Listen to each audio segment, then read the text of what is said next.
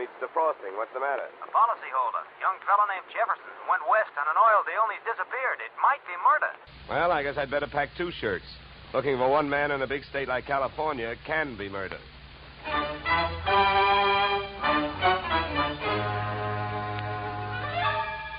Edmund O'Brien in the transcribed adventure of the man with the action-packed expense account. America's fabulous freelance insurance investigator. Yours truly, Johnny Dollar.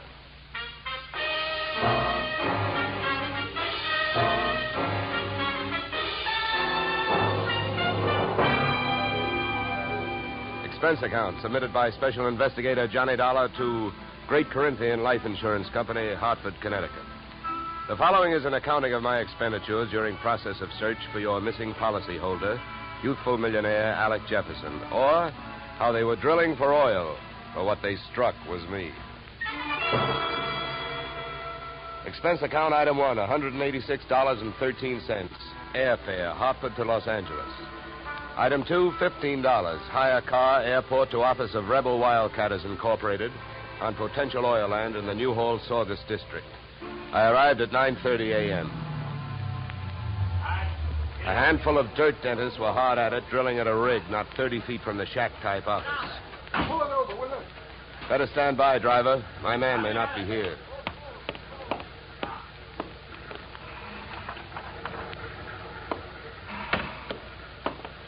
Morning. Can you tell me where I'll find Mr. Flaherty? You're talking to him. I'm Mars Flaherty. What can I do for you? My name is Johnny Dollar, Mr. Flaherty. Yeah? I've been sent out here by the Corinthian Life Insurance Company to see if I can get a track on your partner, Alec Jefferson. I see. Well, it's their money you're spending, Dollar, so I don't care much if you waste it. But if you don't mind my saying so, I do think you're going to be wasting your time. Well, I get paid by the day.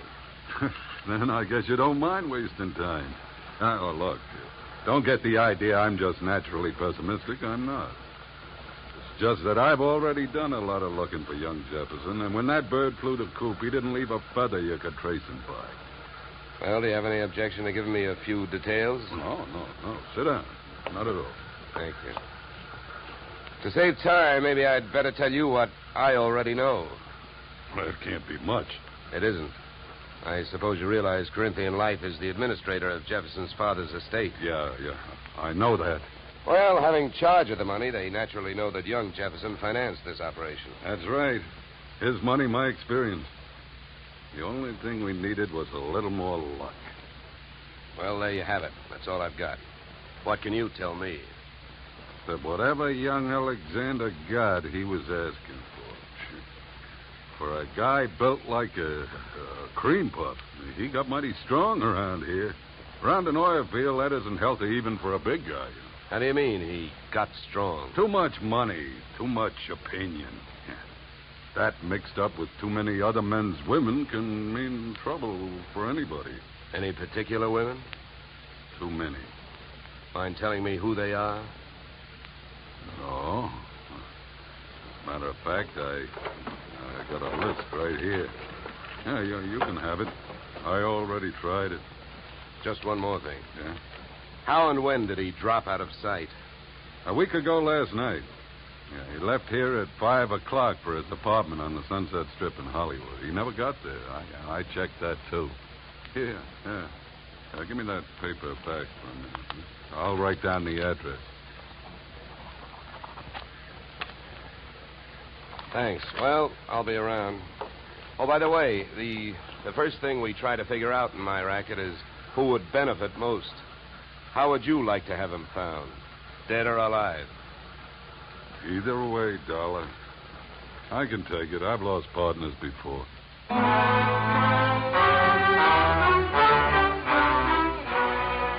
spent the next 20 minutes on a long shot, thinking I could pick up some information from the drillers. But it was a long shot that missed. Those guys wouldn't have told me it was a nice day. The outdoor life having got me nowhere, I decided to give the indoor type a try. First stop, Jefferson's apartment on the Sunset Strip. The lock was foolproof, but I wasn't fooling.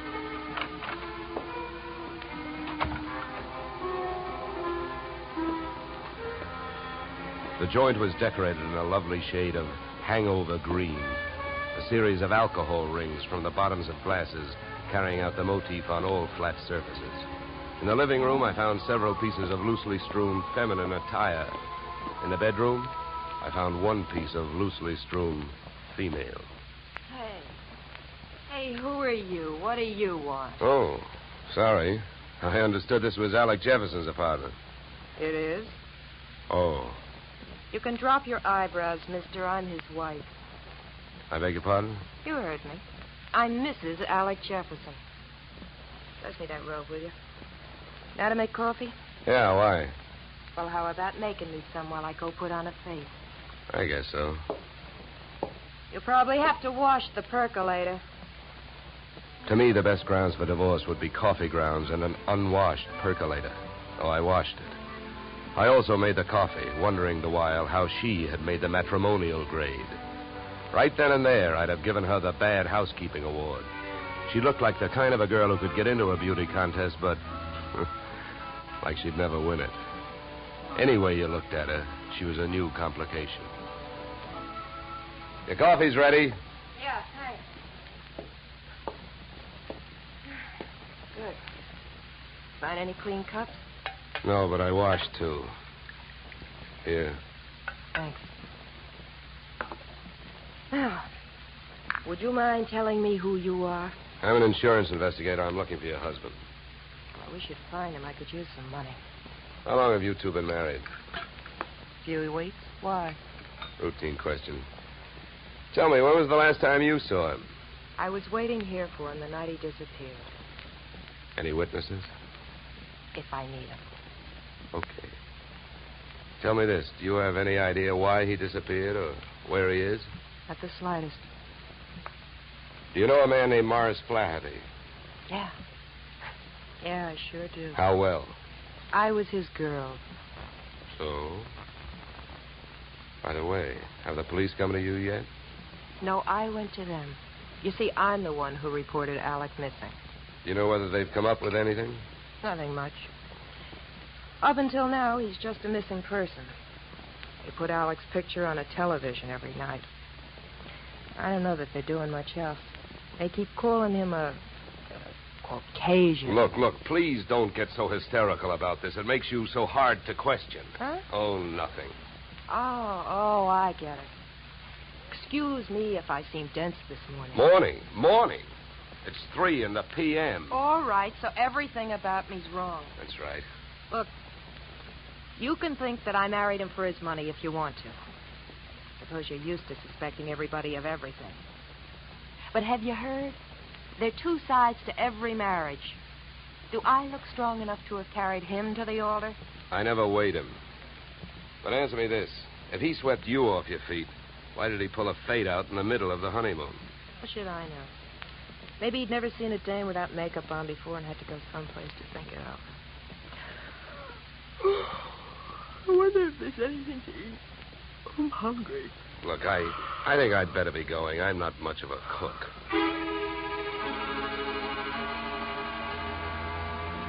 When you're working on a case, your nerve ends are easily disturbed. So when I left the house and saw a hard-top blue Plymouth parked opposite the apartment, mine clanged an alarm. In the car sat an equally hard-topped man reading holes in a newspaper. I gave him the slow walk-away and quick turn treatment, and I caught him with his newspaper down. Then I had to go into my act. Why, George, you old son of a gun. Huh? Oh, my gosh, it's good to see you. What are you talking about? My name ain't George. What? Well, I'll be. What you know is I came out of the house, I got half a look at you, and as I started to walk away, the face registered. Why, mister, you're a dead ringer for an old school pal of mine, George Pfeiffer. Now, how do you like that? Look, come here. Let me take a closer look. Come here. All right, look out. Sleep tight. Okay, Sleeping Beauty, over you go. I'll drive. I turned the car up into the Hollywood Hills, found an empty house with a for sale sign out front and a garage out back, and drove in.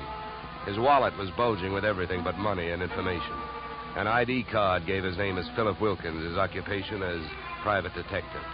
The next fact I came up with was that Mr. Wilkins was a light sleeper. He came to find me still fishing through his wallet. Hey, give me that. Okay, hold it, mister. Take it easy. Here, you can have your wallet back. Now, keep calm, and everything's going to be all right. If you don't, I'll have to give your whiskers another dusting. Oh, look, what's a big idea? What'd you slug me for? You know why, Mr. Wilkins, because you had a plant on me, and I figured if you were that curious about me, I wanted to know more about you. You're nuts. I wasn't watching you. I was watching that house you come out of. There's a dame in there that I'm getting paid to tail. I can't afford to be convinced of that. Who hired you? I'm not telling. You or anybody else, Mr. Dollar. Oh, word travels fast. First you tell me you're not watching me, then you also tell me you know who I am. So what? Is that illegal? You went to see the dame that I'm watching. I was told you'd probably be around, and you was. You'll be in my report. If you're healthy enough to make it. What were you really doing with that stakeout? Were you watching the apartment, waiting for somebody to show up? Do you really have a tail on Mrs. Jefferson? Or did you follow me in from the oil fields? Why should I follow you? Maybe you and I got the same approach to this case. You found him yet? No, but it's still early. Who else is interested in finding Jefferson? Well, I hear he's quite a playboy. Maybe one of his playmates wants him served with breach of promise papers. Oh, come on, Donald, let's face it. I can't tell you who I'm working for. You know that. It ain't ethical. It's not ethical to let yourself get picked up as easily as I picked you up either. But let it go. I don't suppose by any chance you know a man named Mars Flaherty. Know him? I'd like to see one of his derricks fall on him. Why so? What did he do to you? A couple of days ago, I went out there to try and sell him some information. He had 3 of his men beat me up and throw me off the oil field. Yeah? What's with that look? Don't you believe me? Who knows? You might be telling me you hate Mars Flaherty to keep me from thinking you're working for him. I think you better get out of this car and let me drive away, Dollar. You're in a lot of trouble. I don't think so. Oh, you don't think so? I can have you pulled in for kidnapping. If that's what you have in mind, then first you'd better get a few witnesses for yourself. Now, come on, suppose you calm down for a minute. If you really hate that guy, well, maybe we can make a deal. If it's against him, I'll deal with it. How much do you know about Flaherty? My bookie's marked lousy from way back. He's promoted about 50 wells, and none of them ever happened. He's wild to hit oil. It's my guess that he's got a hunch that this is the big one. That's why I think his partner disappeared. Yeah, what difference would that make? Even if his partner turned up dead, Flaherty would still have to split any profits with young Jefferson's estate. Maybe not. I know they had a queer deal. Well, who'd know about that deal besides Flaherty and Jefferson? I don't know. But I do know one way of finding out what it is. How's that? Flaherty keeps all his papers in the safe in his office. I've even got the combination. We'll give it to you. You keep it. Wilkins, I still don't know who you're trying to get even with, Flaherty or me. So what I'm going to do is give you half a break. Then I'll only be taking half a chance. Yeah, and why don't you want the combination to the safe? I don't need it. You're going to open that safe. Because you're going out there with me. Tonight.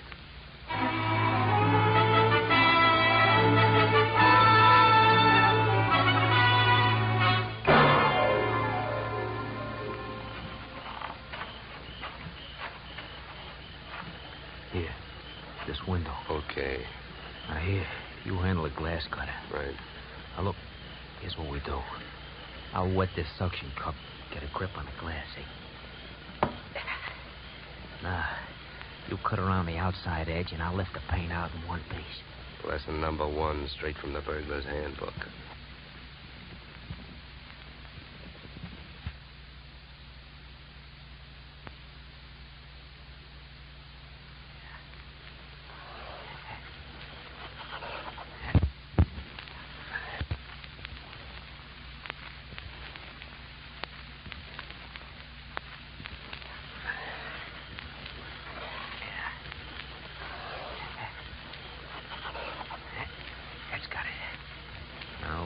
There's a little tap with the knuckle. That's it. Okay.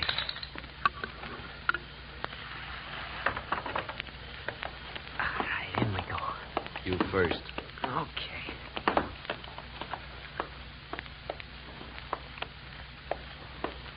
Now, the safe is over here. Get your fingers over that flashlight. For all I know, you might still turn out to be the local Paul Revere. Yeah, that's right.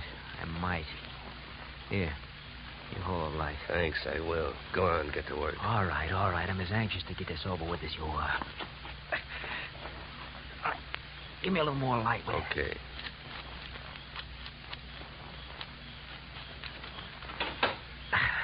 There you are. All right, go to it. You go to it. You reach in. And if your hand comes up with anything heavier than papers, I'll cream your skull. Will you stop your worrying? Here. Nothing here. Nothing. No. All right, you got him, that's all. Stay down there. I don't want to walk off with anybody's government bonds. Here. I got all I want. You put these back. All right. Now, close it up.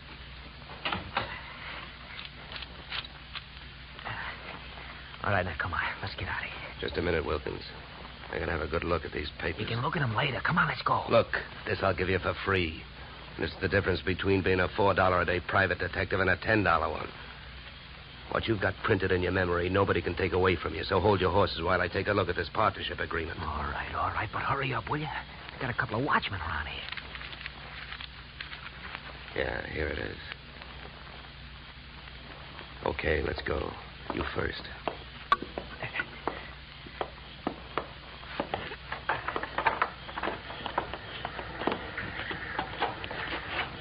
Okay, back to the car. Make it fast and easy.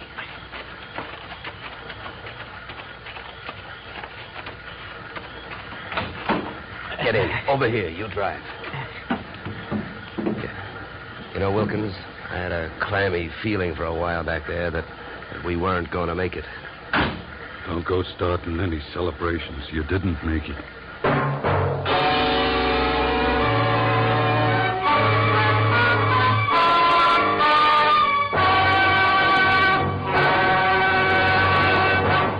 In just a moment, we will return to the second act of yours truly, Johnny Dollar. But first, and youngly Johnny Dollar to Bing, Gary Cooper, and young Gary this Wednesday. Now we return to yours truly, Johnny Dollar, starring Edmund O'Brien.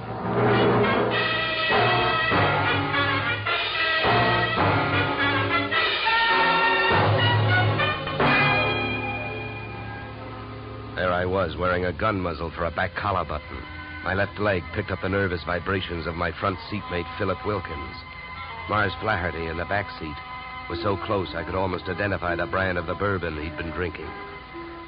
I suppose you got what you went into the office after. Huh? I not only got it, I memorized it. And it makes you look bad. Yeah, then I don't have to explain to you why I don't want you two guys or the paper running around town on the loose. Well, it's a corporate paper. That means it's on file somewhere. So what difference does it make? Start the car. Where are we going? To my house. Go ahead, get going. Okay, Wilkins, you better roll. What's at your house? The reason that paper makes a difference right now. The guy you came here looking for showed up. Alec Jefferson, where is he? He's where we're going. My place. Well, and I guess maybe my employers have got nothing to worry about. Nothing but paying off on his life insurance. Alec Jefferson's dead.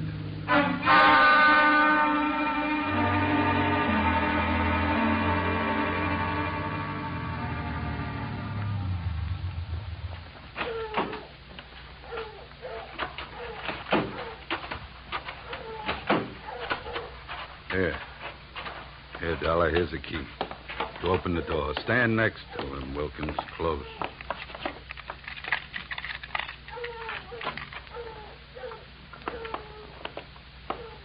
The light switch is on your right.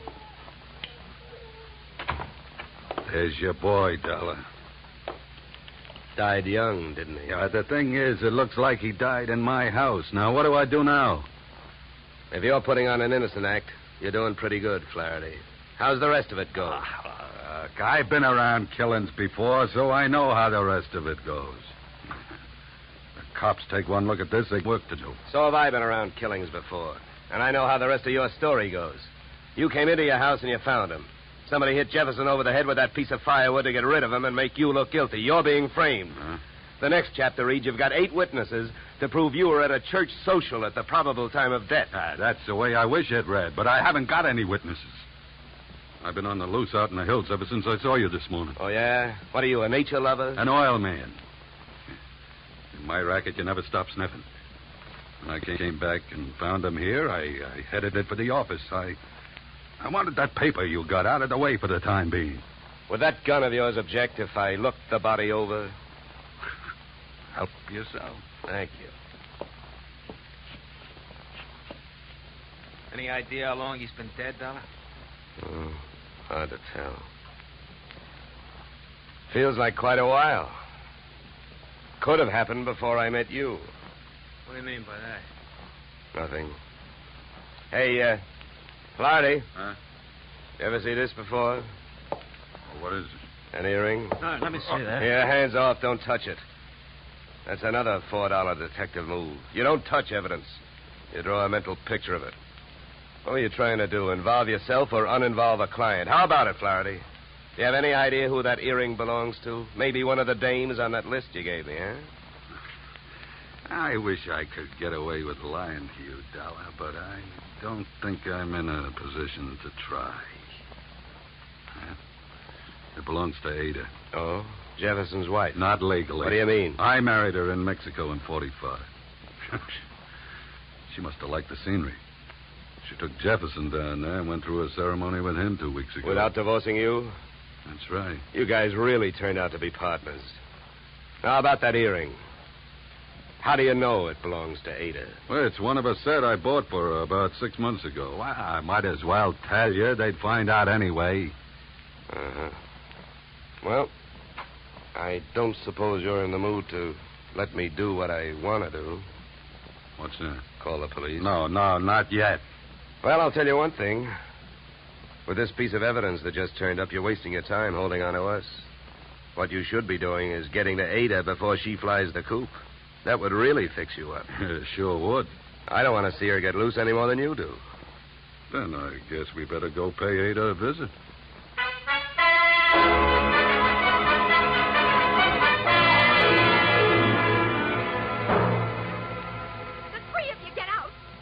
All you got is one lousy earring, and if you think I'm going to stand here and listen to you try to pin a murder on me, you're nuts. Mars never bought me anything. He never gave me any earrings. How about it, Flaherty? That's too bad, Ada. If I thought there was a chance to help you, I would. But your earring was laying right there on the floor next to his body. Why, you oily monster, you. What are you trying to do to me? Why, if anybody had reason to kill Alec, you did, you miserable thief. Now, wait a minute, Ada. Don't make yourself look worse by throwing a lot of accusations around. I know about the contract between Alec and Mars. In case of death, the survivor gains full control of the oil field. But a good piece of evidence will beat out a good piece of motive in any court in the country, and you've got both working against you. Get out of here. You don't know what you're talking about. I think I do. Knowing about that agreement, you married both these guys. Those Mexican marriages are just weak enough to help you beat a bigamy rap if it came to that, and just strong enough to help you collect if either of your husbands died. Your next move would be to divorce the one that was still living and take advantage of the California community property laws. Oh, you've got it all figured out, haven't you? Well, not quite. I haven't figured out why young Jefferson went to all the trouble of dropping out of sight and then showed up to get himself murdered. I think I can tell you. It was about time you told us something. I was working for Alec Jefferson. That's why I couldn't tell you, Dollar. I was getting paid to help him stay out of sight and keep my eye on these two. The contract had him worried. But when I uncovered the bigamy and told him about it, he decided to go to Flaherty and try and straighten it out, man-to-man basis. You know that, Ada? No. I don't know anything about anything. That's a lie. I was with him this morning when he called you. He told you he was going out there. You had plenty of time to get out there and wait for him. You can't get away with it. You can't prove anything. Now get out of here! Not before Don't mind the gun, Flaherty. I got her. No, let me go. Hey, none of that. Around you go. That's better. Yeah, much better. Now, come on, Angel, across the room. Well, Flaherty, don't you think I'd better call the police now? I'm afraid there's nothing else to do. Okay, then you hold her. You put your hands on me. You dirty. No. Get me police, operator. My name is Dollar. I'm calling from apartment 3C, Horizon View Apartment, Sunset Strip. I've got a murderer here for you. It's out in Newhall, but that can wait. Well, dead bodies usually do, but you never can tell about a killer. Well, that's it. You got a good tight hold on her, Flaherty? Yeah, I can handle it. Good. Then handle this. Are you nuts? What'd you do that for? I wanted to keep him on ice till the police get here. Morris Flaherty is our boy. What? Come here, Ada. What is it? Wilkins, take a look at her ears. What? I don't see nothing wrong with them. Well, that's just it. That earring we found near the body, it was made for a pierced ear. Ada's aren't. She never could have worn it.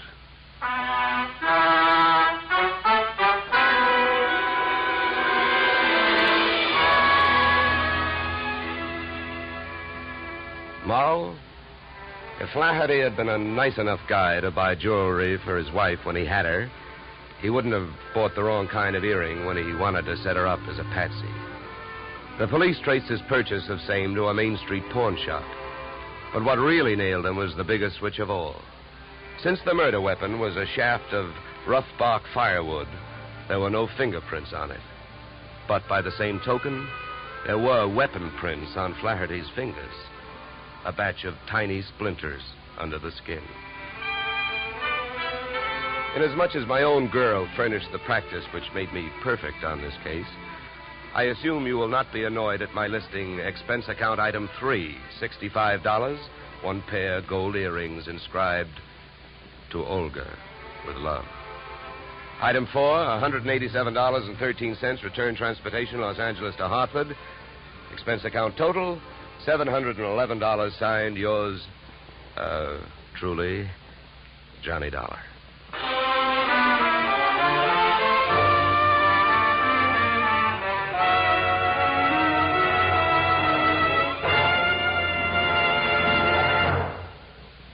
Yours truly, Johnny Dollar, stars Edmund O'Brien in the title role and is written by Paul Dudley and Gil Dowd, with music composed and conducted by Leith Stevens.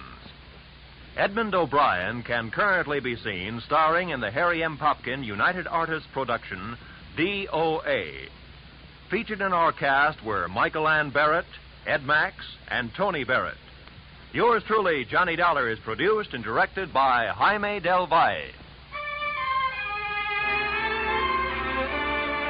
Be sure to join us next Tuesday evening when Edmund O'Brien returns in another transcribed adventure of Yours truly, Johnny Dollar.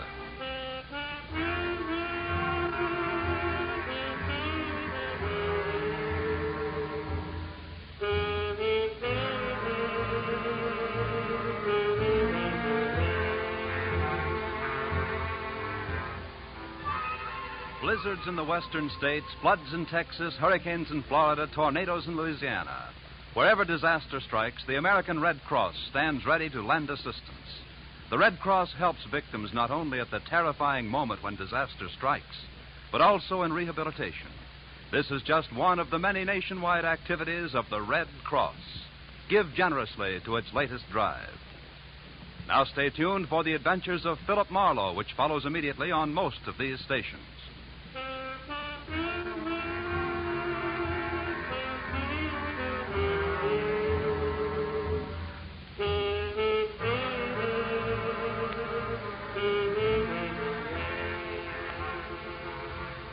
This is CBS, where yours truly, Johnny Dollar, meets adventure next Tuesday night, the Columbia Broadcasting System.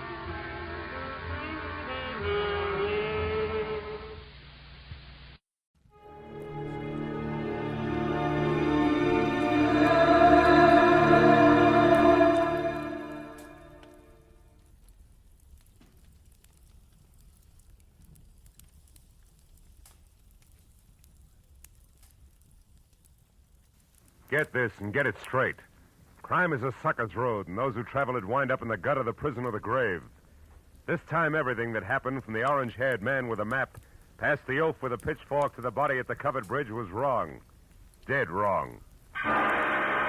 From the pen of Raymond Chandler, outstanding author of crime fiction, comes his most famous character in The Adventures of Philip Marlowe.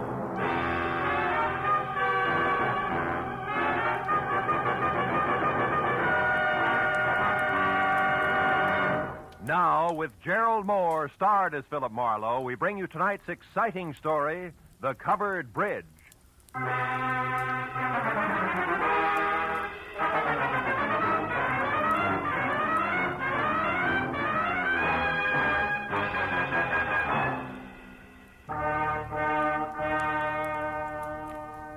You know, every once in a while, into the life of one Philip Marlowe, a little peace and quiet must fall. A day marked by neither murder nor mayhem. No phone calls. Just nothing. I was just beginning to like it, too, when the door opened and a head full of slick orange hair walked in. It was on a man wearing a new flannel suit, a hand-painted tie, and a reckless grin. He shoved the telephone out of his way, sat down on the corner of my desk, and sized me up with a pair of careful gray eyes. Got a proposition for you, laddie. Tell me about it. Let you know if I'm interested. You should be. There's good money in it. It's not always the answer. Go ahead. You got a good car? Good enough. I don't keep it in the office. You like Mexico? Look, is this a social call or a quiz program? Well, this is business. I asked you a question. Yeah, I like Mexico. I don't like you. Oh, that's good, because you're going to drive a couple of friends of me down there. Name your price. Not interested. $1,000? Not interested. That's too bad. Would have been nicer to work this out without a gun. Listen, you two-bit Talk jerk. easy, laddie. This gun is bigger than both of us. Now, you're going to drive across the Mexican border tonight with 3 passengers. And there won't be any difficult questions, because you are the well-known Senor Philip Marlowe, a respectable private detective. Somewhere below the border, your fellow travelers will catch a boat. But this you don't have to worry about. Now, look, just a minute. Look, laddie, I came to you for several reasons, one of which is that you're smart enough to know when to quit fighting the problem. You got to make a stop first, so let's go. And leave your artillery in the drawer. Come on. Yeah, sure. Since I'm now an old pal of yours, what do I call you? You pick it. Believe me, you won't like it. How about George? You like George? Not particularly. Good. Just call me George. Let's go, Marlowe.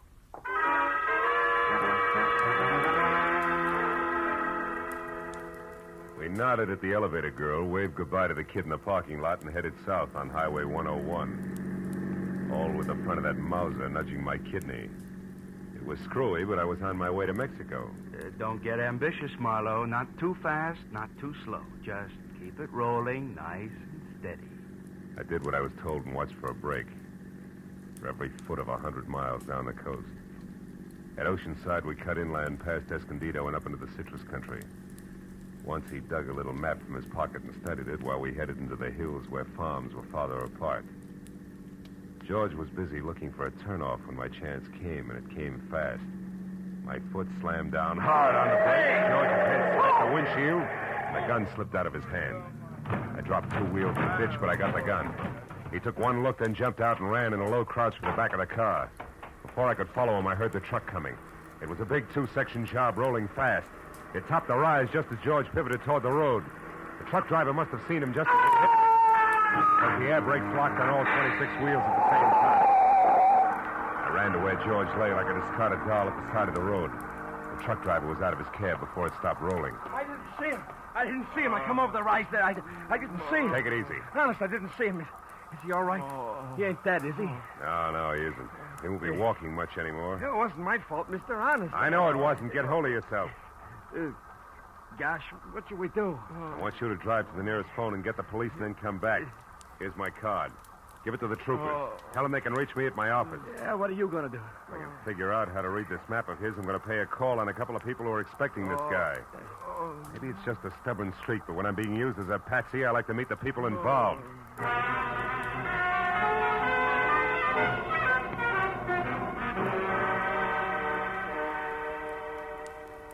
As I drove, I studied the map, and 2 miles down the highway, I found the first landmark, a dead tree.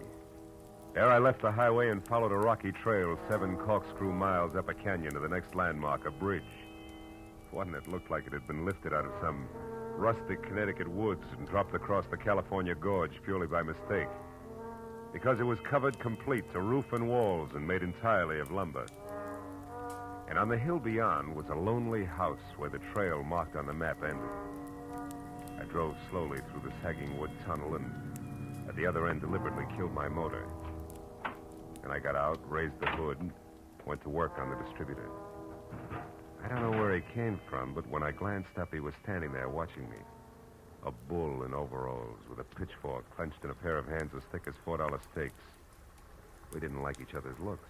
You picked a bad place for trouble, mister. That's so. Why? Nobody almost never comes up this road, especially strangers. How come you took it? Really want to know, or are you just killing time? I wouldn't be too smart if I was you, mister. You live in that house up there? No, not anymore. I got canned for drinking. Why are you so interested in that place? The only farm around here. Maybe they got a mechanic. Yeah, maybe. Where'd you say you were from? L.A. Los Angeles, huh? You real sure you don't know anybody up there on the hill? Like who, for instance? A certain party who took a trip to L.A. not so long ago. And another thing, city boy. Don't get out of line or I'll fix you good. Understand?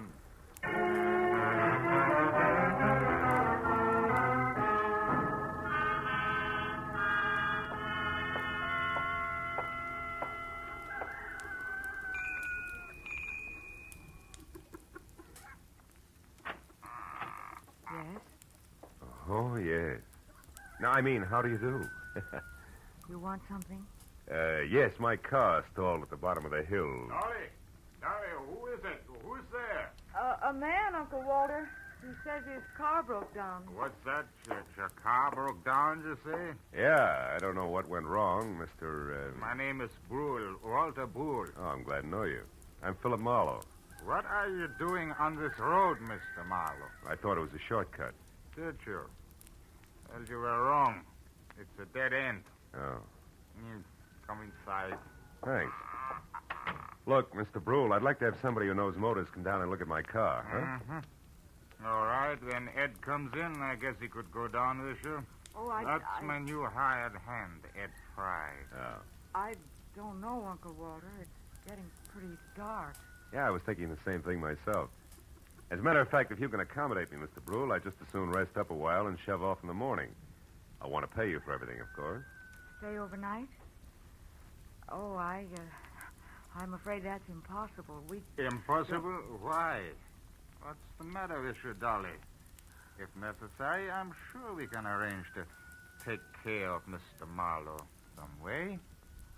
Well, okay. Yeah, that's better. Now, if you want me, Dolly, I'll be out in the barn. Make yourself comfortable, Mr. Marlowe. Your uncle, huh? He owns this place? That's right. My mother was his favorite sister. Oh. You want a cup of coffee? Oh, I'd love it. Haven't had any farm kitchen coffee in ages. You don't seem to have many visitors up this way, Dolly, huh? No, not many. Nice farm, though. Stinks. Is that why you run off to L.A. now and then? How did you know about that? I guess. I ran into a friend of yours at the bottom of the hill. A pair of overgrown shoulders with a pitchfork. Said he used to work here. Him. He did up until a month ago. That's Noah Bickman. Big dumb goof. Here's your cup. Oh, thanks. By the way, Mr. Marlowe, where are you heading? Oh, Mexico, maybe. Mexico. Yeah. You kind of came a long ways out of your way, didn't you? Did I? Dolly. Dolly. We're in here, Eddie. What's the matter? A car at the bottom of the hill. Whose is it? Car belongs to me. It's stalled. Oh, who are you? This is Mr. Marlowe, Eddie. He's on his way to Mexico. Wow, you don't say. And since his car broke down so late, he may stay all night. Uncle Walter said it'd be all right. Is that a fact? I'll go get some blankets, Eddie, so you can take them up to the spare room for Mr. Marlowe. Oh, okay, Dolly. Mr. Marlowe, huh? Where you from, Mr. Marlowe? L.A. You? Points east. You know, this road don't go to Mexico, Marlowe. In fact, it stops about a mile up the draw here. Kind of funny that you wound up on it, isn't it? I don't see you breaking up over it, Eddie. Don't let my poker face throw you, pal. Traveling alone, are you? I am now. Meaning what? That there's nobody with me. That's simple, isn't it? Not in my book, pal. I might even want you to draw me a picture of that one. Here's the blankets, Eddie. Sheet. Oh, okay, it's fine. Come on upstairs, Marlowe. I'll show you the room. You want me to go with you and make the bed? No, you stay here and put up some more coffee, Dolly. All right. Got a hunch I may want lots of it tonight. Let's go, Marlowe. Right behind you, Eddie.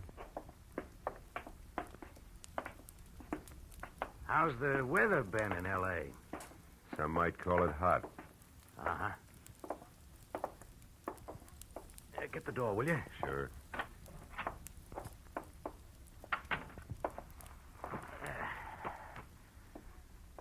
Okay, how come it's you, pal? I got good credentials, a car, and a tight yap. You better be right on all three. How'd you find me? Little map, Eddie. From Escondido to the dead tree to the covered bridge, and then up here it's a cinch. Why'd you show alone? Where's Red? Got to meet us at the border. It's a bum fit, pal. It's not in the book. Why? He had some kind of a last-minute jam with the boat. Oh, that jerk. He's had a month to line this up while I've been holed up out here in the sticks making like a farmhand. Well, better work, that's all. If we're picked up this time, it's curtains. Oh, incidentally, you got a gun, haven't you? Yeah, sure. Let's see it. No dice, Eddie. Red didn't tell me everything, just enough. So? So you'll get your money's worth. I'll do what I'm supposed to do and no questions asked. For my little automatic and I stick together regardless, real close, together. Okay, Marlowe. Suit yourself. I will. And something else. The rest of the company is going along. Is that all set? Well, we'll see about that when the time comes. You're not leaving any loose ends around, are you? It's not your worry, pal. We'll get out of here around 11. Oh, and that routine about your car being stalled, it is a gag, I hope. Oh, sure, it won't start. If anybody tries, but in 10 seconds with a screwdriver, I can fix it. You're okay, Marlowe. Just keep playing your game. Yeah, I will. Maybe then I'll find out what the score is after all. Huh? You might at that. Come on, let's eat.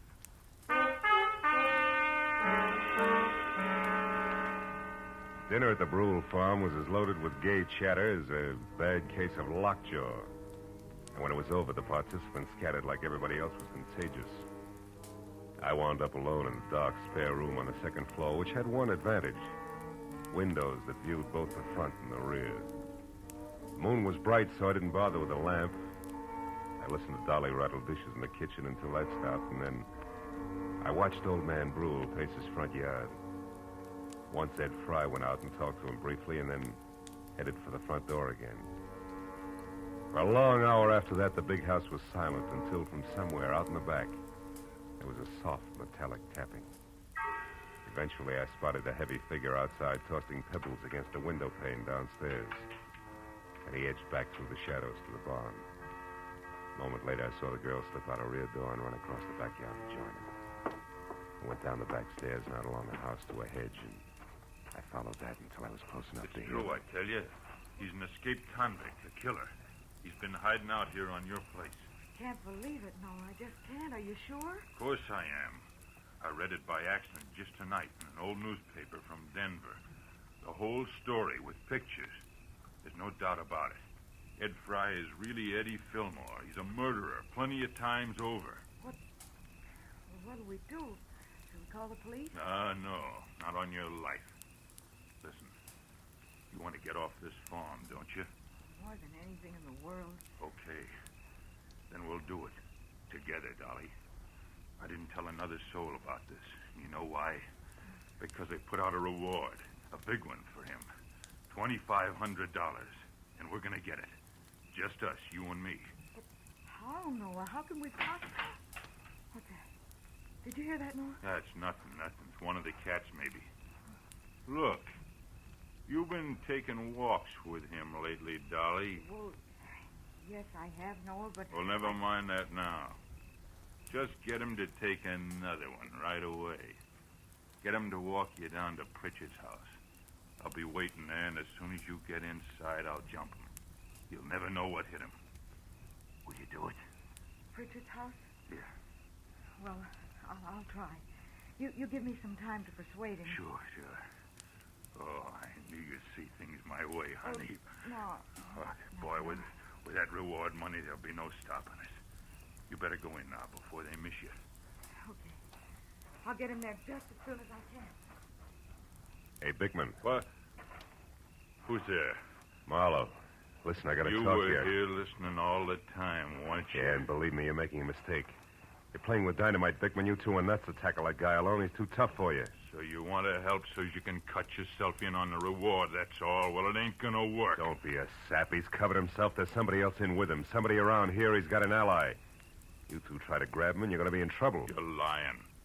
He's been hiding out all alone, and we're going to get him, Dolly and me, by ourselves. And if you try to horn in, mister, so help me, I'll beat your brains. Cut it out. Reward or no reward, you got to listen to me. I got to nothing. No! Maybe that'll teach you not to stick your nose in, city boy.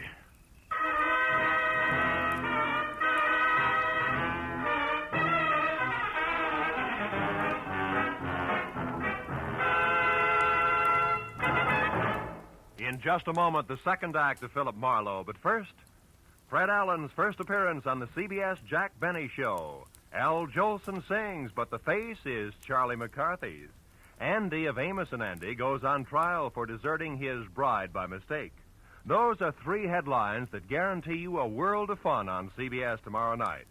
Yes, this third Sunday of the new year will be an all-time high in radio entertainment. Hear them all on CBS tomorrow night. Now, with our star, Gerald Moore, we return to the second act of Philip Marlowe and tonight's story, The Covered Bridge.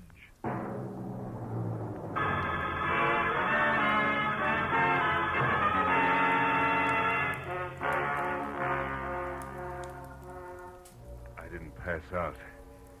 But my jaw hurt and my legs moved like they were rubber. Now I had to find the roving Walter Brule because he should know where Pritchard's house was, where the ambitious team of Dolly and Noir might be biting off a lot more than they could chew, healthy 4H teeth notwithstanding. Mr. Brule! Mr. Brule! Yeah? Hello? Who is it? Marlowe! Come here a minute, will you? It's important. Yeah, it's important. Now, what is it, Mr. Marlowe? Sure. Hey, what's this? It's your friend Noah. We had a few words. Noah Bickman? He was no friend of mine. Yeah, he's no friend of mine either. Look, Brule, I'm going to have to trust you. I've got no choice. Bickman found out Ed Fry is really an undesirable named Eddie Fillmore is wanted for the police by murder. Murder? And he wants to trap him for a $2,500 reward that's been posted and didn't want me in the way. No. Now, look. I'm not a passing tourist with motor trouble, but a private detective. Tell me, who is Pritchard and where does he live? Richard, where does he live? Mr. Marlowe, somebody has been making a joke on you. Elihu Pritchard died 20 years ago. He lived right in this house where I do today. This is Pritchard's house here? Oh, Pritchard's house? No. That is down the road near your car. The covered bridge. That is Pritchard's house. The bridge? Yeah, you see, Elihu Pritchard was from New England, and he had a covered bridge on his farm there, so he wanted one here. He built it himself day by day, a board here, a nail there. Oh, and since he spent so much time at it, people call the bridge his house. Is that it? Yeah, exactly. But then, why is it important? Because of a meeting, Mr. Brule, a get-together that I don't think is going to be on the quiet side. Let me borrow your flashlight, will you? Sure. Now get back inside and call the police. But what are you going to do? Reinforce the reward happy sweethearts and keep an eye out for someone I haven't met yet. A third party Eddie Fillmore plans to tour Mexico with.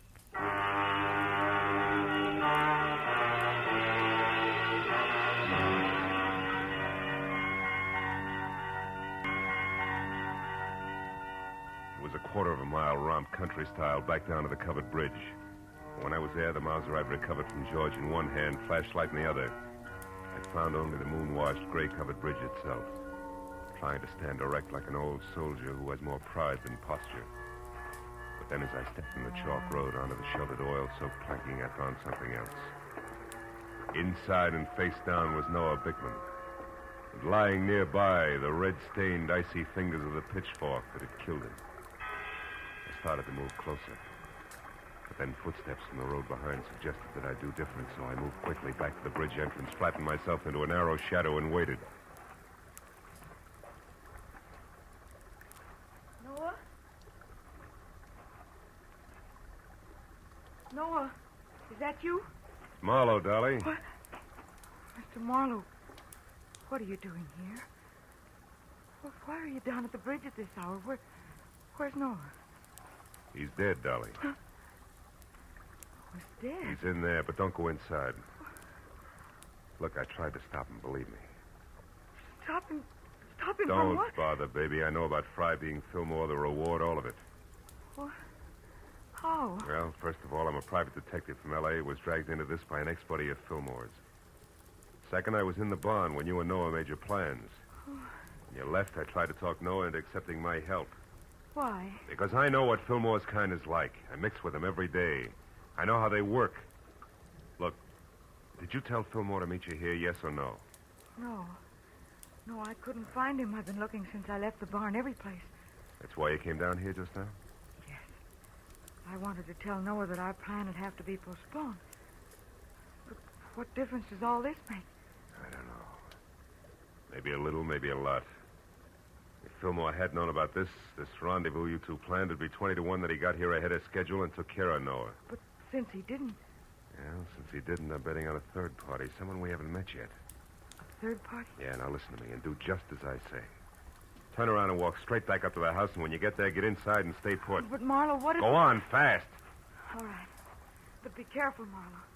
Whoever killed Noah won't hesitate to kill you, too.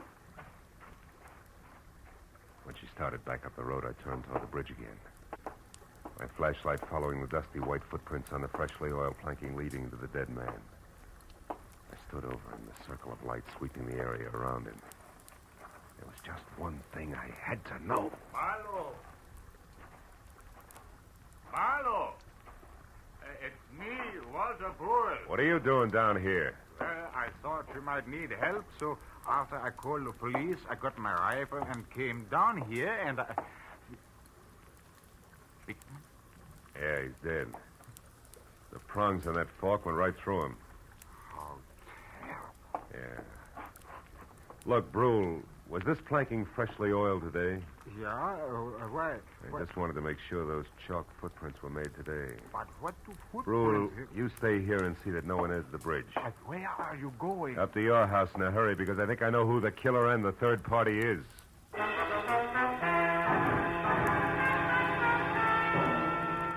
With city-bred legs and smog-fed lungs, I made it up to the house in record time.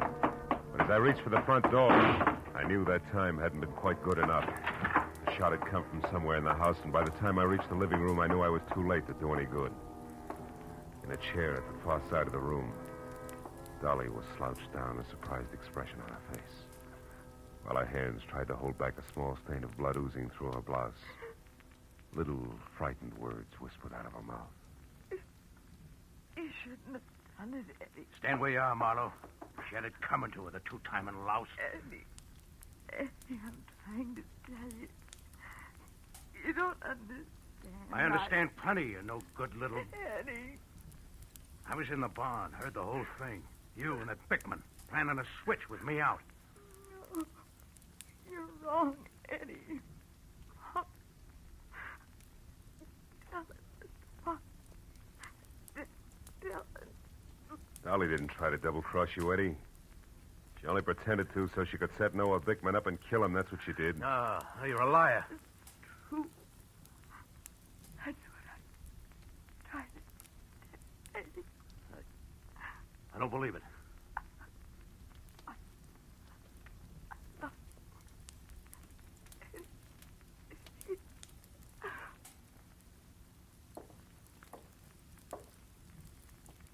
Dolly.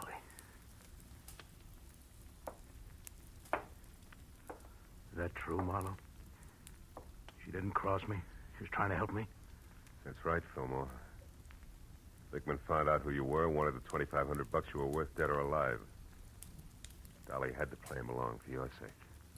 Should have listened to her. I should have listened. How'd you know all this, Marlowe? Found Dolly's footprints inside the covered bridge. Proof she'd been there before I found Bickman's body. Yeah. And you know who I was, so you put it all together. Well, you're holding the gun, kid. What's the next move? Doesn't matter much anymore. I could still am out of here for Mexico. Somehow I don't want to. Not without Dolly. Phone the police, Marlowe. I'm not going anywhere.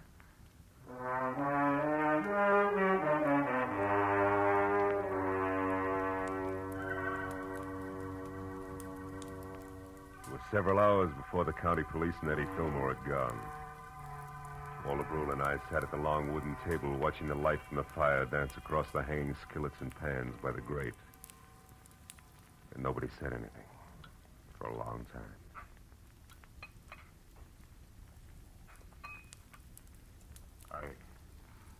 I suppose hot apple pie at 4 in the morning seems odd to a man from the city. Not at all. 4 in the morning, sometimes the middle of the day in the city. Yeah. More coffee, Mr. Marlowe? Yeah, please. Thanks. You know, Dolly wasn't really a bad girl. It was just that sometimes she didn't think, and... A woman who loves like that doesn't think, Mr. Brule. She just feels. Maybe in some way it is my fault, the whole thing. No. It's nobody's fault, Mr. Brule. She was trying to do the right thing for the guy she loved. Yeah. Well, your bed is still ready if you care to stay. Oh, thanks. Sure, I'd like to. If you can find your own way up, I think I'll sit here just a minute longer. Sure. Night. Good night, Mr. Marlowe.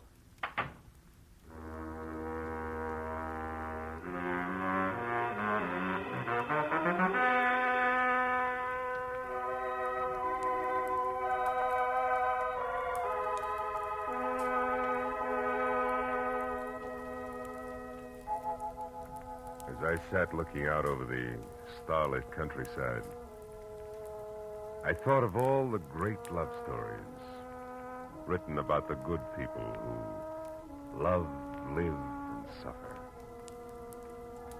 And then the pathetic face of Dolly and the pain-racked face of Eddie said, "What about us?" And I had no answer. Yeah, chalk up another one, Marlowe. Another one of those things for which there is no answer.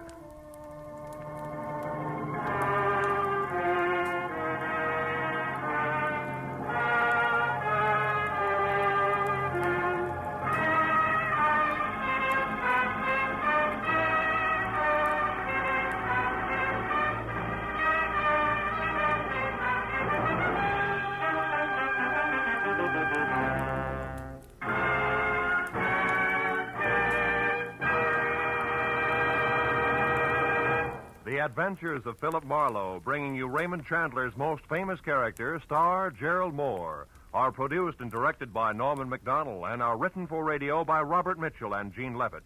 Featured in the cast were Vivi Janis, Ben Wright, Jack Moyles, Wilms Herbert, Jack Crucian, and Barney Phillips. The special music is composed and conducted by Richard Arant. Be sure and be with us again next week when Philip Marlowe says... This time a twisted mind, a hole cut in a wire fence, and a corpse in a...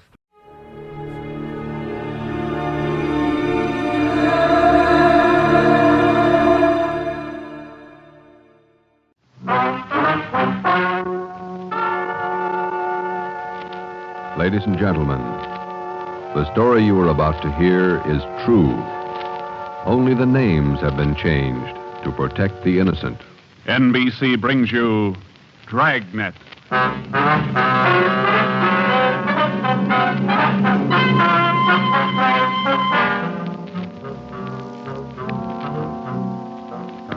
a detective sergeant. You're assigned to robbery detail. There's a potential killer on the loose in your city. 18 women have been beaten and robbed by this man. The newspapers call him the werewolf. Your job is to get him.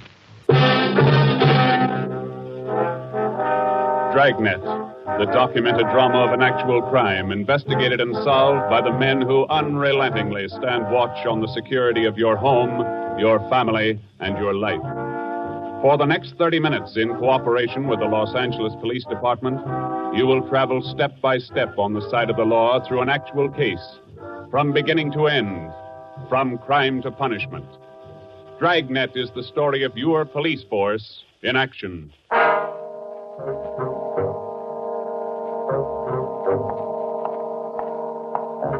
was Thursday morning, February 2nd. It was raining in Los Angeles. We were working the early morning watch out of robbery detail. Detectives in Los Angeles work in pairs. My partner's Ben Romero. He's a sergeant, and so am I. My name's Friday. The boss is Ed Backstrand, chief of detectives. I was on the way back from the teletype room, and it was 3 a.m. when I got to room 27A, robbery detail. Hi, Ben. What's up? Keep your coat on, Joe. Just had a hotshot call. Coming, Skipper? Right behind you. Let's go, Freddie. Well, what was it, Ed? Another woman robbed, almost beaten to death.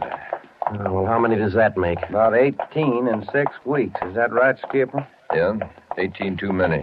Come on down these stairs to the garage. Yeah. What about that suspect we had, Ed? You mean Martin? Yeah. Had to release him this morning. But I got a good tail on him, Henderson. Yeah. We got any report yet? Nothing definite to hold him for. Here's the garage. Let's hustle it. Right. Then if this isn't Martin's job, Skipper, and he's not the right man... Then we start all over again, and we work night and day till we find the right man. Here's the car. Let's go. Ben, you drive. Yeah, all right. How do the victims describe this guy, Ed? Pretty sketchy. Supposed to be tall, dark, long black hair. Last woman said he had a face like an animal, something like a dog, a wolf. A wolf? Yeah. She said something like a werewolf. Something like a werewolf. Well, he almost had to be that, judging from the way he operated. He was either an animal or a raving maniac. One thing we were sure of, he was smart and he was dangerous. For almost 2 months, he'd prowled the streets in a stolen car in the early morning, usually between 3 and 5 a.m. And the victims were always lone women, most of them waitresses, coming to work or going home. He dragged them into the car, robbed them, beat them until they were unconscious, and then throw the body out into the street. That's just what we found when we pulled up to the curb near the corner of 8th and Grand. One cruiser car was already there, and so was the ambulance. About a dozen people were standing around looking at the crumpled figure of a woman sprawled out on the sidewalk. 2 officers were talking to the only witness, a thin, sallow-faced newsboy.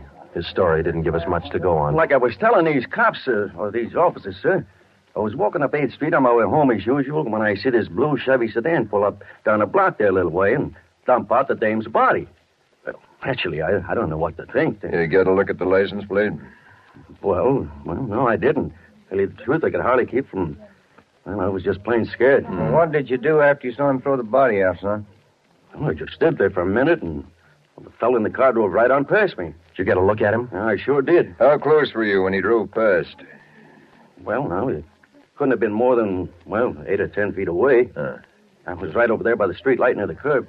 Would you know this man if you saw him again?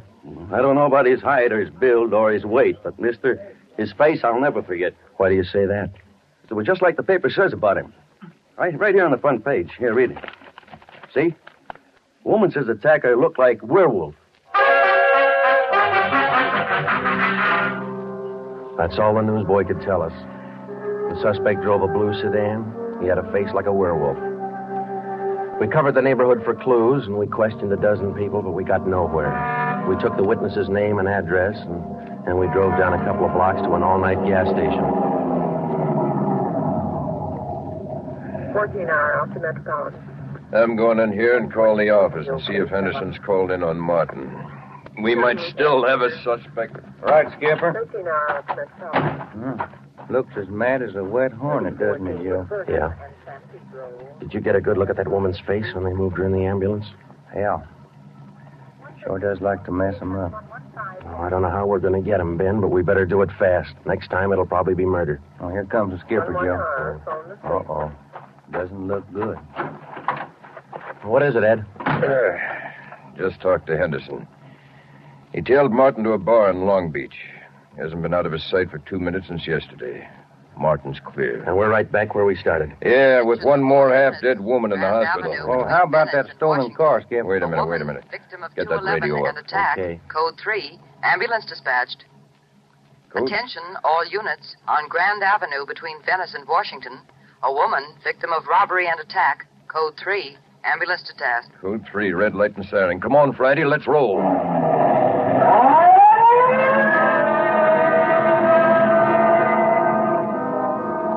We couldn't be sure, but it sounded like another one. 6 minutes later, we were there. Same story. Werewolf. The next day, the chief ordered the number of cruiser cars doubled in the Central District. This was for the early morning watch with plainclothesmen to back them up. Then the newspapers played it big, and in 2 days, the story was on the front page of every paper in town. Maybe that should have made the werewolf lay low, but it didn't. Because at 4 o'clock that morning, while Ben and I were patrolling with the other cars, he got his 20th victim. Attention, all units. Whittier between Soto and Matthews. A woman, victim of 211 and attack. Code 3. Ambulance dispatched. Here's a report on that blue sedan he used the other night, Joe. Found it out on Anaheim Telegraph Road. Any luck with it? Not one fingerprint we can use. Anything else? Nothing. Well, how about the auto theft detail? Same old story, Joe. He steals a car, uses it once, and then drops it. Never leaves a thing behind. Well, that's great. We're sure moving fast. How about that big guy you picked out of the lineup this morning? Oh, I checked his alibi. It's perfect. Now we haven't got even half a clue. Yeah. Well, come on. Let's check with Ed. He's instructing the policewomen on the plan for tonight. All right.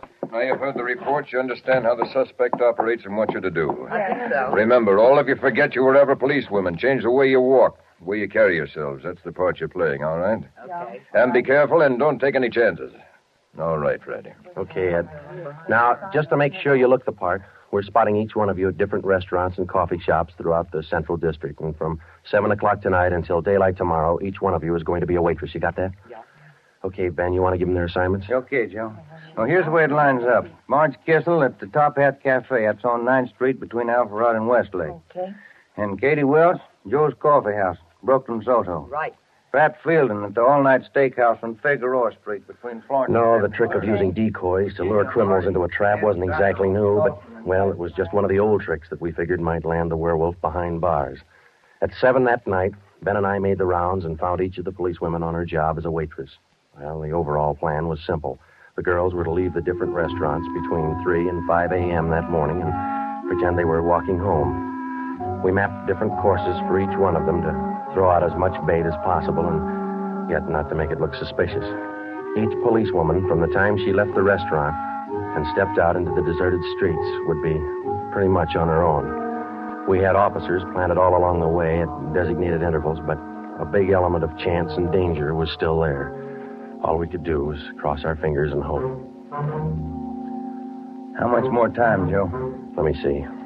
She's doing 2 minutes. Yeah. Waiting gets on your nerves. Then it won't be long.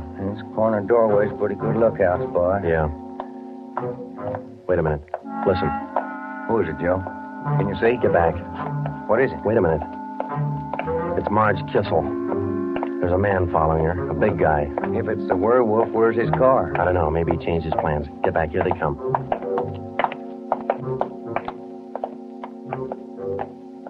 You get a look at him, Joe? Oh, pretty good. Not too suspicious. Might be coincidence. Well, I got a pretty good lead. Come on, let's go. Stay back in the shadows. Hey, Joe. So where'd the guy go to? I lost him. The little coffee shop up in the next corner, see? Take a look. Oh, yeah. He's opening the door. He's turning on the lights. Looks like a false alarm, Joe. Well, let's check him anyway.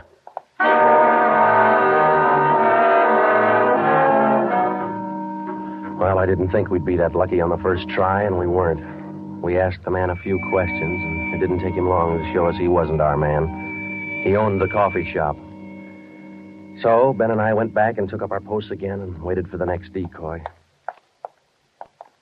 We covered that 10-block course 6 times that morning, back and forth, following the bait, but it was almost as if the guy could sense a trap. Not once did we get a nibble. By the time our last decoy finished the route, it was almost daylight. Joe, I never was so glad to see that sun come up in my whole life. My feet feel like they're puffing right up out of my shoes. Yeah, me too. Come on, let's get over to the car and check on the other squad out in Boyle Heights. Huh? Oh. Hit the radio, will you, Ben? Yeah. Joe, there must be some easier job on the force than this. Yeah, you and me both. Now, let's see what happened to the others, huh?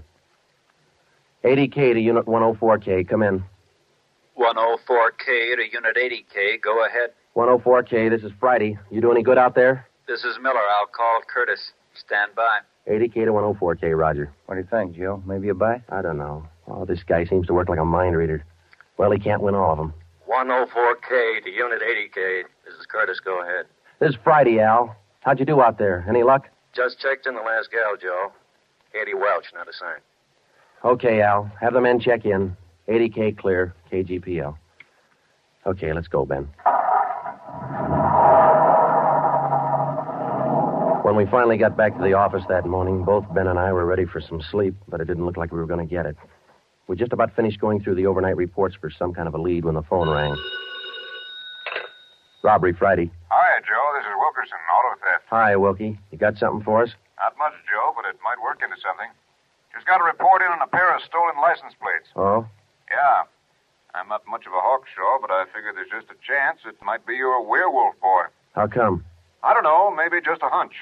After 13 years in this business, you get to know thieves pretty well. Sometimes you got to even think like them. Okay, Wilkie, thanks. We'll check by in a couple of minutes. Right, Joe. What do you have to say? Pair of license plates stolen last night. Wilkie's got a hunch it could have been our man. Well, might be an angle, Joe. If that werewolf guy'd hang on to one car long enough, we'd have a chance at him. Well, he's too smart for that. I don't know, Joe. Sooner or later, he's going to make a mistake. Yeah. Come on, let's check with Wilkie. Well, we checked with Wilkerson. We got the best piece of news we'd had in days. On the average, 95% of stolen cars are recovered or located within 24 hours. In the remaining 5%, Wilkerson, by a simple process of elimination, narrowed down the number of cars the suspect might be driving. Wilkie figured 6 cars. There they are. Now, I'll bet you if you picked up your man tonight, he'd be in one of these cars. Let me see, huh? 2-door black sedan, yellow convertible, another sedan, green, blue coupe, black coupe, and a gray convertible. Well, that's good work, Wilkie. At least we got something to look for now. Yeah, you're right, Joe. Wilkie, you got the numbers of those stolen plates you're talking about? Yeah, right here, Ben. They're already on the hot sheet. Good. Keep us posted, huh? As usual, Ben. See you later, Wilkie. That's a good break, Ben. Something to keep us busy tonight. Tonight? What do you mean? We're setting another trap. Same thing as last night. Same police women, same everything. Yeah, only this time let's hope he steps into it. You know, Joe, this werewolf character's getting me mad.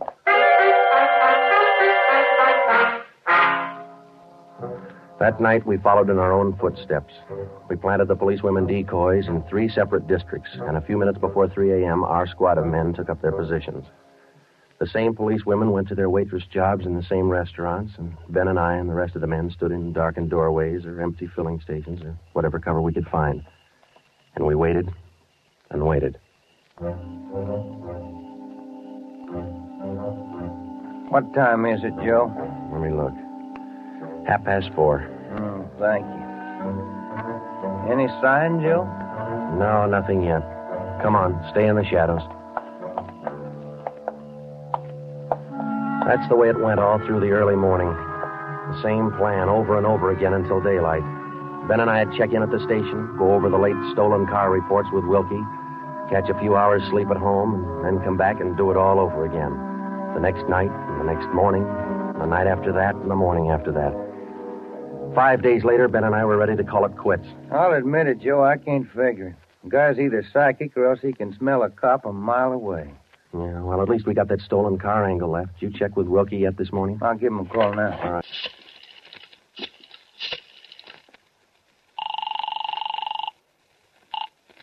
Auto theft, Wilkerson. This is Ben, Wilkie. You got anything for us this morning? Yeah, I was just going to call you. You fellas ought to let me solve your cases for you. Why? What'd you get? The boys picked up 3 of those 6 stolen cars since late yesterday. Great. Now, what does that leave us with? Oh, here are the three still missing. Yeah. 4 X-ray 763. Yeah. 5-6 Young 342. Uh-huh. 6-1 Robert 385. Yeah. Got those? Yeah, thank you, Wilkie. Check you later. Good news? Remember those 6 missing cars? Yeah. Wilkie says the boys found 3 of them since late yesterday. Here's what's still out. The blue coupe, the yellow convertible, and the gray convertible. Yeah. Well, this feels like the right track for a change, Ben. Righty. Romero, got a minute? Sure thing, Skipper. Come on, Joe. What do you got, Ed? Woman out in Hollywood just called in with this. She said she walked down to the corner from her house last night to mail the letter. On the way back, a guy pulled up in the car and tried to drag her inside. Any description? Big, heavy set, dark, same thing. Well, how'd you get away from him, Skipper? She said she started running as soon as he made a motion toward her. When he saw her run up the steps of her house, he jumped back in the car and took off. Well, how come she didn't call in before this? She hasn't got a phone. She's afraid to leave the house again till this morning. Sounds good, Chief. You got her address there? Yeah, yeah. Mrs. Tom Burdick, 1237 Wilcox, apartment 10. Come on, Ben. This might be what we're looking for.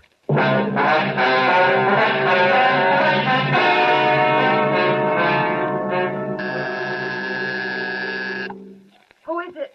Who's there? Sergeant Friday, ma'am. Police. Oh, just a moment.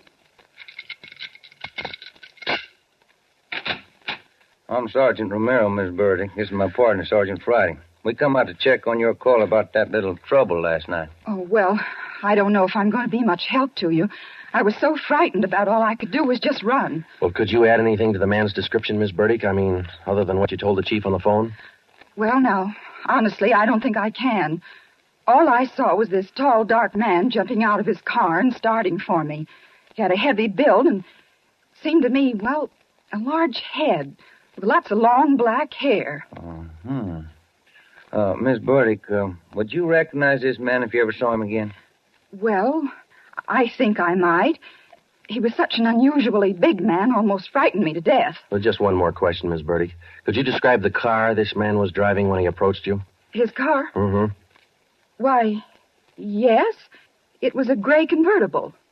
Miss Burdick, are you sure of that? Yes, I'm sure of it. A gray convertible. Thank you, Miss Burdick. That's all we wanted to know. Sometimes when you're on a case, you can chase yourself around in circles for weeks trying to fit together just 2 little pieces of a yard-long jigsaw puzzle. And a lot of the time, you find the answer where you least expect it. But once you get that feeling you're after the right man in the right way, there's nothing that can shake you. When Ben and I got back to headquarters, we went straight to the chief's office with the story, and we had him stake out the gray convertible. In other words, if any detective or officer spotted the car, he reported it back to us, but he stayed away from it. We figured that there probably weren't more than 2 of the victims who could take the witness stand and identify the man who robbed and beat them. Not with a smart defense lawyer, anyway. So there was only one way to catch this suspect. Red-handed. Here they are, Joe. Both sets of license numbers for that gray convertible. Here are the original, and here are the numbers on the stolen plate. Good. Everybody got a hot sheet? From the chief all the way down to the janitor. Fine. Now let's get together with Ed, huh? Hot shot, Joe. Grab it. I got it. On the corner of California and Oakwood, a woman badly beaten. On the corner of California and Oakwood, a woman badly... Come on, Ben, another one. But, Joe, it's broad daylight. Yeah, doesn't figure, does it? Come on.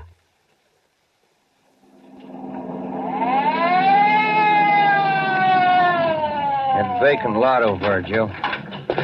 2 plainclothesmen and uniformed officers were keeping the crowd back. An ambulance was drawn up by the curb, but it was empty. When we got down to the rear of the lot, we found out why. They were waiting for the coroner. The woman was young, not much more than 30. Her body was half sprawled across the muddy ground, and her face was turned upward. It had been badly beaten. They figured it happened last night, Sergeant. Have the fingerprint men been notified? Yeah. How about the crime lab? Just called them. That's good. Now, let's keep everybody out of the area. How about the crime lab? Just called them. That's good. Now, let's keep everybody out of the area till they get here. All right, Sergeant. Who found the body? One of the kids in the neighborhood. The woman was dead when he found her. Did she live around here? About a half mile away. I hear she's got 3 kids. Or she had 3 kids. Uh-huh. You've seen enough, Ben? Yeah. Let's get on back to headquarters.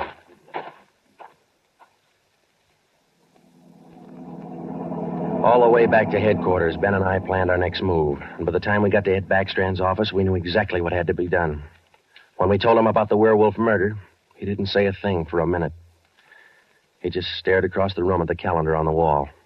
Then he brought his hand down hard against the desk. Friday, Romero, I'm only going to say this once, so get it straight. That guy's pulled his last job in this city. He's through robbing and beating women, and he's through with murder. I've given you time to track him down, and now I want him in. No stalls and no excuses. I want him. I don't care how many men you use, and I don't care how you get him, but get him. That's all. Ben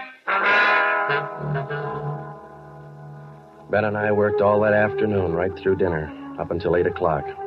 By that time, the overall plan was down on paper and already in action. It was one of the biggest things we'd ever tackled, and, well, we didn't know if it was going to work. We only knew it had to work. We had a squad of 65 cars to stretch out over 40 square miles of the city in one big dragnet. The blockade itself would be stationary most of the time, and working inside it would be 2 cars, 14 policewomen as decoys, with 2 plainclothesmen assigned to watch each policewoman. If and when the werewolf was sighted in the gray convertible, we'd automatically take over the police radio for the whole city, and Backstrand would direct the chase from headquarters.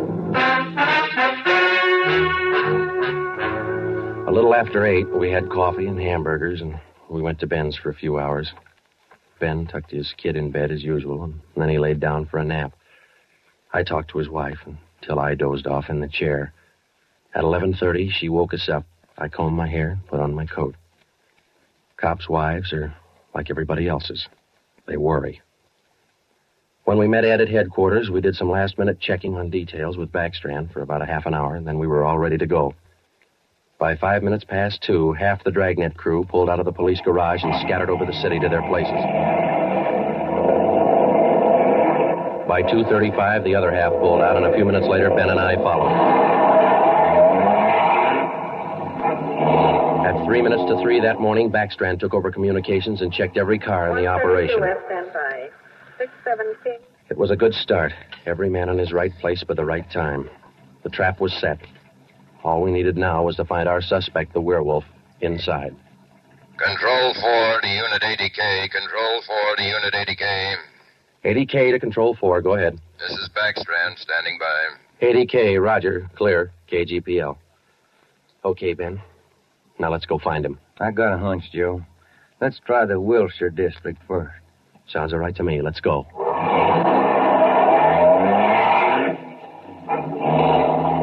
For the first hour and a half, we raked the Wilshire district back and forth. Not a sign. Then about 38 minutes past 4, we headed back for the downtown area and parked in an alley where we could double-check on one of our policewomen decoys. Here comes one of the gals now, Joe. Pat Field. Bet her feet are almost as tarred as mine. Yeah. You see anything else, Ben? Nothing. Quiet as a church. No, wait a minute. Car just turned the corner. Heading up in the same direction she is. Joe. Joe, it's slowing down. Wait a minute. It's pulling up beside her. It's a gray convertible. It's him, Joe. Come on. Ben, get down. He sees us. He's got a gun. You all right, Ben? Yeah, look at that guy take off. 80K to Control 4. 80K to Control 4. Unit 80K, go ahead. We've spotted the suspect. He's driving a gray Ford convertible, license 61 Robert 385. Suspect's headed east on Olympic from Alameda, driving without lights. Suspect is armed. He had a fast car and he knew how to drive it. We almost lost him twice.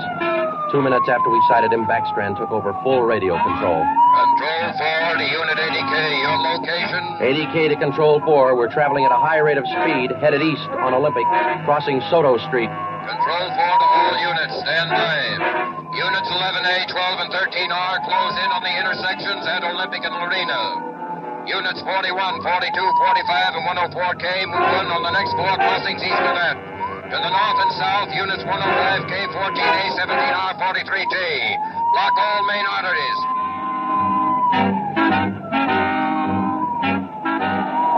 In the next half hour, the 65 cars in the Dragnet had pulled in like a noose around a 5-mile area.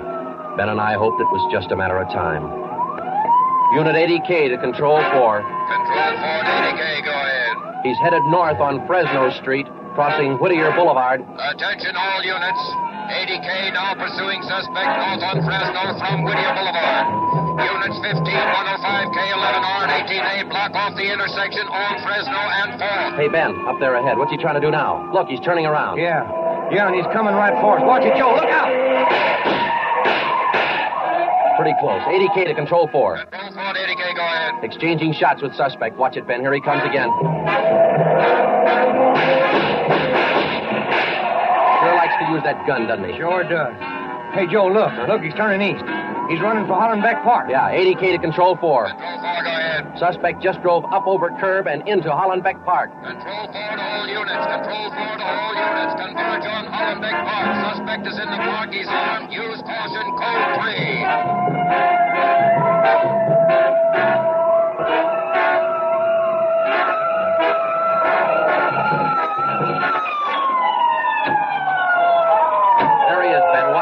Looks like a night baseball game with only headlights. Yeah, come on, let's get him. Yeah. Never say die, huh, Joe? Joe, can you get a shot at him? Don't shoot! Don't shoot! I'll give up! Don't shoot! Then step out in the open and get your hands in the air. All right, I give up, but don't shoot! You're a brave killer. Yeah, come on. All right, you get your hands in the air. Come on, higher. Joe, look out, he's got a knife. I got him. Joe, those women were right. He does look like a werewolf. Yeah. You got your handcuffs? Yeah.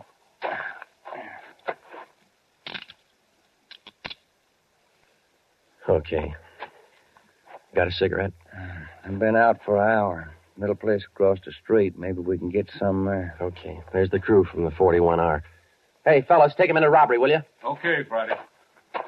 I think there's a vending machine in there. Uh-huh.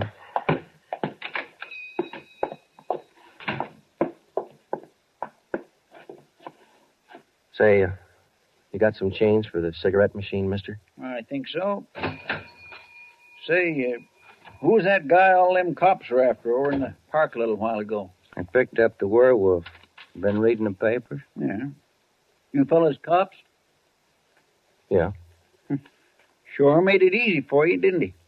All you cops had to do was surround the little fella in the park. Nothing to it, huh? Yeah, that's right, mister. Nothing to it.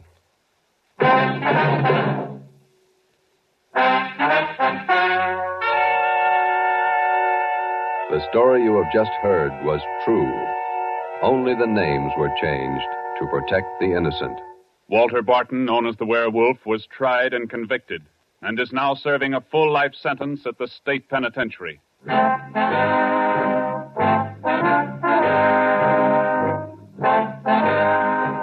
This has been Dragnet, the third in a new series of authentic cases from official files. Technical advice for Dragnet comes from the office of C.B. Horrell, Chief of Police, Los Angeles Police Department. Tonight's program is dedicated to Sergeant Mario Victor Dairo of the Los Angeles Police Department, who, on the morning of January 1st, 1943, gave his life so that yours might be more secure.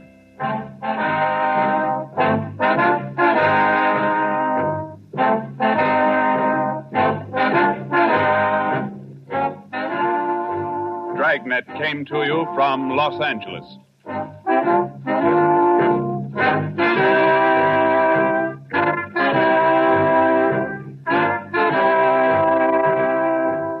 This is NBC, the national broadcasting company.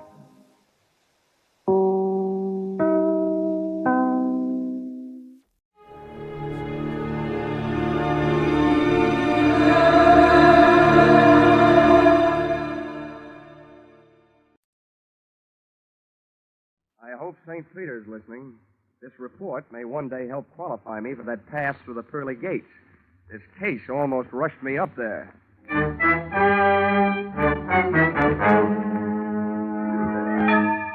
This is another adventure of America's fabulous freelance insurance investigator, Johnny Dollar.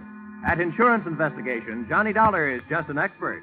At making out his expense account, he is an absolute genius.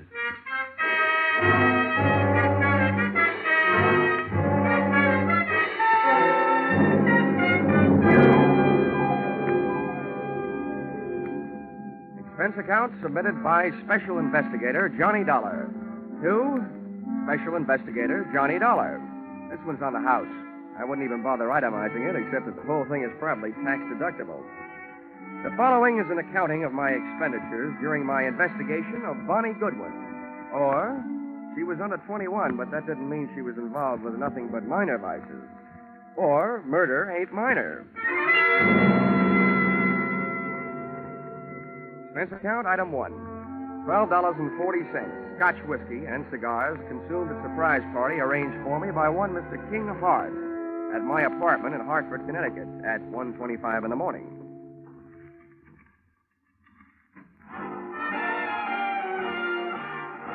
Well, who are you? And which one of us is in the wrong apartment? Neither one of us. I'm King Hart. I came down from New York to see you. I hope you don't mind my helping myself to a cigar while I was waiting. Well, no, not at all. I'd even join you in a drink of my scotch, only I don't think I could squeeze it out of the cork. I'll send you a case. Send me a copy of your pass key while you're at it. Maybe I can drop in on you sometime. This verges on the illegal. Let's not waste time trying to scare each other, huh? Let's talk business. What is your business? Well, that verges on the legal. That's why I need you. In your racket, you're well enough known to do me some good. In mine, I'm too well known to do it myself. Do what? Find a girl for me. Now, wait a minute. I'm in the insurance business. So's the girl. She's a beneficiary of my insurance policy. This is a very unusual case. I was a sucker. The way that policy is written, I need her signature to do what I want to do. Change the beneficiary? Yeah. I'm all set to marry an honest dame. She's lovely. Well, I'll tell you, Mr. Hart. I make it a habit to work for big insurance companies, not individuals. Sorry. How come? I can't look up your credit rating in Dun & Bradstreet. Look it up in this wallet. Go ahead. Don't be bashful. Mm-hmm. Yeah, well, you're solvent. Corners of these bills look like a tally on a baseball scoreboard. 1 run on the first, and then 3 goose eggs. Help yourself. Not so fast. Your money may be okay, but about your story. What about it? Look, there's any number of good licensed private detectives that you could have gone to. Philip Marlowe, Sam Spade, and Richard Diamond. And he would not only have solved your case, he would also sing you a song. Why did you come to me? I thought you had me straight. I don't like detectives. I'm allergic to coppers, pro or semi-pro. So's the girl. Look, Dollar, all you have to do is find the girl, get her signature on the form, and bring it back. Is that so tough? Yeah, my wisdom tooth still finds it a little tough to chew. I'd like to see the policy. Sure, I brought it with me. Here you are. Wow, this is a motive-sized policy. $100,000. How'd you ever get it, Mr. Hart? When I took it out, I was a haberdasher. Uh-huh. Specializing, no doubt, in bulletproof vests styled by Hart, Schaffner, and U.S. Steel? Oh, yes. Beneficiary, Bonnie Goodwin. That's her. Well, before I can start looking, I should know where she stopped being around. Chicago. You'll find that and a lot of other stuff about her stapled to the back of the policy. My, you're the very model of efficiency. I should be. As a model prisoner, I ran the accounting department at Leavenworth for 5 years. Thanks for not being bashful about your past. Makes it easy for me not to be bashful about asking you for something. What's that? My assignment in writing. I just don't want anybody to get the wrong idea about my association with you. That's okay. All right. If you'll pay for the ticket, I guess I'm ready to take the ride. How much? A $3,000 retainer, and I'll bill you for my expenses. It's a deal. And don't hesitate to travel first class. Don't worry, Mr. Hart. Don't worry.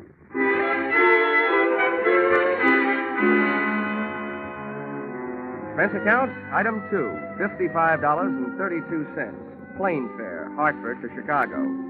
Expense account, item 3, $4. Cab fare from airport to downtown. It takes about half as long to get from the Chicago airport to downtown as it does from Hartford to Chicago airport.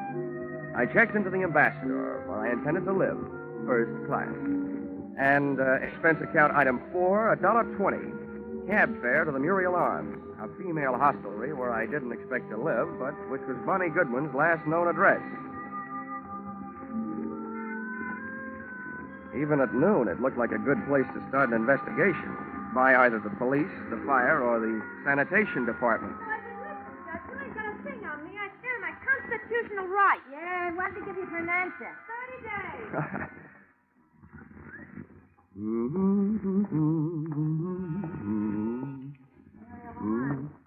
She hasn't called back that before. Hello, Muriel Arms. I'm sorry, Miss Graham left a note disturb until 2:30. Hello, Muriel Arms. Call back after 2:30, please. Pardon me? Muriel Arms. No, she isn't. She'll be back in 5 days. Hey! Yes, sir. Where can I find the room clerk? That's me. Oh, good. I'm looking for a girl who used to live here. Her name's Goodwin. You remember her? Oh, the little princess? Yeah, I remember. I'm trying to forget her. Well, I'm trying to find her. You know where she went from here? No, and I don't care. One of the girls said she saw her hanging around Emma's place back over on Rush Street. You'll hear it before you see it. I'm sorry, mister. That's all I got time for. These calls are piling up. Hello, Muriel Arms.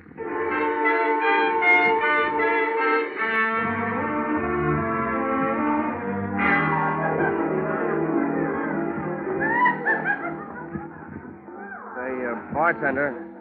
Oh, let's see. Where can I find Emma? I'm Emma. And no jokes. What do you want? I'm looking for a girl named Bonnie Goodwin. She ain't around. We told her she wasn't wanted around here. Well, that's your business. My business is to find her. Who are you? From the law? Well, from the law of averages, the insurance business. If you're selling insurance, you're going the right way. She needs some. Why don't you try the Flagler Apartments?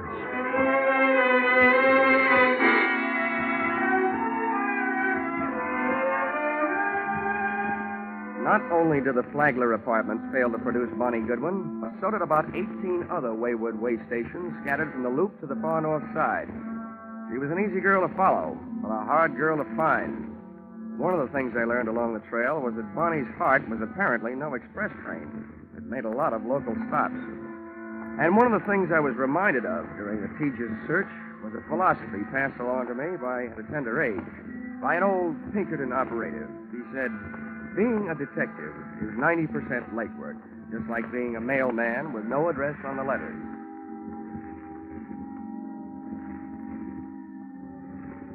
Expense account, item 5. $14.95, shoe leather.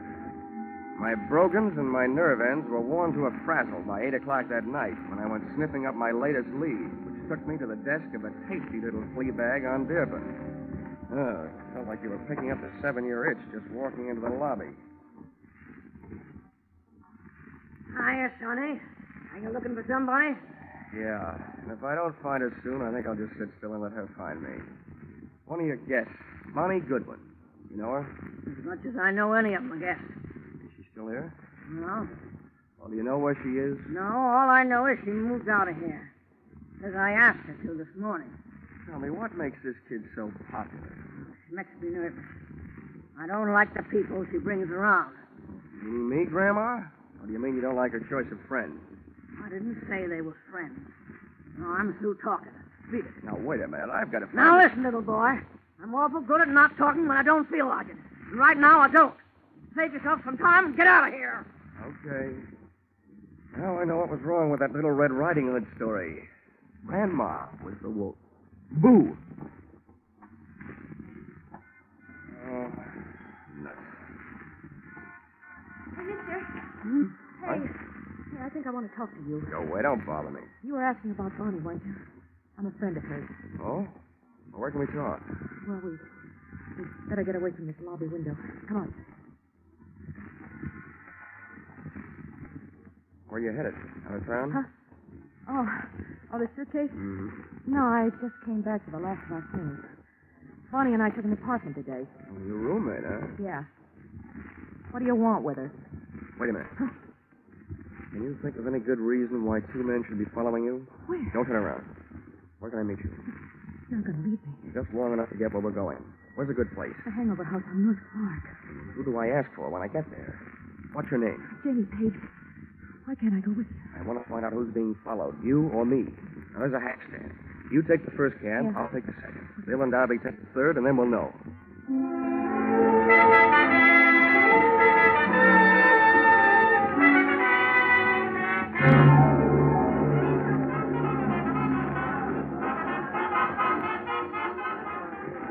What did you find out? Oh, nothing, Janie. Those guys pitched me the biggest curve since Lefty Grove. What does that mean? Oh, we took 2 cabs, so they took 2 cabs. One of them followed me, so it figures one of them followed you. Any idea why? Now, wait a minute, mister. First, I got to get you straight. I just picked you up on a hunch because you don't look like the other ones. Who are you, and what do you want with Bonnie? My name is Johnny Dollar. My business? Insurance. Insurance? Who's dead? King Hart? Did I hear a hopeful note in your voice, Janie? Well, is he? Like in my business, I've learned never to give a definite answer to that question. But, as far as I know, he's still alive. He was when I saw him yesterday. He hired me to find Bonnie because he wants to get her name off his life insurance policy. As simple as that. That skunk. After what he put her through. You can file this question under N for none of my business, but just what did he put her through? He built her way up and then he dragged her way down. And she's still too good for him, for anybody who works for him. I'm getting out of here. Maybe I told you too much about my business. Just enough. You're trying to help King Hart take away the only thing he left her. If I have my way, she'll never sign away the money from that insurance policy. Good night. This was the first chance I'd had all day to make anything happen. With a little luck, Janie Page was going to finally bird dog me straight to the little chick who had flown so many coops, thus making herself so hard to find. As she started down the 60-foot length of the long, narrow bar toward the back door, I saw two familiar hulks launch out of their chairs up in the front door. They were after her, and too big for me, our opponents from that game of taxi tag. So I set about stopping them. I took advantage of the narrow room, the big crowd, and a little bitty drunk. I hated to do it, but I had to turn the bottle baby into a bottleneck. I hope he was too numb to care. Hey, lay off the little guy. We're minding his own business. I saw guys like you that Come on, let me through here. Get out of our way. We're coming through. If you like mob scenes, it was a great go-round when it lasted. But it only lasted 40 seconds. And then we got upstaged by some off-scene action out in the back alley.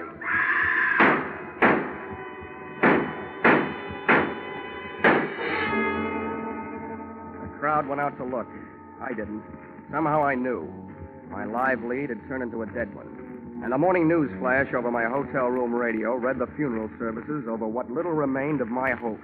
Guns roared on Chicago's north side again late last night when 6 slugs tore the life out of a 105-pound brunette in an alley shooting reminiscent of the early 30s. Listed at the city morgue as dead on arrival, the body was identified as that of 19-year-old Bonnie Goodwin, ex-girlfriend of the notorious hoodlum King Hart.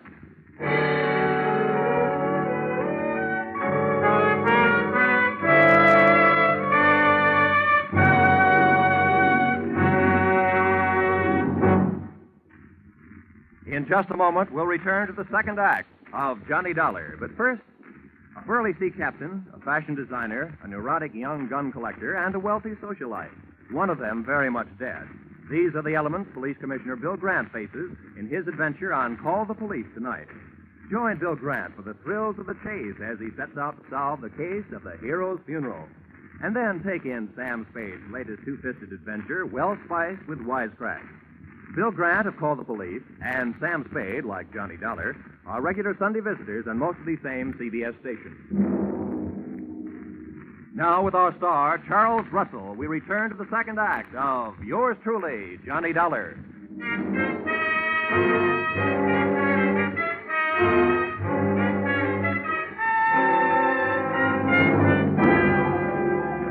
In an alley shooting reminiscent of the early 30s, listed as dead on arrival at the city morgue, the body was identified as that of 19-year-old Bonnie Goodwin, ex-girlfriend of the notorious hoodlum King Hart.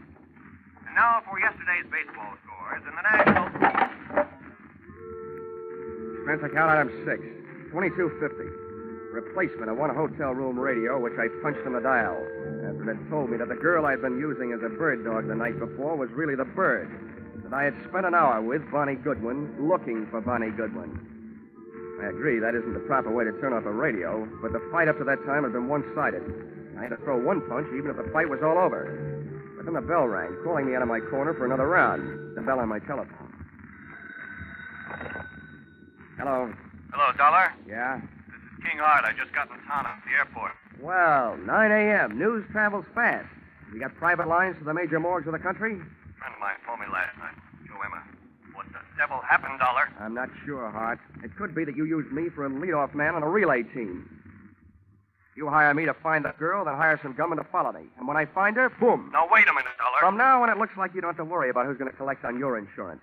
Do you, by any chance, collect on hers? It's out of my line these days, and flying 800 miles just to be at the scene of the crime has never been one of my habits. I'm not so sure you just flew in, but I'm dead sure that I'm not on your payroll any longer. Dollar, listen to me. You listen. I didn't follow through last night because I didn't want to be picked up as a material witness. But First, I'm going out to prove a few things that'll keep me from being picked up, and then I'm going to make my report to the police. Aren't you selling the gun, Dollar? You know more about guns than I do, but I learned a lot about Bonnie Goodman while I was tracking her down yesterday. And one thing I learned, I like her kind better than I do yours. There wasn't anybody around to help her last night when she needed it. But I'll bet she had plenty of help making her first big mistake. Probably from you.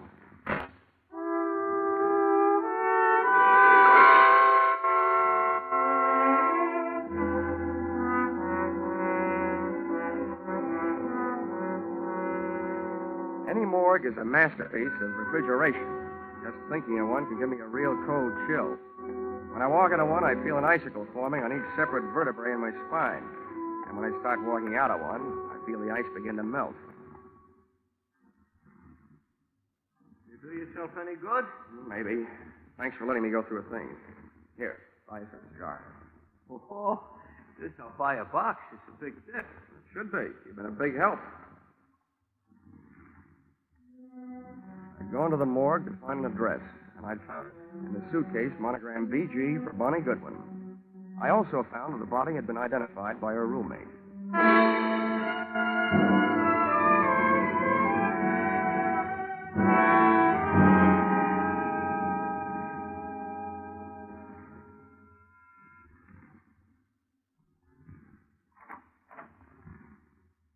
What do you want? I was a friend of Bonnie Goodwin's. I want to talk to you about her. You're no friend of hers. I knew them all. Leave me alone. There's nothing to talk about. She's dead, isn't she? Yeah. I have a pretty personal interest in it. Why? I was with her just before she walked into the alley. And you might be interested to know that she was using your name. How do you know? You don't know my name. Janie Page. So you're packing. I might be unpacking. When you pack, you fold things on the bed. When you want, you put them on hangers as you take them out of the bag. Now, you know where you're going? You better close the door. Well? I don't have to be a quiz kid to figure out that you're leaving because you're scared. Probably running away from the same thing Bonnie didn't have a chance to run away from. I'd like to find out what it is. Bonnie didn't have any big brothers looking out for her. What's your angle? I'll break it down for you. About 10% of my interest is keeping myself from being implicated in what happened last night. The other 90% might get me a merit badge in a Boy Scout troop. I'm just trying to do my good deed for the day. I'd like to see somebody get paid off. Who's your candidate? King Hart? He's one of the people she was afraid of. For a little girl, she had a lot of people after her. Did she double-cross too much, talk too much, or just know too much? She knew too much. About what kind of things? The kind of things smart people stay away from. Wasn't she? Couldn't. For a girl being mixed up with the wrong people is an incurable disease. You just wait it out. Mm-hmm. I see what you mean. You can't throw a bad reputation into reverse. You can stand a compliment. You strike me as being a gal who might have a better chance than most of busting for this unsmart set. I can't figure you out. What do you really want from me? What are you doing here? Who are you working for? I always feel sorry for you kids. Particularly the nicer ones. Oh, who knows? Maybe I'm just being selfish. Maybe this is a good chance for me to show off in front of heaven. I'd like to revise those percentages I gave you. From now on, let's call it 10% me, 10% Boy Scout, and 80% you. Well, now that I've cut you in for most of the profits, I'll get some help. I haven't got much to give you, but I think it was King Hart. Why? That insurance policy? That'd be one good reason. And the others? She brushed him. He wanted to marry her, but she brushed him. He was crazy jealous. King Hart claims he was in New York at the time of the shooting. If he can prove it, he's clear. But assuming that he did have some gun work to do in Chicago, who would he hire to do it? A guy named Joe Emma, by any chance? Joe Emma? He'd be more interested in shooting King Hart. They split up over Bonnie Goodwin. Emma wouldn't leave her alone till after Hart got out of town. Is that enough reason for him to kill her? I don't know. I don't know how jealous he gets. There's only one other thing I'd like to know. What? How I'm going to help you. I want to do something more than just help you pack. Hey, how does this sound? You and Bonnie are about the same type, same build, same hair, close enough to confuse anybody in a dark alley. Hey, what have you got going? If I could get a little story published on the first page of the evening paper to the effect that the body in the morgue, originally identified as Bonnie Goodwin, is not Bonnie Goodwin, that it was identified in error and actually is you, Janie Page. I think we can sweat Bonnie's killer out into the open, trying to finish the job. Hey, what are you trying to do to me? I'll get killed. No, you won't, because you won't be waiting here for them. I will.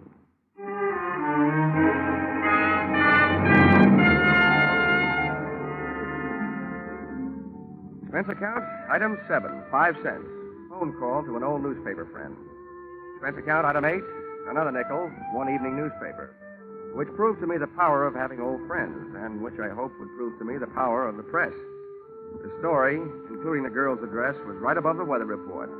And it looked like a fair night for Chicago, but a stormy night for me.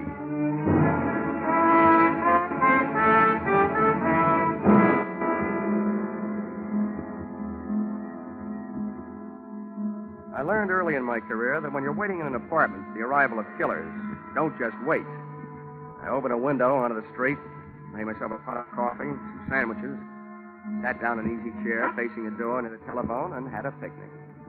For dessert, I had a sweet, rich idea, which made me feel much better. When a little after 10, I heard a car pull up outside. When I heard footsteps coming up the hall 20 seconds later, I took the telephone out of its cradle, dialed 1 to get rid of the telltale tone of a line not in use.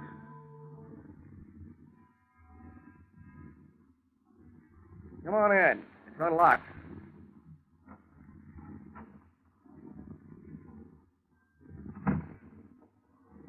King Hart. Repeat, King Hart. What are you up to, Dollar? I'll tell you what I'm up to.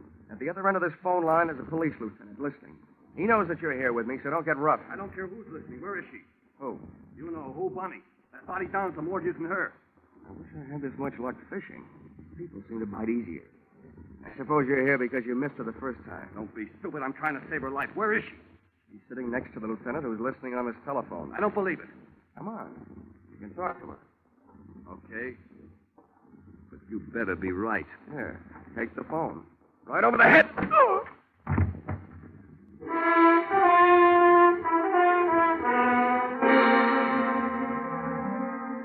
Dragged Mr. King Hart into the living room closet, went back to the phone, and really told the police to tell them that I had their man.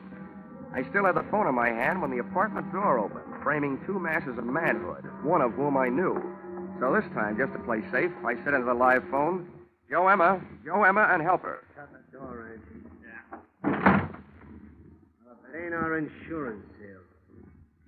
Who you talking to with that telephone? Police. I just gave them your name. Hang it up. Okay. Pretty smart trick, I suppose. But I got news for you. What you just did ain't even evidence. But you ain't gonna be around to corroborate it. And we ain't gonna be here when the cops get here. Now, where is she? If you're looking for Bonnie Goodwin, your search is narrowed down. You've got the whole rest of the world to look because she ain't here. Too smart. Now, where is she? Hey, Emma. She's hiding in that closet there. The knob just moved. Oh? That's where you got her. Okay, Angie, stay on this guy. I'll take care of Bonnie. On out, sweetheart. I'm coming, Joe! Why, you?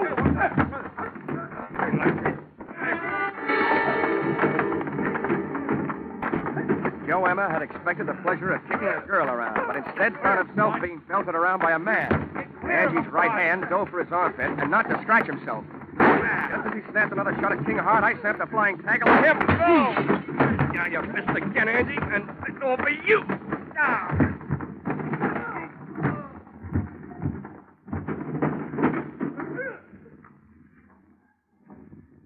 Congratulations, King.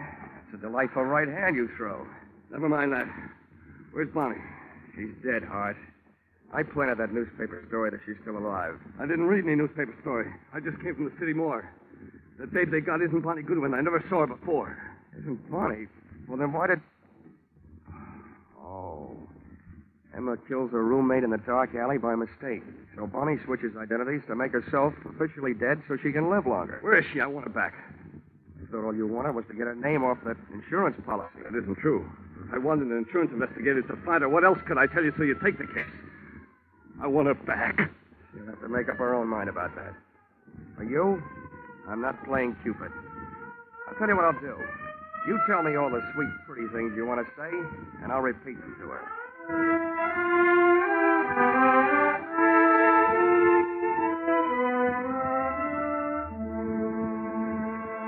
Expense account, item 9. $28.40. Dinner, while repeating all the sweet, pretty things King Hart had wanted to say to Bonnie Goodwin.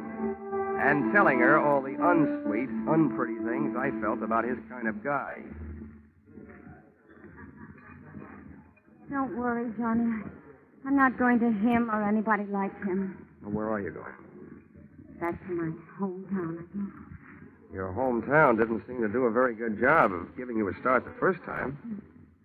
How far from Chicago is it? It's only about 28 miles north of here. Here. Here's an envelope. Well, what's in it? You'd better buy yourself a ticket. It'll take you about $3,000 worth west of here. Oh, Johnny, Thank you.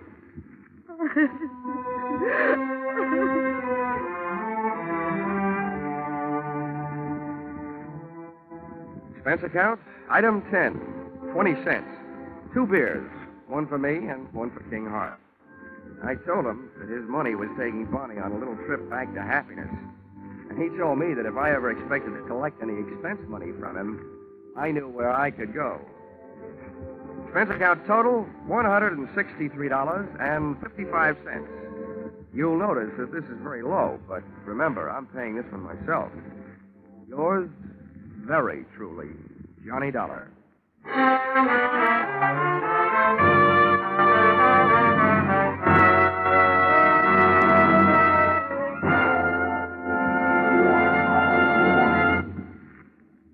Yours truly, Johnny Dollar, directed today by Gordon P. Hughes, stars Charles Russell, with script by Paul Dudley and Gil Dowd. Featured in the cast were Georgia Ellis, Paul Dubov, Martha Wentworth, Lou Krugman, Gene Bates, and Larry Dobkin. The special music is written and conducted by Leith Stevens.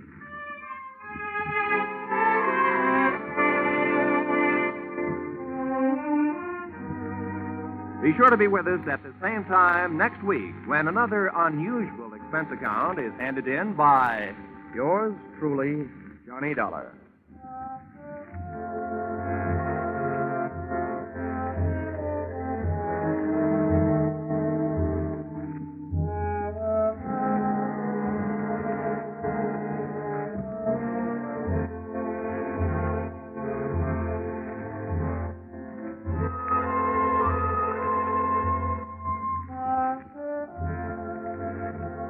Cheek to cheek, I'm in the mood for love.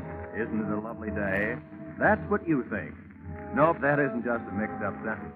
That's just for the top hits you'll hear on your hit parade on parade tonight. Top hits from 1935. Without a word of warning, I'm on a seesaw. Yes, more hits dressed up in bright new 1949 arrangements and played and sung by the nation's top vocalists and musicians. Be sure to hear your hit parade on parade this evening in Jack Benny's time on all of these same CBS stations. This is Roy Rowan. Your hit parade on parade follows immediately.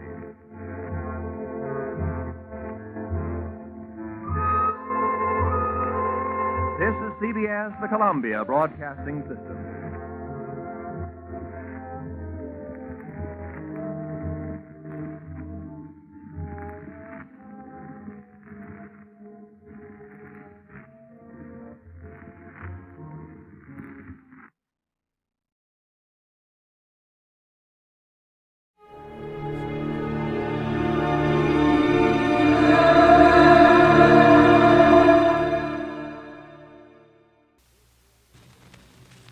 Here's another in NBC's great parade of new shows.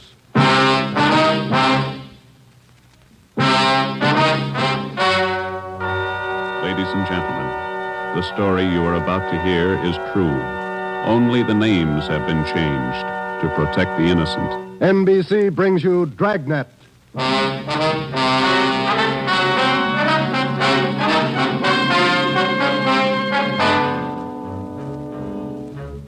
You're a detective sergeant. You're assigned to homicide. A mad killer is loose in the city. In every instance, he leaves the murder weapon behind. There are no fingerprints, no clues to the killer's identity. Your job, get him. Dragnet. the documented drama of an actual crime, investigated and solved by the men who unrelentingly stand watch on the security of your home, your family, and your life. For the next 30 minutes, in cooperation with the Los Angeles Police Department, you will travel step by step on the side of the law through an actual case from official police files. From beginning to end, from crime to punishment, Dragnet is the story of your police force in action. It was Tuesday, June 3rd. It was warm in Los Angeles. We were working the day watch out of homicide. My partner's Ben Romero. The boss is Ed Backstrand, chief of detectives. My name's Friday. I was off duty reporting back in on an emergency call. It was 3:57 a.m. when I got to the basement of the city hall. The carpool. Let's go, Friday.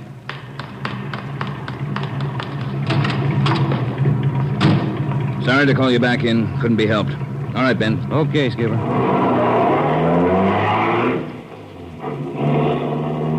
What's up, Ed? Double murder. When? I don't know. Found out about it 40 minutes ago. Got any ideas? Roughly same M.O. Was that 6413 Norwich, Skipper? No, 6430. What do you mean, the same M.O.? The same guy. Brickbat killer. How many does this make? Counting tonight, 4. We got anything at all? Smudged fingerprint we can't even classify. Sounds like a smart operator. We gotta get him. If we have to shake down the city from one end to the other. Big job, Skipper. Big killer.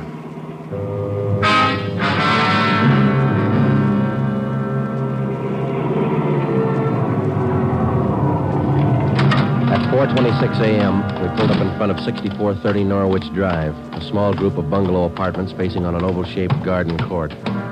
2 uniformed officers were stationed at the door to the apartment. Hi, Chief. Hiya, fellas. We went inside. Wellberg from Homicide was waiting for us.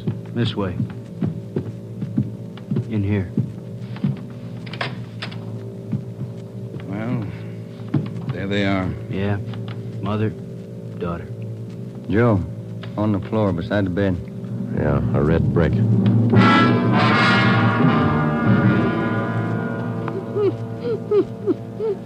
Miss Hafters, we know how you must feel about all this, but would you please try to answer a few more questions for us? Yes. All right. Poor Margaret. Ms. Hafters, how long had you known Mrs. Diaz and her daughter? 9 years. This November they moved next door. I remember it so well. We got along right from the start. And as far as you know, the only close friends the mother and daughter had live right here in the apartment court? Yes. Margaret was a pretty girl, but she was no chaser, no boyfriends. Very close to her mother. The 2 of them very close. Did they keep any amount of valuables in the apartment? Money, jewelry, things like that? Oh, no. Mrs. Diaz and Margaret didn't have much, you know. Very modest income. They both worked. And you can think of no good reason. Oh, no. Oh, poor Margaret. Poor Mrs. Diaz. Lying in there. Shock. It's a terrible shock. Wellberg. Yes, Sergeant. Would you show Ms. Hafters back to her apartment? Sure, Sergeant. Thank you, Miss Hafters. We appreciate it. Yes, thank you. Poor Margaret. Poor Mrs. Diaz. Well, Joe? Let's check with Ed. He's back in the bedroom. Just that over there, will you? You get anything from the neighbors? The usual, Ed. No jealous boyfriends, ex-husbands, nothing like that. Boys find any evidence yet, Skipper? Well, still working on it. You got any theories? Well, we know the killings were all done by the same guy. Mm-hmm. Cuts the same pattern out of the window screen. Cuts the same pattern with a glass cutter out of the window. Reaches in and flips the locks. All right, where's that leave us? And before he gets inside, he makes sure there are only women in the house.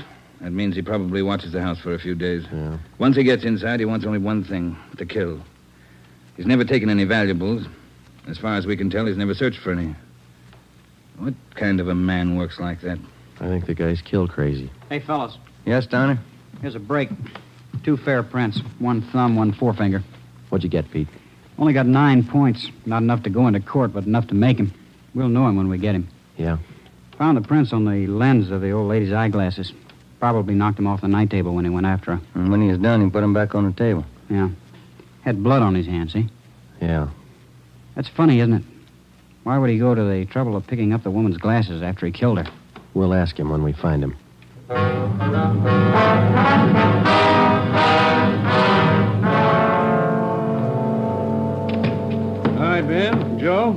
Might have something for you. We can use it, Lee. Hold it just a minute. Yeah. Crime Lab, Jones. Yeah. Yeah, all right. I'll tell him. Right, Ed. Backstrand. If you're through checking the victim's clothes by 8 o'clock, you can knock off for sleep until noon. What if we're not through? Take it up with the chaplain. Here's what I wanted to show you. Over here. A couple of casts. Bare footprint. That's right. Those from the Diaz place?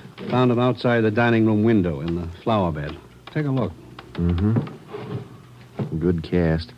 Size 9. 10. Missing toe there, huh? Left foot, first toe. That's lucky. Well, then the guy took his shoes off before he went in that house. That's the way it looks. You leave any other prints, Lee? 3 with the shoes on. Here they are. Here. Yeah. How would you say the guy is built, Lee? Oh, from the impression, pretty heavy man. There's no full length of stride, or I might give you an idea of his height. How about the bricks, Lee? Here they are, all 3 of them. Used this one in the first murder, this one in the second, this one last night. Leaves them around like calling cards, and there's no way to check them. You'll never get a fingerprint off a common red brick like this, Ben. Surface is too rough. Well, we got an idea of his weight. We know that the first toe's missing from his left foot. That's something. The one we had yesterday. We can check that missing toe in the amputation file, Joe. Yeah. Well, we better get back. Pete ought to have those prints ready, too. Thanks a lot, Lee. Okay, fellas. Say, they post the bodies yet? Yeah, they're doing it now. Same as the first 2. The brain? Concussion, hemorrhage. They didn't have a chance. Hold it a minute. Crime Lab, Jones. Sure, just a minute. Either one of you fellas. I'll get it, Joe. Okay. Yeah, Romero. Yeah. Good, we'll be right over. They got a make on those 2 fingerprints.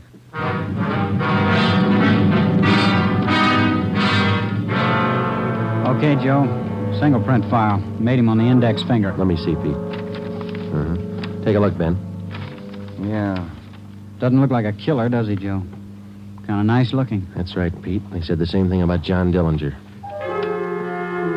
The name at the top of the make sheet read Carlos Richard Monterey, male, Caucasian, age 19, height 5 feet 11 inches, weight 165 pounds, dark brown hair, dark brown eyes. Last known address, 1663 Naples Street, Los Angeles. Previous arrests, 1, auto theft, February 8th, 1936. That was all. Ben and I had been expecting more. The information on the mama sheet for Monterey was 13 years old. So was the picture. So was the description. So was the address. In 13 years, a man can change in 1,000 ways. So can his habits, his appearance, his address. In 13 years, everything can change except 2 things. A man's fingerprints and a physical deformity.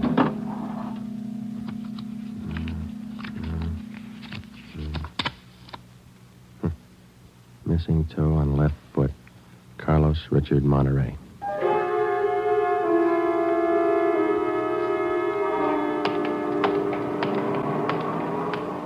Here it is, Joe. 1663 Naples. Yeah, come on.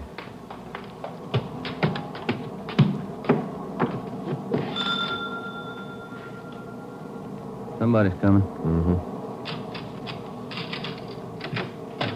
Yes? What is it? We're police officers. We'd like to ask you a few questions. Oh, yes. Would you like to come in? Thank you, ma'am. Yes? Would you mind telling us your name? Monterey. Isabel Monterey. What is it you want? You're married? Yes. My husband is Francisco Monterey. Would you explain why you are here? We thought you might be able to help us. We're looking for a man named Carlos Monterey. I don't understand you. We're looking for a man. We'd like to talk to him. Do you know where he is? Yes. Carlos is dead 7 years ago. He's dead, my husband told me. And does your husband know Carlos, or did he know him? He was his brother. What about your husband's parents, Miss Monterey? Where are they? They're both dead. Some time now. Have you ever met Carlos? No, never. I have only heard of him. What have you heard of him, Miss Monterey? Do not ask me. This is important, very important. Francisco would not like it if I told you. It's important, Miss Monterey, believe us. Carlos, he's sick. His mind. For 8 years, Francisco has not seen him, not heard from him. He thinks he's dead. But he only thinks so, Miss Monterey. No one's told him his brother's dead. He just thinks so. What else is there to think? Where's your husband now?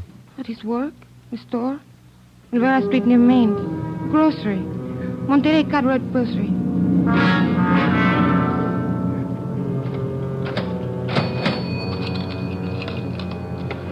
Here's your change. Thank you, Mrs. Myers. Now, look, officers, you know how it is. You don't like to let these things get out. That's why I trust you. You can trust us, Mr. Monterey. We just want to check on a few things. Oh, fine. Always glad to help out if I can. Well, can you tell us if your brother was ever in a mental institution in his life? Oh, I know there was nothing wrong. 1923. Got a little bad, so Mom and Dad had to put him away for a while, just till he calmed down. I remember the day. Sometimes, dumb, stupid kid, what do he know? Standing there by himself in the train, crying. The public nurse, stupid way he cried. What do you do? I cried, too. I was only 10, Sergeant. I saw him go. He was alone. Later on, Mr. Monterey, your brother was released from the state institution. Yeah, he was 16. And then he started running around, playing tough, carried a gun, lived by himself. He never came around. He dropped from sight about 1938. You haven't heard from him since then? Nothing. Never seen him. Do you know of anybody who might have seen him? Oh, there was a girl he had. Anita something. On Soteo Street. Anita Martin, yeah, that's it. Soteo Street. Maybe she's seen him. Ask her. Maybe she's seen him. Carlos Monterey? Not in a year. Last March he was in. When I was working at the Peacock, down on South Main.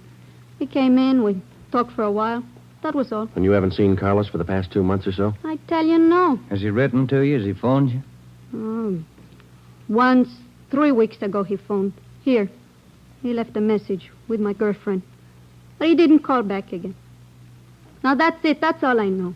Thank you, Miss Martin. Here's our card. If he does call, well, you'll let us know. Yeah, I'll let you know. You liked Carlos, is that it, Anita? Like him? No, I didn't like him. He was funny, but he was nice. You know, I pitied him. Why did you pity him, Miss Martin? Well, he was a good fellow who was strange. He could smile, you know. He had a nice smile, but you could tell he was never laughing. There was something in his mind. Something... Oh, I don't know.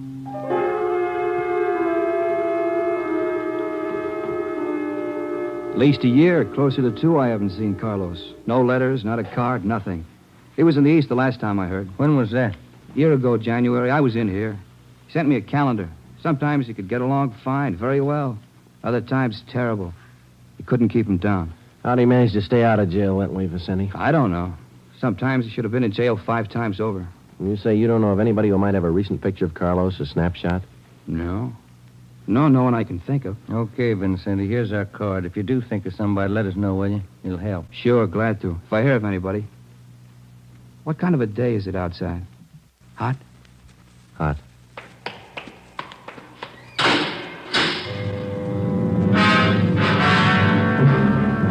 By 5 o'clock that afternoon, Ben and I were certain of one thing. Carlos Monterey was in the city of Los Angeles, somewhere. We drove back to the office and told Ed Backstrand about our interviews with Monterey's relatives and his friends. Inquiries and requests for further identification and information on him were immediately relayed to the state mental institutions. The 13-year-old picture of Monterey taken from the files was copied and distributed with a note of caution as to the age of the photograph. An APB was sent out. Stakeouts were placed at the home of Monterey's brother, at the brother's store, and at the apartment of Anita Martin. A special detail of 300 men was ordered to join the Dragnet already in operation. The details at the airport and the bus terminals were alerted, as well as the details at the Union Depot and the main post office. By 6 o'clock that night, almost 1,000 men were actively working at the job of tracking down Carlos Monterey. At 6:30 p.m., Ben and I drew a 4-hour relief period. We drove out to Ben's place, and his wife fixed us some dinner. At 10:30 that night, we reported into the office, picked up Ed Backstrand, and we drove out to join the manhunt. Unit 32R on the corner of South Flower and Loomis, the 390W, KMA 367. Unit 12A, code 1. 66A at 864 Wall Street. See the man about a 507, KMA 367. Unit 425430 East Grand, apartment 10, 311, KMA 367. We cruised with the Dragnet operation until 5 o'clock that morning. Ben and I took turns driving. Actually, the tremendous job of scouring 500 square miles of city for one man was only beginning. Unless there was an unexpected break, the search for Carlos Monterrey could wear on for weeks. It did. Night after night, the manhunt went on, and day after day. There was no break. 16 days later, on a Sunday night, I went to bed early. I read a while, and then I turned off the lamp and went to sleep.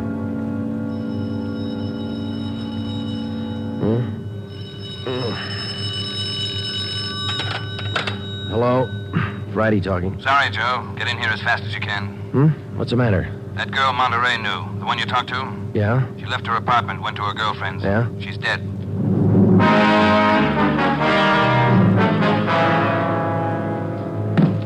There it is. Ordinary red brick. Found it by the body.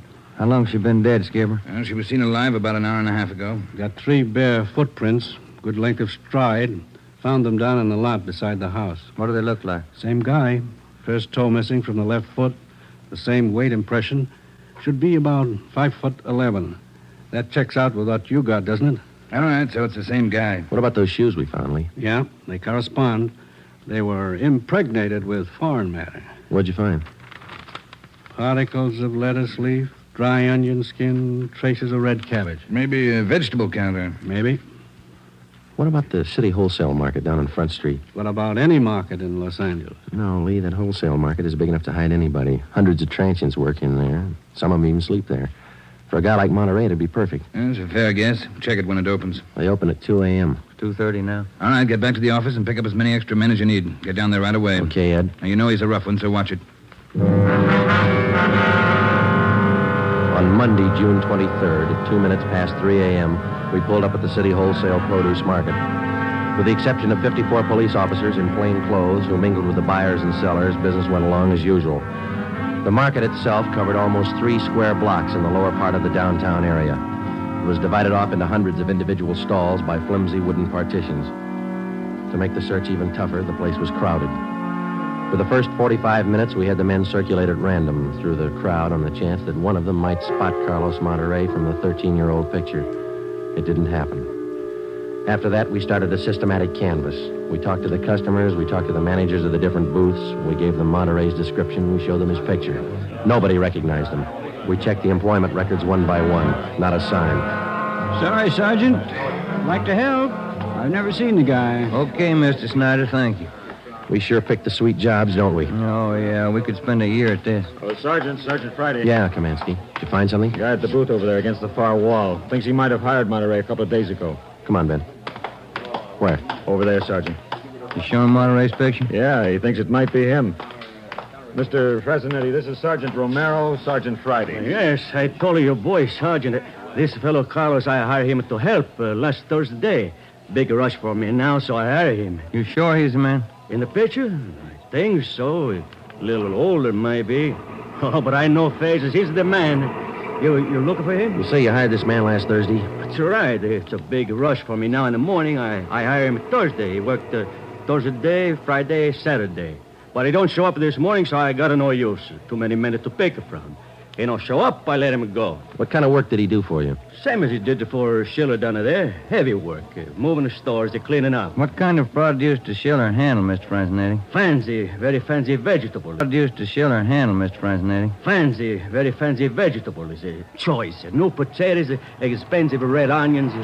Schiller sells to the big hotels. Does Schiller handle brown onions, Mr. Fresnetti? Oh, only the best. Big dealer that Schiller.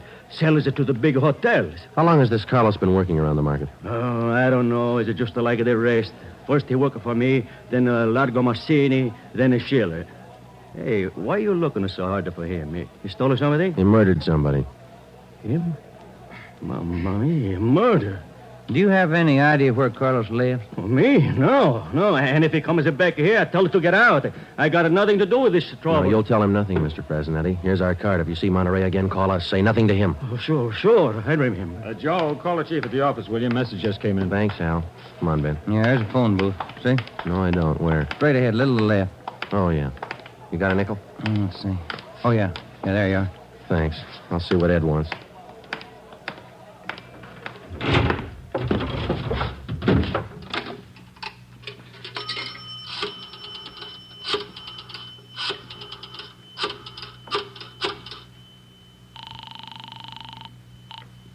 Hall. 2511. 2511.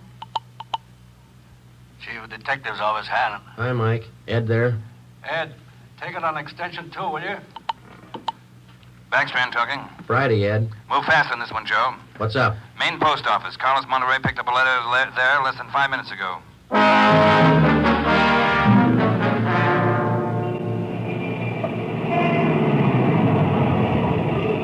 Come on, Ben. There's Ed over there with Wellberg. Yeah. Traffic short jammed up around here. Hi, Ed. Friday, Romero. You all set, Wellberg?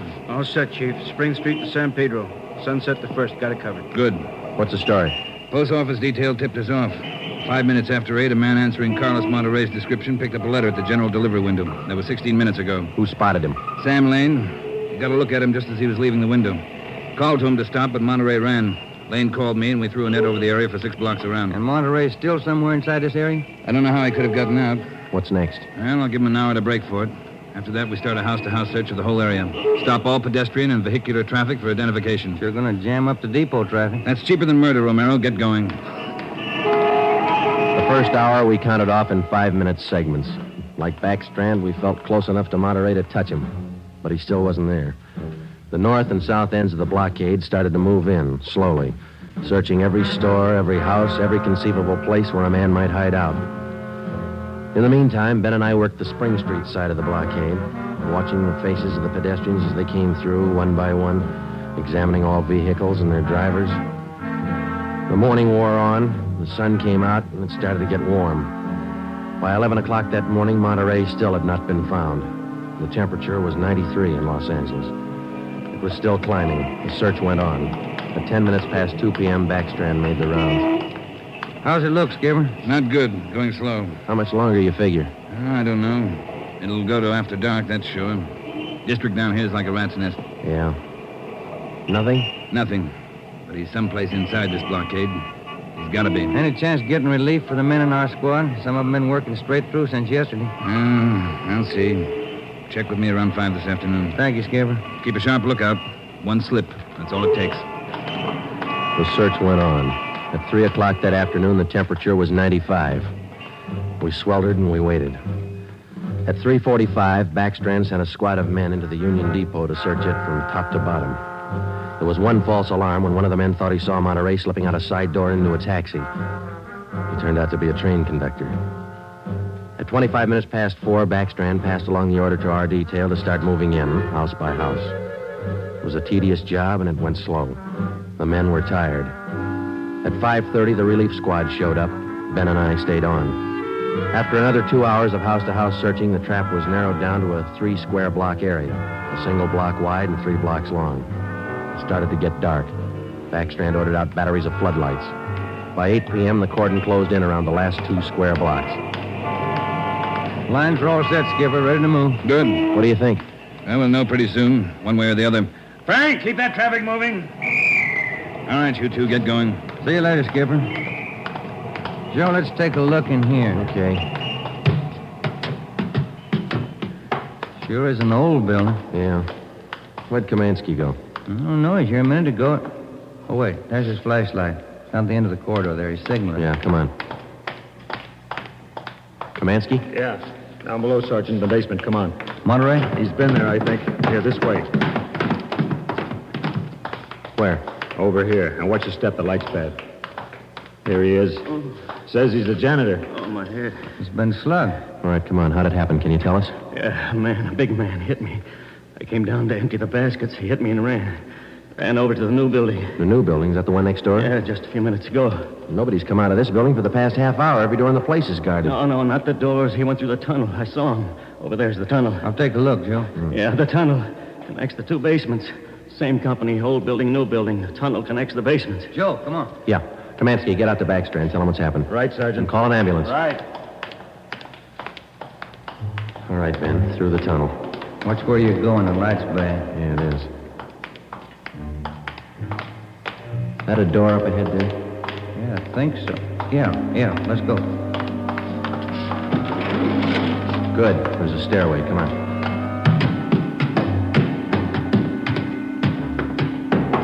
Watch the doors. Joe, the elevator. They're both on the third floor. Let's head for the stairs. Ben, come on.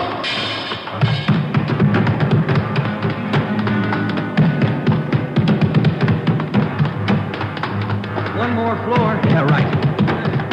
Come on, hurry. Yeah. Look, top of the stairs. There he goes. All right, hold it, you. Stuck in the elevator. Joey's going down. Well, we'll never make it on the stairs. Joe, look. This other elevator. The control lever's bent. Let's try it anyway. Yeah. All right, kick the control lever. Kick it, Ben. That's good. All right, Ben, knock the lever back. Come on, quick. Yep. What's the matter? Joe, it's jammed. We're going past. All right, let's kick it. Here. There, that does it. Can you reach the door control? Wait just a minute. I'll see. Yeah. Okay. Well, he's still in the building. Both elevators are here now. Yeah.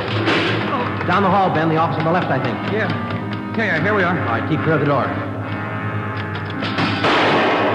All right, Monterey, put on that gun and come on out. I'll kill you! I'll kill all of you! All of you! Okay, Joe, let's take it. Watch it, Ben. He's throwing everything he can get his hands on. I'll kill you! Come on! Come on! I'll kill you! Get away! I'll kill all of you! All right, Monterey. Come on, you. Everywhere you! Kill you! Okay, Ben, take him. Yep.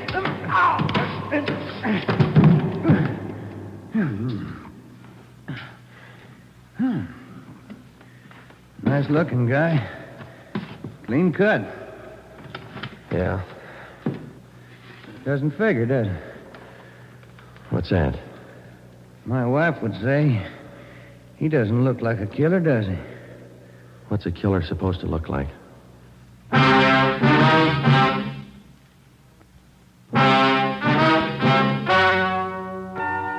story you have just heard is true. Only the names were changed to protect the innocent.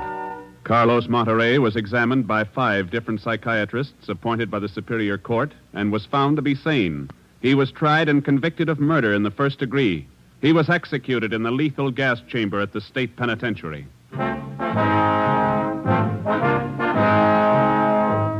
You have just heard the 17th in a new series of authentic cases from official files. Technical advice for Dragnet comes from the office of W.A. Wharton, Acting Chief of Police, Los Angeles Police Department. Tonight's program is dedicated to motorcycle patrolman John Kramer of the El Paso, Texas Sheriff's Department, who on the afternoon of April 26, 1940, gave his life so that yours might be more secure.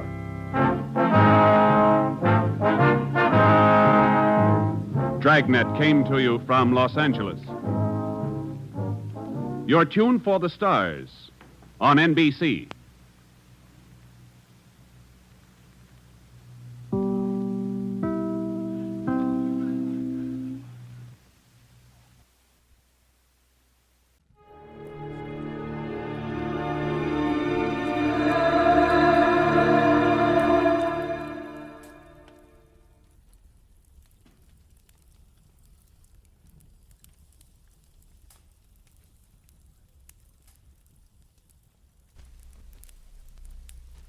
Get this and get it straight.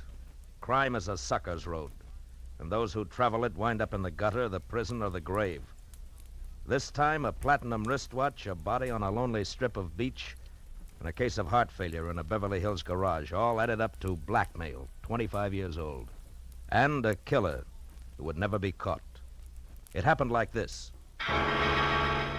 From the pen of Raymond Chandler, outstanding author of crime fiction, comes his most famous character in The Adventures of Philip Marlowe.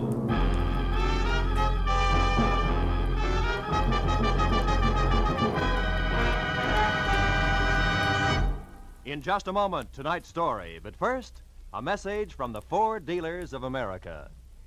The whole country's talking about the great 1950 Ford. Listen to what Mr. Carl Moore of Kingston, Pennsylvania, one of more than 420,000 delighted owners, says about his new Ford. I leave my car out on the street a lot in winter, but you'd never know it to look at my 50 Ford's paint job. It's still as new-looking as when I bought it. I'll never stop wondering how Ford can sell a car that stands up so well for so little money.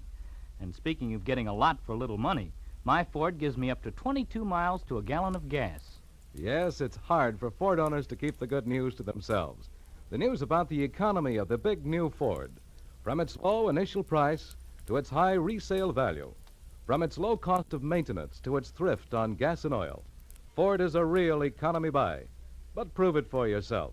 Your neighborhood Ford dealer has the facts on Ford economy, and he'll be glad to have you test drive the big 1950 Ford in your own way.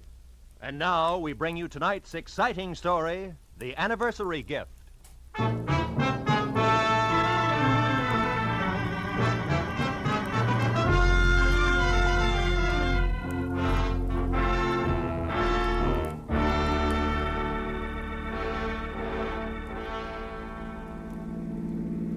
We turn left at the next corner, cabby. Okay. Boy, this Beverly Hills in a sunny afternoon is really something, ain't it? Yeah. Wide streets, classy homes. Boy, these jokers got it made. Some life. Nothing ever gets to them to bother them except the income tax, maybe. Yeah. Here it is, mister. 8834 Beverly Road. What a joint. Yeah. Wait for me, huh? Sure, mister.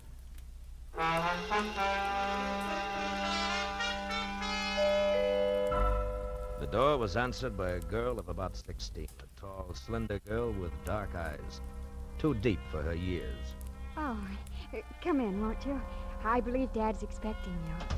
She led me across a living room as dignified as the lobby of a bank to a door that she opened. If you'll wait here in the library, I'll tell Dad you've come. The library of Stanley Towner, my new client, was as somber as his living room, except for one thing. Over a fireplace that half filled one wall was a life-size portrait of a woman, a most beautiful woman. Could have been a painting of what the girl who had just left would look like in another 25 years. I was still staring at the picture when Stanley Towner came in. That's a portrait of Margaret, my wife. We lost her 1 week ago today. I'm sorry, Mr. Towner. Well, we'd been expecting it for over a year. The doctors had warned us, but even when you're braced for a blow like that, Yes, I know what you mean. It was her heart, Marlowe. She was coming home from a shopping trip in Westwood last Tuesday evening when it happened. She had her own car and was just pulling into the garage here when the attack seized her. Catherine, my daughter, and I both heard her car hit the garage wall. We ran out and found her. The doctor did everything possible. Wednesday morning, she was dead. I'm sorry. It's all right, Mr. Towner. I must tell you all this because the reason I called you here has to do with Margaret's death. I don't understand. I've got to get Margaret's watch back. A what? A watch? Yes, a wristwatch. It's, well, I'll try to explain. I loved my wife very deeply, Marlowe. Now that I've lost her, the most important thing in the world to me is the preservation of her memory. Can you understand that? Well, it's natural that you'd cling to things that remind you of her, Mr. Towner. Now, what about the watch? It's lost. Somewhere in Camino Beach. You know where that is? Yes, a few miles below Redondo. Yes, that's right. Well, the day Margaret died, I had taken her watch with me to have it repaired. I went down the coast on some business, and on the way back, I stopped at Camino Beach for lunch. A place called the Trade Winds. You had the watch with you when you went in? Yes, in my overcoat pocket. I came out and got in my car and was halfway back to my office before I realized it was gone. I've got to get it back, Marlowe. How much is it worth? In cash, about $500, but to me, now, it's worth 20 times that. What's the watch like? It's a Benares, platinum, and set with emeralds. Mm-hmm. I gave it to Margaret on our 20th wedding anniversary. There's an inscription on the back to Margaret from Stanley with eternal love. I know that watch is somewhere in Camino Beach. Can you find it and bring it back here to me? There's nothing more you can tell me? Unfortunately, that's all there is. I'll do my best, but I can't guarantee a thing.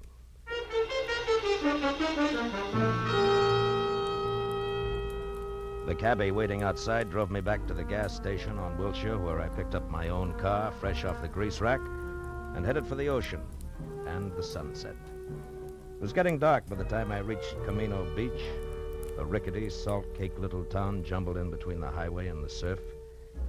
Yeah, my first stop was the Trade Winds Cafe, a waterfront shack on spindly legs standing knee-deep in a smelly backwash.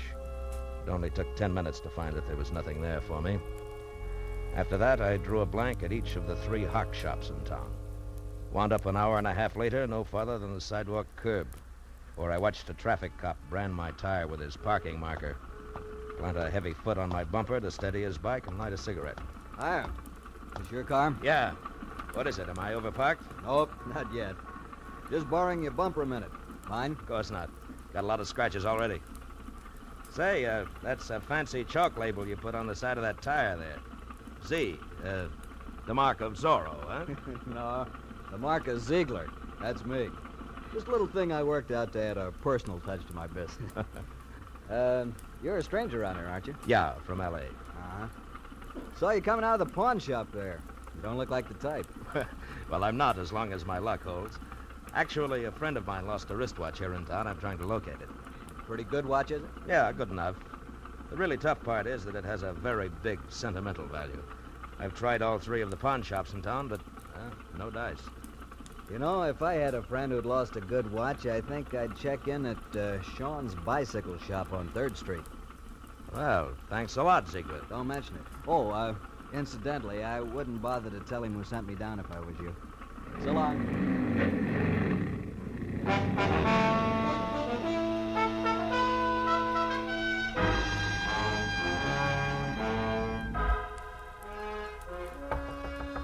Hello. Hello, anybody there? Hello, Sean? What do you want? I'm closed for the night. I'm, interested in a lady's wristwatch, Mr. Sean. How do you know? And just how does that bring you to a bicycle shop? Look, we both know your offense, so let's not waste time on that. The Well- watch I'm after is platinum, set with emeralds, and has an inscription on the back. To Margaret from Stanley with eternal love. A bright sentiment, I'm sure. Have you seen the watch? No. Look, Sean, either I beat your tongue as limber as the St. Bernard's ears, or you accept this $20 in exchange for some straight information. Peacefully. Now take your choice and take it fast. $20.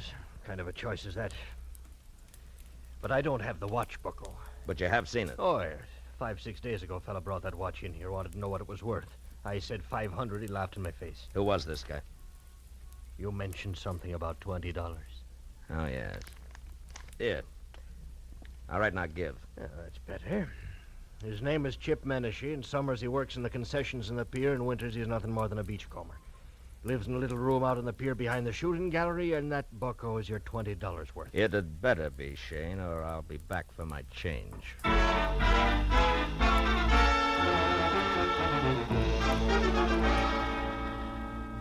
The amusement pier was deserted.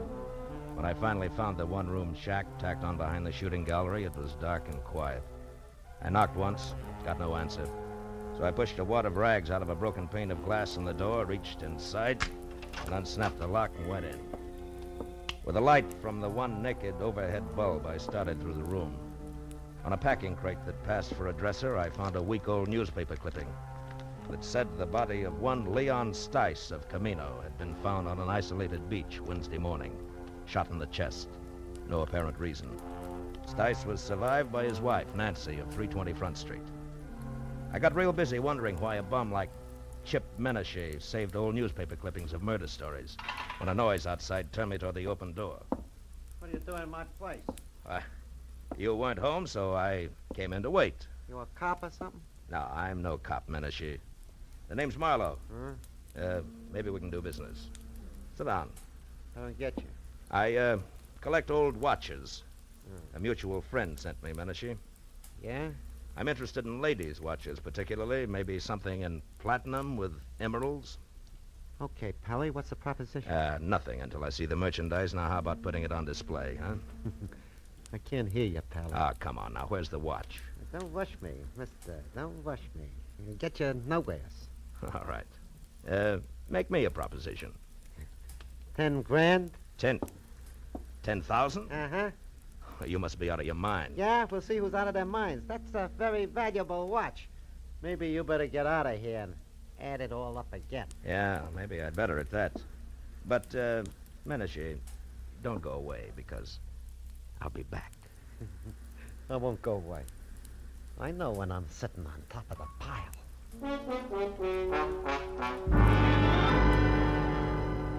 As I walked away, a hunch kept whispering to me that the body of a guy named Leon Stice, found on a lonely beach, was somehow tied in. So I decided to pay a call on his widow. I drove down Front Street to number 320. But there was nobody home. As a matter of fact, the only sign of life on the entire block was a red neon pelican in a blue neon martini glass above the door of a bar across the street. So I walked over and went in. A couple of questions later, I found Nancy Stice sitting alone in the back. The offer to buy a drink was the only introduction I needed.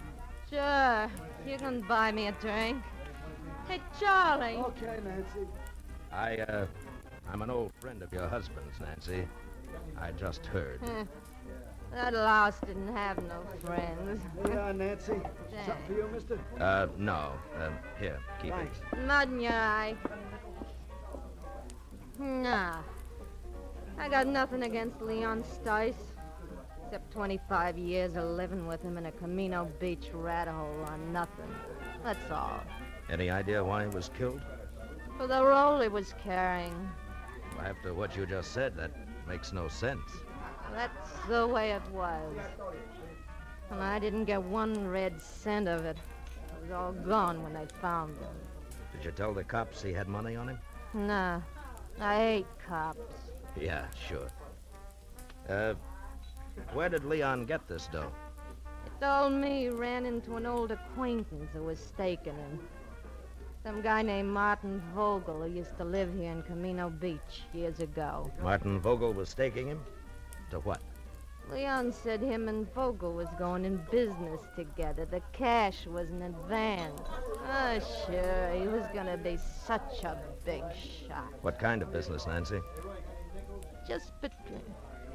Just between you and me, the only business that crummy mind of his would work on was blackmail. Take it from me. And now, how about another drink for his grief-stricken widow, huh? I'll, leave $1 on the bar on my way out.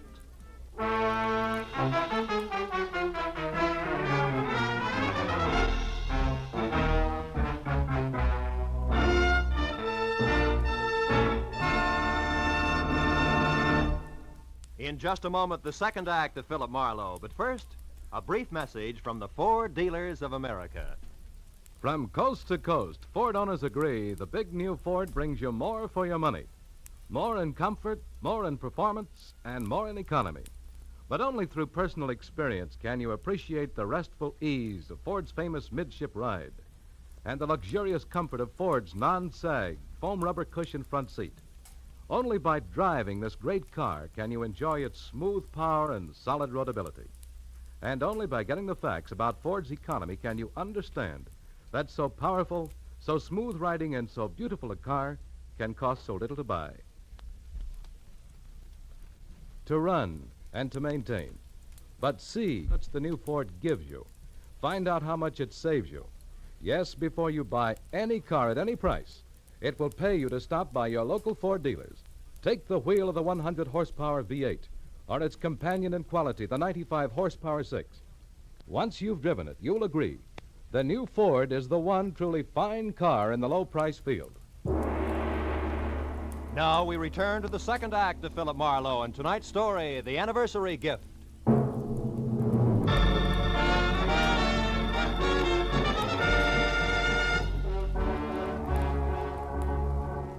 I left the Pelican Club, got into my car, and started for the local law on the chance that I could learn something more about the new question mark I'd picked up named Martin Vogel. 10 minutes later, I parked my car under the cracked globe that oozed sick purple light over a weather-beaten sign, Camino Beach Police. A fat sergeant huddled over what could have been the original teletype machine. When I presented my credentials, he jabbed a fat finger at a dirty glass door marked Captain Elvin Bush, Chief of Detectives. Inside, a small old man, neat in a clean white shirt, groomed silver hair, and a gentle smile, was strapping on a shoulder holster when I put my license on his desk. When I stopped talking, he got up and extended an almost delicate hand. I certainly hope we can help you, Mr. Marlowe. Martin Vogel, you say? Yes, it might have been a long time ago, Captain, maybe even 25 years, if he was mixed up with the police at all. Do your records go back that far? Oh, yes, by the apple crate load. And I mean that literally, Mr. Marlowe. You see, in Camino Beach, police files, fixtures, and furniture are somewhat lacking. City appropriations only go where they show. Public bird baths, statues of the mayor. Oh, here. This bottom crate here. Marked, let's see. 1921 to 1930. Figure he was arrested along in there, this Vogel? Yeah, if he was arrested. Yeah, it's dusty, isn't it? Well, the cards are alphabetical. Yeah. And let's see. Riker, Rooney, Stemple. By the way, Mr. Marlowe, what's your angle? I'm not sure, Captain. Svensson, Underley, Utterman, Van. Vogel. Martin. Got it, eh? Yeah, picture and all. Bring it over here in the light. Yeah. Martin Vogel arrested Camino Beach Hotel, May 28, 1923, on warrant from Chicago, Illinois police. Returned to Chicago, sentenced to 5 years in state penitentiary for embezzlement. Arresting officer, Patrolman Elvin Bush. Picked him up myself, did I? Well, I've locked up a lot of people in the last 35 years. Yeah, I guess you have it. Holy smokes. Huh? What? That can't be. What is it, Mr. Marlowe? You look kind of pale. There was no mistaking it. The time-yellowed picture of Martin Vogel made it plain. Vogel and my client, the distinguished Mr. Stanley Towner, were one and the same. That meant that Towner had lied to me, and more important, had no doubt killed Leon Stice, who was blackmailing him because he knew he was Vogel.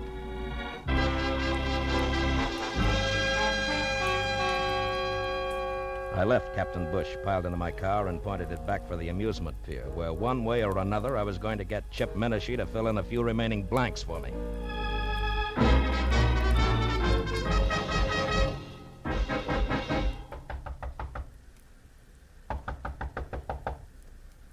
Yeah, who is it? Marlowe, Menashe. I want to talk business. Okay, Marlowe. Looks like I doped it right. I thought you'd come back. All right. Now get up. Now listen hard. I want the watch and the story that comes with it. I told you my price. It's still 10 grand. You're bluffing, Menashe. You know the watch means money, but you don't know why. Yeah, Mr. Weisenhofer? All right, now come on, talk. Okay, quit. I'll tell you what you want. I took the watch from Leon Stice. I found him dead on the beach. It was clenched in his fist. And the dough you're spending? Was in his wallet. Let me up, will you? All right, come on. Now sit over there. Hands in your lap. School isn't out yet. What more do you want, Marlowe? How do you tie the watch in with Stanley Towner? What makes you think I did? The fact that I was sent here to Camino Beach and the fact that you were ready and waiting for somebody. Well? Okay. I was lucky. When I read about Stice in the papers, I also just happened to read another article, an oddity, you might say, about a woman in Beverly Hills, a rich man's wife who got a heart attack in her car just she pulled into her garage. Woman called Towner, front name Margaret. Wife of a big-shot broker, also called Towner, front name Stanley. I went from there. I was shrewd. Yeah, genius. Okay, now give me the watch. Come on, let's have it. All right, get your mitts off. All right, get your mitts off. Here. Now you're real happy, Muscles? Happy that you... Hey, cops. Come this way. Hey, Menashe, wait a minute! By the time I got to the door, he was halfway across the boardwalk to his car. But Captain Bush and his sergeant were ready and waiting. When Menashe was next to the gun he kept in his glove compartment, the spotlight on the squad car slashed through the dark, found him, and froze him in a position. We've got you, Menashe. You'd better quit. Menashe, do you hear me? Yeah. No, you listen, copper. Let him have it, Becker. The windshield sprang into little pieces. That got him. Come on, Becker. I waited until Captain and Becker were next to the body and had lifted it off the steering wheel. Then I moved quietly along the side of the buildings as far as the squad car. There, I turned and started back toward them. Hey, what happened? Oh, it's you, Captain. What brings you around here, Mr. Marlowe? A guy in town told me that somebody named Chip Menashe might give me a lead on Martin Vogel. You won't be able to now. That's Menashe. What? We wanted him for a week-old stick-up murder. Stick-up murder? That guy on the beach? The same. Say, Becker, you find the money on him? Right, some $300, Captain. Good. Well, you better call for the wagon now. Check. Funny thing, Mr. Marlowe. One fingerprint did it. Oh, how's that? Well, that guy on the beach, Leon Stice. We found his empty wallet in the sand next to him. It had an isinglass front over his driver's license with a thumbprint that wasn't his. But was Chip Menashe's, huh? Well, we got on to Menashe because he was spreading a lot of dough around. Today, Becker got down here and lifted one of his prints. That cinched it, huh? Yes, that and the shot he just threw at me. Strictly a stick-up killer who got caught. Marlowe, about this Martin Vogel, you Still want to let it go that the Beverly Hills police are going to get in touch? I think so. Good night, Captain Bush.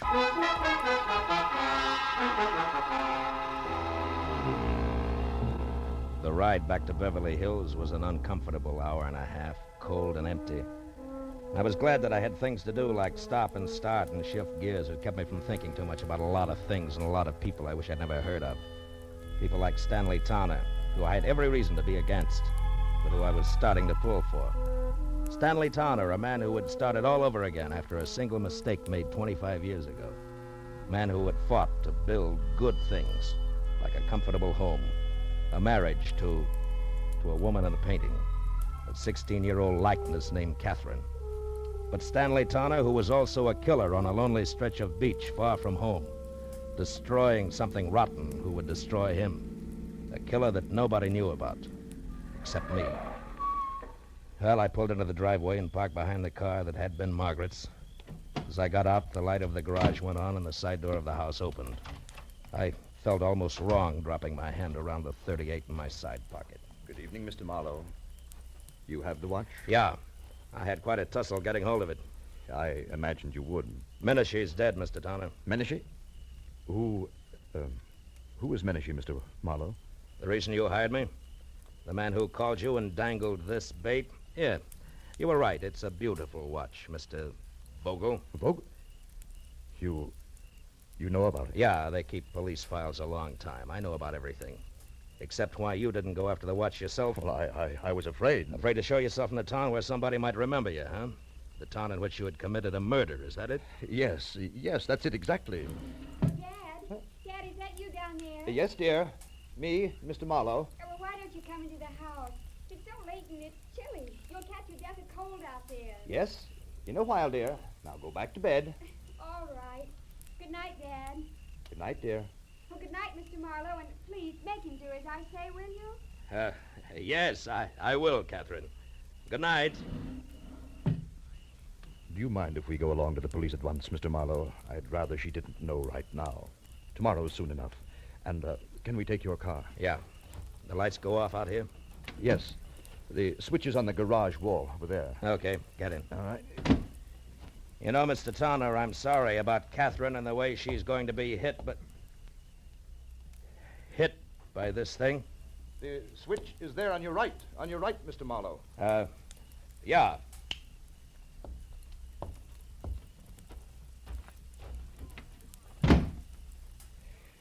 It was a very nice house. Mm-hmm. Mr. Towner, you certainly loved Margaret a lot, didn't you? Completely, Mr. Marlowe. And her memory, too? Why do you ask? Something that makes me awfully happy. Mr. Towner, you didn't kill Leon Stice. Marlowe, what are you saying? That you never lost your wife's watch at Camino Beach. You never had it. She lost it herself. Lost it when she struggled with Leon Stice just before she killed him for your sake. For you and Catherine and everything you've worked for. No, Marlowe, no. Yes, Margaret had a bad heart. She knew she didn't have long to live. Also, she knew that Stice was blackmailing you. It figures, Towner. And what also figures is that you'd rather pay for a murder that you didn't commit than to have Margaret's name soiled. Yes, I would, and I will, because you can't prove any of this. Correction, Mr. Towner, I can. With your wife's car there in the garage, the car in which she died on what you said was her return from Westwood. Which it was? No, not according to a funny little chalk mark I just saw on one tire, it wasn't. A little white Z that a policeman named Ziegler in Camino Beach makes to check on parking time. And we can go on from there. Your confession won't mean a thing. But, Marlowe, it must... No, I guess it won't. I guess you can't hide the truth very often, can you? No. Only once in a great while. And then, strangely enough, only when it seems like the right thing to do. What do you mean? Why did you stop the motor? There's one thing I haven't told you yet. The way things worked out in Camino Beach, Mr. Towner. The police there think that Menashe killed Leon Stice, and they're happy that way. They never heard of you or your wife. And I don't see why they should. No. Yes. I mean that nobody really knows the whole story. Nobody except you, Marlowe. Nobody, Mr. Towner. Good night. Thank you, Mr. Marlowe. Good night.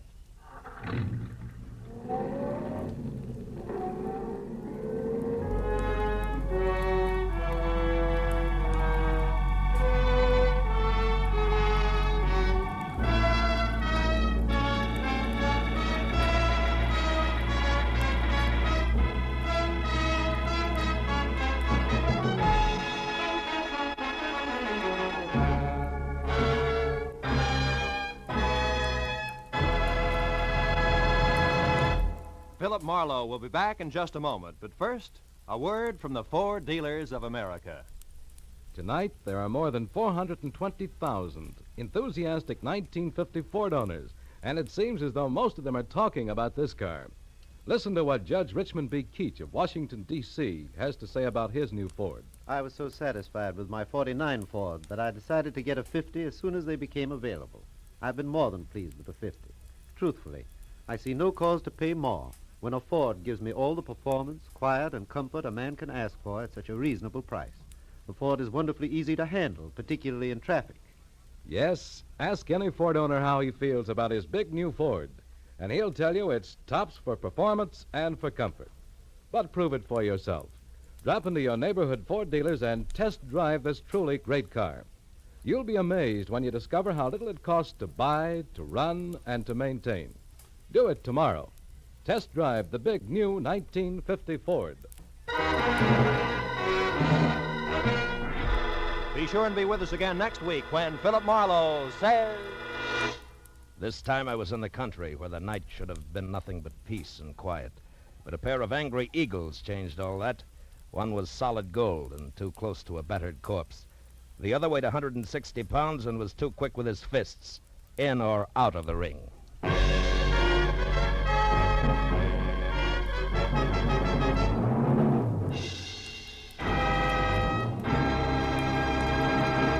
The Adventures of Philip Marlowe, bringing you Raymond Chandler's most famous character, tonight starred Bill Conrad, are produced and directed by Norman McDonnell, and are written for radio by Robert Mitchell and Gene Levitt. Featured in the cast were Sammy Hill, John Daner, Gene Bates, Ralph Moody, Larry Dobkin, Harry Bartell, and Edgar Barrier. The special music is composed and conducted by Richard Orant. This is Roy Rowan speaking for CBS, the Columbia Broadcasting System.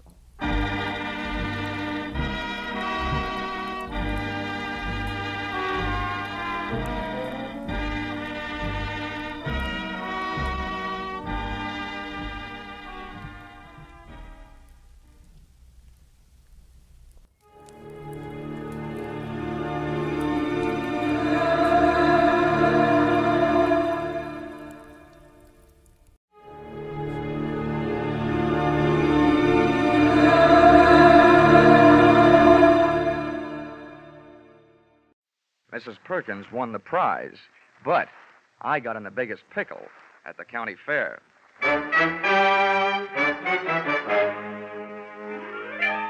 This is another in the adventures of America's fabulous freelance insurance investigator, Johnny Dollar.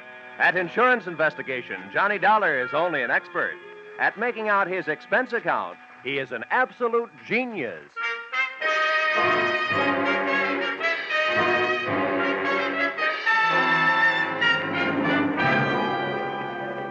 Expense account submitted by Special Investigator Johnny Dollar.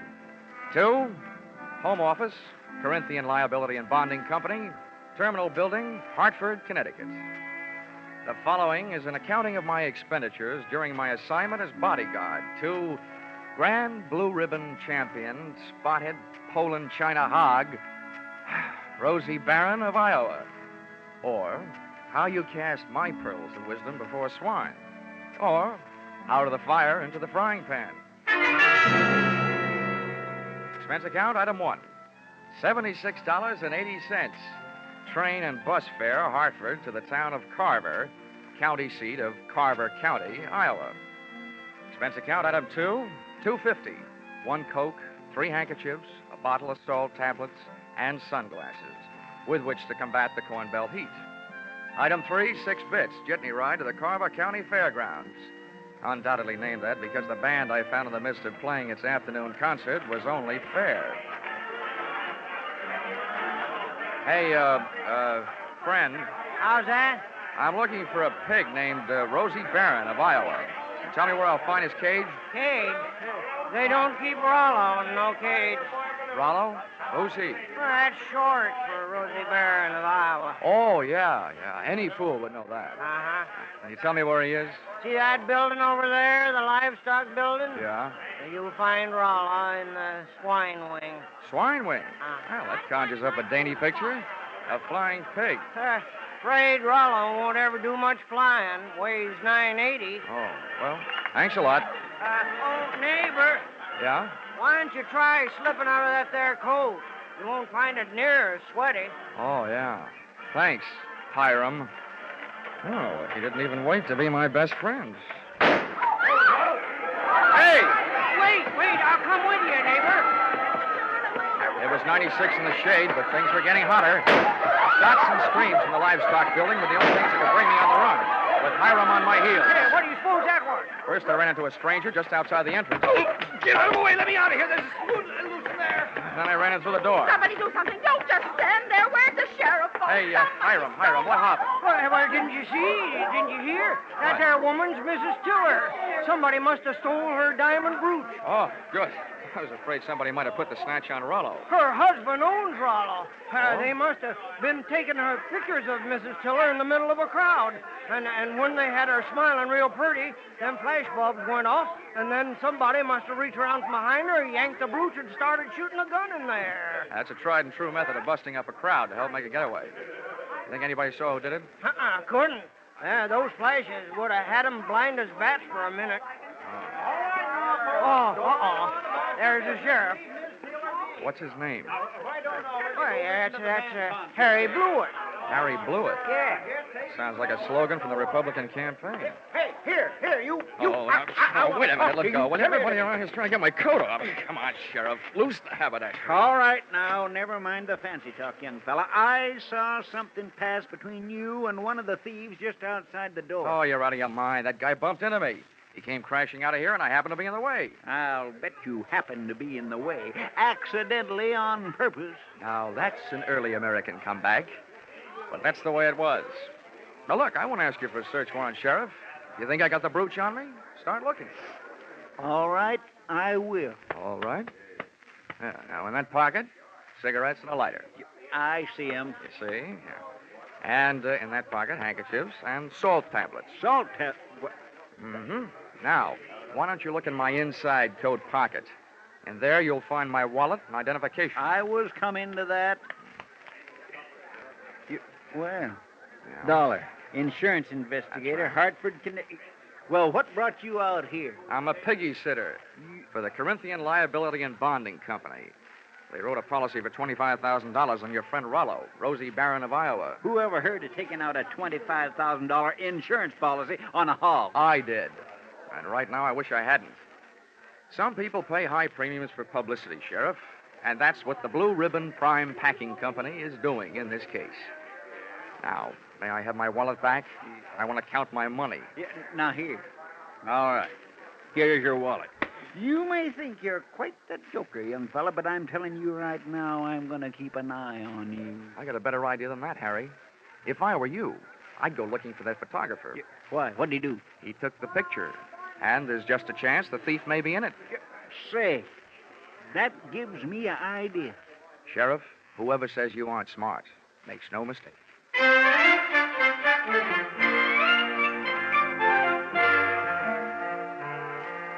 Rollo, the prize porker, wasn't hard to find. First, I followed a few signs. Then it was a matter of closing in on a contented series of juicy, slurping grunts that came blurping up out of a succulent mound of Louisiana yams. Rollo was all fat and a yard wide. His table manners weren't much. He didn't look very smart, but he sure looked healthy. 980 pounds on the hoof. A fine figure of a pig. Pardon me, miss. Could you tell me who's in charge around here? Well, just for the moment, I am. Well, I'm trying to find a Mr. Worthington Tiller, who I take it owns this monster. Monster? What? What's the matter? Have I said something wrong? You certainly have. And you've also said it to the wrong person. In case you don't know it, my name is Alva Anderson. Oh, my name is Johnny Dollar. How do you do? What's all this got to do with Rollo? Nothing. I just raised Rosie Barron of Iowa from a suckling, that's all. Kind of got away from you, didn't it? I'm sorry, Miss Anderson. I apologize. To you, too, Rollo. I'm sorry about the interruption, Miss Anderson. Some fool made off with my wife's diamond brooch. How's this excitement affecting Rollo? I hope he hasn't lost any weight. Oh, he took it very well, Mr. Tiller. Oh, good, good. This gentleman wants to see you, Mr. Dollar. Yes. Oh, from the insurance company. That's Good, right. good. Well, I'm glad you're here. We'll have your picture taken right away with my wife and Rollo. Oh, it'll make grand publicity for Blue Ribbon Prime Packers. Oh, I don't mind having my picture taken. Just so long as your wife doesn't mind having people pinch her diamond brooches. Oh, well, now, don't worry about that. It was fully insured. Oh, that kind. The thing I want you to worry about is Rollo here. As president of Blue Ribbon, I paid Miss Anderson $10,000 for this magnificent swine, and I don't want anything to happen to it. You bought him for $10,000, insured him for $25,000, and you don't want anything to happen to him? Well, I don't mind paying those exorbitant premiums when I get back the kind of publicity this will bring in. I can see it in the papers now. America's fabulous insurance investigator, Johnny Dollar, sent from Hartford, Connecticut to guard the life of that fabulous prize swine, Rosie Barron of Iowa. Well, Mr. Tiller, I don't mind getting my name in the paper for the pig, just so long as it is not in the obituary column. I just couldn't stand having my tombstone read, Johnny Dollar no longer am. He gave up his life for a great big hand.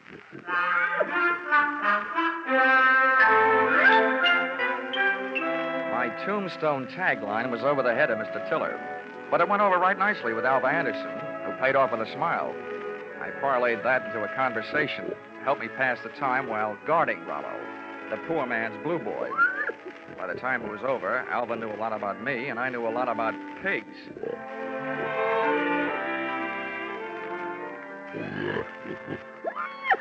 You know, you have beautiful eyes, Alva. Mr. Dollar, do you know what's really interesting about the origin of swine? Why, it's estimated that the Chinese people domesticated swine about 2900 B.C. And not only that, but I'm sure you'd like Hartford. And Mr. Dollar, you probably don't know this, but a pig is one of the most important food animals. It's an economical converter of grain and other feeds into body tissue, as the products of which furnish meat and fat for human consumption. Alva, darling, I'll only be in town for a little while. And not only that, but people who say that pigs are dirty don't know what they're talking about. Why, sanitation is essential to good health, rapid growth and development, and profitable production. Oh, Rollo, what have you got that I haven't got?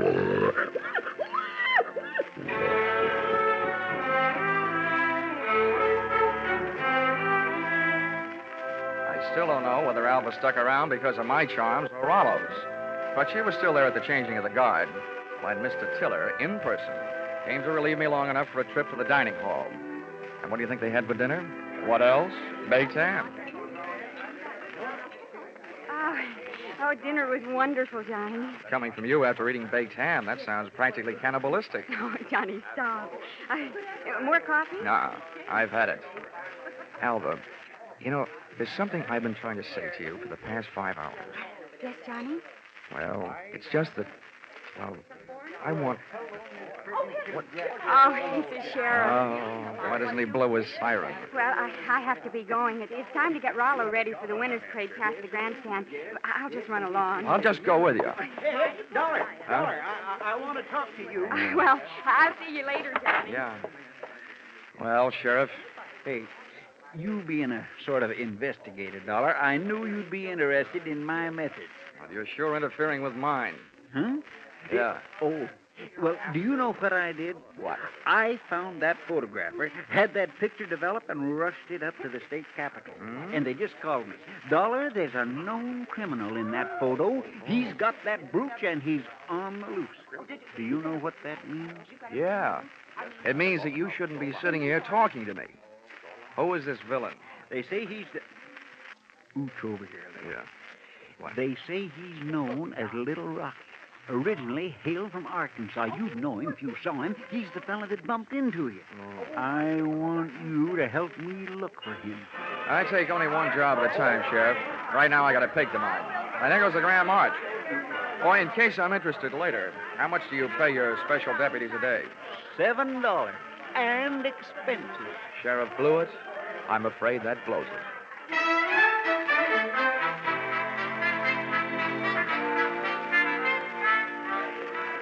The Carver County Pickle and Pie winners were lining up to lead the Grand March.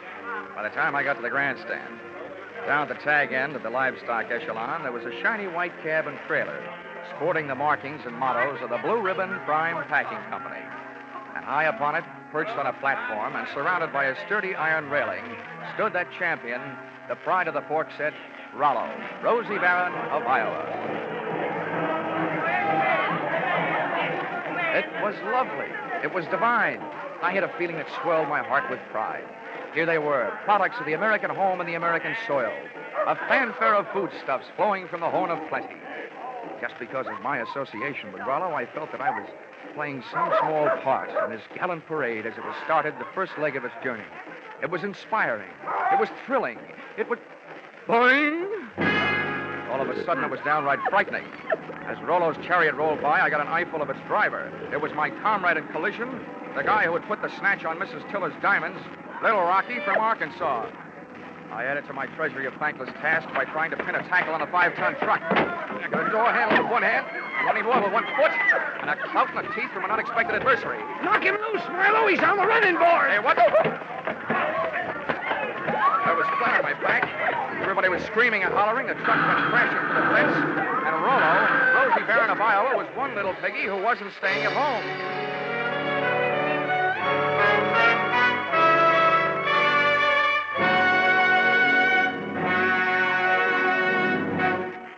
In just a moment, the second act of Johnny Dollar. But first, taking in the action from Johnny Dollar, are you? All right, that's good, because staying with CBS is the way you'll head straight for the big return from vacation 8 days from now, Monday the 29th, of Lux Radio Theater and all the other big Monday night CBS favorites. And by staying with CBS, you'll find more action later tonight with Bill Grant of Call the Police and with Sam Spade, who'll be heard from on most of these same CBS stations. Now, with our star, Charles Russell, we return to the second act of yours truly, Johnny Dollar.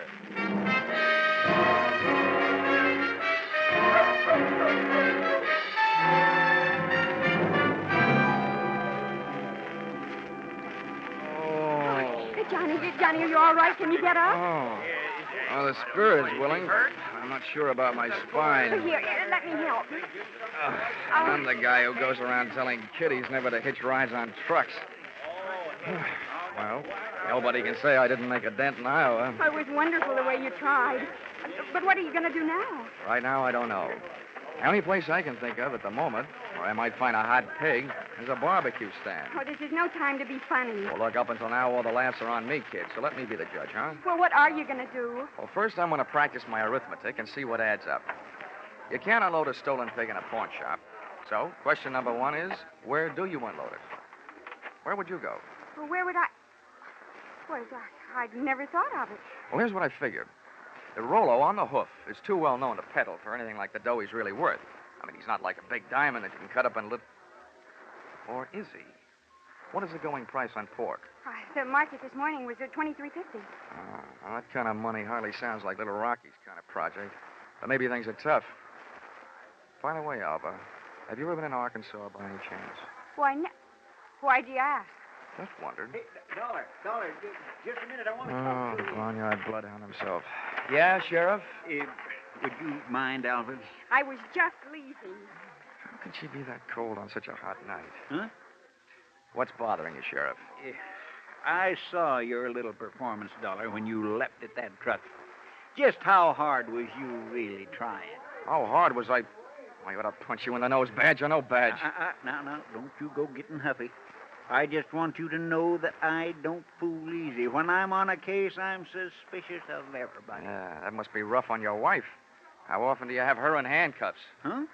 Well, Now, look, Sheriff, all I need from you is the use of a car so I can go looking for old Lardhead. No, you don't. There's enough missing around here as it is. Rollo, Miss Tiller's jewelry, and I ain't about to add a county vehicle to the mess. And besides, I want to keep an eye on you. Good. You might learn something.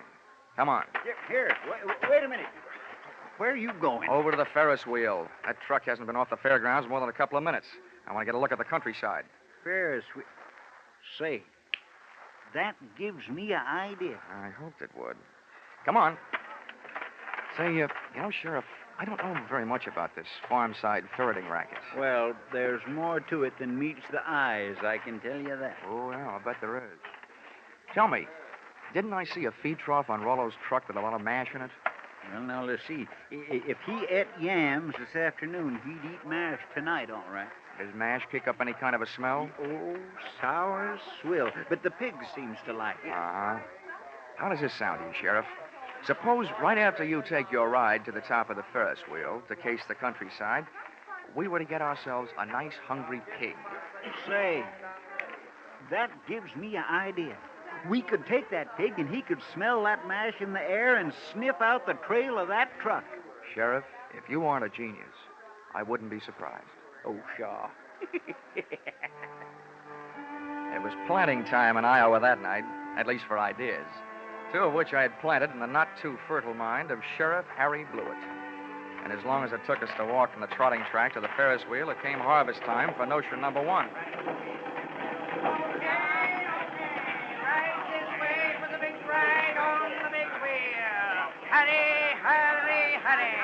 Okay, mister, okay. I'm the sheriff.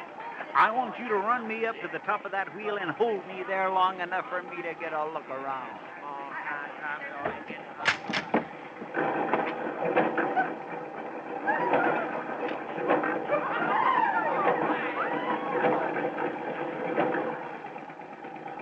When the wheel came to a stop with Harry Blewett sitting in his little cage at the top, I pulled a low trick on a high sheriff. I bought a pink lemonade from the juice stand next to the Ferris wheel, walked over to the motor that rolled the big heap, unscrewed the cap on the gas tank, and gave it a big, long drink.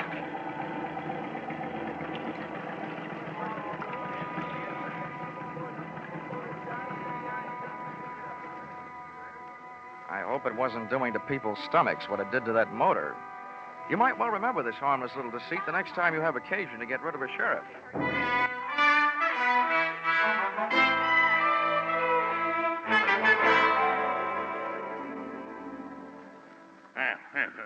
This kind of publicity is a little too expensive, Dollar. I demand that you do something. Now, don't worry, Mr. Tiller. I am going to do something. Yes, and I'll thank you to remember that the only ones who stand to get hurt right at this point are the insurance companies that wrote the policies on your pig and your wife's diamond brooch. Why, Worthington, I hadn't thought of that. Huh? Why should we worry? My brooch is insured for way over the value, dear. We hadn't...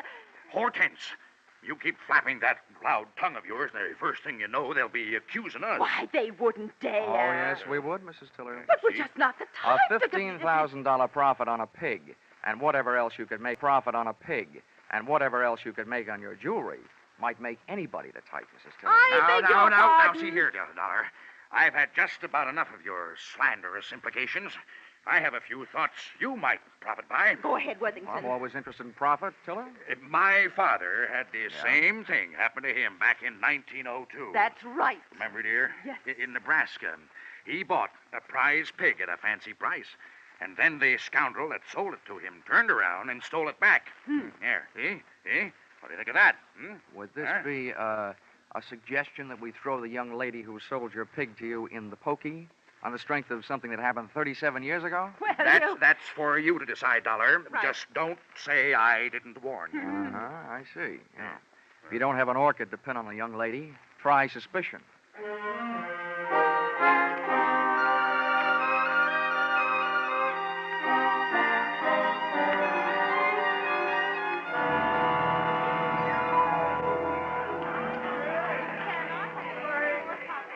Most of the crowd packed in the grandstand watching the free attractions, I had a good chance to scout the fairground for Alva Anderson, from whom I wanted to learn a little bit more about the habits of not only pigs, but their ex-owners.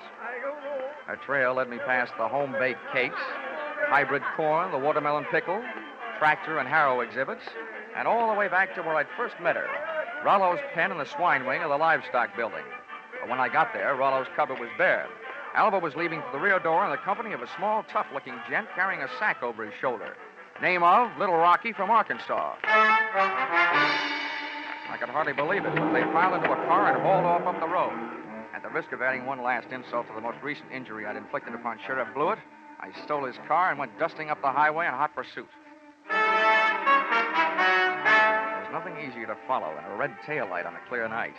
And the bright Mazda Ruby tacked onto the rear of Little Rocky's car led me around the village of Carver and 11 miles out to the pastures to a shack hidden in a grove of elm trees 100 yards off the road. I parked the car and legged it in. From 25 feet away from the house, I could call the roll through an open window. They were all there. Little Rocky, the strong-arm man who would knock me off the running board, Alba Anderson, and last but not least, there was Rollo, all 980 pounds of him, and most important to me, still alive. Here you are, Marlowe, you stupid clown. Oh, stop. This is all the sweet potatoes that was left. First we go through them, and then we'll be ready for you, Alva. Oh, but I told you I don't have it. We'll see about that later. Hey, Marlowe, don't get the porker excited. I didn't do Here, put the sack on the table. Then when we look at him, we throw him out the window and away from him. Now, hurry up. All right. Well, it ain't in this one. Ain't in this one either. Nope.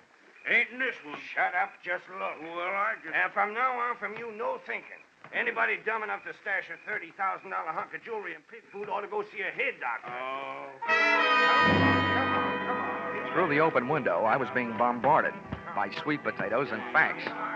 While making a getaway after ripping the brooch from Mrs. Tiller's throat, Little Rocky's accomplice had suffered a sudden attack of panic and had hidden the brooch in one of Rollo's lunchtime yams.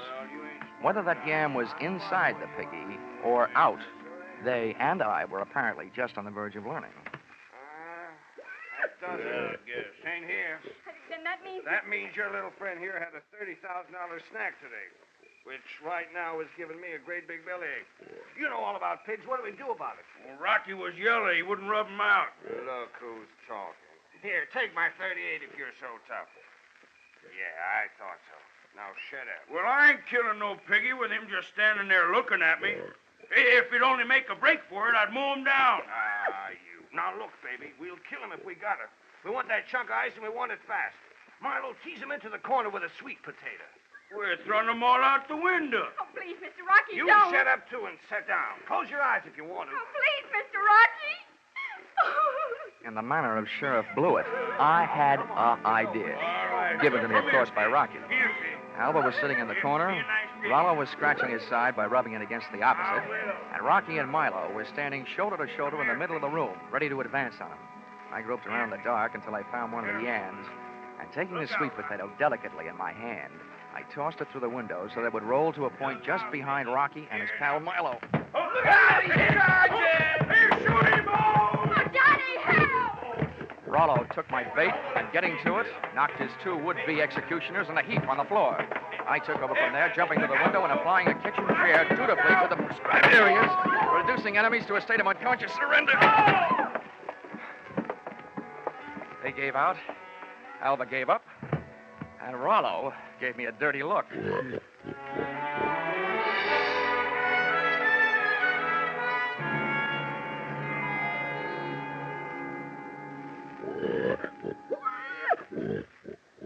Well, Mr. Tiller, here he is, safe and sound, good as new, fat and sassy. Well, good. Congratulations. And not only that, but in him someplace, he not only has a good fighting heart, but also that diamond brooch of your wife's. Oh, yes, very interesting.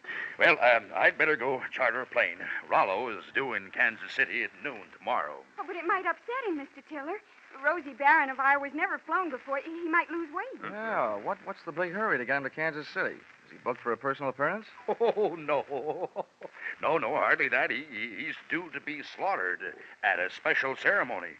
All the plans are made. Oh, I wouldn't want to disappoint my boys. They've been looking forward to this.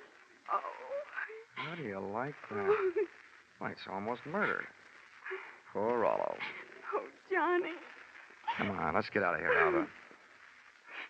Gosh, who'd have ever thought I, Johnny Dollar, would ever gotten so attached to a pig?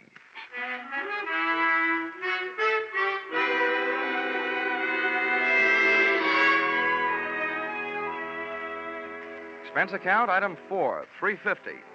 dinner for Alva and me. A vegetable dinner, by the way. And speaking of that, reminds me, if you find a $30,000 brooch in a pork chop, it'll only mean that the Blue Ribbon Prime Packing Company didn't have much luck when they went looking for it. Expense account item 5, $20. One new gold-plated badge, which I sent to Sheriff Harry Blewett, appeasement, for having stranded him atop that Ferris wheel, for stealing his car, and for suggesting that he use a hungry pig for a bloodhound. Oh, the porker followed the mash scent, all right. Next morning, they found Sheriff Blewett searching an old mash factory, 8 miles the wrong side of town. Item 6, $76.80. Bus and train fare, Carver, Iowa, back to Hartford, Connecticut. But I'm still wondering every morning at breakfast time, what else can you eat with eggs? Except ham or bacon or sausage.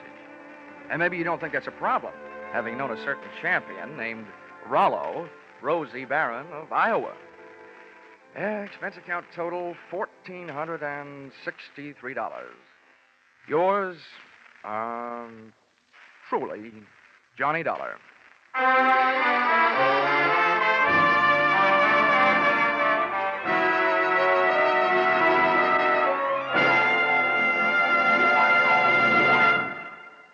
Yours truly, Johnny Dollar, is produced and directed by Norman MacDonald and stars Charles Russell with script by Paul Dudley and Gil Dowd. Featured in the cast were Parley Bear, Sammy Hill, and John Daner, with Junius Matthews, Ann Morrison, Jack Crucian, and Paul Dubov. Pinto Colvig was Rollo. The special music is written and conducted by Leith Stevens.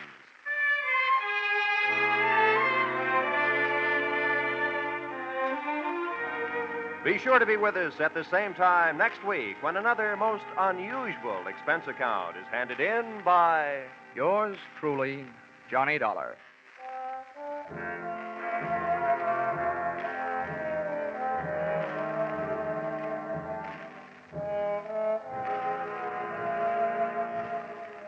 Your hit parade on parade will be back tonight in the familiar CBS Jack Benny time with the great tunes of August 12 years ago.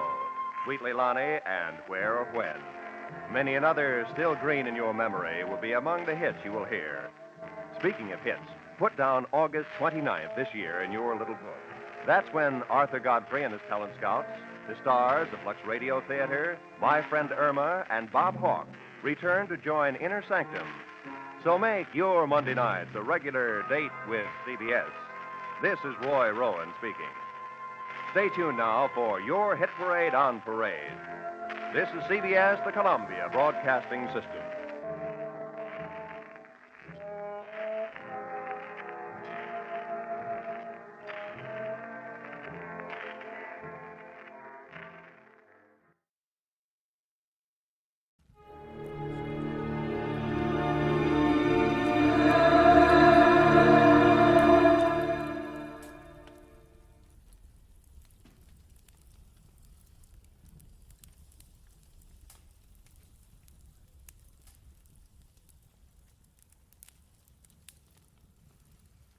Get this and get it straight.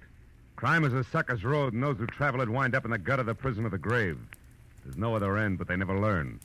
This time it started as a routine search for a rich girl's fiancé, and the trail led to a silent house haunted by a face at the window and blood in an open cedar chest.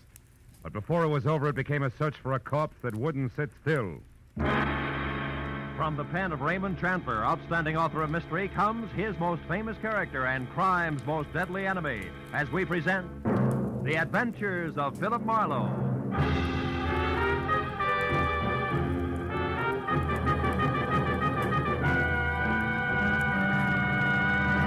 Now, with Gerald Moore, starred as Philip Marlowe, we bring you tonight's exciting story, The Busy Body.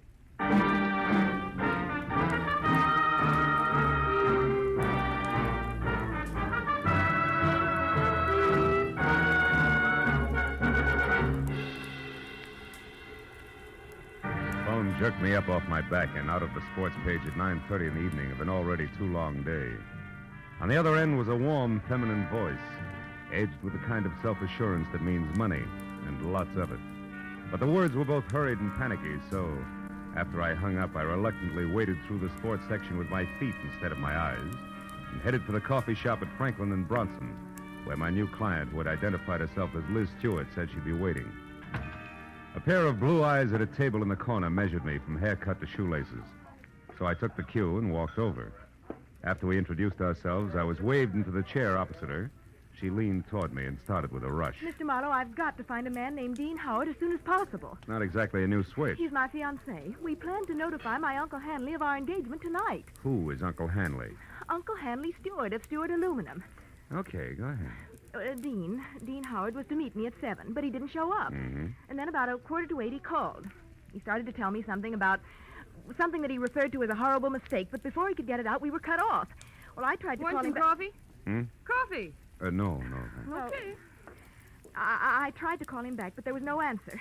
So I went to his house, but it was locked and dark. And yet his car was still parked outside. Uh-huh. Well, look, Miss Stewart, why don't you save yourself $50, go home and wait for an apologetic phone call, huh? What do you mean? Well, this stacks up as being a case of cold feet or a little celebration that got out of hand. Either way, there's nothing to worry about. I've come to you for help, Marlowe, not a pat on the head. Okay, I'll assume it's my error for the moment. How long have you known this Dean Howard? Well, I met him at a party about 3 months ago. Mm-hmm. Uncle Hanley and I both liked him tremendously right from the first. I suppose you've considered the possibility of another woman? Well, of course, I'm not a child. I can see that. Well, Dean has been deeply troubled for the past week. He wouldn't tell me why, but I'm certain that this business tonight is tied in with it. Something's wrong, and I want you to find out what it is. All right, but I'm no leg man for Cupid, so if it turns out to be nothing more than a guy's heart beating in double time, I drop it. Fair enough? Fair enough.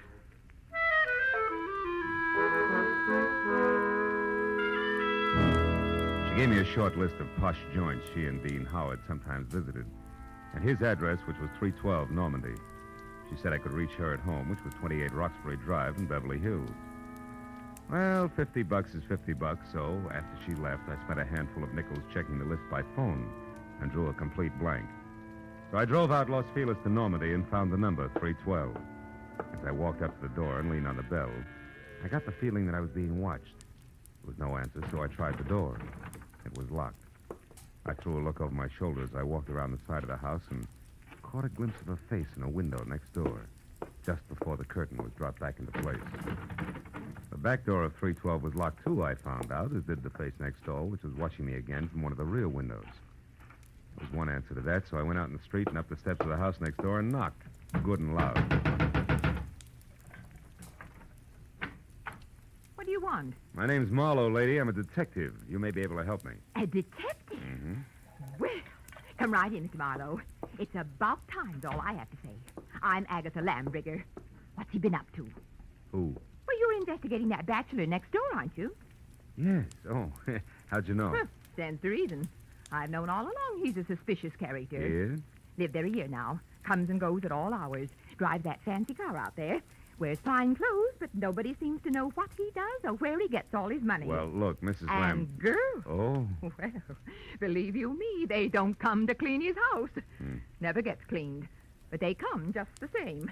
Why, only tonight there was one. Some blonde in a white dress. I tell you, I've never Mrs. seen Lambrigger, did the girl go inside?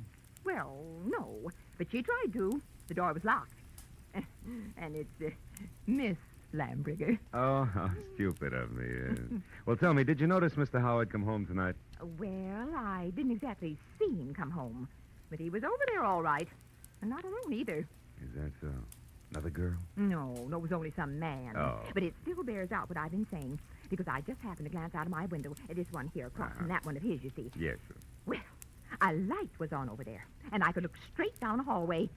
And do you know what? What? Those two grown men were roughhousing like a pair of hoodlums in that hall. Wrestling they were, like ordinary ruffians. I tell you, I never saw the like. I got a good look at him, and I'd certainly know him if I saw him again. Well, how'd the fight come out? Fight? Yeah. What the... Oh, the fight. Well, I can't say about that. My phone rang. It was Lenore Crowley. She simply talks her ear off you when she gets does. started. So when I finally got back to the window, when I happened to look out again, it was dark over there. So I never did find out what actually happened. But Yes, I well, think thanks that very much for your help. I really must run. Oh, and another thing. The noise and the drinking that's gone on in that house. Why, you wouldn't believe it. Oh, you're leaving? As soon as possible, yeah. But you still haven't told me what he's up to. Well, I'm not at liberty to do that. Oh, well, that's a shame. Yeah. Well, I'll be here all the time, you know, and I'll certainly keep an eye on that house. Oh, I can't tell you how much I appreciate you're going to all this trouble just for me. Bonsoir, Miss Lambrigger.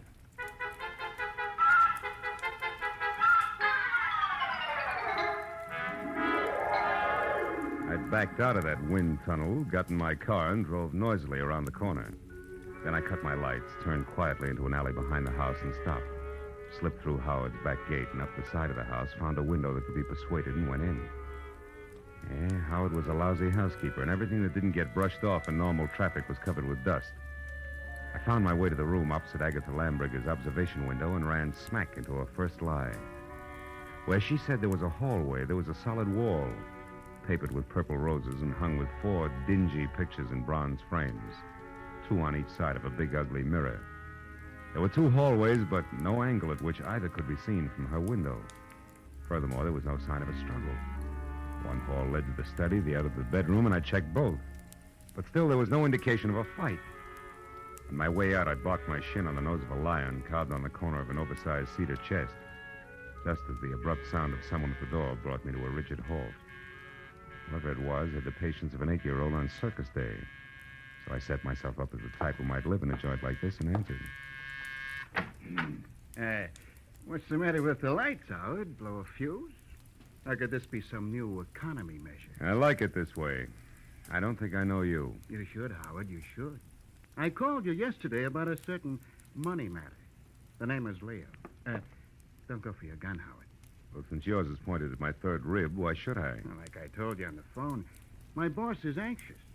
You're way overdue, Howard. I want that $50,000 the boss loaned you 3 months ago. Have it for me the day after tomorrow. All of it. Without fail. He knows I'm good for my debts. Why all the pressure? Well, maybe he figures your investments aren't so smart. Like maybe you've been blowing too much on that second-rate canary, Carol. Oh, yeah, Carol. I remember. She's your girl. Well, that's none of my business. See you day after tomorrow about the same time. And if you get a headache from worrying about paying off, just think of the one you'll have if you don't pay. It'll be like 10 times this. Oh! Good night.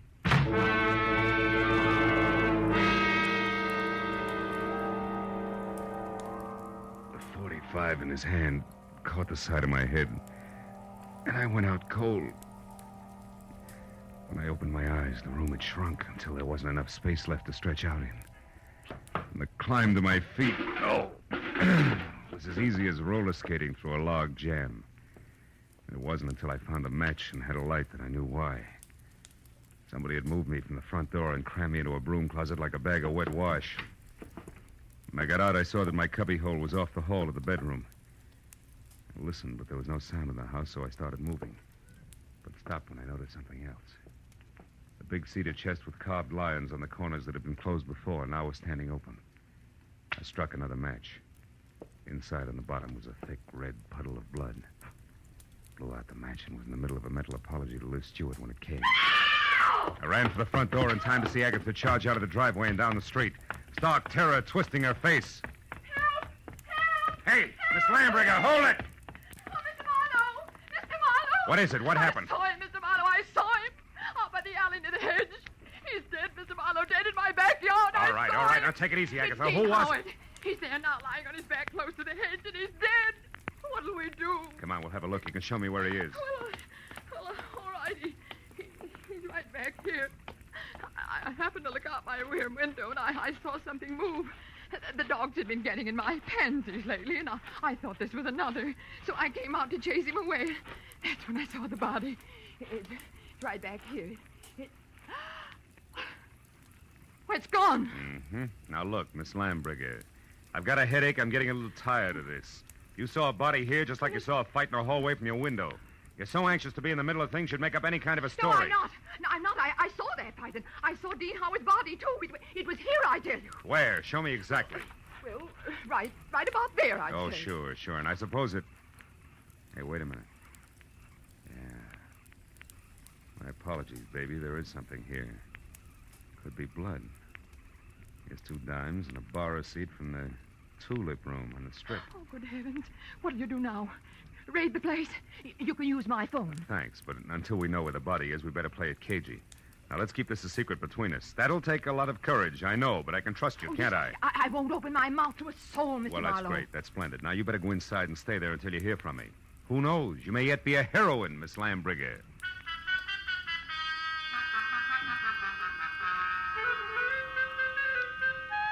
The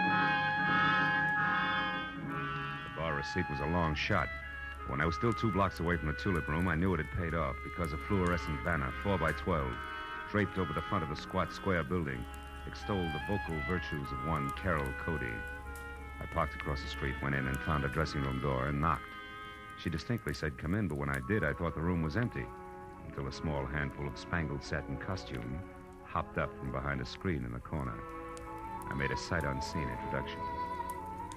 It was only a moment later that a tall brunette, filling a white silk blouse and snug, dark slacks, stepped out, tossed a few pounds of glossy black hair away from her face, and gestured me into a chair. Which paper did you say you were from, Marlowe? I didn't, honey. I'm a private detective. I can't use it. Don't give odds on it, baby. Not yet, anyway, huh? Let's talk first. For instance, what's with you and Dean Howard? Dean Howard is a low-crawling thing. That's strange. Had it you loved him? I did until tonight when I found out that he has 2 heads. That's so he can lie and keep a straight face with one while he laughs up his sleeve with the other. Nuts to him. Nuts to Liz Stewart and her money, and nuts to you. I hate Dean Howard enough to kill him, and I might just do that. I don't think you will, no, because somebody beat you to it. You mean Howard's dead? Looks that way, yeah. I'm not sure because he won't stay in one place long enough. Well, if you're trying to shock me, you're wasting your time. I'm not sorry. I think we've got company. Keep talking, I'll get him. As you say, my friend, the music business is just as lousy as any other dodge, and I can prove it. Come here. You're a good listener, Bud, so join the party. Who are you? Why are you listening out there? Come on. No, just a minute. I wasn't listening. I was looking for you, Marlowe. I'm Ward Odom, Mr. Hanley Stewart's assistant. You're doing fine. Don't stop now. Well, ever since I learned that Miss Stewart hired you, Marlowe, I've been trying to talk to you. I followed you here from that place on Normandy because I must know what you found out so far. Why? What business is it of yours? Because, Mr. Marlowe, I doubt very much that you even know of the robbery. Robbery? What robbery? More than $40,000 worth of negotiable securities was stolen from Mr. Stewart's safe this evening. You get all your information at keyholes? And I have reason to believe that the man you're looking for took them. Of course, I don't dare accuse him without proof of his relationship with Liz, Mr. Stewart's niece. If I were wrong, it would cost me my job. Odom, did Liz know about the robbery when she hired me? Why, of course. Oh, brother. Look, see this? Her name is Carol. She's involved right up to her mascara in the whole mess. Don't let her out of your sight till I get back. Me? Why, you cheap shot. Shut up. And as for being cheap, I'll take care of you when I get back.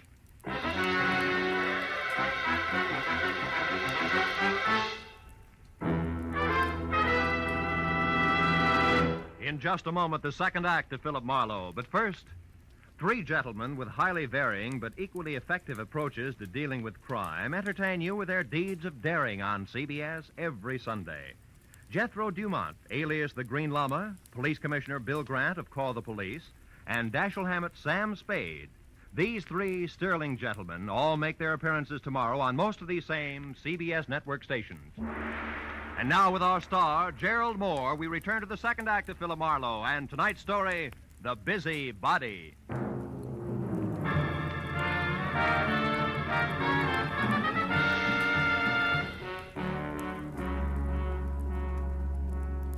After convincing Ward Odom that his greatest contribution to the cause would be staying close, but not too close to the violent lady in slacks, I piled into my car and started for Beverly Hills in a beautiful liar named Liz. I didn't stop until I was at number 28 Roxbury Drive, out of my car and walking fast up the semicircle of gravel driveway that led to the carefully antique front door. But then, for 2 good reasons, I stopped again. The first, a squad car parked ahead of me that said everybody except Marlowe knew all about the bonds Mr. Hanley Stewart could no longer call his own. The second reason, and more important, was my client, Liz Stewart, sneaking out of a side door and hurrying toward a gray coupe. I stepped back into the shadow of a squat palm and waited for her to come abreast of me. Late date, Miss Stewart? What? Marlowe, why, you startled me. Considering everything, it's the least I can do. What do you mean? I don't like clients who lie to me. So if you don't mind, I'll just stroll along with you while you assure me you can explain everything. But I can, Marlowe. Just give me a chance, please. All right. Why didn't you tell me that 40 grand worth of negotiable bonds disappeared from your uncle's safe at the same time as Howard? Oh, because I didn't want you to be prejudiced, to be looking for a thief from the start. If Dean did take those bonds, he had a reason. Like being fond of money? No, like being forced to do what he did. All right, let's say he was forced. What then? Well, then I wanted to help him, to get to him before the police. They'd arrest him in a minute. And you, on the other hand, would get the bonds back to your uncle, convince him it was all a mistake, and talk him out of telling the law, huh?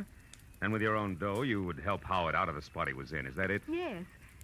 But you haven't proved the Dean took the bonds. No, I haven't. Could have been anyone who knew the combination of the library safe. Which includes how many?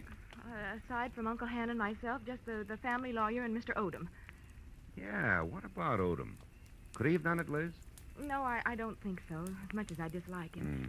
You see, Marlowe, for years, Odom's been very close to Uncle Han. He's had 1,000 opportunities to steal if he wanted to. Well, like this afternoon, for instance. He had $10,000 worth of the bonds with him today.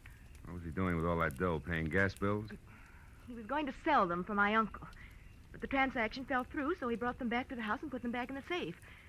Anyway, Marlowe, I don't think he'd have the courage to steal. I know what you mean. I've already met Mr. Odom. When? Oh, about a half hour ago. In a nightclub called the Tulip Room. Odom thinks Dean is guilty, Liz, but he's afraid to mention it publicly till he knows a little more. What's a nightclub got to do with Dean? Carol Cody. Who? She's Dean's girlfriend. Marlowe, you're crazy. I talked to her, honey. She's a singer there. Told me that she and Howard were more than chummy, but that she gave him the air tonight when she found out about you. And you believe that? Mm-hmm. Now that I've had a little time, I believe even more. Details that she never bothered to mention. Details like Dean Howard and Carol Cody playing you for a sucker. He gains your confidence, then the combination of the safe, and then goodbye. But you see, the end was a switch, Liz. Dean didn't... Dean didn't what? Hmm? What is it, Marlowe? What are you staring at? Back of my car there. That's not gas dripping on the driveway. The color's too red. Liz, stay back. No, Marlowe. I don't want to. I want to... Marlowe! It's Dean. He's dead, Marlowe! Yeah. That, Liz, is the switch I was talking about. I think Dean Howard not only crossed you, but Carol Cody as well. She did it. She killed him. She killed him because she All found right, out. all right. Now, listen. Get inside. Tell the police about this. Do you hear me? But first, give me a 5-minute lead. I'll take your car. I want to get to Carol Cody before the law does. Without saying another word, Liz Stewart, her face drawn and streaked with tears, handed me the keys to her car and turned and walked slowly back to the house. I took one long look at the blood-soaked shirt front on the body I had been a step behind all night. Then got into Liz's car and pointed it back toward the Tulip Room.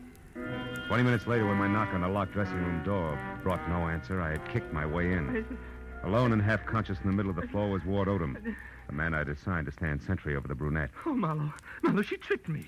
Asked for a cigarette, and I went to light it. She swung. It adds, Odom, and you're lucky she let it go at that. It was more permanent in Howard's case. Oh, then you found his body, Marlowe. Yeah, in the trunk of my car. Oh, how awful. And she did all that, this Carol Cody? Yes and no. She must have had help, Odom, because first of all, it takes something stronger than the chanteurs to keep shifting a corpse from cedar chest to garden to car, at the rate that Howard was being moved. And second, an old crow named Agatha Lambriger saw a man roughhousing with Howard over at his own place, not a woman. You mean there was a witness to the murder, Marlowe? Well, more or less. And you have no idea who the murderer is? No. And that, Odom, is all the more reason why I want to catch up with Carol Cody. Happen to know where she lives? Well, yes, at the Grayfield Apartment Hotel on North Havenhurst Drive. North Havenhurst. It's a room 118. 118. And I think that it's... Marlowe, wait, my top coat is gone. What? Yes, and she was wearing slacks, remember? Marlowe, maybe she's leaving town disguised as a man. It's a point, Odom. I still think I'll try the apartment hotel first.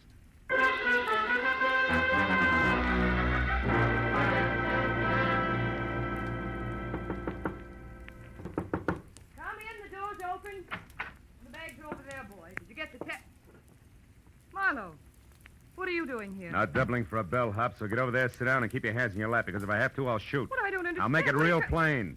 I think you murdered Dean Howard because he double-crossed you after he emptied Hanley Stewart's safe. And I think you're out of your mind. Which brings us to a position called stalemate, and that in turn makes this a good time to call the cops. I didn't kill Dean. I swear I didn't. Oh, listen to me. What you said about Dean double-crossing me after he stole the bonds is true, but not the way you think it is. Second verse. He didn't want to just cut me out of my share, Marlowe. He wanted to return all the bonds intact.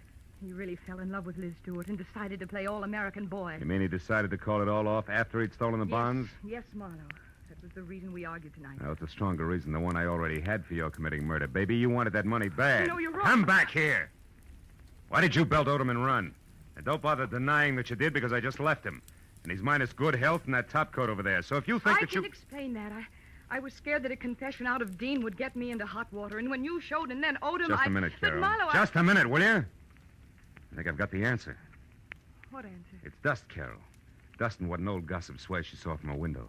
Right now, I've got to get over to her place before she ends up looking like the late Mr. Howard. Well, then you believe me, Marlowe, about not killing Dean. I don't know. But since you've been in this cheap swindle from the start, we'll just tuck you into an old-fashioned wardrobe. Just for safekeeping, baby.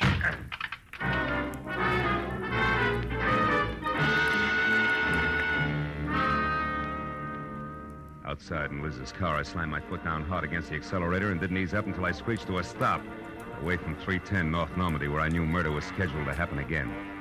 I was next to a pair of half-open French doors through which I could see Agatha Lambricker sitting erect in a straight-back chair. I was happy that I hadn't taken any longer in getting there.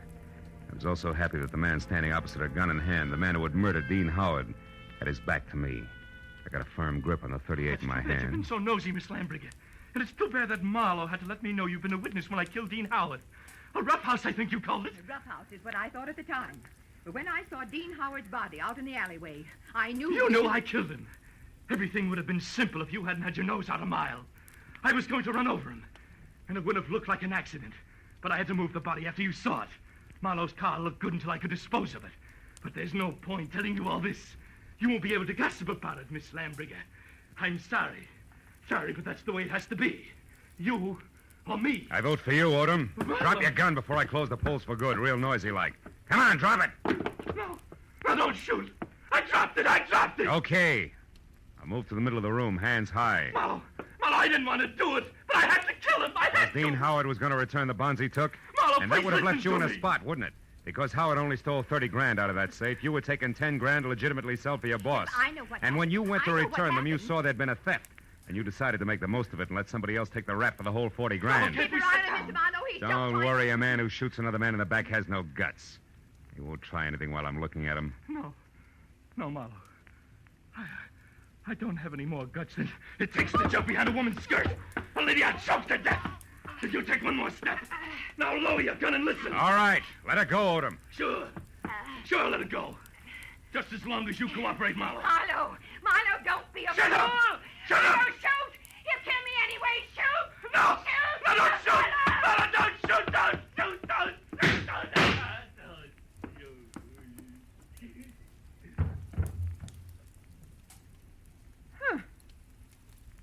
You were right, Marlowe. No guts.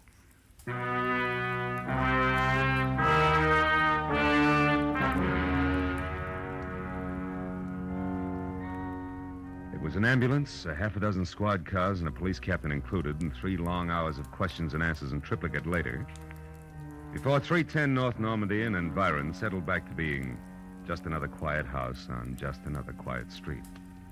With, of course, the exception of Miss Agatha Lambricker, who now would never return to normalcy. And as we sipped hot tea together and a clock someplace deep in another room struck twice, Now, Philip, so I'm sure I had this she was right. still going strong. Dean Howard owed money, so he and that worthless singer decided that he should get friendly with your wealthy client and then at the propitious moment rob her uncle, correct? Correct, yeah. But what I don't understand is how you knew it was that awful man Odom. Well, there were 2 things, honey. His anxiety to get me to Carol, together with a streak of dust the length of Odom's topcoat sleeve, all added up to a hunch. That, Philip, I don't understand. Well, you got to take them in reverse order. I saw dust on Odom's topcoat sleeve when I was in Carol Cody's apartment. That reminded me of the dust all over Howard's place. Oh, a mess, that house. Yeah, luckily. And the dust was the length of the sleeve, as though somebody had brushed against the wall, coated thick with it. As one would in searching for something, hmm? That's right. Now, there's another thing. You saw Howard and another man roughhousing in a hall by looking out of that window there. Mm-hmm. Where, Miss Lambriger, no hall is visible, but where there is a mirror. Oh, then you mean I actually saw a reflection. Yes, darling, you did. Dean Howard hid the bonds behind the mirror. Which tilted so that I saw the reflection of a side hall. That's right. Well, now, Philip, one last question. Why did Odom move the body? Well, if it's the last, I'll answer it. Because he didn't want Howard's death to appear a murder on the night the bonds were stolen. It was better if he died accidentally and wasn't connected with the theft. Oh, I see. Yeah, well, now look, Miss Lamb. Excuse me, I'll only be a minute. Yeah, but Miss Lambriger... Hello? Oh, hello, Judith. Yes. Yes, wasn't it thrilling? Miss Lambriger, really, Darling, it all started so innocently. My part, I mean. Well, it was about 7 Miss Lambriger, I have... Philip, I'll be with you in a minute. Oh, Philip, who? Why, the detective, the one I mentioned earlier. a long minute, I'm sure.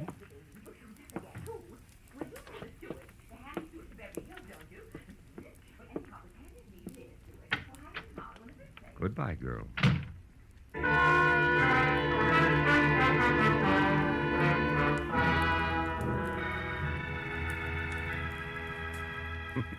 When I got outside, the silence was deafening. And then I remembered that I still had a client up on Roxbury Drive who I had to see. And that there were automobiles to be exchanged, and maybe, if I could find them, some right words to say to a girl who had a very rough night. So I started driving that way, slowly.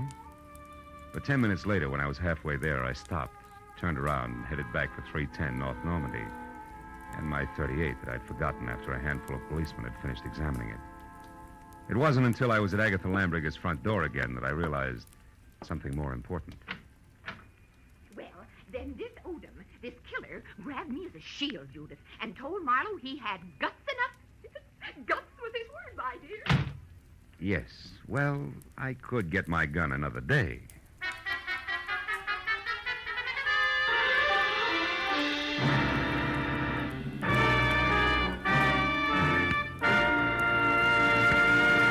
The Adventures of Philip Marlowe, bringing you Raymond Chandler's most famous character and star, Gerald Moore, and are produced and directed by Norman MacDonald. Script is by Mel Donnelly, Robert Mitchell, and Gene Levitt. Featured in the cast were Lois Corbett, Lorette Philbrandt, Lynn Allen, Peter Leeds, and John Stevenson. The special music is by Richard Orant.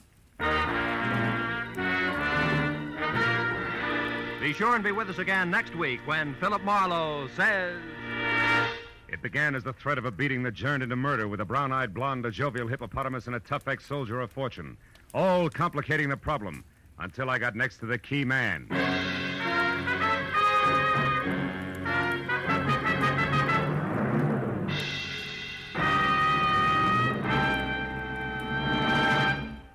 Will you be listening when $51,000 go on the block during Sing It Again tonight?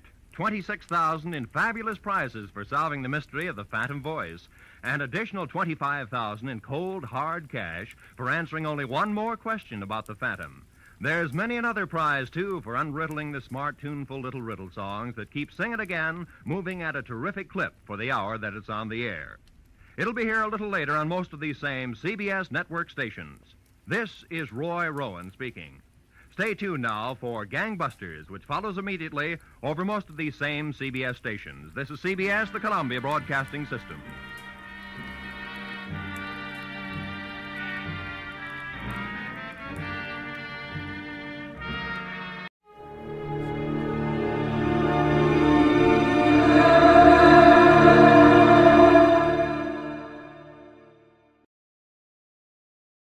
Time now for Edmund O'Brien as...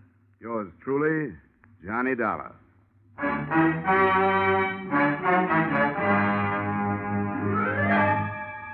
Edmund O'Brien, starring in another adventure of America's fabulous freelance insurance investigator, Johnny Dollar.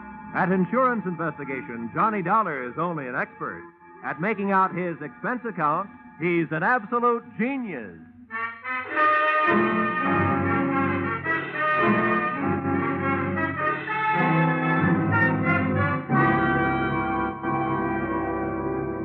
Expense account, submitted by Special Investigator Johnny Dollar to the Great Columbian Life Insurance Company.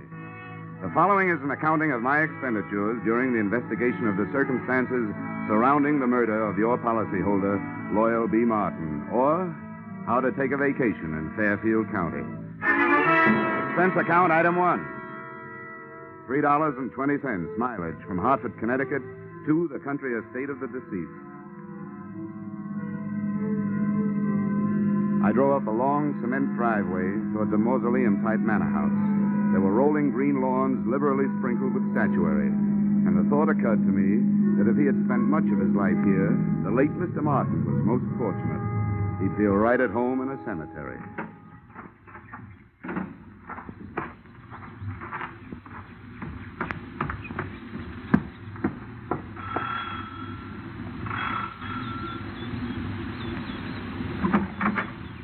Yes? My name is Dollar. I'm here to see Mrs. Martin.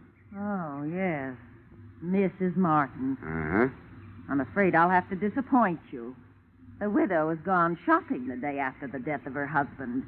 Something attractive in mourning clothes, I'm sure. Well, what time is she expected back? I have no idea. But it shouldn't be long. Do you mind if I come in and wait? You'll forgive my asking, young man, but just what is your business here at Loyal Haven? I was sent here by the insurance company. Oh, why, yes. Well, then do come in. Here, right in here. I'm Mrs. Tompkins, the housekeeper, Mr. Dollar. I was with Mr. Martin for over 30 years. He was a wonderful man. This furniture also looks like it might have been with Mr. Martin for over 30 years. Victorian, isn't it? Yes, pure. Loyal... Mr. Martin, that is, was an expert on the Victorian period. Please sit down. Thank you. Mr. Dollar, I suppose you'll think it's indelicate of me at this time, but about Loyal's insurance, his policies, did they... Yes, Mrs. Tompkins, they did. One of his policies leaves you a nice, sizable amount. But before you start counting it, maybe you and I had better have a little understanding. Yes? Well, I'm not here to represent the payoff department. I'm here to investigate the murder. Oh, I see. Yes, before the company pays off, they want to make sure that among the beneficiaries, they don't pay off the murderer, because they really don't have to do that. Oh, I didn't realize... No, neither do a lot of people. You know, that's the way quite a few good murders are wasted. Yes, I suppose you're right. Well, if that's what you're here for, I suppose you'll want to talk to the police. Lieutenant Markwood is in the library. That's where it happened. Oh, library, huh? Well, that might help. If I can't find any other answers, I can always try looking some up in a book. Which way do I go? The door, just across the hall. Thank you. And what a hall. The only thing missing was old Queen Victoria herself. Even the musty odor clinging to the green velvet seemed to have been passed down through the centuries. There was a brace of moth-eaten pheasants on the wall and a bouquet of moth-eaten flowers under glass on a marble-top side table. The library was the same, but there were three things that looked out of place. A, an old suit of armor. B, a glass case filled with new, well-polished sporting rifles and shotguns. And C, a very gruff-looking lieutenant of the police who eyed me as I came in. And who are you? Oh, here's my little breath saver. Oh, yeah, Johnny Dollar. They told me you'd be here. Well, I've told everybody else I better tell you, don't touch anything. They want to re-fingerprint the whole room. Okay.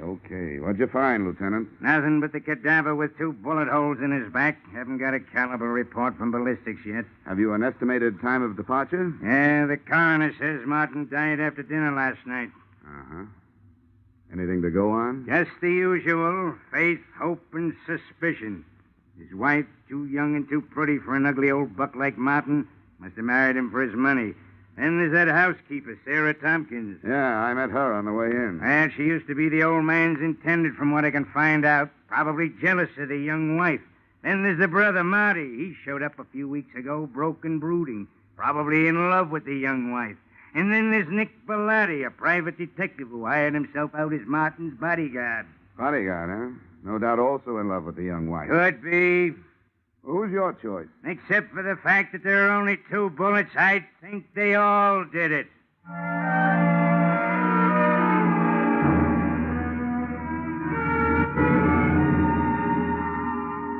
The nose through which Lieutenant Markwood talked was a long one, and in more ways than one, a horn of plenty, for out of it had poured enough motives and suspects to furnish a dozen murders. I started through this cast of characters and found that all of them had very little to say and didn't want to say it. The first I dug up was the bodyguard, my brother investigator, Nick Bellotti, as he returned from a horseback ride. Glad to have you on the case, Dollar. The police have tied my hands. They told me to stay out of it, but to stick around. Have you got any ideas? Everybody seems to think it was an inside job, that somebody in the household did it. I'm not so sure. The reason I was around was because old man Martin made too many dollars and too many enemies doing it. But that's only my opinion. Why don't you talk to the old boy's younger brother, Marty?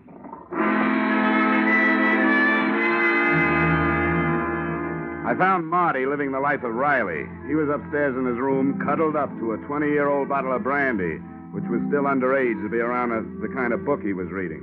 Yeah, I'll tell you something, Dollar. My brother and I never did get along. Yeah, you'd find that out anyway. Why'd you come back here, Marty? Because Loyal's little bride, Joyanne, sent for me. She was afraid of him, and she didn't know if he was on to her. Was he? About that, you'll have to talk to Joyanne.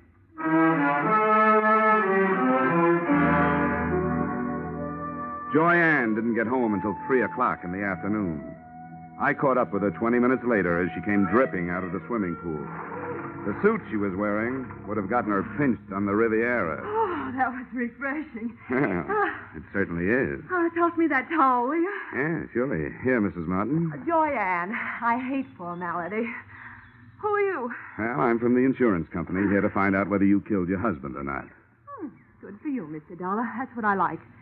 Men who get right down to the point. I was told you were here. Oh? Nobody told me about you. Oh, come on over and learn. I want to stretch out here in the sun. Here, you man the fly swatter. Okay. Come on, sit down. Here beside me. If it gets too warm, slip off your shirt. Oh, thank you. Well, suppose we start talking business. Marty tells me you sent for him to come here because you were afraid of your husband. How come? Well, I knew Marty before I knew Loyal. As a matter of fact, he's the one who introduced me to. What do you call a dead husband? You call him unlucky, I guess. Anyway, for the purposes of this conversation, I'll know who you mean if you just say husband. But you didn't answer my question. I meant, were you afraid of your spouse? And if so, why? Yes, I was afraid of him. Oh, I might as well tell you, Mr. Dollar. I want to be frank with you. The only thing Loyal didn't have to offer me was love. I seem to be a girl who needs just that. Frankly, I tried to make up the deficit. Mrs. Tompkins, the housekeeper, saw to it that my husband found out about it. From then on, it was like living with a madman. So endeth my confession. So beginneth my suspicions. What about this housekeeper? Well, until I came along, she always thought that Loyal would wind up marrying her. No, don't get me wrong. I realize that I'm still the best jury bait around. If you killed him, you might make some headway with a self-defense plea. Thanks. I'll remember that. In the meantime, just in case this thing gets messy for me, and it shows signs, I'm going to spend what's left of my free time enjoying myself. Well, that won't sound good to a jury, but it sounds good to me. If I spend too much time around here, I might wind up having to plead self-defense myself. Oh? From me? No, from that bathing suit.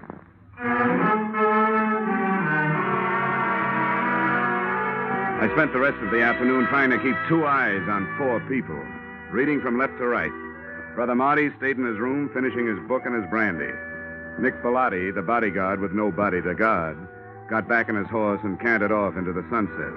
The joyous widow, Joyanne, locked herself in her room, and all I could get through the keyhole was the sound of a light and lovely snore. I couldn't tell whether it was the genuine article or not. Having no way of checking, I picked up the trail of Sarah Tompkins, the housekeeper. She, at least, was apparently up to no good. I found her in the library doing just what Lieutenant Markwood had told her not to do, smearing the surfaces of Mr. Martin's desk with a dust rag. And as anybody knows, you can't fingerprint a dust rag. Hey, cut it out! How dare you? Mr. Martin's private study. Those are the police private fingerprints you're messing up. I was doing nothing of the sort. I was dusting his desk. I always do it at this time of day. Get out of here. You don't belong in here. Keep your wig on, Mrs. Tompkins. I'll not be told what to do by outsiders. Everything was all right until outsiders started coming in. If it wasn't for outsiders loyal, it'd still be alive. First that girl, then his brother and that detective. Now it's the police and you. Why did any of you have to come here? Why couldn't you leave us alone? Now, calm down, Mrs. Tompkins. Try to calm down. Yeah, now, what's going on in here? What? Oh, and what are you two lovebirds up to? It's all right, Lieutenant. I'll tell you about it later. All right, but get her out of here. I've got some looking to do privately. Take her down to her room and then come back. You mean you got something hot? It ain't cold. Okay, Mrs. Tompkins, come on. But I haven't finished in there. Come on, you can get it later. There's just time for you to take a little rest before dinner. Oh, but I never rest this time of day. He didn't like me to. Mrs. Tompkins, come on, tell me. Really, why were you wiping off that desk? Those police this morning scattered white powder all over his desk. He would have been furious with me. He hated any kind of... The shots had come from the library, and that's where I went, but not fast enough. By the time I got there, Lieutenant Markwood was dead, and whoever had done the shooting was gone, apparently through an open window. Markwood still clutched the shotgun he'd grabbed out of the gun case, but hadn't had a chance to use. Two things had just died in that room, the lieutenant and the hot piece of evidence he'd never had the chance to pass on to me.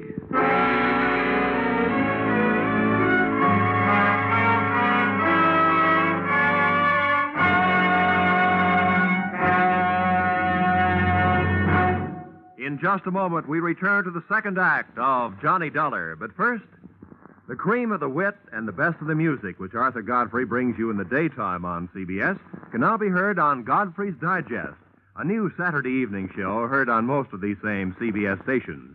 Listen tomorrow night and hear the week's fastest flashes of the Godfrey humor, the top songs sung by Jeanette Davis and Bill Lawrence, the finest singing of the Mariners.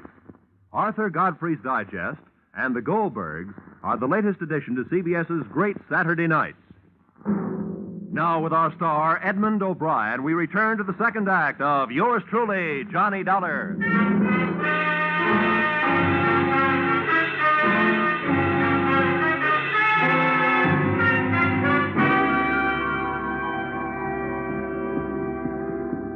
Hey, what happened?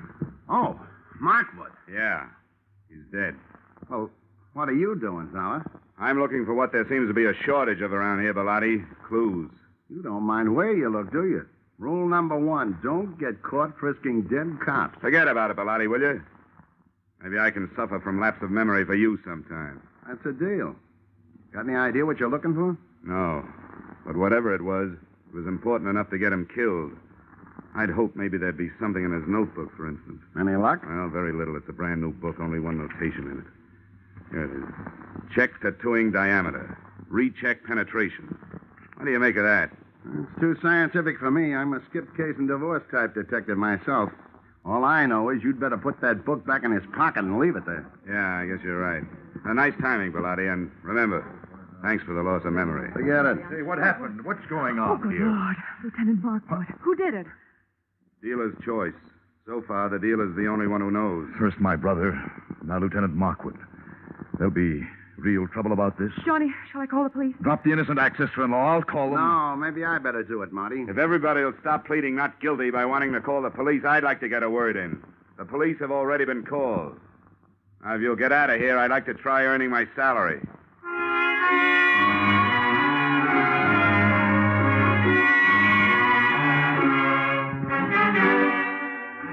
If I had had longer ears and more soulful eyes, I would have been all bloodhound, because I could sniff out the first of the trail. The smell of cordite told me that Lieutenant Markwood's killer had either been inside the room when he fired or just outside with the weapon pointed through the still open window. Outside, the grass formed a deep, wet rug right up to the house and smothered any immediate hopes I'd had of finding footsteps. But 10 feet away, I had better luck. A ray of light from inside spotlighted something that looked like it might be a star witness. It was a .32 caliber revolver. I scooped it up with my handkerchief and went back through the open window to look it over.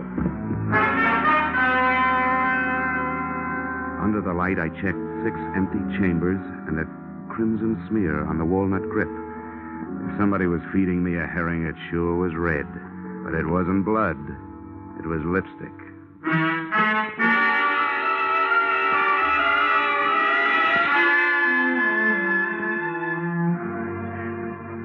I'd like to introduce myself, Dollar. I'm Sergeant Norrin McDougal. How are you, Sergeant? Poor Markwood. Thank the Lord he didn't have any wife and kids. I'm glad to hear that. Cops usually do. Well, there's one good thing about it. When a police officer goes, there's plenty of them that lives on to fight back. All the police in the world. You can throw in the private ones, too, Sergeant. Thanks, Dollar. And now maybe I'd better take your statement. Well, it won't take long. I heard the shots from the hallway, and I came back. He was killed either from inside the room or just outside the window. I didn't get a look at the killer, but I found what might be the murder gun. Here it is. Watch that handkerchief. 32 caliber. Yeah, how does that match up with the gun that killed old man Martin, do you know? Same caliber. Uh-huh. I wonder what he was doing with this shotgun. It ain't loaded, and Markwood knew better than to wave an unloaded gun in the face of a full one. Did you get anything else out of ballistics, Sergeant? Headache. Dollar, what we got from ballistics don't add up with what we got from autopsy. Well, how's that? Those 2 slugs entered Martin's body an inch and a half apart. But, according to the shallow penetration, they were fired from a distance of 300 yards. Now, do you know anybody who could do that kind of shooting with a 32? Well, that's pretty fancy shooting. Could it have been done with a stationary mount? No, not a chance. The body would have started falling after the first shot, and you can't re-aim a stationary mount that fast. Yeah, you're right. You know, I didn't have a chance to spend much time with Markwood before he got it, so I don't have much to work on. You got anything to spare? Just a lot of routine confusion so far. You know yourself, Dollar. You take 4 witnesses, you're bound to get at least 2 different stories. Now, 2 of the people that heard the shooting when Martin got killed last night said they heard 2 shots. The other 2 ear-witnesses said they heard 1. The only thing the whole 4 agree on is that they didn't see anything. Well, that sounds familiar. Thanks anyway, Sergeant. Sure, anytime. Hey, Sam. Yeah? Take this gun into town. Tell ballistics to run it through for fingerprints and check it against those slugs in the Martin case. I want to report right away. I hitched a ride with that gun into the ballistics department. While waiting for the test to be made, I asked some questions, and I came up with a real brain buster. Despite the fact that the penetration report said that Martin had been shot from a distance of 300 yards, his skin and clothing had been tattooed with powder, indicating the shots had been fired at close range. The tree that little puzzler put me up would have made the giant redwood forest look like a hedge. Then they gave me the ballistic report. The lands and grooves scored into the slugs by the revolver barrel proved that both Loyal Martin and Lieutenant Markwood had been killed by the .32 caliber gun I'd picked up in the yard. No prints on it. Registered owner, the young lady who looked much better in a bathing suit than she'd ever look in the electric chair. The widow, Joy Ann Martin.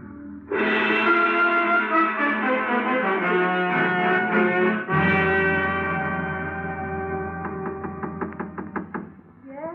Who is it? The Hartford Hawkshaw. Dollar, I want to talk to you. Oh, I'll be with you in a second. I'm just out of the shower. Okay. First she was in the pool, now it's the shower. She's also in plenty of hot water. Hi. Don't pay any attention to my hair. Don't worry, I won't. I suppose you think it's a silly time of night. I suppose you think it's a silly time of night for me to be taking a shower. But I thought it might help me to get to sleep. Well, I'm afraid I won't. Why, Johnny. You were pretty careless with that gun, weren't you? What gun? Oh, that handy little .32 caliber gun with a handy little registration number engraved on it that told the nasty old police that you bought it 6 weeks ago. Well, my gun's right here in the drawer. I bought it to protect myself from my husband. Here it is. Oh, Johnny. Johnny, it's gone. It's real gone. It's done gone and killed 2 men so far. And if you can't do some fast talking and some fast proving, it stands a good chance of shortening your pretty little life expectancy. Somebody must have stolen it. Oh, no. Well, that's not even a down payment on a story. Oh, but Johnny, there's a whole house full of people who could have done it. Not only that, they'd be glad to get me out of the way if they could. Why?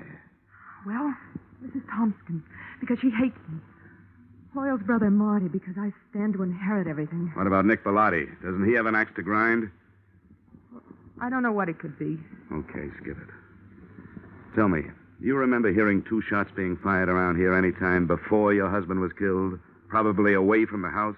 Why do you ask that? Because I want to know, did you? You amaze me. Yes, I did hear 2 shots. The day before Loyal was killed. I was horseback riding down by the walnut grove.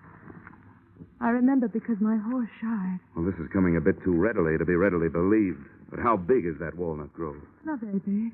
Yeah? Can you spot those shots a little closer? They sounded as if they came from about the middle. I didn't stay to find out. I guess I frighten easily. Yeah. Yeah, you frighten me easily. Why, Johnny? Why? I'll tell you why.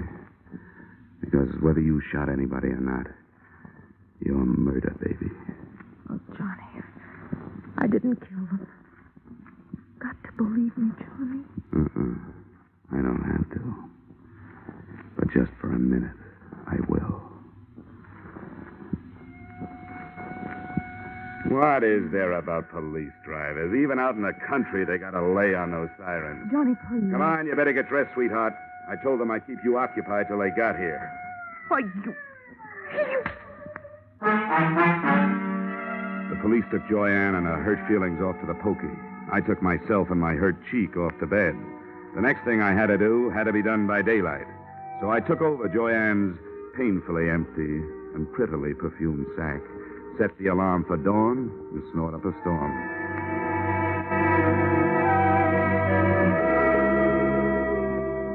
I never knew before how much went on in the country so early in the morning. On the way to the walnut grove, the damp air washed the cobwebs out of my head, and I started thinking. Now, first, Loyal Martin had been found dead with 2 bullet holes in him. Yet 2 of the witnesses, Joyanne and the housekeeper, Mrs. Tompkins, had heard only 1 shot. Second, that powder burn tattooing on the body, denoting a close-range killing, was in violent argument with a bullet penetration report which screamed long-range killing. Those facts, added to what was in Lieutenant Markwood's notebook, plus that shotgun clutched in his dead hand, came close to tallying up the total that had cost him his life. Inside the grove, I found 4 walnut trees with hollows in their trunks. The first one gave me a handful of nuts and a fancy sassing by an irate squirrel. The second one came up with a handful of spunk water and a wet cuff. And the third, I found what I was looking for. I found about 2 pecks of clean cotton waste. That is, clean, except for some powder burns. Everything was falling into place, including a blunt instrument which hit me on the head from behind. But before I hit the ground, I saw Brother Marty Martin legging it back towards the house.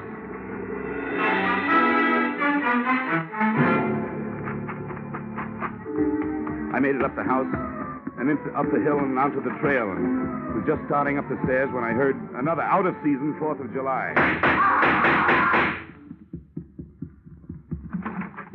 Okay, Dollar. I got him. Yeah. So I see. It was self-defense. I had to do it. I hated to butt in on your case, but all of a sudden everything stacked up, and I knew he was your man. When I threw it in his teeth, he made a try for his gun, so I dropped him. You sure did, Bellotti. Well, I owe you a lot of thanks. But if you don't mind, I'll take over from here. Sure, help yourself. Good. And, I think the first thing you'd better do is hightail it into town, get your story filed with the police. Yeah, I guess you're right. You're all straight now, so you can back me up. 100%, Nick, all the way. Now get going. Come on. Okay, Dollar. See you later.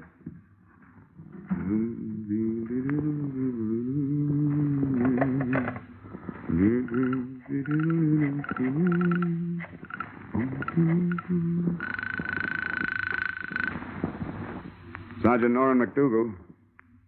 Yes, sir.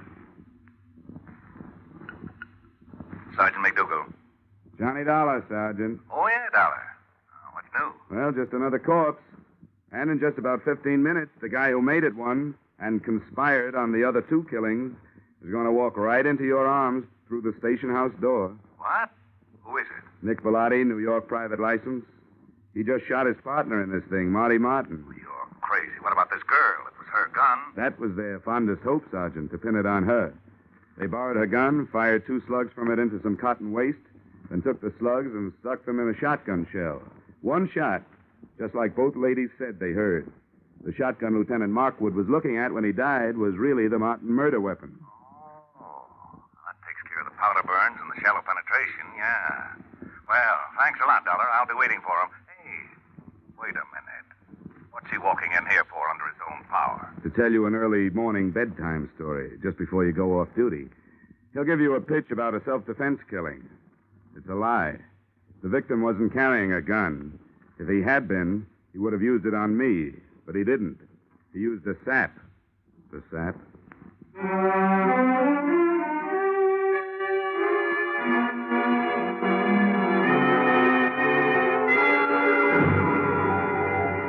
Expense account, items 2, 3, 4, 5, 6, 7, 8, and 9.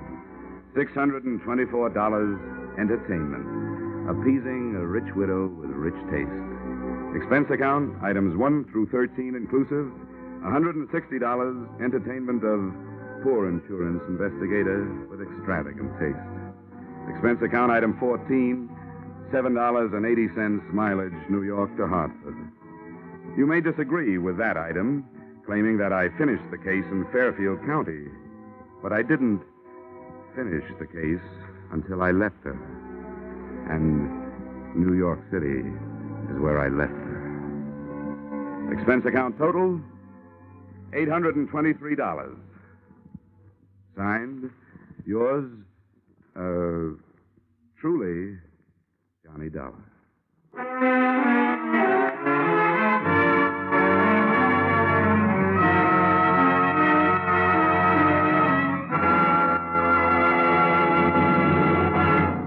Yours truly, Johnny Dollar, stars Edmund O'Brien in the title role and is written by Paul Dudley and Gil Dowd, with music composed and conducted by Leith Stevens. Edmund O'Brien can currently be seen starring in the Harry M. Popkin United Artists production, DOA. Featured in our cast were Irene Tedrow, Walter Burke, Ted DeCorsia, John Daner, Gene Bates, and Ed Begley. Yours truly, Johnny Dollar, is produced and directed by Jaime Del Valle.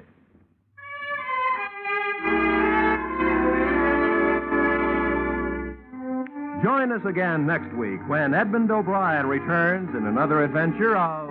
Yours truly, Johnny Dollar.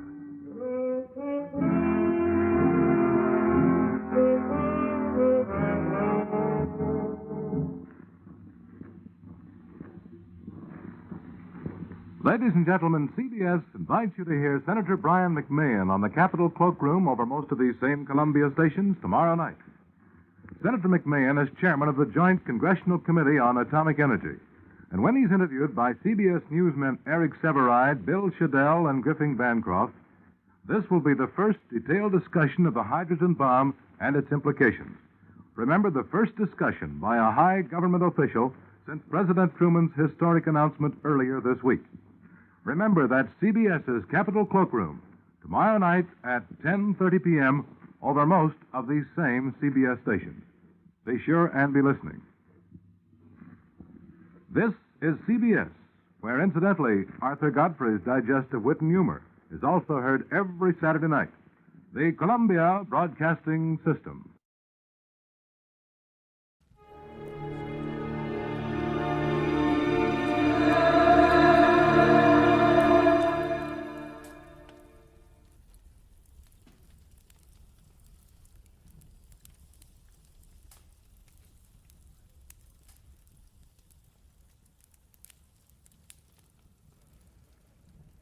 Get this and get it straight.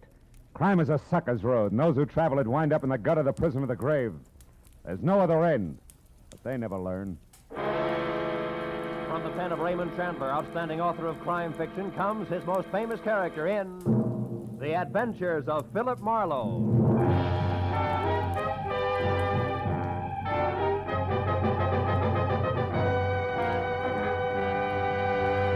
Now, with Gerald Moore starred as Philip Marlowe, we bring you tonight's exciting story, The Collector's Item.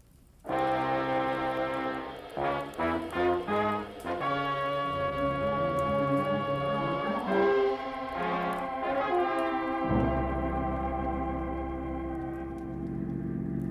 turn the corner, cabbie. Don't lose them. Don't worry, mister. There they are up ahead of that new Nash. Uh-huh. And a white Panama hat shows up through the back window of that cab like a signboard.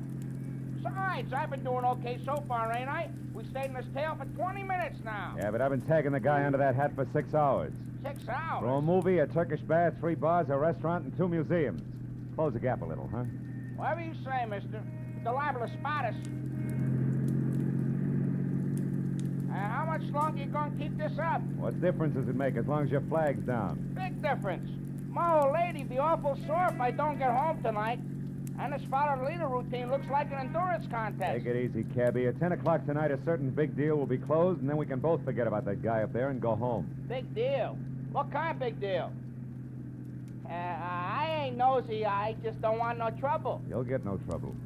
It's approximately legal, ain't it? Legal as Confederate money. Nah, just a minute. I got a living to earn. I'm serious. So am I. Sirius is a rare coin dealer. Oh, a numismatist. Yeah, that's right. Well, what do you know? I collect Indian pennies myself. Small world. And the guy up there in the hat's trying to louse up for sale, huh? That it? Roughly, yeah. Keeping an eye on him till the deal goes through at 10. He's a screwball from the deep south. Hey, the light's changing. He's gonna be caught. You want I should slow down? No. Pull up behind him. It's okay. Right. Hey, mister, look. You see that? Yeah.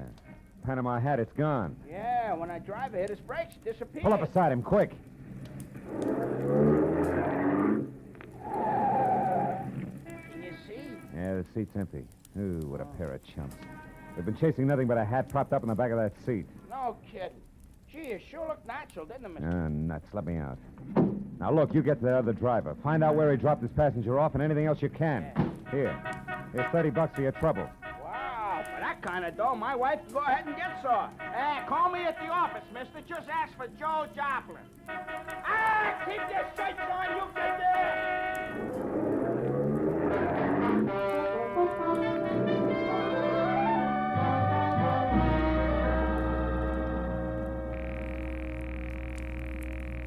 Come on, Rayardi, be there. Be there. You'll go off like a Roman candle. Come on, be there.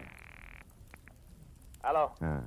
Hello, Leon Rialdi speaking here. Marlowe, Rayardi, I got bad news for you. Huh? Our boy, Seth Appleboro, pulled a backwoods gag on me, and I fell for it, flat on my face. He shook me.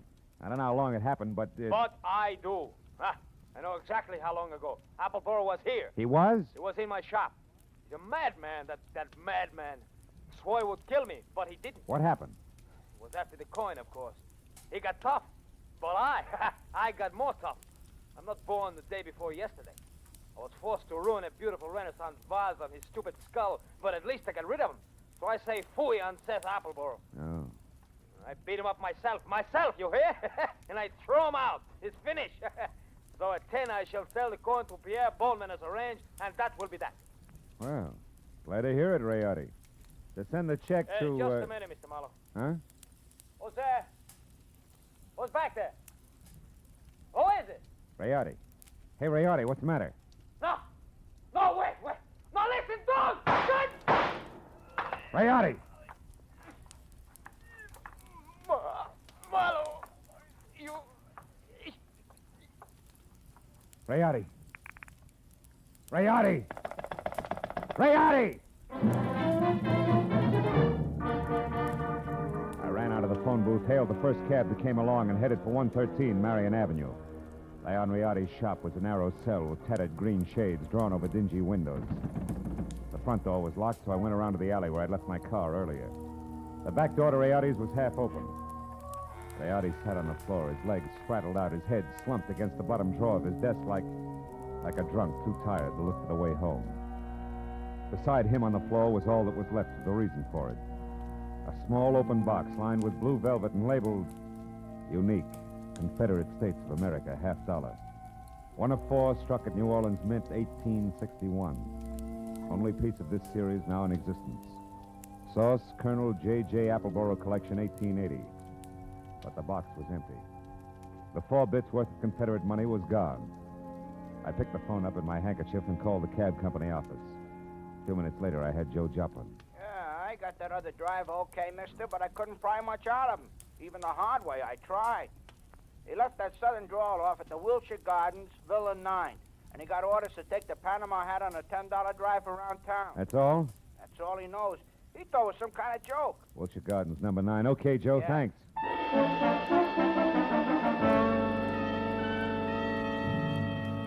I called Homicide, told Lieutenant Matthews where he could pick up the body, and before he could order me to stick around, promised to fill in the details later and hung up. After that, I got in my own car and drove to the Wilshire Gardens Hotel, Villa 9. What finally came to the door and eased it open a cautious 2 inches. Had a mop of renegade hair the color and shape of tumbleweed. A body as gaunt as a piece of barbed wire and 2 sick gray eyes that tried hard to hide under a pair of scrub brush eyebrows. Seth Appleboro wasn't glad to see me. State your business, sir. What's more, I'm a busy man. I'm not well, so be brief. Okay, we'll start off with murder. Murder? Now, see here, We'll sir. follow that with a missing Confederate $1 Now, do I come in peaceful like, or do I knock the door down? Don't go riling me up, Yankee, or you won't get in at all. What's your name? Philip Marlowe. My business at the moment is trying to square things with a client I let down very badly. Client? Then you must be referring to that low-down, unscrupulous carpetbagger, Leon Riotti. You're a little confused, aren't you? Riotti's from Italy. From northern Italy, sir. And a crooked, unprincipled carpetbagger. You said that. The kind who strips the South of her treasures, who pillages and loots and... What? A gun? Well, what's the meaning of that firearm in your hand, sir? I haven't got time for another civil war. Now get away from that door. I'm coming in. You carpetbagger. Now, let's knock off the nonsense, Appleboro. Where's the $1? Where, indeed. My poor old fool of a grandpappy, the colonel, sold it. Sold it for practically face value, sir. Just to keep body and soul together on the plantation back in 1880. And what he was give for it wasn't worth dirt compared to what that fine old piece of Confederate money's really worth. All right, all right. Where is it? Come on, hand it over. Oh, I don't have it, sir. Oh. Not yet. But by ginger, I'm going to get it. And when I do, it's going home where it belongs, you hear? To the South. Oh. You better go to the couch and take another pull on your mint julep, Buster. You look bad. My head. And then I want that coin. I'm not kidding. That Rialdi crowned me with an iron pot. Oh. But that won't stop me, sir. I'm not going to stand by and let that rare old $1 be desecrated any farther. I'll prevent it being sold to any rich, dawdling oaf of a collector who has the audacity to live in Sherman Oaks. If it's the last thing I do. And you, sir, you won't stop me either. Sit down, I told you. Oh. That crackpot. Oh, my head. I should have known. Win, lose, or draw, I'm turning you over to the police right now, Appleboro. Charge is murder and larceny, and it's too bad, but you're a cinch to beat both raps on a goofball plea. You, big boy, put down the phone, drop your gun. Oh, rebel reinforcements. Drop it, I said. Oh, friend indeed. Providence is still smiling, sir. Yeah, sure. She's hilarious, Mr. Appleboro. Right, big boy? Or don't you see the humor of the situation? Oh!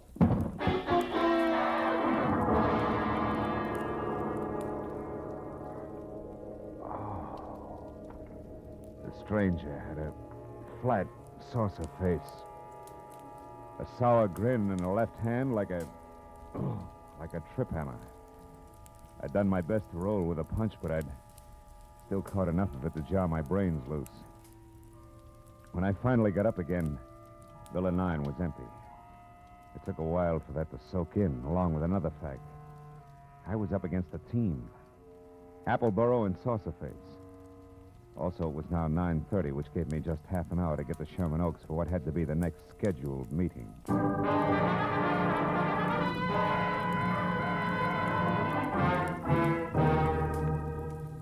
The Boneman Mansion on Clooney Drive, from giant iron gate out front through overgrown grounds and up to the entrance, looked a lot more like the prop room at the Metropolitan Opera than anybody's residence. When I lifted the brass ring in the brass lion's mouth and let it fall, I got another surprise. She had deep hazel eyes with long lashes, close-cropped copper-colored hair, and packed full green suede dress that put no strain on the imagination. A bare shoulder's made you think of toasted marshmallows. Hello. Hello. You wouldn't be Pierpont Bowman, huh? And you must have had some reason for knocking, other than window shopping. Yeah. My name's Marlowe. I used to work for Leon Rayardi before he was murdered tonight. Murdered? Mm-hmm. Is this supposed to concern my Uncle Pierpont? Yeah, I think it does. From the fuss that's being kicked up about 4 bits worth of Confederate money, you'd think that it was a chest of Easterling sterling silver. Only 4 bits, huh? Uh-huh. Yes. Yes, I'm afraid he is vitally interested. Come in, Marlowe. Wait here. All right. Uncle Pierpont, come here. Huh? What's the matter, Christine? There's a man here to see you, a Mr. Marlowe. You'd better talk to him. Oh, what do you want? Huh? Oh, you. What is it, Marlowe? Well, it's about the $50, the one you intend to buy from Leon Rayardi, Mr. Bowman. Oh, yeah. Well, what about it, man? Rayardi was murdered tonight. That murdered, you say? Mm-hmm. If that's true, he hasn't had time to hit the ground yet. What's your game, Sonny? You must have some kind of a game. What is it? No games. I'm telling you, Rayardi was shot and the coin stolen. Are you sure about that? Are you positive? No mistake? Are you certain, Marlowe? I couldn't be more certain if it was tattooed on my forehead. I heard it happen and saw his body over an hour ago. What do you think of that, Uncle Pierpont? Marlowe looks at dead bodies, too. I think it's poppycock. Yep. What do you think, Chris? Wait a minute. Let me tell you what I think. It's more to the point. I came here because I'm also certain that the man who killed Rayardi is the man who took the coin. And that he'll show up here in the next few minutes posing as Rayardi and try to sell you that $50 as planned. I want you two to help me get him. You know, Marlowe, I think you're bombing. Now, look, baby, I've had quite enough... Hold on now. There's just one teensy thing wrong with your little scheme, Marlowe. You see, 10 minutes ago, Leon Rayardi, or someone who said he was Leon Rayardi, was here. I gave him $37,000 cash as agreed, and he gave me this, the only one of its kind in the world, the 1861 Confederate $50.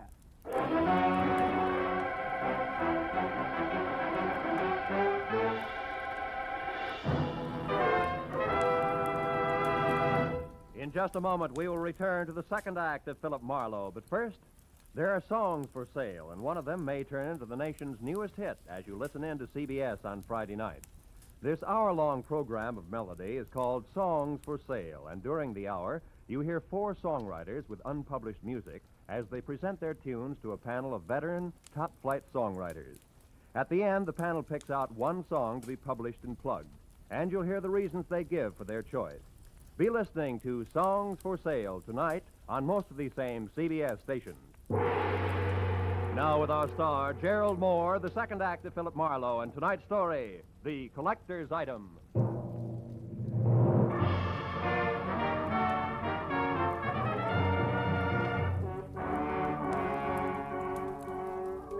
When the wobbly screwball collector clinked the $37,000 50-cent piece on the tabletop in front of me, his eyes flashed on like a pair of unfrosted light bulbs.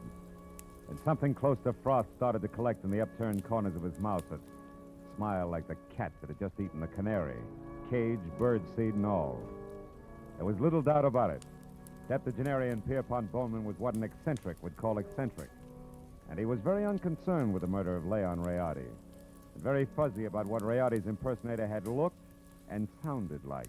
I'm afraid I can help little on that score, Mr. Marlowe. Only had eyes for the coin.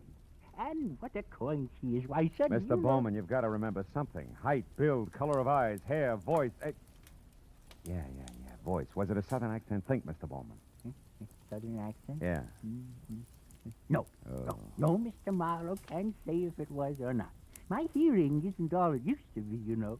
But Christine here, now maybe she could... No. Christine wasn't in the room. Answered the door myself. But I did see him come up the walk, Mr. Marlowe, from my room upstairs. He was tall, about your height. Oh, no, perhaps a mite shorter. And he wore a gray suit. No, darker than gray. Sort of light blue shade. Oh, that's I think, great. like Yeah, thanks a lot. And before I start reaching for a butterfly net myself, I think I better get back to Seth Appleborough's place on Wilshire. Why there? Surely if he's the guilty one, Mr. Marlowe, he won't wait to be apprehended. Not on purpose, no. But when I last ran into him and his buddy saucer face, he was fighting an acute case of vertigo. Might have collapsed since, and besides, I don't know where else to go. Oh, but, sir, why must you go any place? The police will attend to that Mr. Appleborough. Now, look, Mr. Marlowe, here on the rim of the Mr. coin... Bowman, this may mean nothing in the Numismatic League. But I went to work for Leon Rayardi to protect him, a job I didn't do. Also, losing clients this way is bad for my business and conscience. Good night, and happy gathering coins in May. Mr. Marlowe, wait, please. Please, Mr. Marlowe, let me see you out and explain something. Be just a minute, Uncle. Now, what is it? I'll pay you $500, Mr. Marlowe, not Confederate dollars either, to see that Uncle gets his money back and that the coin is returned to that Mr. Rayardi's estate. What? You're against the deal? Why? Because it's the 100th one in the past 2 years. You hate to see the money you'll one day inherit go to a bunch of screwballs, huh? Why, you foul-minded, no good... I've got news for you, Mr. Marlowe. It's not my inheritance I'm concerned with, it's my uncle. In spite of this mansion and all the junk in it, that $37,000 was every cent he had left. Okay, kid. In that case, 2 points. 1? I had the slap coming. 2, I'll do my best to back up everything to where I came in. Good night. Good night. And Mr. Marlowe? Yeah. I didn't enjoy slapping you.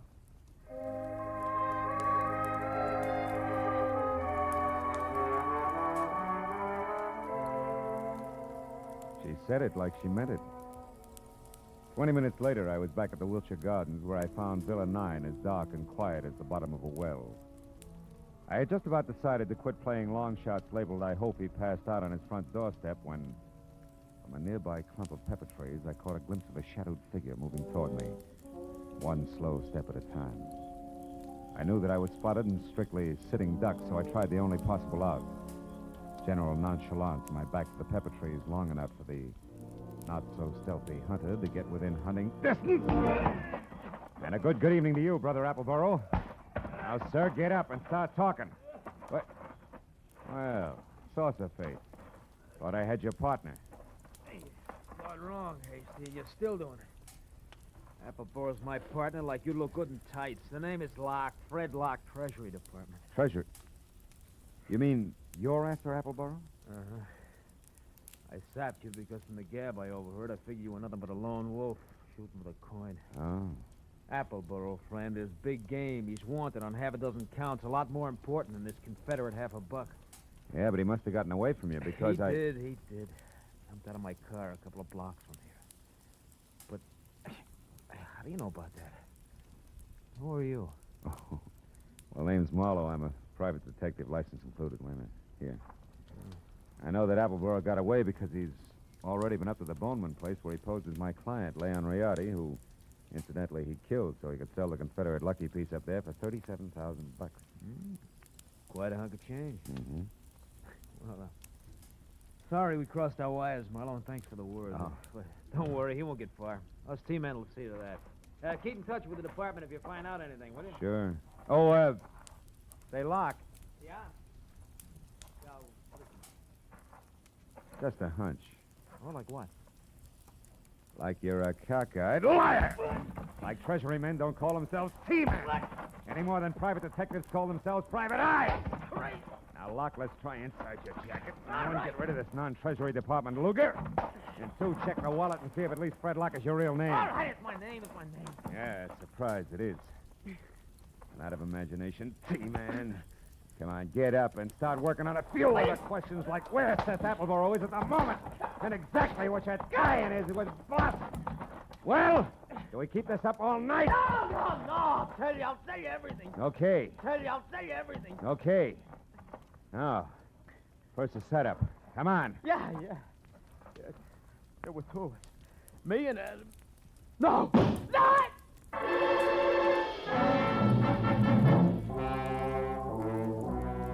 Come from the street that was just beyond the pepper trees and slammed into Locke front and center, folded him up like it was built on hinges. By the time I was out of the impact area and had my .38 in hand, the only target I had was a pair of taillights blinking out of sight in a funnel of dust. Fred Locke was blood-smeared, dead, and made an ugly centerpiece for the little ring of startled faces that began to converge. I stepped back and became just another sightseer. when a small, bald man with a large white eyebrow and lots of worry stamped on his face began to do his lamenting out loud.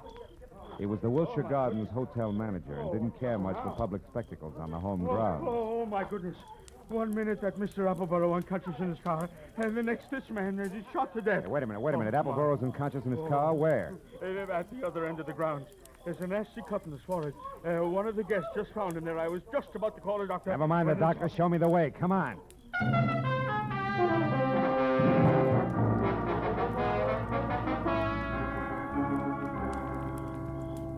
Come on, Dixie boy. Breathe deep. Who? Oh, you again? Yeah, me again. And you're up to your drawl in a couple of untidy murders. Now snap out of it. Oh, my. It's no use. He doesn't even hear you. That's so right.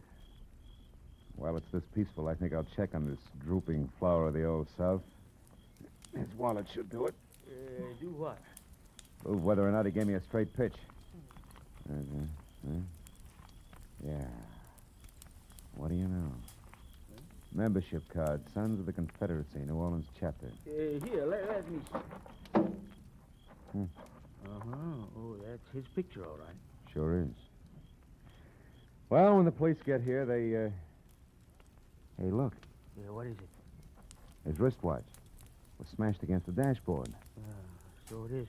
He must have held his hand up to protect his head when he fell forward. Yeah, now look, friend, the name's Marlowe. When the law gets here, tell them they can find me at Sherman Oaks, the Pierpont Bowman residence. Oh, now, wait a minute. You can't leave me here with all this on my hands. The police are going to want to know what this is all about. I'll try and have an answer for them. But first, I got to ask a crazy collector a not-so-crazy question.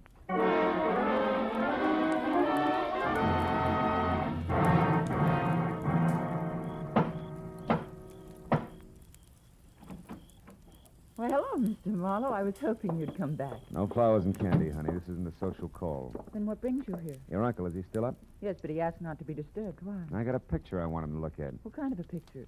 A man. Possibly the man who sold him the coin tonight. Now, where is he? In the gun room. Oh, but he'll scream bloody murder if we bother him. That's the subject on hand. You mean you found out who killed Leon Riardi? No. I found out someone else has been killed. Come on, huh? Over that coin? Who was it, Marlowe? Guy named Locke. We'll get to the fine print later. Is this the room? Yes, but It's just the man I want to see. Oh, Mr. Bowman, you. Well, it's quite a blunderbuss. Look, point that somewhere else. So it is. But don't let it worry you, Mr. Marlowe. This harquebus hasn't been fired in 300 years. That's great. Let's not spoil its record tonight, shall we? Here, have a look. Fine workmanship. Later on. Right now, Mr. Bowman, I want you to have a look. This picture, it's Seth Appleborough. Is this the man who sold you the coin, the one you couldn't remember? No, not the party. Now, on this gun, Mr. Marlowe... Uncle, we've had another murder. Huh? Oh, my, that's too bad. But what's all that got to do with me? I'm not sure. But, Mr. Bowman, if Appleborough wasn't the one who sold you that hot half a buck, it must have been an item named Locke. Huh? The saucer-faced buddy I told you about before. Oh. The one who sapped me at Wilshire Gardens. Oh, very interesting. And perhaps tomorrow, Uncle, please. Go on, Mr. Marlowe. Well, there isn't much more. When I left here and I went back for Appleborough, I ran into Locke. We mixed it up, and I was just about to get him to talk when he was shot out from under me. What? Appleborough did it? He shot Locke? No, he couldn't have. Oh, why not? Because Appleborough was out cold in his car at the time. Then all you really know is that Appleborough didn't kill this Locke. Oh, I know a little more. I also know now that there's a third interested party mixed in. Who? You, maybe. Uncle? What? Me? Sure. You could have killed Riardi via a hired flunky like Locke. Sold yourself the coin. After all, you're broke. It's been done before. You're mad. It's insane, Marlowe, the idea. To think that Uncle would hire the likes of Fred Locke, why, it... Slips, Christine? You shouldn't have known Locke's front name was Fred, should you? I never mentioned it. What? Christine, you mean that... I mean that nobody moved. Christine. Oh, fine. This is one gun in here that's no relic. It's been fired something less than 300 years ago. Yeah, to be exact, less than an hour ago at the Wilshire Gardens when you used it to keep Locke quiet, huh? You, Christine, you're the third party Marlowe was talking about. You hired Fred Locke and Appleborough. Had nothing to do with it, Mr. Bowman. It was your niece's partner, Fred Locke, who killed Riardi in his shop and stole the half a buck. After that, he followed me to Appleborow's place in Wilshire Gardens. There he KO'd me and Appleborough both. Then came out here and sold you the coin. Posing as Riardi. Correct. You can both go to the head of the class. Not yet. One question, teacher. Why did Locke go back to Appleburrows? Couldn't have been just luck that I found him there. It wasn't. He was afraid Appleboro had seen him kill Rayardi at the shop. He had to know for sure. Your turn, Uncle. Why did you do it, Christine? I was sentimental, Uncle. I wanted at least the last of your money as a keepsake. And now that I've got it, I want one thing more before I leave. That $50 in your pocket. Hand it over. Come on. The $50, but... It's worthless to you, Christine. You can never sell it again. Every collector in the world will be on the lookout for it. Don't you think I know that? Then what do you want with it? The pleasure of getting rid of it. I hate it. Like I hate every piece of junk you've squandered your fortune on. The fortune I'd have inherited someday. I'm going to throw it in the first deep river I come to. Hand it over. No, you don't, Christine. Drop it. Drop it. Now, sit in that chair while you can. You may end up in another one.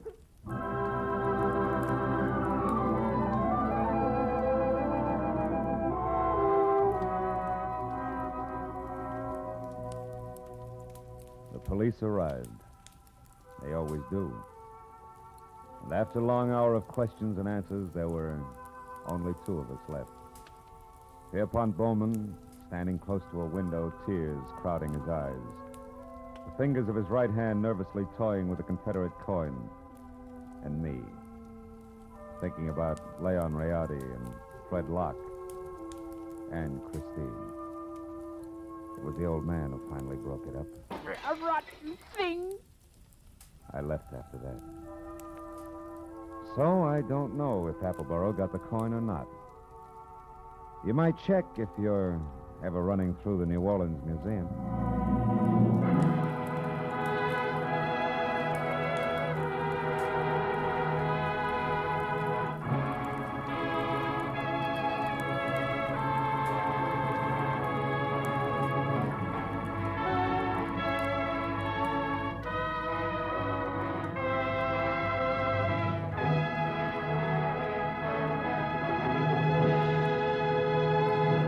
The Adventures of Philip Marlowe, bringing you Raymond Chandler's most famous character, star Gerald Moore, are produced and directed by Richard Sanville and written for radio by Robert Mitchell and Gene Levitt.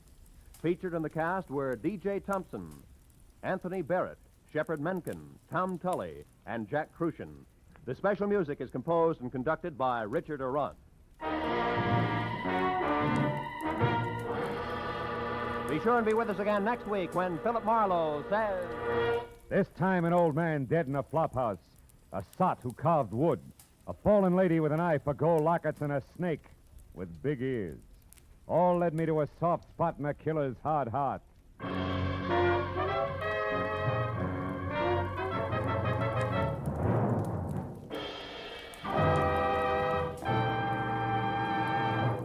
Every Friday night, CBS brings you stories taken from the files of parole boards of the 48 states. With only the names changed, these stories give in detail the events of a criminal's life up to the time he is up for parole. Then, before you hear the board's decision, you can make up your mind. Is this man ready to be set free? It's been hailed by press and public alike as an outstanding anti-crime show. And you can hear it now by staying tuned, because Up for Parole follows immediately on most of these same CBS stations. Roy Rowan speaking. This is CBS, where you play Sing It Again every Saturday night, the Columbia Broadcasting System.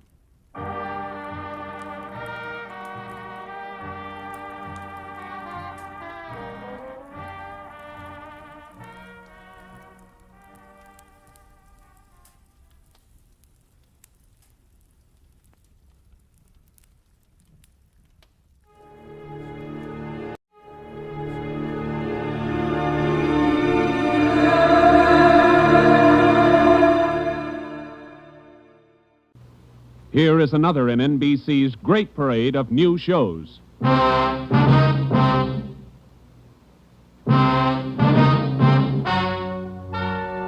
Ladies and gentlemen, the story you are about to hear is true. Only the names have been changed to protect the innocent. NBC brings you Dragnet.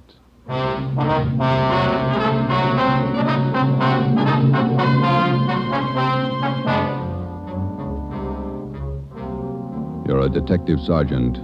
You're assigned to burglary detail. A sudden wave of jewel thefts is sweeping the city. In 16 days, 16 burglaries have been committed, one each night. They bear the same trademark. Thousands of dollars of jewels are missing.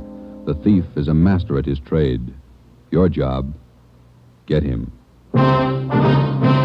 Dragnet, the documented drama of an actual crime, investigated and solved by the men who unrelentingly stand watch on the security of your home, your family, and your life.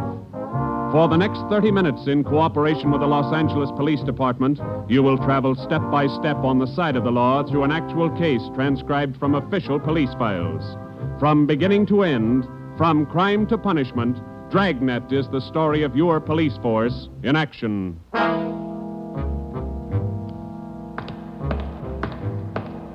It was Tuesday, June 17th. It was warm in Los Angeles. We were working the day watch out of burglary. My partner's Ben Romero. The boss is Ed Backstrand, chief of detectives. My name's Friday. I was on the way into work that morning, and it was 7:53 a.m. when I got to room 45. Burglary detail. Hi, Joe. How are you, Walker? Gonna be a scorcher out today. Yeah, just like yesterday. Ben in yet? I think he's over in communications picking up the mail. Thanks. You guys been busy? Yeah, kind of. Jewel thefts. Anything big? No big hauls, but he's consistent. 16 nights in a row. Same guy? Think so. Same M.O. Yeah, everybody's got troubles.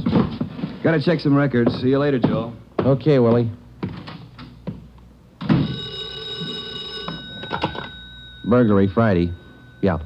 Okay, Mike, soon as Ben gets back. He's picking up the mail. Right, bye. Hi, Joe. Hi, Ben. Hannon just called. Chief wants to see us. Take a look at these first. What do you got, overnight reports? Yeah, here, these two. Yeah. 2 of them. 3 diamond rings, 1 sapphire, 1 necklace, jade. Big haul. Look at the other one. Lady's watch, diamond band, emerald bracelet, tourmaline brooch. What's tourmaline, Ben? I don't know. Must be valuable. It's gone. Let's see. Owner left house about 9 p.m., returned about 1:30 a.m., found property gone, scratches on the door. Probably using the cellophane method. Hasn't missed yet. 2 in one night. Well, he's picking up his pace. Must have a bag full of loot somewhere, whoever it is. You get the description sheets from pawn shop detail? Yeah, got them right here. You take half of them. Let's see what luck we got this morning. Nothing so far. Me neither. Let's see. I'll get it, Joe. Burglar Romero. Hi, Ben. Chief still wants to talk to you, boys. He's got an appointment at 8:30. Wants to see you before he leaves. Okay, Mike. Just checking some buy sheets. Be right in. Better make it fast. He's in a bad mood this morning. Okay, Mike. Thank you. Backstrand again? Yeah, he's in a bad mood. Come on. Wonder what's bothering him. Something's bad. He doesn't blow very often. Chief of Detectives Office, Hannon. Go ahead in, boys. He's waiting. Thank you, Mike. All right, ma'am. I'll connect you. Friday, Romero, sit down. Wait till I get the phone. Backstrand. Oh, yes, Mrs. Winthrop. Yes, ma'am. We're doing all we can. Yes, ma'am. Yes, ma'am. Yes, I'll do that. Yes, ma'am. Goodbye. Got trouble, Ed? Taxpayer, Mrs. Winthrop. You two ought to remember the name. We do, Skipper. 10 days ago, somebody lifted $2,000 worth of diamonds from her bedroom while she was at the symphony. Last night, she was hit again. A diamond watch, an emerald bracelet, and some kind of a brooch. Tourmaline. I don't care what kind it was. It's gone. What's the pitch? We just read a report a couple of minutes ago, Skipper. Could be a tie-in with those other 16 jobs. 16 jobs in 16 days.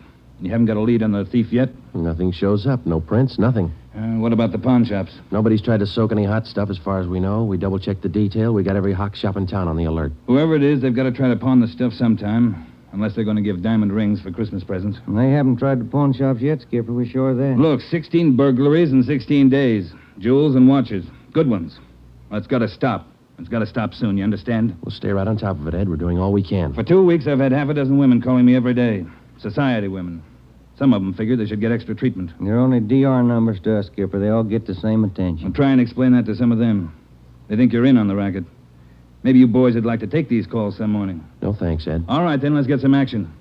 Keep the pawn shop operators on their toes and get after every known fence in town. That's all. I've got an appointment. All right, Ed. Check you later.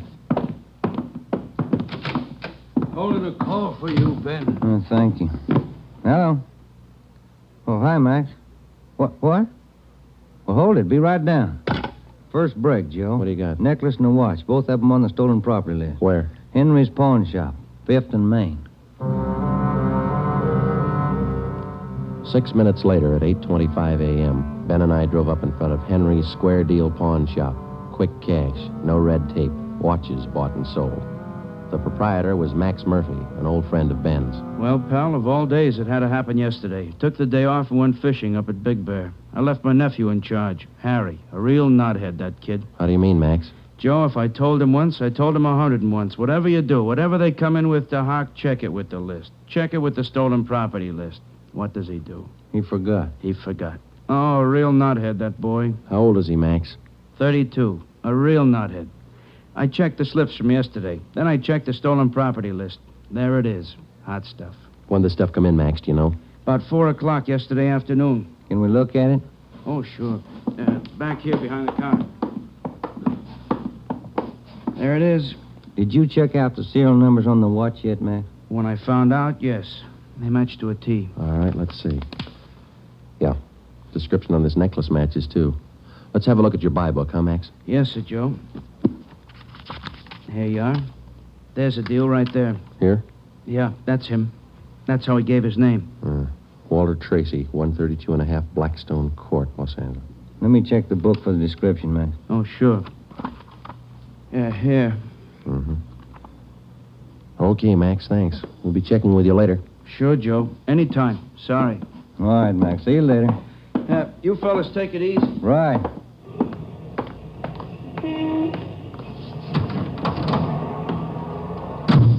Want to check and see if we're clear, Joe? Yeah, I will. 80K to Control 1. 80K to Control 1. Are we clear? Control 1 to 80K. Stand by. Good lead, Joe. Got a description in here. Yeah. It's too bad Max's nephew had to slip up. Control 1 to 80K. Call your office immediately. Call your office immediately. KMA 367. Wonder what that's about. I don't know. I'll call in. You got some change? I'll use Max's phone.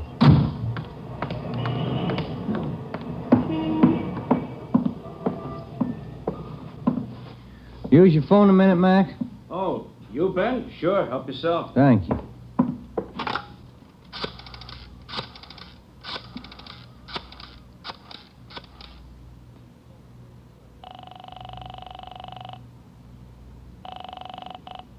City Hall. 2524. 2524. Burglary. Levine. This is Ben, George. You got something? Hot one. Universal Loan Shop, 6th and Barton Place. Guy just took in a couple of rings. He checked too late. What you mean? He checked the form after the guy left. It was signed Walter Tracy.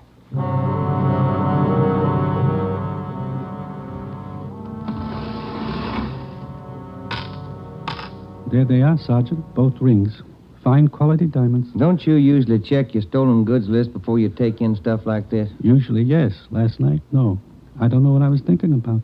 Can we have a look at your buy book? Right here. There it is. Walter Tracy. 699 Olive Street. 145 pounds, 5'9", dark hair, build, thin. We'll have to slap a hold on these rings. I know. I should have thought. Can you think of anything else that might help us to identify the man? Well, no. Had a light suit on. Nice cut. Very well dressed. Thank you. That's all for now. Here's a card. If the guy happens to drop back, give us a call, will you? Sure will, Sergeant. Say. Yeah? I've got some nice watch bands. Yours look old. Can I interest you? No, thanks. Some other time. Come on, Ben.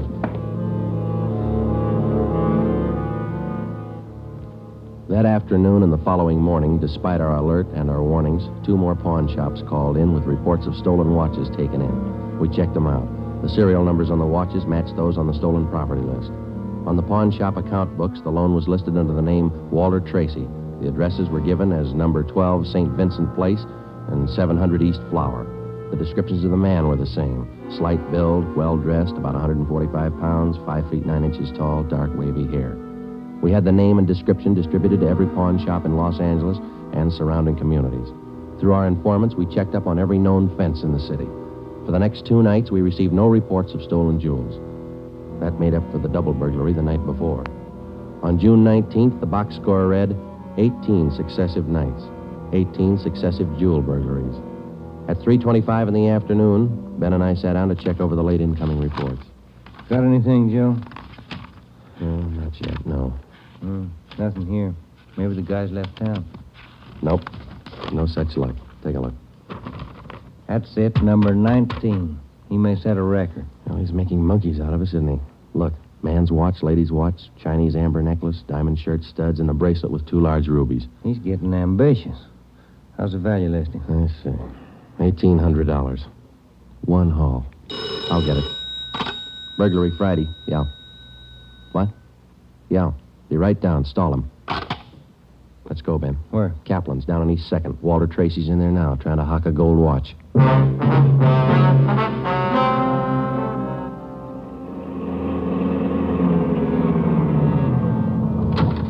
Ben, cover the door. I'll go and look like I'm shopping around. Right, but watch your step. We don't know this guy. Yeah, stay close to the door, huh? I'm sorry, that's the best we can do on the watch. Look, Mac, this is gold. 21 jewels. Well, that's the best I can do. Drop dead. Well, it's the best I can do. Don't get sore. Yeah, sure. See you later. That's him, Sergeant. Walter Tracy. I stalled him as long as I could. All right, I'll check back with you later. Did you spot the guy that just came out? Yeah, I went up the street. Let's follow him. Hustle it. You spot him, Ben? Straight ahead, about 15 yards. He's crossing the street. Yeah, let's get up a little closer. We'll lose him, sure, if the light changes. Come on, run for it. What's the traffic like? That was close. You might have spotted us as going faster. Come on, Joe, run. Yeah. Don't lose him. This crowd's not helping. Hey, wait a minute. I bet you're a cop. You're chasing somebody. All right, let go of my arm, mister. Let go. Well, you don't have to get tough. Lousy cops think they own the street. I'm going to write the mayor's office. Come on, Joe. He's running for it. Yeah, I see him. Watch the signal up ahead. Hurry, Joe. Almost up to him. Into the parking lot. Hey, you! Stop! Look out, Joe. A gun. Yeah, I see him. Get away. All right, smart guy. It's a nice job. Yeah. He's too fast for an honest man. Let's take him in. When we got back to headquarters, Walter Tracy was under technical arrest. We took him directly to the interrogation room. We searched him thoroughly. We had him take everything out of his pockets and put it on the table. Then we had him take all the money he had in his wallet, count it out, and hold it in his hand. What is all this routine? That's all the money you have on you? $47.17, right? Yeah. Okay, keep it in your hand. Ben, shake him down. All right, Tracy. Take off your coat, shirt, tie, and your shoes and socks. What kind of a pitch is this? I'm no hood. Take them off. Two-bit cops. You're not pinning anything on me. I don't care what you do. Sleeves, pockets, lining. Nothing in the coat, Joe. Get his shirt. Take it light with the threads, huh? Costs money. How about the trousers, Ben? Let's see. Cuffs, pockets. No. Let me get the belt. Zipper on the inside of the belt? No, it's clean. Shoes are okay.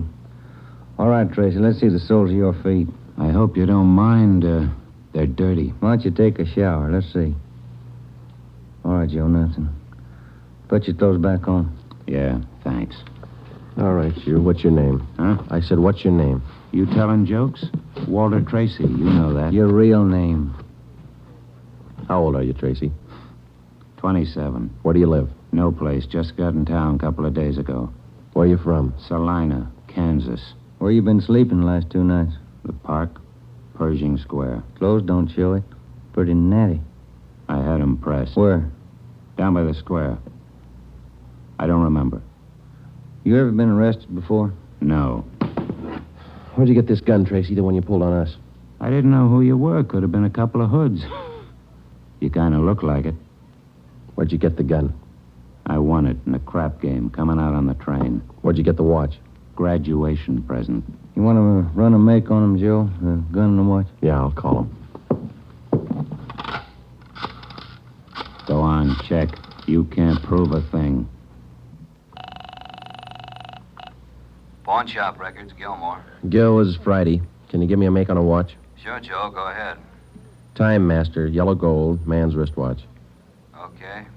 Case number 716F23. Right. Movement number B351708.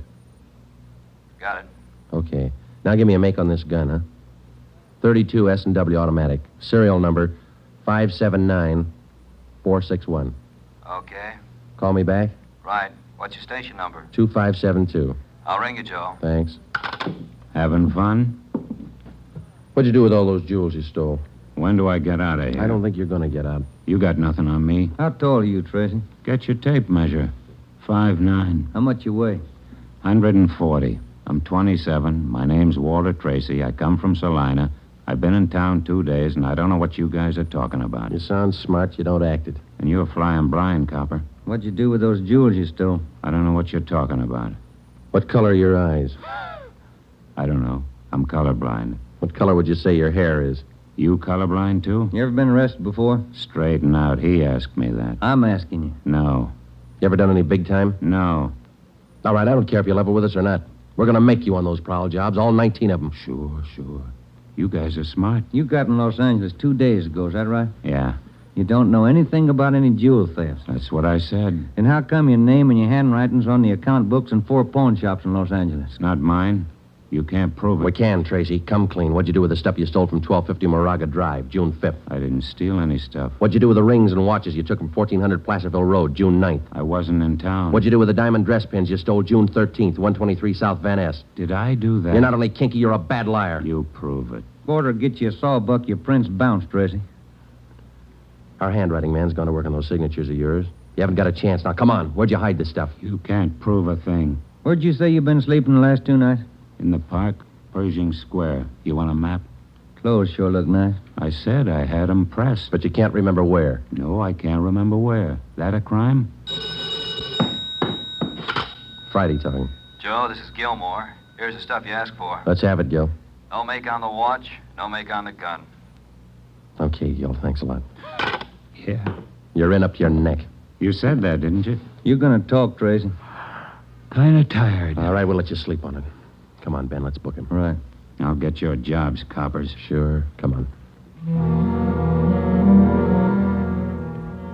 We took Walter Tracy to the county jail and had him booked on suspicion of burglary. He was still sullen. We knew we had the guilty man. Now we had to prove it.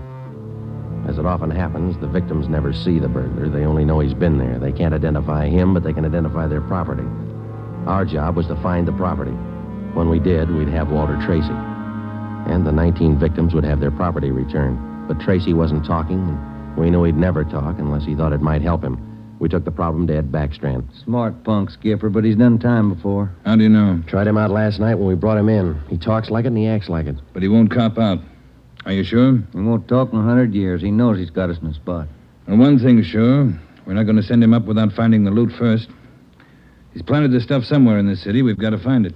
Ben and I have got an idea, Ed. It's not going to be easy, but it might work. What is it? Tracy tried to soak some of the stolen property at 4 separate pawn shops in the downtown area. Yeah? At each one of those 4 pawn shops, he gave a local address. Now, we're sure he must have a room or an apartment someplace in town. All right. Where? That's where guesswork comes in, Skipper. Every one of those addresses he gave falls within a certain area. How big an area? Oh, you got that street diagram, Joe? Yeah. Here it is, Ed. From Figueroa here to San Pedro, and from Pico down to 1st Street. The area's about 12 blocks wide, 14 blocks long. That's a lot of territory. How are you going to cover it? On foot. We'll take Tracy with us. Plenty of legwork. You sure it's the answer? We got to find the stuff, and it's the only way we can figure it. Hotels, apartments, rooming houses. There must be hundreds of places he could stay in that territory. It'll take a couple of weeks. Yeah, on foot it will. All right. It's tough, but it's your idea. Go to it. An hour after we left Chief Backstrand, we got Tracy out of his cell in the county jail and started our canvass of the appointed area. We took the usual precautions and handcuffed Tracy's wrists to our own.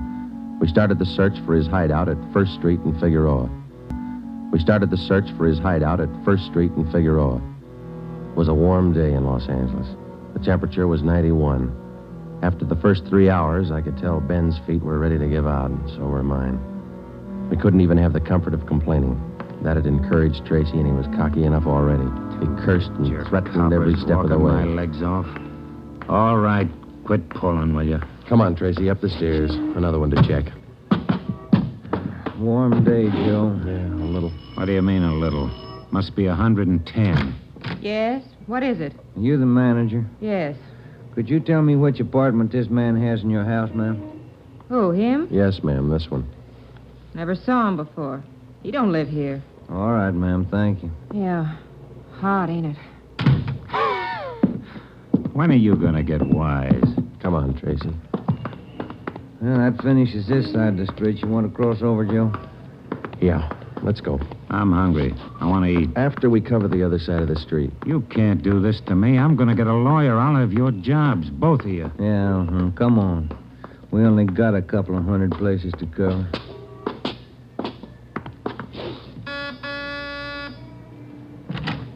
Hi, gents. What can I do for you? You the manager? I run the place, yeah. Which room does this man have in your place? Him? You made a mistake. He doesn't live here. All right, thanks. My feet are killing me. Wait till I get a lawyer. I'll burn both of you dumb cops. What do you think you're doing anyway? Making a guy... All that day and the day after that and the day after that, Ben and I, with Tracy handcuffed to our wrists, canvassed the designated areas, from hotel to hotel, from rooming house to rooming house, and the apartments, too. Every day our feet ached a little more, our pace slowed down, Tracy got more irritable, and the weather got hotter. The second day it reached a high of 92, the third day 94, the fourth day 94. Police regulations say plainclothes officers must wear a coat and necktie on the street at all times. We wore our coats and neckties. The search continued into the fifth day. Our pace got even slower. Ben and I started to lose heart. After a while, we forgot our object was to recover the stolen jewels. All we wanted was to find Tracy's hideout. We knew we were right. We knew Tracy was our man. It was a point of pride. Whether your feet hurt or not, you don't give in to a thief. Yes? What do you want? You the landlady here? I am. Which apartment does this man have in the building? Well, none of them. He's not one of my tenants. Thank you, ma'am. Come on, Tracy. By the sixth day, all three of us had special pads in our shoes. Our feet ached worse than ever. Tracy let us know about his every 3 minutes. By late afternoon of the sixth day, we'd covered more than half of the designated area. The temperature was 95. You guys gonna go on forever? I'm sweating like a horse. I'm getting tired of your moaning. That looks like the manager behind the desk. Yes, sir? You the manager? Yes, sir. What can I do for you? Can you tell us which room this man has in the hotel? Him? He doesn't live here. Hey, you fellas look awfully warm. Like to cool off in the lobby? We're air-conditioned. No, thanks. I'm hungry. When do we eat? You're always hungry. You got the biggest mouth on a cop I ever saw. Oh, All yeah. right, man. Yeah. I'm hungry. I want to eat. Now. Wait till I give this story to the papers. Mistreating innocent guys. They'll break you. All right. Come on, up the stairs. I'm going to get a lawyer tonight. I'll show you. Yes? Why, Mr. Baker, where have you been? We questioned the landlady, a Miss Elizabeth Hunter. She told us that Baker, alias Tracy, had rented an apartment from her about 2 months before. That's all the information she could give us. Tracy clammed up. He would admit nothing. We asked Miss Hunter to accompany us as a witness. We took the elevator up to Tracy's apartment on the 6th floor. Miss Hunter, Tracy, Ben, and I. Down this way. Here. Do you want me to open it? Please, Miss Hunter. What? There's a girl. Walter? What is it, Walter? I told you to get out of town if I didn't come back. I didn't want to leave. I didn't want to leave without you. I thought you slept in the park. Take a jump. Where's the stuff hidden? All right, Ben, handcuff him to a chair. The girl behind him. We'll find the stuff ourselves. All right, Tracy. All right, you're next. I haven't done anything neither, so you can't prove it. Billy, shut up. That's better. No talking between you two. If there is, we'll separate you. All right, Ben, you take the living room here. I'll try the kitchen. And get a window open. It's hot in here. All right. Sergeant, you will be careful of the furniture. Yes, ma'am. I had no idea. You, Mr. Baker, of all people. Don't talk to him, please, ma'am. Oh, yes. Tin cop. Why don't you spell? Ben, look. It's only the beginning. He's got the stuff scattered 7 ways for Sunday. We're going to need help. In the milk bottle? Yeah, 2 rings, 3 loose diamonds, and this bottle of mayonnaise. We found some kind of a brooch in it. A couple of watches taped to the underside of the kitchen sink. All right, you. Convinced? Okay, Ben, call Backstrand. There was a definite possibility that Walter Baker, alias Tracy, had stored some of his stolen loot outside his apartment. We stood little chance of ever recovering it unless we got him to break. Ben called Chief Backstrand, and in 10 minutes he arrived at the apartment with another man from burglary detail, George Levine. Together we went over the four-room apartment foot by foot. We found jewelry, watches, loose stones in every conceivable place. In cartons of cottage cheese, in jars of cold cream, in the garbage can, everywhere. Who's your girlfriend? All right, I'll ask her. What's your name? I said, what is your name? Billy. Billy Crawford. He didn't do anything. He didn't. All right, Billy. Maybe you can tell us. Where's the rest of the stuff he stole? He didn't steal. He didn't steal anything. Billy, shut up. Keep quiet, you. Ed, wait a minute. What? Just a minute. I want to look over here. Papers. Taped to the underside of that top drawer. What is it, Friday? No, you can't. You can't. Look at these. All right, you found them. I'll talk. No, Walter, don't. Parole papers. He's an ex-con. Yeah, I'll cop out. Don't do it, Walter. Billy, shut up. Dumb dame. The rest of the stuff, where is it? On the roof. Inside the ventilator, the one near the front, you'll find a couple of paper bags. That's it. Levine? Got it, Chief. I'll check it. Your papers say you did time in Oregon. What for? Fell for robbery, did 5, I owe him 7. What about the girl? Walter, I'm going with you. Her? I don't know. You figure it. All right, Friday. Romero, take the girl to Lincoln Heights and book her. We'll take him. Right, Ed. Come on, Ben. No, Walter, I want to go with you. I'm sorry, ma'am. This way out. All right, easy, lady. No, wait a minute. Just a minute. Walter. You're a dumb dame, Billy. So long. Walter. All right, come on, let's go. What's the matter? You feel all right? He lied. He said he loved me. He lied to me. Don't feel hurt, lady. He lied to everybody.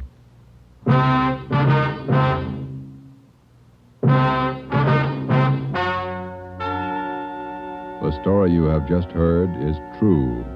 Only the names were changed to protect the innocent. Walter Baker, alias Walter Tracy, was tried and convicted on 3 counts of first-degree burglary and received the maximum sentence prescribed by law. He is now serving out his term in the state penitentiary. A hold has been placed on him by the state of Oregon, where he will serve out 7 years for violation of parole. Billy Crawford, Baker's accomplice, was tried and convicted of receiving stolen property and is now serving time in the state penitentiary for women.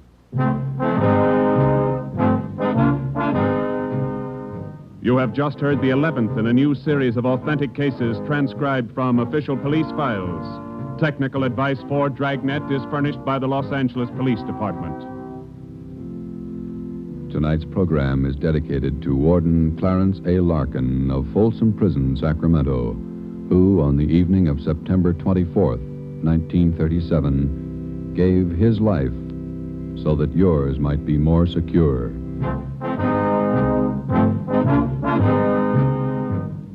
Dragnet came to you from Los Angeles. If you enjoyed tonight's production of Dragnet, you'll want to listen this Saturday evening to a pair of adventure shows featuring 2 well-known Hollywood personalities. You'll enjoy Brian Donlevy, star of Dangerous Assignment. Also on Saturday's schedule is Richard Diamond, private detective, as played by the screen's romantic tough guy, Dick Powell. Listen to both of these exciting programs this Saturday over most of these same NBC stations. This is NBC, the national broadcasting company.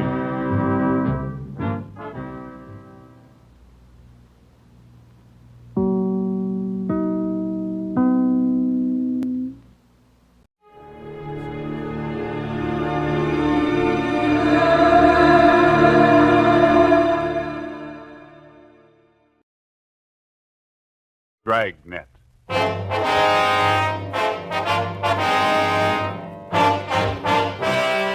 Dragnet, the documented drama of an actual crime.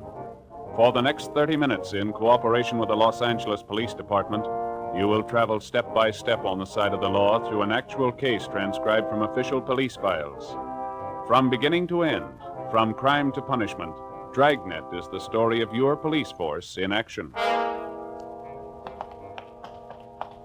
It was Friday, March 16th. It was damp in Los Angeles. We were working the night watch out of homicide. My partner's Ben Romero. The boss is Thad Brown, chief of detectives. My name's Friday. It was 11:45 p.m. when we got to where we'd parked our car. 2nd and Main.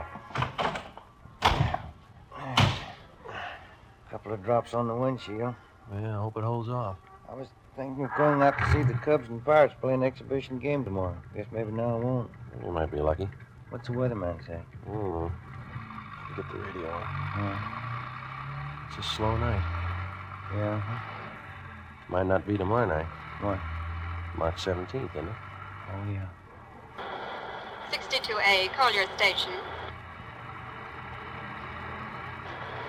All units in vicinity of 102 South Virgil, 211 and shooting, code 3. It's a hot one. All units in vicinity Out of First 102 Street. South Virgil, 211 and shooting, code 3. Unit 13, take the call. Happy St. Patrick's Day. 11:58 p.m. We arrived at 102 South Virgil, the Bartlett Hotel, a 4-story building. Sergeant Scheimer met us in the lobby and informed us that the shooting took place at 11:40 p.m. in room 432, occupied by Mr. and Mrs. Theodore V. Benham. Mrs. Benham was the victim. We went up to the 4th floor where Officer McCready was stationed outside the room. Any witnesses? Only Benham says it was a thief. Did you talk to any of the people on this floor? None of them saw anything. They're all in their rooms. Any other way out of here? That stairway in the rear leads to the roof. I took a look. Nothing up there. Where's Benham? Across the hall, lying down. Cox is with him. Okay, let's look at the body. We went into the room, a dreary place with a single light hanging from the center of the ceiling. The carpet was faded and worn in spots. On the north side were a closet and a bathroom. Against the east wall was a dresser. Across the room was a double bed, and at the foot of the bed, a window looking out over the roofs of adjoining buildings and the marquee of a movie house down the street. A steamer trunk was in the corner, and a straight-back chair was next to the door. The mirror of the dresser was smashed, and on the dresser, a Gideon Bible. On the bed was the body of a woman sprawled face down. There were several splotches of blood on her coat. In the chair was a .32-20 revolver, which McCready said belonged to Benham, the husband of the murdered woman. We asked McCready to put in a call to the crime lab, and we went across the hall to question Benham. This is an awful shock. I'm not feeling well. I'm under doctor's care. Hemophilia. Awful shock. Sit down, please. Yes. I don't know what it'll do to me. I should be in the sanitarium right now. We'll see you're taken care of. Lincoln Sanitarium in Eagle Rock. Could you tell us what happened tonight? Why, yes. My wife and I went out to the Sycamore Cafe over in Alvarado. What time was that? Oh, about 9:30. We had a couple of drinks and something to eat, listened to a piano player, then came home. I unlocked the door, and Elizabeth went in first, went over to the dresser. I just walked over to her when a man stepped out of the closet in back of us. He had a gun. Can you describe him? I don't know. Did you see his face? No. He had a blue bandana over his face, and he had a cap on, a blue and white check. Did you notice his clothes? No, I didn't. Anything else? He seemed very nervous, and he wasn't holding the gun still. My wife was opening her purse, and I said, well, I haven't got very much, but I'll give you what we have. And he fired and hit Elizabeth. I pulled my gun from my overcoat and started shooting. Are you in the habit of carrying a gun? No, I'd noticed suspicious-looking men follow me lately, so I bought one. Is this the gun here? Yeah. Then what happened? Well, I fired all the bullets. I don't know how I missed. The room was small. He kept moving around all the time. But I guess I did miss. Then he ran out of the room. About how old would you say this man was? Officer, I haven't the faintest idea. See you a minute, Sergeant? Sure. We'll be back, Mr. Benham. This has been an awful shock to me. Wonder how his wife felt. McCready told us that Sergeant Scheimer had found a woman in the Nevada Hotel next door who might know something. We went next door and questioned Mrs. Caroline Cromwell, a resident of the hotel. She occupied room 415 on the top floor. She told us that about 20 seconds after she heard the shots, she looked out the door of her room and saw a man come down the back stairs, which leads to the roof of the hotel, and enter room 402. She'd seen the man several times and was positive of her identification. Sergeant Scheimer said the man was registered as Jack Morrison. We went to room 402. Try it again. Who's that? Police officer. What do you want? I'd like to ask a couple of questions. I was going to bed. We'd like to talk to you. Won't take very long. All right. What do you want to know? How long you been in your room? About 10 minutes. What? Where were you? To the movie? Which one? Right down the street. Why are you asking me all these questions? You been drinking? A little. Not much. Mind if we look around a little? I was out all the time. I didn't know nothing about a shooting. And you won't mind if we look around. You won't find nothing here. These all the clothes you've got? Yeah? Is this your coat? Yeah. Yeah. You wearing this tonight, were you? No. It's the only coat in the closet. What'd you do with the coat you were wearing? Guess I was wearing that one. Did you spill it? What? A bottle of whiskey? It broke. How? How do I know? Got a hole here in the sleeve. What'd you do with the broken bottle? Threw it away? Where? I don't know. On the street. Joe, I found something. A shirt. Stuck down between the wall and the bathtub. Looks like blood on it. This yours? Where's the shirt you wore tonight? Take off your pajama top. Why? Take it off. All right. But I didn't have nothing to do with that shooting next door. What happened to your arm? Guy shot at me. Who? I don't know. I bought a bottle and had a couple of drinks and went to the movie for a little while. Would you mind moving away from the bed, please? No, no. Thank you. I came out of the movie because I was getting dizzy, and I went up on the roof here to get some air. While I was standing there, a guy ran across the roof and shot at me. What'd the man look like? I don't know. He came from the roof of the hotel next door and ran into this place. How big was he? It was dark. I couldn't see. What'd you do? Well, after I was sure he was gone, I came down. I was going to have my arm fixed in the morning. Better get your clothes on. Why? Well, you got a pretty bad arm. You better have it fixed up. We'll take you to Georgia Street Receiving Hospital. It's all right. I don't have to go there. Find anything, Ben? No. You got a clean shirt? No. Well, you better wear your pajama top then. Oh, here's something. What did you say your name is? Jack Morris? Here's a card I found in the closet. It says, Tommy Kane, report for work, Joe's Cafe, 8 o'clock, March 1st. Who's Tommy Kane? That's me. Where are you from? Elgin, Illinois. How old are you? I'm 22. Why'd you leave Elgin? No work. I've been bumming around. You ever been arrested? I was picked up on a vague charge a month ago. Here? Yeah. I don't know why you guys are bothering with me. When somebody gets shot, we bother. 1:30 a.m. We took Kane to Georgia Street Receiving Hospital, where they found that a muscle in his upper right arm had been severed and the right side of his chest was bruised. Before taking him to Ward 1300 General Hospital for further treatment, we took him back to the roof of the Nevada Hotel. Still trying to rain. Yeah. Well, where were you standing when you got shot at, Kane? Right over there. I was leaning against the bricks. Where'd the man come from? Out of that door in the other roof? Roof of the Bartlett Hotel? Yeah. Was he running when he shot at you? Yeah, he was. Where'd he run? Right across here where we are. And then he went through this door here into the Nevada Hotel. Did you notice anything unusual about him? Well, his face was covered with a handkerchief, and he wore a checkered cap. Thought you said before it was too dark. Oh, I could see that. I mean, you know, I could see that. I couldn't see his face. And you were standing over there by the parapet? Yeah. About here? Yeah, that's it.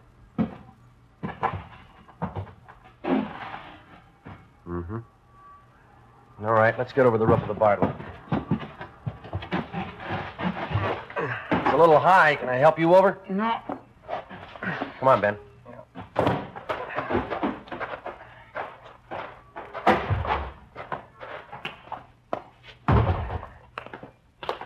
You ever been in this hotel before, Kane? No. Everything all right, McCready? Yeah. Crime lab's here. Checking the murder room. Benham awake? I think so. Mr. Benham? Yes? Mind if we come in? Of course not. You ever seen this man before? Let me see. Can you stand over there in the light? My eyes aren't as good as they used to be. Okay. Move over there. How's that? That's better. This the man who shot your wife? No, that's not the man. We left instructions for another car to take Theodore Benham to the Lincoln Sanitarium in Eagle Rock. We took Kane to Ward 1300 General Hospital. 2:42 a.m. We arrived back at the Bartlett Hotel where police chemist Ray Pinker had finished his examination. 3 slugs, 38 caliber, and 5 slugs, 32-20, were found in the mattress and the walls, all on the same side of the room. On the floor of the room were found a piece of white cloth and some brown threads. Ray Pinker returned to the crime lab while Ben and I made a search of both hotels, the incinerators, the alley, and all likely places for the missing 38. It was not found. 3:48 a.m. Ben went to the record bureau to check on any possible criminal record Kane might have had. I went to the crime lab to see what Ray Pinker had found. Nothing on this one. Must have been a clean miss. And nothing on these 4 32-20s. Mm-hmm. Where'd you find those? Dug the 38 out of the window frame. 32-20s are in the south and east walls. How about the others here? Well, on these 2 38 slugs, I found minute portions of threads. They compare with the dress and coat worn with the deceased. Mm-hmm. Hi. Hey, Ben. I checked Kane's record. He told the truth. Nothing more than a vague charge, huh? No. How's this coming? There's threads on 2 of the 38 slugs. And on one of the 32-20s. Same kind of threads? Yeah, the same kind. 32-20. That's the gun Benham used. Yeah. Did you check the cloth yet? I will right now. Benham must have been shooting an awful while. Where'd you find that 32-20 slug, Ray? On the floor near the bed. Nothing on any of the other 32-20s. No. Yeah, this piece of cloth matches the shirt. How about the coat and those threads? Got only a couple of threads that might match. Let me have the coat. There you are. We better have Benham take another look at Kane, huh? Yeah, I guess so. I could use a cup of coffee. How about you? As soon as we get finished. How about it, Ray? Haven't got to make it. Yeah, they match. Well, that's it, huh? Oh, one more thing. Yeah? Fresh stains on the carpet of that room. What kind? Whiskey. March 18th, we picked up Benham at Lincoln Sanitarium and drove him to the General Hospital. 3 times he asked us to stop someplace so he could have a drink. We told him he'd have to wait. We arrived at Ward 1300 at 1:40 p.m., and Kane was brought out. Take a good look, Mr. Benham. No, that isn't the man. I'm sure of it. All right, Kane, tie this handkerchief over your face. No, this way. That's right. Now put on this cap. Okay, now stand over there, please. Now, a little further. That's good. All right, Mr. Benham? You know, his eyes and forehead look a little familiar, but I don't know. Well, my nerves are all shot. I can't be positive. I'm a sick man. All right, Kane. Wish I could help you, boys. So do we. Come along, please. You don't have to take me back to the sanitarium. Just take me to a streetcar. I'll make it all right. We'll take you. Sergeant, Yeah, can I see you a minute? sure. Yeah? Did you notice anything when you first brought Kane out of the ward? No? You must have been closing the door. Yeah, I was. That man, Benham, he winked at him. We took Benham back to his sanitarium. On the way, he asked if he could be excused from testifying at the inquest and preliminary hearing. We told him it couldn't be done. 7 p.m. Ben and I returned to the General Hospital and took Kane into a small room adjoining the prison ward. After 3 hours of interrogation, he stuck to his story. Cigarette, Kane? Thanks. How's the arm? All right. Hurts a little now. When you guys going home? When we get a straight story. I've been telling you all I know. Yeah, you've been telling us the same story for 2 days, but it doesn't hold water. What do you mean? How do you account for the fact that parts of your clothing were found in that room? I told you before. You must have made a mistake. No, it's no mistake. Mr. Benham's starting to think he recognizes you. What? Why'd he wink at you?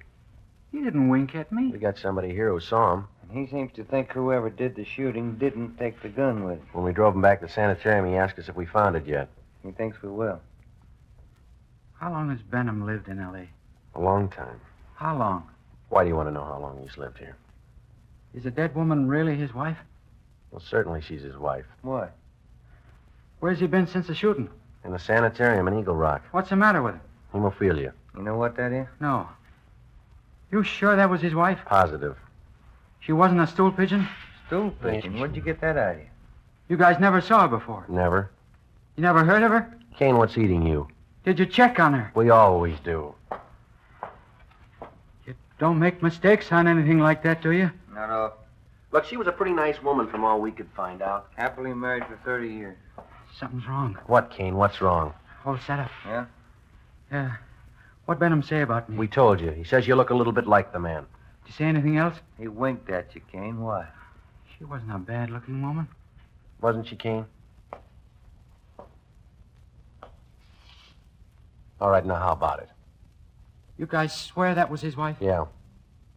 Okay, I'll tell you where the 38 is. Where? The mattress on the roof of the Nevada Hotel. Benham cut a hole in it that day. He told me to hide the gun there after the shooting. All right, let's have a look. I don't want anybody to know I'm telling you this. Why? Benham's a real smart guy. He's got a gang. He's in on it as much as I am. Yeah? He double-crossed me. He tried to kill me. If I'm going to jail, he's going with me. Maybe you will. Kane told us that he had known Benham for about 2 months. During that time, Benham helped him along by giving him a couple of dollars every once in a while. On March 11th, Benham got Kane a room in the Nevada Hotel and gave him $20 to buy a gun, which Kane did. On March 15th, he gave Kane a blue bandana and a checkered cap. On March 16th, he told Kane that he'd been sent by a gang in Chicago to kill a woman who was a stool pigeon. He promised Kane $100 for his help. Early that evening, Benham told Kane how to enter their room and where to hide. When they came home, Benham stood by the door. Kane stepped out of the closet and, after a few words, shot the woman. As he moved toward the bed, Benham started shooting at him. Kane ran from the room and hid the gun in the mattress on the roof, then went to his room and flushed the cap and bandana down the drain. 11:15 p.m., Ben and I found the gun where Kane said it would be. 38 Special Detective Colt revolver, 2-inch barrel, number 381327. 11:52 p.m., we checked and found no evidence that Benham belonged to any kind of a gang. March 19th, 9 a.m., Ben and I reported into homicide and picked up Captain Steed. We went over to Dr. Wagner to learn his autopsy report. It showed that the deceased had been shot 3 times. 2 .38 slugs and 1 .32-20 were recovered from the victim's body. They were initialed for evidence. 8 p.m., Captain Steed, Ben, and I went to the sanitarium and told Benham that there were a few angles we wanted to clear up before the inquest next morning. Benham got dressed, and we drove back to the Bartlett Hotel. It was raining. I'm still trying to remember what happened. I was very shocked that night. Yeah, I suppose you were. Well, sometimes my memory comes back for a little bit. The red light? Yeah, I see. You know, the man who did the shooting knew you lived in room 432, and he knew you'd be gone that night. How do you suppose he figured that out? Well, I'd been noticing that a lot of men had been following me. Suspicious-looking men. I told that to Sergeant Friday, didn't I, Sergeant? Yeah, that's right. Must have been one of them. You ever give money to characters on the street so much they might follow you? Hey, that must be it. Many times I used to do that. I'd be nice to them, and they'd try to make friends. You remember any of them? Yeah, I do. There was old man Dorsey, Jolly Swanson, and a fellow named Kane. Lane? Kane? Yeah, that's it, Kane. There you are. The young man you took me to see in the hospital. I'm thinking, I believe that's Kane. Are you sure? Quite sure. He's the burglar. What makes you think he was a burglar? Well, what else would he be? He didn't rifle any of the drawers or steal anything, did he? Must have got there just before us. Did you have anything important there? Yes, some insurance policies. On your wife? Yeah. How much? Oh, one policy for $4,000 and 2 for $2,500 each. Policy for $4,000 and 2 for $2,500 each. Who's the beneficiary? Well, I am. We took Benham up to room 432, where he got out the insurance policies on his wife and showed them to us. Then Captain Steed asked him to reenact the shooting. Benham acted as the killer, I played Benham, and Ben acted as his wife. Well, the man was over here in the closet. My wife and I came in that door, and then my wife went over to the dresser. Oh, over here? Did you turn on the light?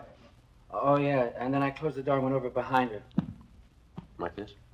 Oh, she was closer to the bed. Here? Yeah. Were you standing next to her? Yeah. Did You start to take off your coat? Well, I was just going to when this man stepped out of this closet here. How far? Oh, here. Yeah, right here. Then what? Well, he held the gun in his hand and asked how much money we had. Elizabeth said we didn't have much. From here? Yeah, but she turned around. Like this? Yeah, that's it. What happened then? Well, then I said I haven't got very much, but I'll give you what we have. And he started shooting. Yeah, but you said before that your wife started looking in her purse. Yeah, that's it. She did. I forgot. And that made him think she was going after a gun. How do you know? Well, I suppose that's what he thought. He shot and Elizabeth fell on the bed. I pulled out my gun and started shooting, and the man ran out the door, and that's all. That's exactly what happened, huh? Just as I remember it. Will it help you? Not very much. What's the matter? Well, if you were standing where I am, there'd be bullet holes on that side of the room there, wouldn't there? They're all on this side. I see. I got it. Come with me. Where are you going? On the roof. What for? I want to show you something.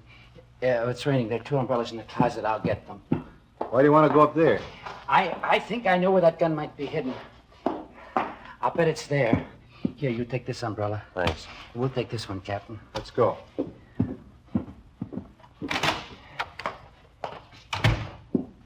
I'll bet it's up there. We'll find it.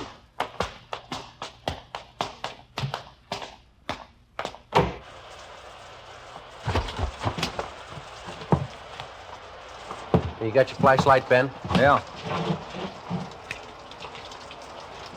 Should be around here somewhere. What? A mattress. My wife used to take sunbaths on it. Where would it be? Just about here. I don't see any. You sure it's up here? I bet it's on the next roof.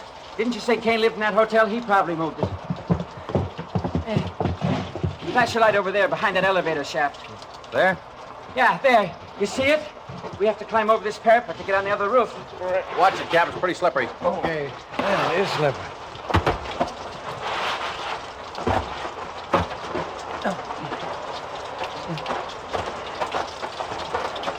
This mattress here?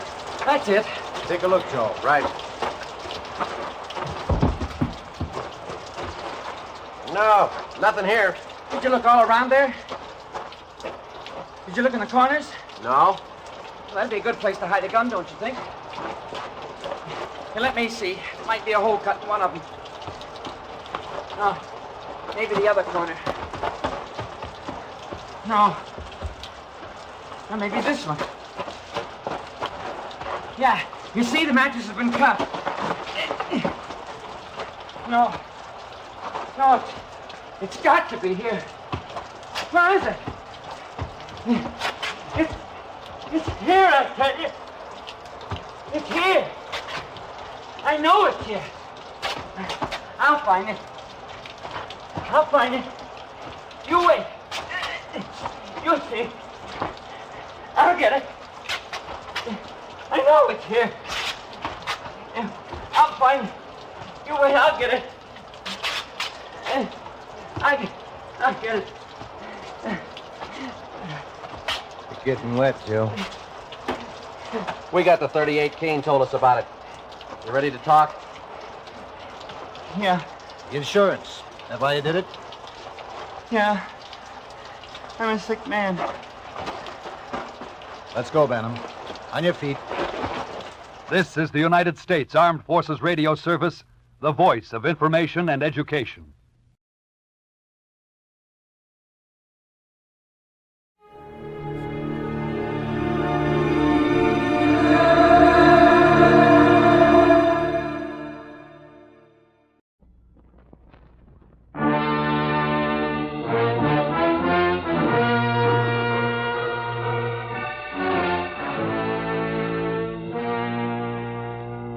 Columbia Broadcasting System presents a thrilling new adventure series starring Dick Powell.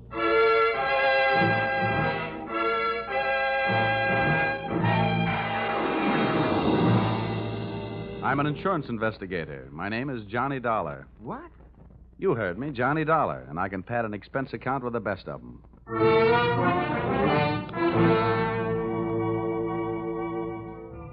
Yep, I'm a freelance insurance investigator, and I live in Hartford, Connecticut. At least that's where I pay rent.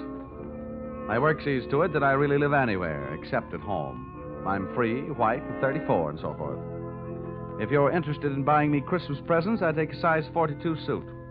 Shirt's 15 and a half collar, sleeve length 33. My hat size is 7 1/8, except when I wind up a successful case. Then it runs about 7 3/8. At insurance investigation, I'm just an expert. At making out my expense account, I'm an absolute genius.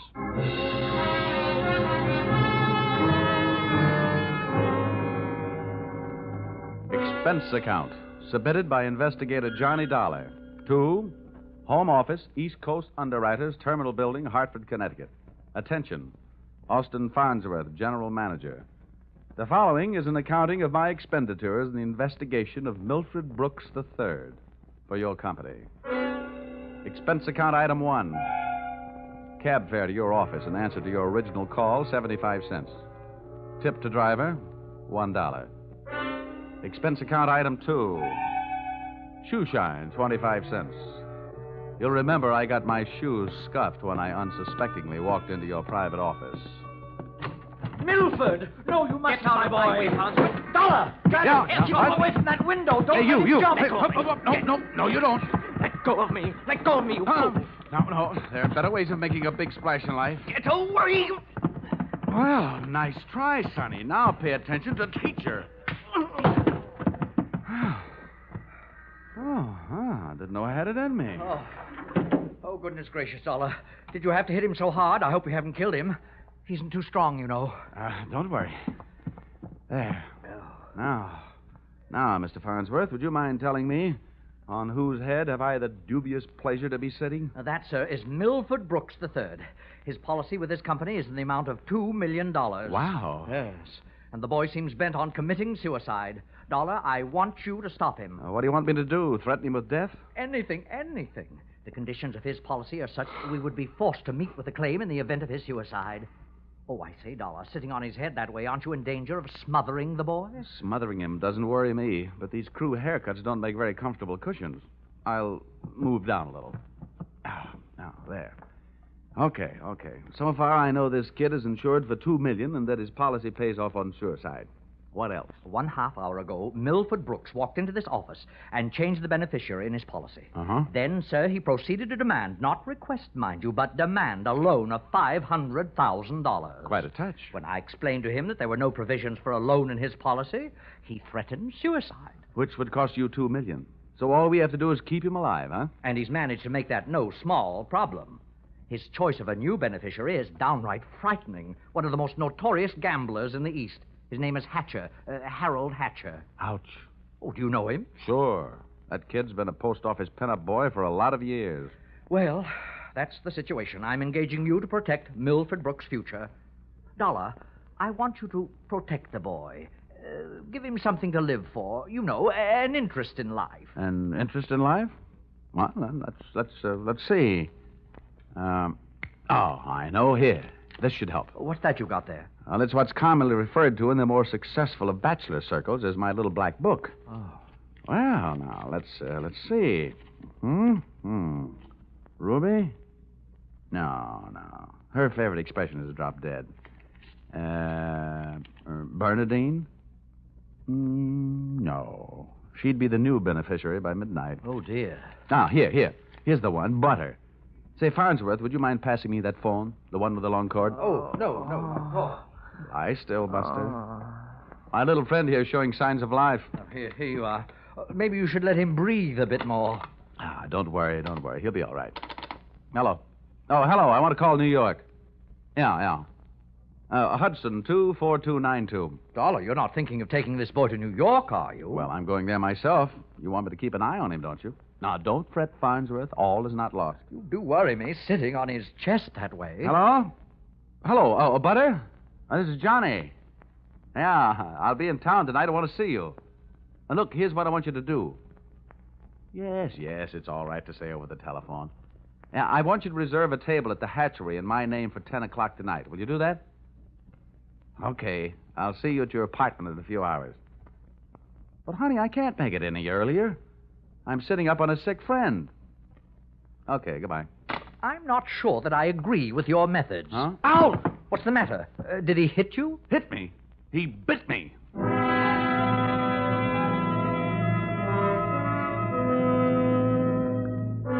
Expense account item 3. Liquor, $18. Keeping Milfred Brooks III peaceful seemed to be the immediate problem, and a bottle of rare old brandy seemed to be the immediate answer. I poured most of it into him, and by the time he started to tick again, he'd gone through the unusual process of going to sleep sober and waking up enchanted. I loaded him into my car, and we headed for New York. As we passed through New Haven, he opened one eye, looked up, saw the Yale Bowl, and gave 3 cheers for old Eli. Ray, Ray, Ray. Oh, old Yale would sure be proud of you. Why anybody would want to insure you for $2 million is more than I can figure. My daddy loved me very much, and my mother loved me very much. Now, that's nice.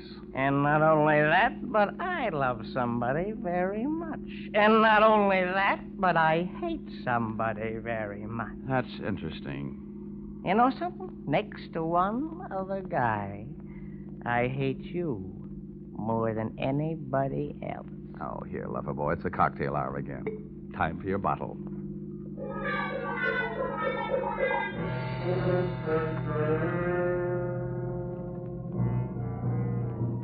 Rolling along the Merritt Parkway, I felt very much alone with my thoughts. And believe me, they weren't very pleasant company.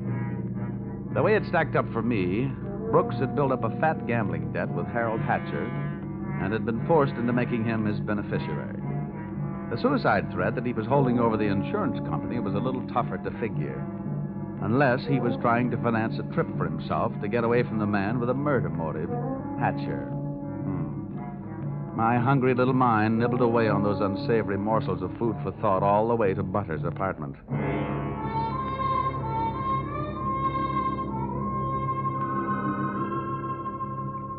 Hey, where are you taking me? I want to go to New York. If you don't behave, Buster, I'll punch your ticket. Johnny, darling, welcome to New York. Well, that's the fastest trip I ever had. Quiet. Well, where did you find this? In a box of Cracker Jack. Let us in, dear. I don't know about you. Some men bring me flowers, some bring me candy.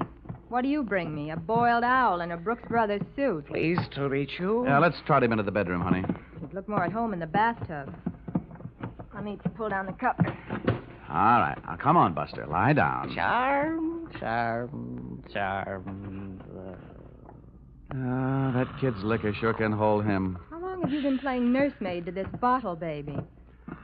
Get behind that bar, sweet, and I'll tell you all about it. Sure. Horrible examples don't seem to bother you, do they? If you knew how that guy has been bothering me. What did he do to you? Well, let's just say he put the bite on me. Oh, gosh, the river sure does look pretty tonight. Bourbon and soda? Now, please, anything but brandy. I've been sniffing that second hand all the way from Hartford. Butter, see that big boat out there? Mm-hmm. Oh, I sure would like to be on it. With you, sailing off to faraway romantic places. Get with it, darling. That's the 125th Street Ferry. Oh. Here's your drink. Come on now. Tell Butter all about it. So, friend Bourbon and I proceeded to tell her all about it. It wasn't easy. Everything about her kept flagging down my train of thought. The longer she looked at me, the less I wanted of Milford Brooks III, and the more I wanted of beautiful Butter the first, and only. She was a sympathetic listener to my story until I gave her the answer to her first and only question. And where do I fit into all this? Well, baby, I thought you understood. My job is to give this poor misguided boy something to live for. That's you. Well... Now, honey, hold everything. Don't go getting your corn all popped. You misunderstand. I really mean it. I thought if he'd just got to look at you and realize that things like you exist, why, you'd make any man glad to be alive. Oh, come on now, Butter. Melt a little. I wouldn't let anything happen to you. You know that. Did I hurt you? Oh, no, I'm getting used to it. People have been taking pokes at me all day. I'm sorry. Ah, that's better. You want some more bourbon? I want some more you. Well, help yourself.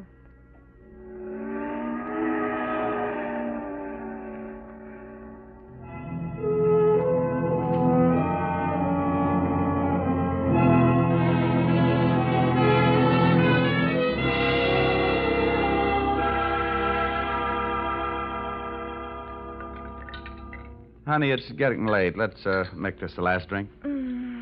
What time is it? Oh, it's 20 to 10. Oh. My reservation at the hatchery is for 10. Here. Thanks. Cigarette? Oh, empty. Some more out in the other room. I'll get 'em. I'd love to get you on a slow boat to China. Johnny! Oh, coming. He's gone. What? Well, he can't be. But he is. The window's wide open. Oh, the fire escape. What a smart guy I am. Trading 3 drinks of bourbon for $2 million on the hoof. Oh, that's the biggest bar check I ever picked up.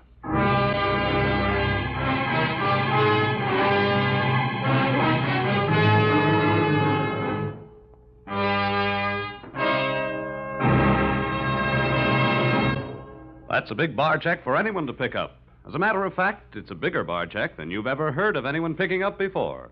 And that should give you an idea of what to expect in the second act as you follow this new CBS series starring Dick Powell in the title role, yours truly, Johnny Dollar.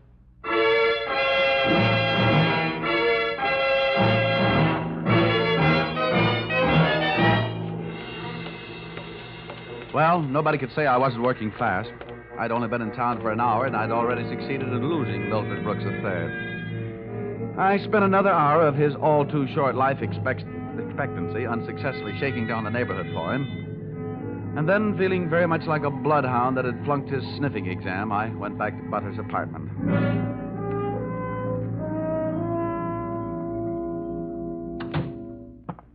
No luck, Johnny. Oh, sure, plenty of luck. All bad. Is there anything I can do to help? A kiss for luck. What are you going to do? Nothing. Just a little phone call.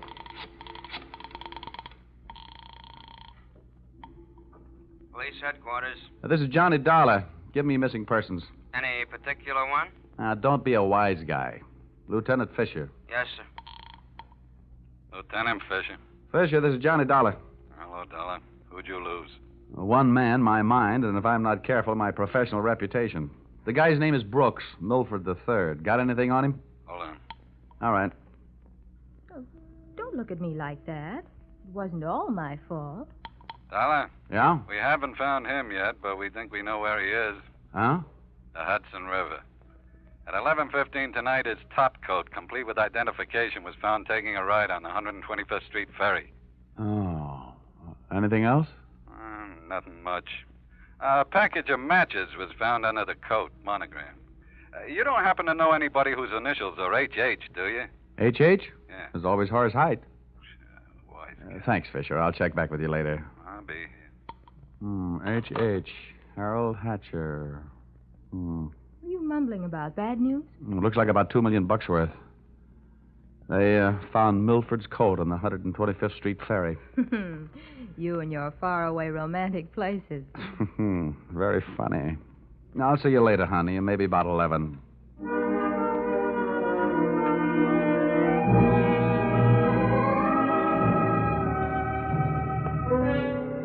Expense account, item 4. Nightclubs. $28. Harold Hatcher's hatchery was in a cellar under a hotel, but the prices were high enough to rate a penthouse. The club was draped in too much satin, its lady customers in too little. The decor was French provincial, the music was Brazilian, and the food was from Dixie. The drinks looked weak and the waiters looked strong. All in all, the joint was a sight for sore eyes, for making them sore. The only pretty thing in the place was a blonde. She came strolling up to my table, her hips unconsciously sending subtle little messages back to the rumba band. She opened her mouth, slid her tongue over her lower lip, and let a few warm, soft words slide out. Looking for someone? Well, you'll do until the real thing comes along. Sit down. Thanks. I won't have a drink. Well, I didn't ask you. My name is Janelle. Janelle. Wow, that's a nice name. I understand you were asking about Mr. Hatcher. Well, I asked if he was in. The waiter said he wasn't. Do you know him? More than somewhat. What do you want to see him about? A mutual friend, Milford Brooks. Uh-huh. I know most of the quiet-closed boys around here, so you want a cop.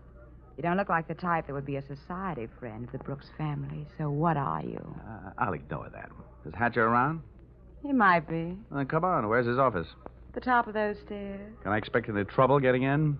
You won't have any trouble. How do you know? Because Harold sent me down here to look you over. Oh. I think you're all right. So, I've won myself the good housekeeping seal of approval, huh? Keeping a house with you would meet with my approval. I ran for my life. Had a slow walk up the stairs. When I located the door to Hatcher's office, I knocked once and went in. Come on in. Thanks. Oh, I'm Johnny Dollar. I was hired by East Coast underwriters to protect the interest of a kid named Milford Brooks III. Now, what's that supposed to mean to me? You know him, don't you? Well, he isn't exactly one of my boozing buddies. How much money does he owe you? Well, we've got him on the books for a few bob. Why? They picked up his top coat tonight on the 125th Street ferry. He wasn't in it. It might have been suicide, or it might have been a knockover made to look like a suicide. What's your choice? What do you get off asking me about my choice? Where were you between 11 and 11:30 tonight? What's it to you? I thought you might like to rehearse some answers. The law will be asking some questions real soon now. I don't know why I should tell you, but I was driving around in my car getting some air. Oh, now, you'll have to do better than that. They found one of your match folders under Brooks' coat. You're out of your mind. Let me ask you. The kid owed me a couple of $100,000. You think I'm going around knocking off my own assets? Hatcher, I don't know whether you're stupid or bright. Don't worry about it. I know. What about that insurance policy? What insurance policy? Now, look, Hatcher, we're big boys. We both know that changing a beneficiary in an insurance policy is a legal transaction. That means witnesses. That means it isn't secret. What are you talking about? That you and East Coast underwriters and I know all know that Brooks made you the beneficiary in his policy and that you stand to come into $2 million when they fish out his body. I don't know anything about it. Motives don't come much bigger. I'm telling you this is all news to me, and you and nobody else is going to make me move off that story. I feel the same about mine. It doesn't take a genius to know that Brooks didn't love you $2 million worth. There's only one logical reason for his making you the beneficiary. You forced him into it. Who'd believe anything else? Who cares? They'd have to prove it. And, brother, that can't be done. Now, how would you... Yeah. Okay, Rocky, thanks for the news. Take the inspector into the bar and buy him a drink. I'll be right down. Dollar, did you turn me in? They're here, huh? Yeah. No, I didn't turn you in. I'm not a cop. Here, have a cigarette. Thanks. Here's a light. Well, come on. Maybe they just want to sell me some tickets to the policeman's ball. For a guy in a hot spot, Hatcher was certainly a cool customer. I followed him out of the office, down the stairs, and back into the club. Janelle was sitting there right where I'd left her. And I thought to myself, now there's a gal who should never sit down. She looks so pretty standing up. Janelle, buy Mr. Dollar a drink. I have to go play 20 questions with some fellas in the bar. Sure, baby. Anything you say. Anything. I'll see you, Dollar. Yeah. How'd you make out? Well, you can never tell about a guy like that. He's a smart boy, strong, silent type. Wouldn't talk, huh? A real close-mouth act. About what? Oh, just a little doodad. $2 million life insurance policy. Wait a minute. That young Brooks kid? That's right. I knew it. Tried to tell him he'd get into trouble, but he wouldn't listen to me. Oh, you knew about it, huh? I suppose you also know what was behind it. Sure, Milford owed him some money. A lot of money. It's in writing. What kind of writing? The personal note that Brooks was going to get back if he made Harold beneficiary. Well, where is this note? Do I look like the kind of girl who'd put the finger on her boyfriend? You look like the kind of girl who'd do anything if she wanted to. Thanks. I'll give you a slight hint. It's in his office. You'll find it in the inside pocket of one of his suits in the wardrobe. What are you waiting for? I'll watch. What are you waiting for? I'll watch the bar. Nothing, sweetheart. Nothing at all.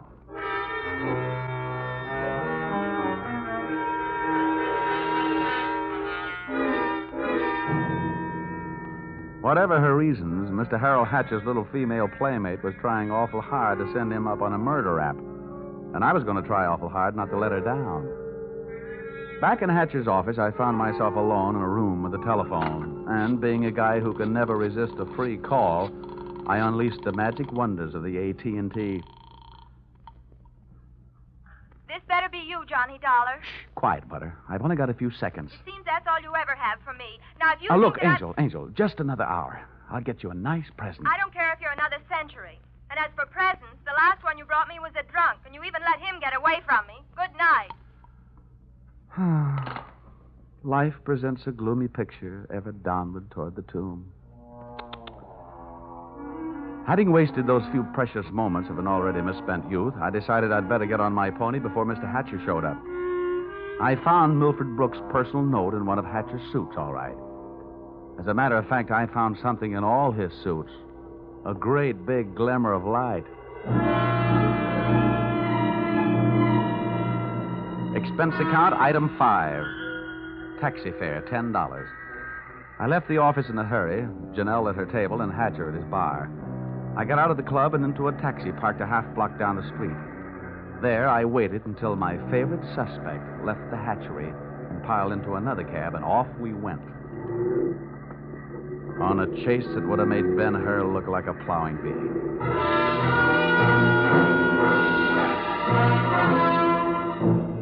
We skittered over to Lexington and headed uptown. At 72nd, the cab turned right and pulled to a stop. My driver was on his toes, and his toes were on his brake. We stopped, too, half a block behind. You want us to wait, huh? No, here you are. Keep the change. Hey, thanks.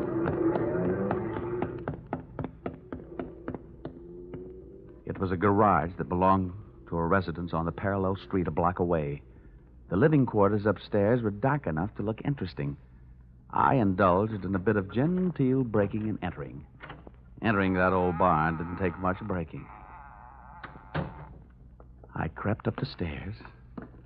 It sounded like they were left over from an old ghost story. And so did the first voice I heard when I stopped halfway up. We've got to be careful, especially about that Johnny Dollar. Are you sure he didn't follow you? That voice sounded awfully dry to be coming from a guy who supposedly had spent most of the night snoozing in the bottom of the Hudson River. It was Milford Brooks III. Get up on your feet, Brooks. Well, now, wait a minute. I started this thing slugging you, and I might as well finish it the same way. Leave him alone, you. Now, pull in the claws, Angel. And sit on his lap. You hard-footed. I'll kill you. Get off of me. Huh? I should have known better than to get mixed up with a low-class female like you. Why, you punk. Now, hold it. We pushed the lady around enough, Brooks. Tell me to be careful, will you? Why didn't you think of that before you led him here? Wipe your nose, little boy. Now, don't you go getting fat-headed, gorgeous. Neither one of you are exactly what I'd call masterminds. When you planted that match folder on a little boy Blue Blood's topcoat on the ferry boat, you both should have been more careful. You think so? You bet I think so. If I were planning a piece of evidence to incriminate Mr. Harold Hatcher, I would have left a cigarette lighter. I found one in the pocket of every suit he owns, back there in his closet in the club. It wasn't hard to figure out that guy never carries a book of matches. What do you want? I'm only interested in one thing. Saving the insurance company $2 million. And, Buster, I think you've done it for me. Dollar, This is insurance fraud. It has been ever since you put on that fake suicide attempt. Trying to extort $500,000 out of the company. Dollar, wait a minute. Now, come on. We're leaving. You heard him, Dollar. Harold. Hatcher. He said, wait a minute. He wants to talk. Yeah, everybody wants to get in on the act. How did you get here? When the police in this town think maybe a guy's jumped off a ferry boat and nobody's seen him do it, they check the counters on the turnstiles at each end. In the case of Brooks, as many people got off that boat as got on. Well, it makes sense. They'd hardly hold a guy because somebody lost a topcoat. How did you know we were here? You know me, baby. You never go any place I don't know about. Okay, Brooks, you felt like talking. Now I feel like listening. Get it up. Well, I don't know what you mean. I know what you mean, Hatcher. One, he gave you a big fat $2 million motive for murder. And two, he did his best to make it look like you did murder him with that broken-down match cover plant on the ferry boat. It's just that simple. And you, baby? Harold, please. You put him up to it, didn't you, you cheap little muscler? Trying to get rid of me, will you? No, Harold. Now, calm down, Hatcher. You don't need any gun around here. They're tame. Well, maybe I'm not. Since so many people have gone to so much trouble to hand me a nice, easy way to make $2 million, maybe I'll just go ahead and make it. I'll show these amateurs how these things are really done. Come on, Brooks. How'd you like to go for a nice, cool, half a ferry boat ride? No, Hatcher. No. Look, it's her fault. I'll give you anything you You're want. wrong, sonny boy. You're going to give me everything. No. No. You can't. Let me out of here! Brooks bolted for the door. Hatcher snapped a shot at him. And I hit Hatcher with a do-or-die tackle from behind. The gun flew out of his hand. No, you don't. I beat him to it and swung it straight into his skull.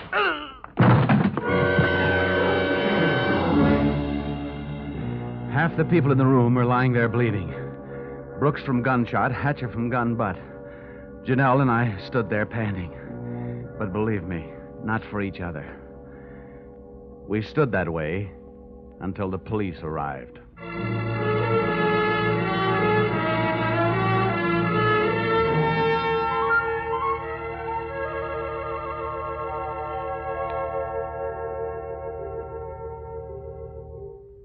Dollar, it's beyond me. I sent you out to protect the life of a very important policyholder, and now where are we? Standing in a hospital corridor, worrying about whether he's going to live or die. As far as I'm concerned, Mr. Farnsworth, you're only half right. I'm just standing in a hospital corridor. Oh, Dollar, you're heartless. Well, if you'd been bitten where he bit me, you wouldn't care if he lived or died either. I'm getting out of here. Well, where are you going? It'll be explained in my expense account under miscellaneous expense. Oh, don't fall over when you come to an item for $318. $318? For what? Not for what, Farnsworth? For whom?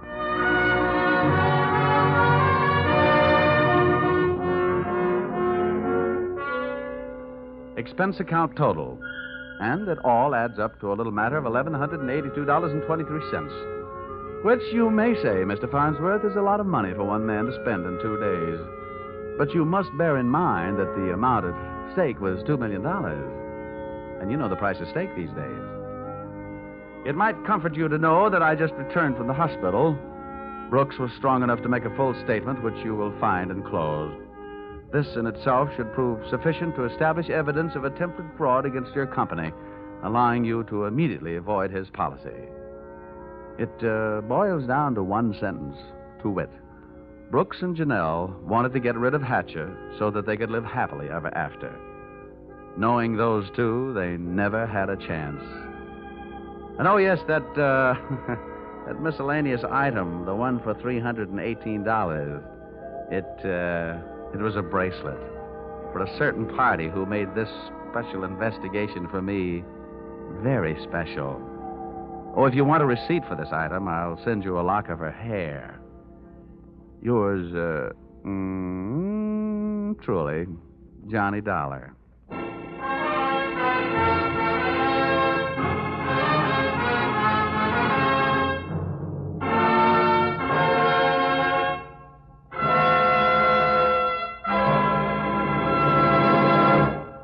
So, with the final signature on his expense account, Dick Powell as Johnny Dollar has just closed the books on his first adventure in this new CBS series. The script for tonight's broadcast was written by Paul Dudley and Gil Dowd, and the music was created and conducted by Dick Arant. The entire production was under the direction of Tony Leader.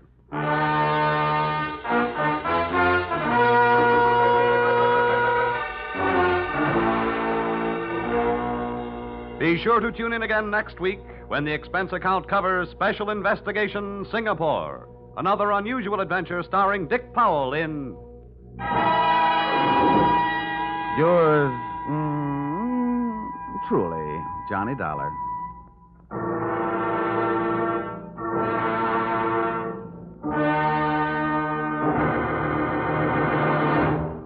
This is CBS, the Columbia Broadcasting System.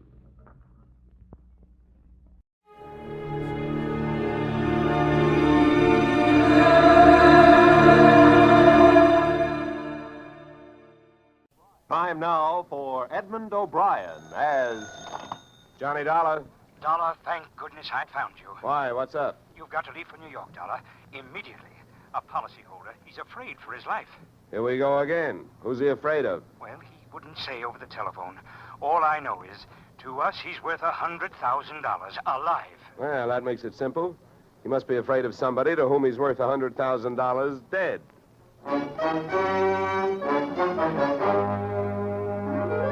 Edmund O'Brien in a transcribed adventure of the man with the action-packed expense account. America's fabulous freelance insurance investigator. Yours truly, Johnny Dollar.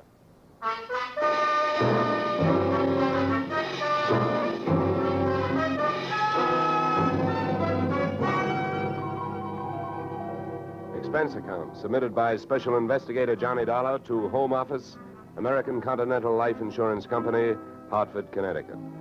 The following is an accounting of my expenditures fulfilling your assignment as a bodyguard. The body being that of your late policyholder, Robert W. Perry.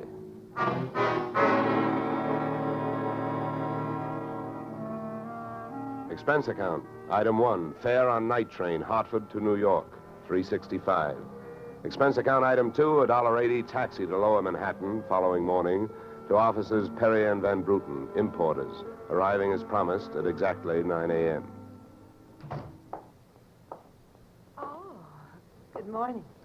May I help you? Yes, you certainly can. My name is Johnny Dollar. I have an appointment with Mr. Perry for 9 o'clock. Oh, yes. From the insurance company. Well, you're right on time. Yes, they told me I'd better be, and I'm glad that I am. Mr. Perry just came in. He's alone and waiting for you. I'll buzz him that you're here. Thanks. Come on!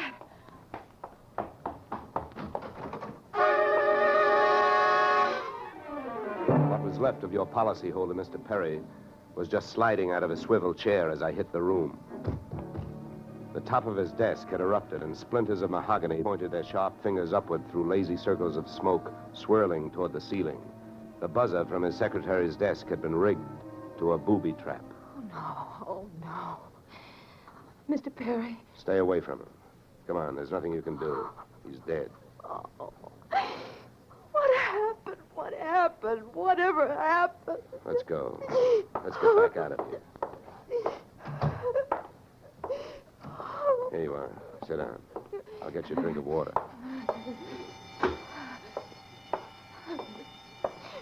Come on, drink this.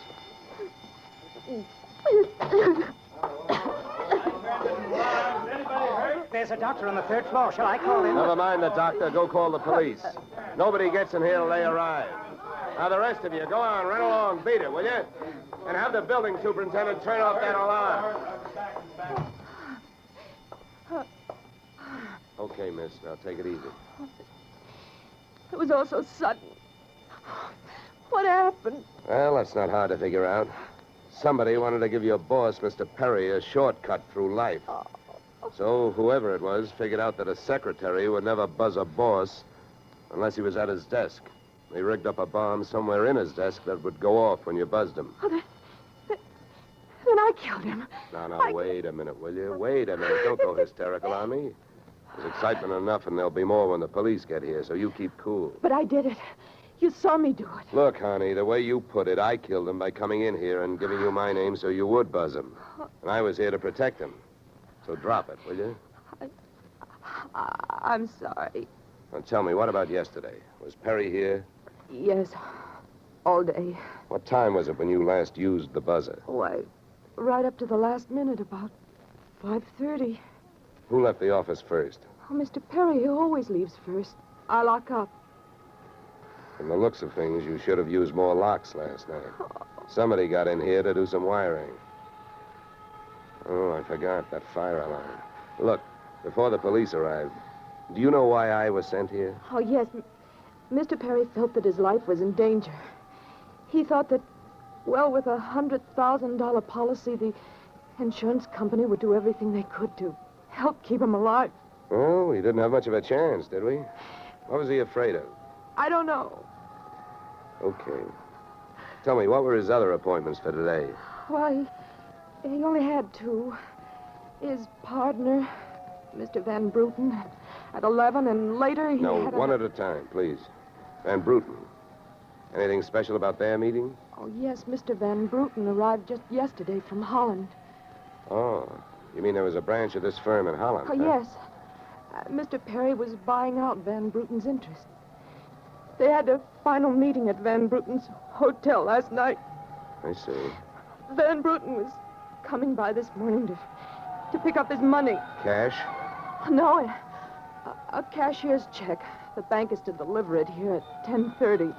Well, Perry's other appointment, who is that? Christine, his wife. Now she tells me. Christine, the beneficiary. Yes, she wouldn't have been the beneficiary in about another 2 weeks. They were getting a divorce. Thanks for the motive. You don't like her. Well, I didn't mean it that way. Well, how about Perry? Did you like him? Okay, here's an easier one. What's your name? Susan Gates. Now, isn't that about enough? Okay, Susan, you better save your voice. During the next few hours, you're going to have to do a lot of talking. I've been everywhere else. Is the fire in here? Well, you'll have to stick around. When the cops get here, somebody will get burned.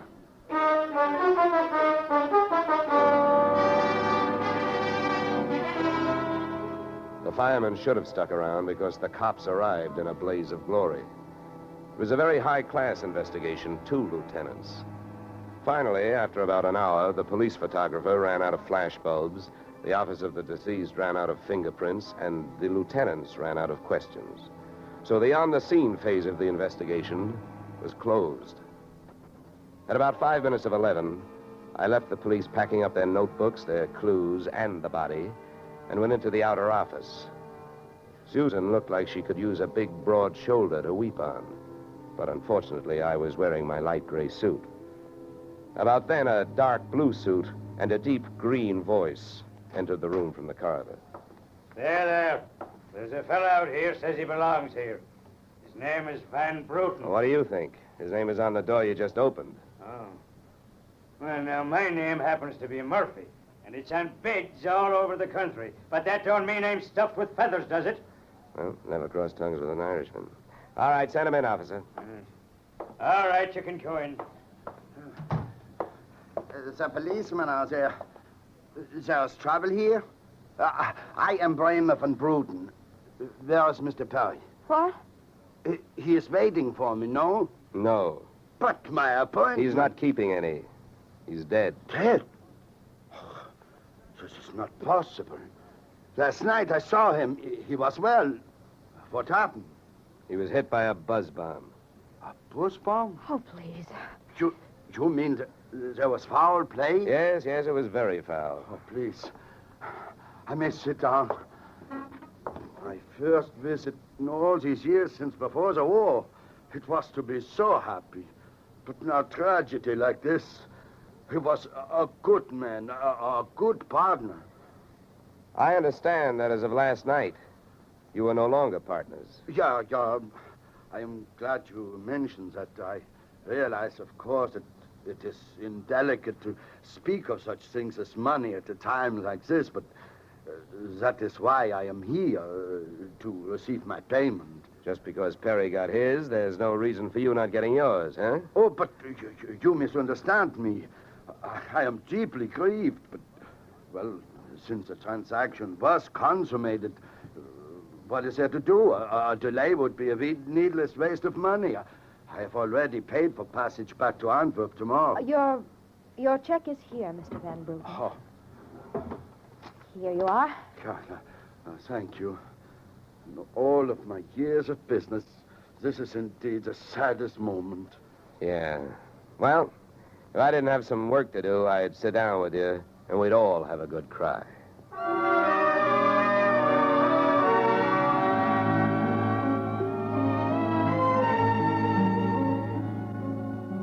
Expense account item 3, 90 cents, phone call to the home office.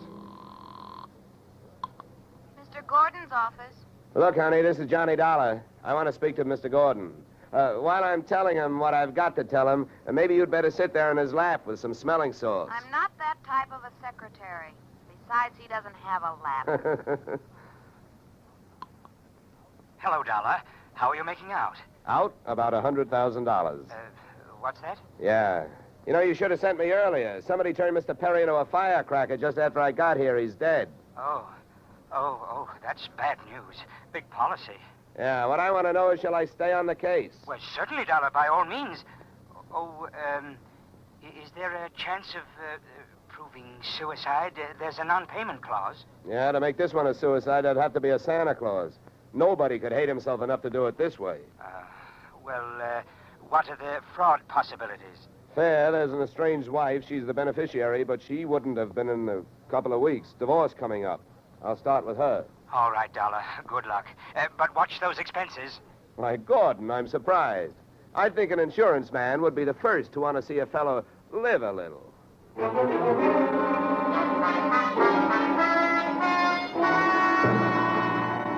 Christine Perry's apartment was on Sutton Place overlooking the East River. I took the elevator up to the 24th floor, and there I discovered that our garden-fresh widow was living high in more ways than one. Everything about the place was French. The maid who led me into the living room through a long foyer, the decor, and the perfume which reminded you that breathing can be fun. I looked up from enjoying my nose to see Mrs. Perry looking down hers. Mr. Dollar, Mrs. Perry. I believe we can dispense with the social amenities. You're an insurance investigator, interested in the death of my husband. So naturally, you're here because you've jumped to the conclusion that I killed him. You're the one that's jumping to conclusions, lady. And careful you don't break your leg. What do you want? The policy's in order. Premiums are fully paid. You know, I'm not quite sure what I want. I know that you've got a great motive. So far, the only motive I've found. You haven't had much time to look, have you? Check. This is my first stop. Maybe you can help me. Do you know anyone who would be happier with your husband out of the way? I know very little about my husband's friends. For that matter, his activities for the past 6 months. That's when I left him. Well, that's not much help for either of us. You know, without someone else to suspect, I may just have to concentrate on you. Mr. Dollar, I picked the men I want to concentrate on me. I hope you're as long on alibis as you are short on temper. Where were you last night? With a friend, Al Donovan. For a while, the same place my husband was. And I have witnesses to prove who was with him. Anybody at the Clover Club can tell you. Save me a trip. I can't afford the prices they get over there. Certainly. A pleasure. My husband was with his beautiful little secretary, Susan Gates. Well, I wouldn't be more surprised if your late husband walked through that door and said... All right, mister, that's enough. Al! Yeah. How much did you hear? I'm a big guy, baby, 6'4". I've got big ears to match. Al, please. Would this be Mr. Donovan, your companion of last evening? I'm getting you out of here, Christine. Al, you don't know what you're saying. You lie to me. How can I help you if you lie to me? You call me stupid. The way you're playing this, you'll alibi yourself right into a cell. Now, I'm getting you out of What are here. you doing to me, Al? You're crazy. Come on. She's right. You are stupid, Donovan. She was doing just fine till you dropped in. Mister, you've been asking a lot of questions. Now I'm going to give you one answer. All right, Christine. So much for the wise guy. Now, about you and your alibi. You wasn't with me at the Clover Club last night.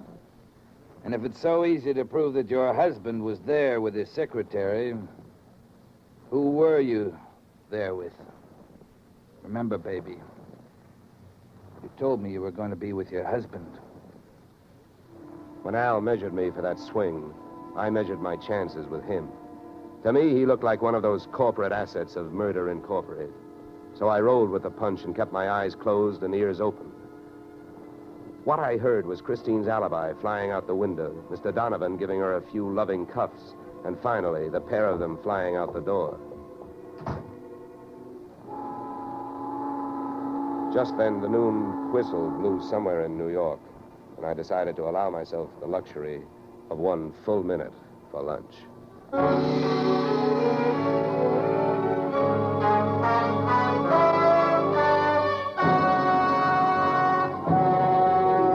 just a moment, we'll return to the second act of Johnny Dollar. But first... And now we return to the second act of yours truly, Johnny Dollar, starring Edmund O'Brien.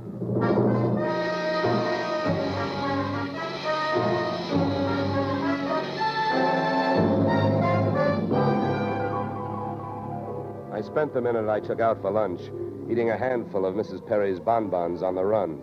I hit the street just in time to see Donovan pushing Christine Perry into a cream-colored convertible.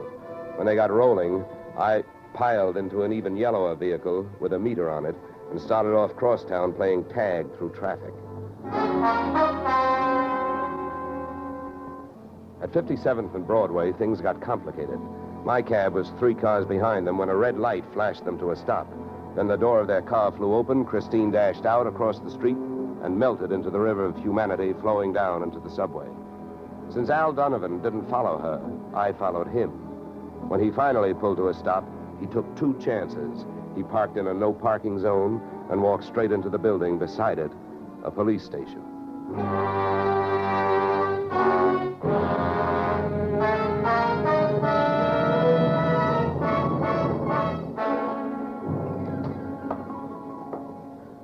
Mr. Dollar, Lieutenant. He's been waiting for you. Well? My name is Johnny Dollar, Lieutenant. Here are my credentials. Insurance, huh? Yeah, the Perry murder in particular. You've come to the right place, Dollar. A man named Donovan just walked in here and made a full confession. He what? That's right. My clerk's just typing it up. In the meantime, the gentleman is down in the tank having a bite of lunch on the city. He confessed. Well, does his story add up? As far as I know, I haven't heard too much about the case myself. It's not in my precinct. Yeah, but what did he use for a motive? Jealousy. Says he's in love, wanted to marry Perry's wife. Did he say how he managed it? Yeah, he stole a key to the office from the wife's apartment, entered the building last night, and wired the bomb to the buzzer system. Well, I guess guys do a lot of strange things in the name of love. It looks like Donovan did. Yeah, he either killed the man or he's trying to cover up for someone who did. Say, Lieutenant, don't execute him for a couple of days, will you? I spent the rest of the afternoon downtown in the offices of Perry and Van Bruten, importers. The partners' correspondents told me two things. They had been extremely friendly, and Van Bruten was extremely bald. Perry had been sending him toupees from a famous Hollywood makeup firm. At 4:30, I got to the employment files, which rocked me with two minor explosions of their own. First, I learned that Al Donovan had been employed over a period of years as Perry's bodyguard, and that he had been canned the day before the murder. That confession of his, which had been a little hard to swallow, was suddenly more digestible. On top of this came blast number 2. The employment application of Perry's secretary, Miss Susan Gates, informed me that during the war, she had worked in a munitions plant, her specialty, wiring bomb fuses. When Miss Susan Gates reached home at 8:30, she found a visitor, me. How did you get in here? Professional secret. Oh, you scared me. What do you want? Why did you come here this way? I wanted to bring you the good news. I heard on the radio that Al Donovan confessed to Perry's murder. Al? I can't believe it. Why not? Who do you like for the spot? Why, Christine. Al is covering up for her. Well, I'd like to agree with you. If it turns out that Christine wound up her husband's life with a bang, the company that hired me saves $100,000. But I don't know. She claims she has all kinds of alibis. One of them is you. Me? Yeah. Did you see her at the Clover Club last night? Oh, yeah. Well, yes, Yeah. I know who you were with. Your boss. There's nothing wrong with that. No. I'm not preaching a sermon. I want to know who she was with. I don't know. A man I'd never seen before. Mr. Perry knew him, but he wouldn't tell me who he was. Why not? I don't know. He said I might get the wrong idea. About what? I don't know. We didn't sit there and talk about it all night, so why should we sit here and talk about it all night? All right. Good heavens, when a census taker shows up and asks a lot of questions, people answer them. When an investigator tries to do his job, they make the proverbial clam look like a blabbermouth. Look, Mr. Dollar, believe me. This has been a greater shock to me than to anyone else. Yes, excepting, of course, your late employer, Mr. Perry. How long did you work for him? 4 years. Where'd you work before then? Well, I worked... Let me help you. Bombs, huh? Wiring fuses. Remember? All right. I remember. Good. Maybe you'll remember a little more. Let's go back to last night. The guy with Christine Perry, who was he? I tell you, I don't know. Was it Van Bruten? I don't know. You don't know? No. I'll get that. No, I'll go. Just make sure you don't keep going. Susan!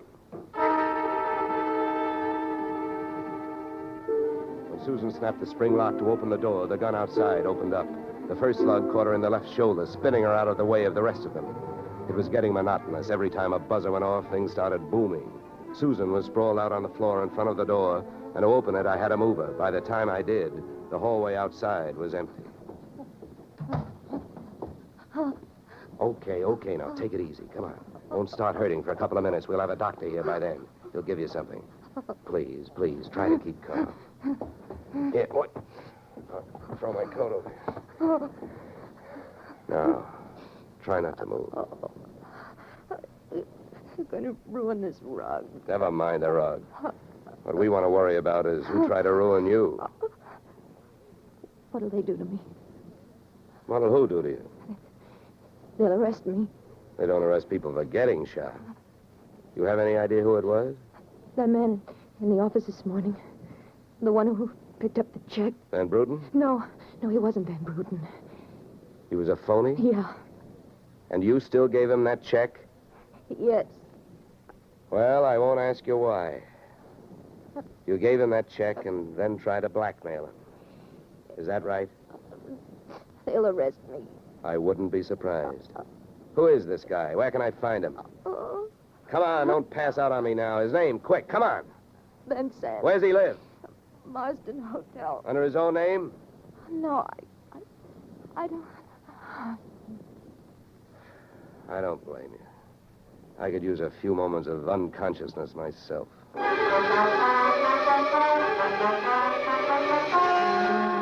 Marsden Hotel didn't have a Dutch name on the register. So I got a hold of the housekeeper and found out how many rooms her staff hadn't been able to make up all day because of no disturb signs on their doors. And then I went a-calling at those particular rooms. On the 9th floor, I wakened one old maid. On the 7th, I startled a bunch of poker players who thought they were being raided. And on the 4th, I struck the door of 427 and the jackpot. Who's there? Don't you see the sign? I do not wish to be disturbed. Sorry, I must have the wrong room. I started up the hall after the fire axe. When I got to it, I changed my mind. Out of the few things I learned about this guy, Van Sant, was that he loved to shoot people through doors. So I decided against trying to chop his down.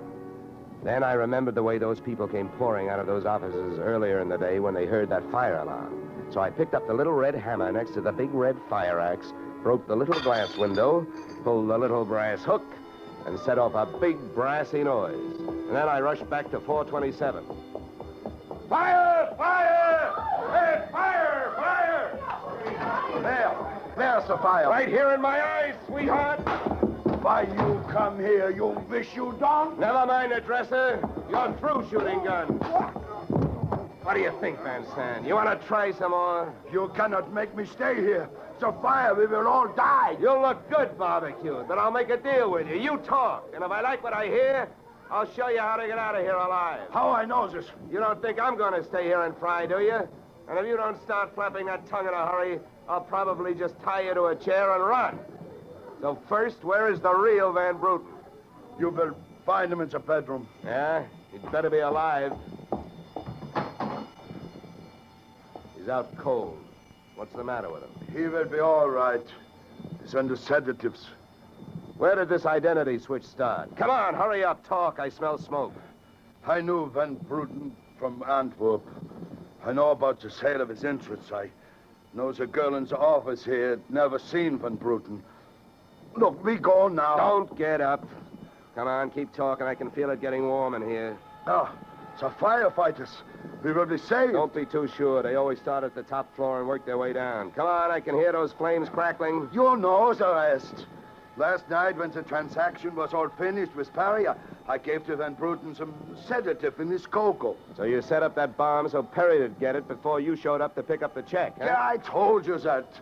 How the girl knows I am an imposter, I don't know. Well, let me tell you. She's been sending old Van Bruten toupees for the last 4 years. Gray ones, my red-headed friend. Oh, I can stand up now. We go out from here, no? We go out from here, no? Yes, out cold.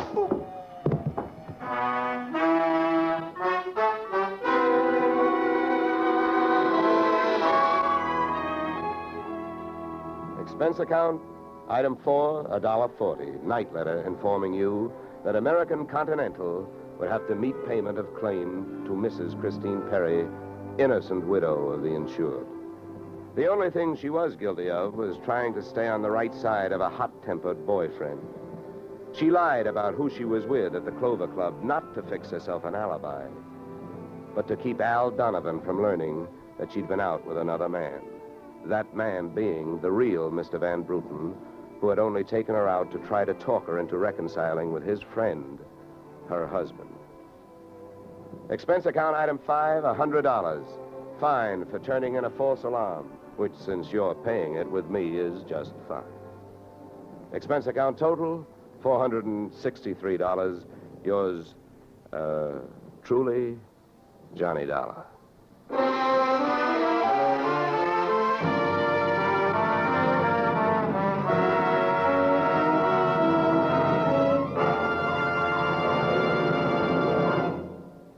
Yours truly, Johnny Dollar, stars Edmund O'Brien in the title role and is written by Paul Dudley and Gil Dowd, with music composed and conducted by Leith Stevens. Featured in our cast were Walter Burke, Gene Bates, Joe Duvall, Ted DeCorsia, Joyce McCluskey, and Raymond Burr. Yours truly, Johnny Dollar, is produced and directed by Jaime Del Valle. Beginning next week, we are moving to a new time and day, and we hope you'll join us on Tuesday evenings when Edmund O'Brien returns in another transcribed adventure of Yours truly, Johnny Dollar.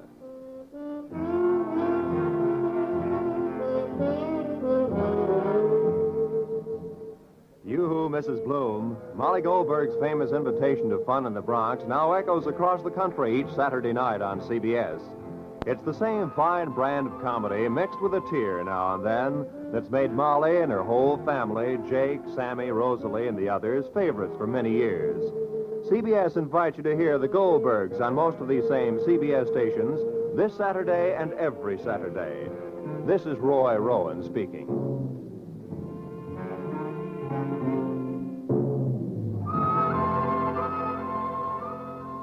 Disaster is no respecter of persons, and it can strike any time. But your Red Cross never sleeps. It has to be ready constantly in case of an emergency. This is your protection. Keep it strong. Now is the time to support Red Cross for your sake. Remember, for every dollar you gave before, this year add a quarter more. If you gave Red Cross $10 last year, this year give it $12.50. Give gladly. Join Red Cross.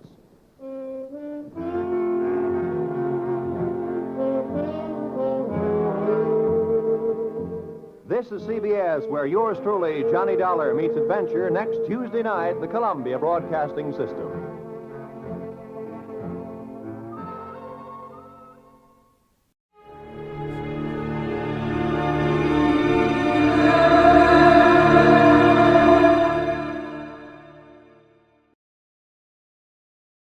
Time now for Edmund O'Brien as Yours truly, Johnny Dollar.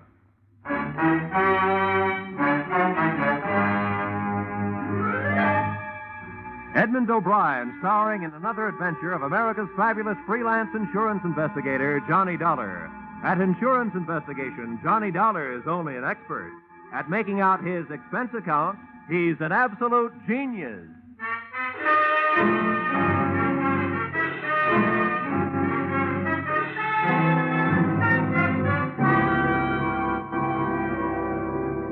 Expense account, submitted by Special Investigator Johnny Dollar to the Great Columbian Life Insurance Company.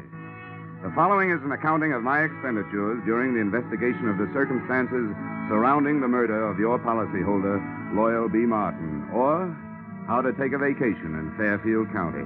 Expense account, item 1. $3.20 mileage from Hartford, Connecticut to the country estate of the deceased.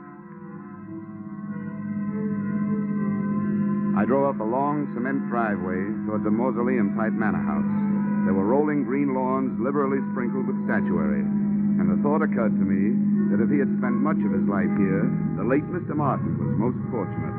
He'd feel right at home in a cemetery.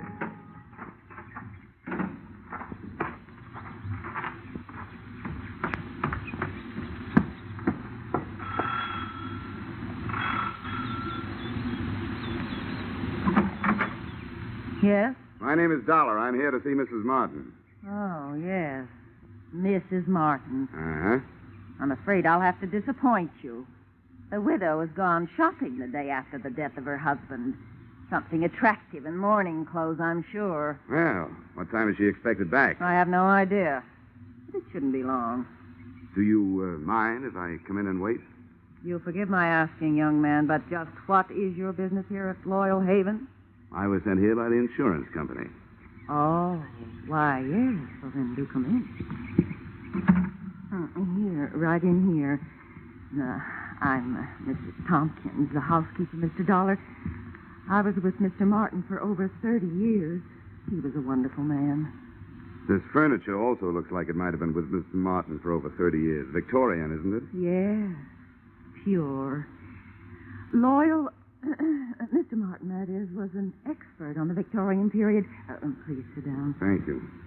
Mr. Dollar, I suppose you'll think it's indelicate of me at this time, but about Loyal's insurance, his policies, did they... Yes, Mrs. Tompkins, they did. One of his policies leaves you a nice, sizable amount.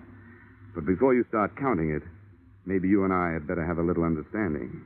Yes? Well, I'm not here to represent the payoff department. I'm here to investigate the murder. Oh, I see. Yes, before the company pays off, they want to make sure that among the beneficiaries, they don't pay off the murderer, because they really don't have to do that. Oh, I didn't realize... No, neither do a lot of people. You know, that's the way quite a few good murders are wasted. Yes, I suppose you're right.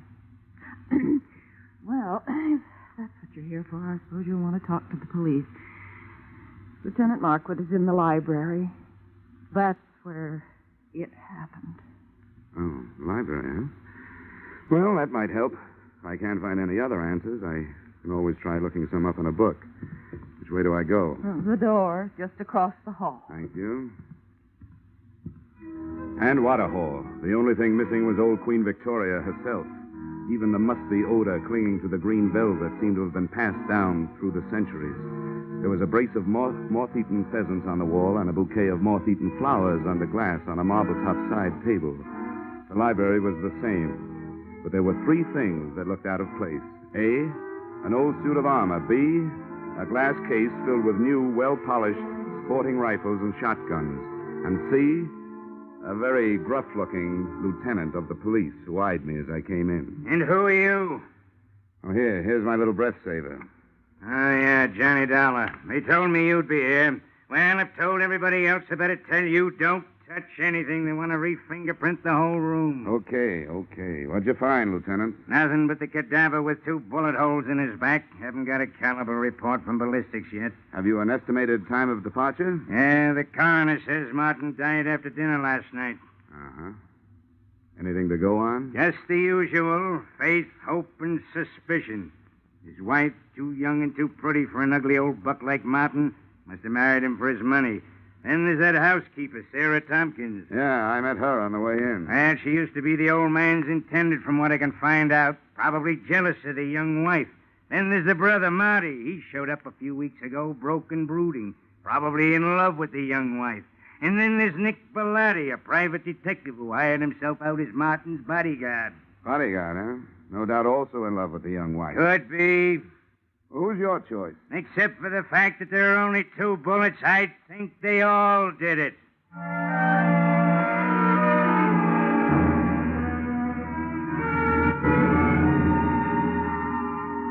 The nose through which Lieutenant Markwood talked was a long one, and in more ways than one, a horn of plenty, for out of it had poured enough motives and suspects to furnish a dozen murders. I started through this cast of characters and found that all of them had very little to say and didn't want to say it. The first I dug up was the bodyguard, my brother investigator, Nick Bellotti, as he returned from a horseback ride. Glad to have you on the case, Dollar. The police have tied my hands. They told me to stay out of it, but to stick around. Have you got any ideas? Everybody seems to think it was an inside job, that somebody in the household did it. I'm not so sure. The reason I was around was because old man Martin made too many dollars and too many enemies doing it. But that's only my opinion. Why don't you talk to the old boy's younger brother, Marty?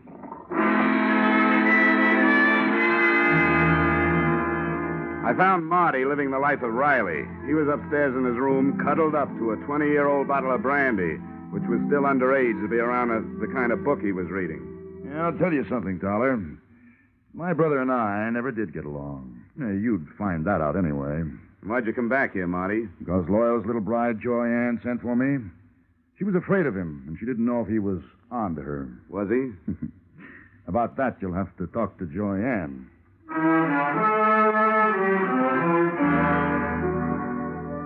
Joyanne didn't get home until 3 o'clock in the afternoon. I caught up with her 20 minutes later as she came dripping out of the swimming pool. The suit she was wearing would have gotten her pinched on the Riviera. Oh, that was refreshing. Yeah, it certainly is. Toss me that towel, will you? Yeah, surely. Here, Mrs. Martin. Joyanne, I hate formality. Who are you? Well, I'm from the insurance company, here to find out whether you killed your husband or not. Good for you, Mr. Dollar. That's what I like. Men who get right down to the point. I was told you were here. Oh? Nobody told me about you. Oh, come on over and learn. I want to stretch out here in the sun. Here, you man the fly swatter. Okay. Come on, sit down. Here beside me. If it gets too warm, slip off your shirt. Oh, thank you. Well, suppose we start talking business. Marty tells me you sent for him to come here because you were afraid of your husband. How come? Well, I knew Marty before I knew Loyal. As a matter of fact, he's the one who introduced me to. What do you call a dead husband? You call him unlucky, I guess. Anyway, for the purposes of this conversation, I'll know who you mean if you just say husband. But you didn't answer my question. I meant, were you afraid of your spouse? And if so, why? Yes, I was afraid of him. Oh, I might as well tell you, Mr. Dollar. I want to be frank with you. The only thing Loyal didn't have to offer me was love. I seem to be a girl who needs just that. Frankly, I tried to make up the deficit. Mrs. Tompkins, the housekeeper, saw to it that my husband found out about it. From then on, it was like living with a madman. So endeth my confession. So beginneth my suspicions. What about this housekeeper? Until I came along, she always thought that Loyal would wind up marrying her. No, don't get me wrong. I realize that I'm still the best jury bait around. If you killed him, you might make some headway with a self-defense plea. Thanks. I'll remember that. In the meantime, just in case this thing gets messy for me, and it shows signs, I'm going to spend what's left of my free time enjoying myself. Well, that won't sound good to a jury, but it sounds good to me. If I spend too much time around here, I might wind up having to plead self-defense myself. Oh? From me? No. From that bathing suit.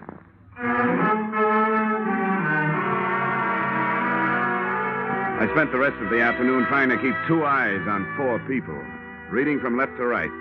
Brother Marty stayed in his room finishing his book and his brandy. Nick Bellotti, the bodyguard with no body to guard, got back on his horse and cantered off into the sunset.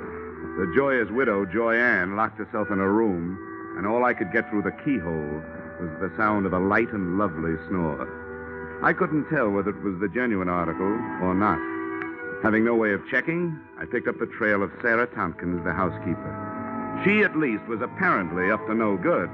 I found her in the library doing just what Lieutenant Markwood had told her not to do, smearing the surfaces of Mr. Martin's desk with a dust rag. And as anybody knows, you can't fingerprint a dust rag. Hey, cut it out! How dare you? Mr. Martin's private study. Those are the police private fingerprints you're messing up. I was doing nothing of the sort. I was dusting his desk. I always do it at this time of day. Get out of here. You don't belong in here. Keep your wig on, Mrs. Tompkins. I'll not be told what to do by outsiders. Everything was all right until outsiders started coming in. If it wasn't for outsiders, Loyal would still be alive. First that girl, then his brother and that detective. Now it's the police and you. Why did any of you have to come here? Why couldn't you leave us alone? Now, calm down, Mrs. Tompkins. Try to calm down. Yeah, now, what's going on in here? What? Oh, and what are you 2 lovebirds up to? It's all right, Lieutenant. I'll tell you about it later. All right, but get her out of here. I've got some looking to do privately. Take her down to her room and then come back. You mean you got something hot? It ain't cold. Okay, Mrs. Tompkins, come on. But I haven't finished in there. Come on, you can get it later. There's just time for you to take a little rest before dinner. But I never rest this time of day. He didn't like me to. Mrs. Tompkins, come on, tell me. Really, why were you wiping off that desk? Those police this morning scattered white powder all over his desk. He would have been furious with me. He hated any kind of... the shots had come from the library, and that's where I went, but not fast enough. By the time I got there, Lieutenant Markwood was dead, and whoever had done the shooting was gone, apparently through an open window. Markwood still clutched the shotgun he'd grabbed out of the gun case, but hadn't had a chance to use. Two things had just died in that room: the lieutenant and the hot piece of evidence he'd never had the chance to pass on to me.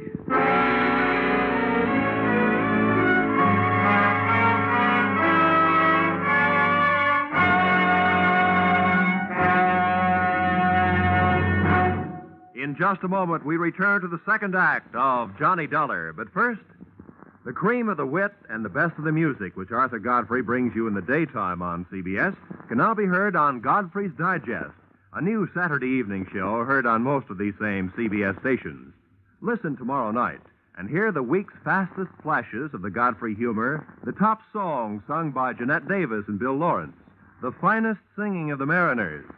Arthur Godfrey's Digest and the Goldbergs are the latest addition to CBS's Great Saturday Nights.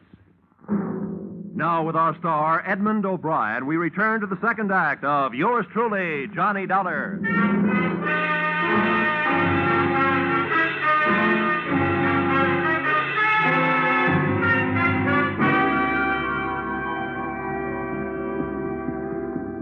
Hey, what happened? Oh, Markwood. Yeah, he's dead. Well, what are you doing, Zoller?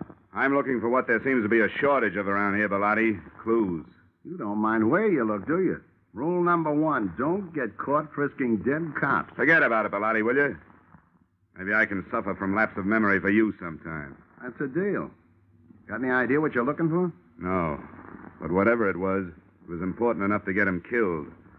I'd hope maybe there'd be something in his notebook, for instance. Any luck? Well, very little. It's a brand new book, only one notation in it. Here it is. Check tattooing diameter. Recheck penetration. What do you make of that? It's too scientific for me. I'm a skip case and divorce type detective myself. All I know is you'd better put that book back in his pocket and leave it there. Yeah, I guess you're right. Nice timing, Bellotti, and remember, thanks for the loss of memory. Forget it. Hey, what happened? What's going Oh, on good here? Lord. Lieutenant Markwood. Who did it? Dealer's choice. So far, the dealer's the only one who knows. First my brother, now Lieutenant Markwood. There'll be real trouble about this. Johnny, shall I call the police? Drop the innocent act, sister-in-law. I'll call them. No, maybe I better do it, Marty. If everybody will stop pleading not guilty by wanting to call the police, I'd like to get a word in. The police have already been called. Now, if you'll get out of here, I'd like to try earning my salary.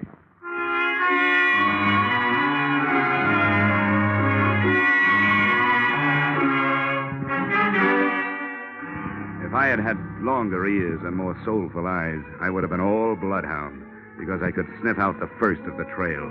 The smell of cordite told me that Lieutenant Markwood's killer had either been inside the room when he fired or just outside with the weapon pointed through the still open window. Outside, the grass formed a deep, wet rug right up to the house and smothered any immediate hopes I'd had of finding footsteps. But 10 feet away, I had better luck. A ray of light from inside spotlighted something that looked like it might be a star witness. It was a .32 caliber revolver. I scooped it up with my handkerchief and went back through the open window to look it over. Under the light, I checked 6 empty chambers and a crimson smear on the walnut grip. If somebody was feeding me a herring, it sure was red. But it wasn't blood. It was lipstick.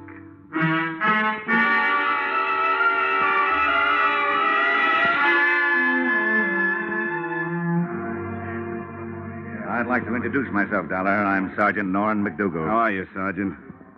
Poor Markwood. Thank the Lord he didn't have any wife and kids. I'm glad to hear that. Cops usually do. Well, there's one good thing about it. When a police officer goes, there's plenty of them that lives on to fight back. All the police in the world. You can throw in the private ones, too, Sergeant. Thanks, Dollar. And now maybe I'd better take your statement. Well, it won't take long. I heard the shots from the hallway, and I came back. He was killed either from inside the room or just outside the window. I didn't get a look at the killer, but I found what might be the murder gun. Here it is. Watch that handkerchief. 32 caliber. Yeah, how does that match up with the gun that killed old man Martin, do you know? Same caliber. Uh-huh. I wonder what he was doing with this shotgun. It ain't loaded, and Markwood knew better than to wave an unloaded gun in the face of a full one. Did you get anything else out of ballistics, Sergeant? Headache. Dollar, what we got from ballistics don't add up with what we got from autopsy. Well, how's that? Those two slugs entered Martin's body an inch and a half apart. But, according to the shallow penetration, they were fired from a distance of 300 yards.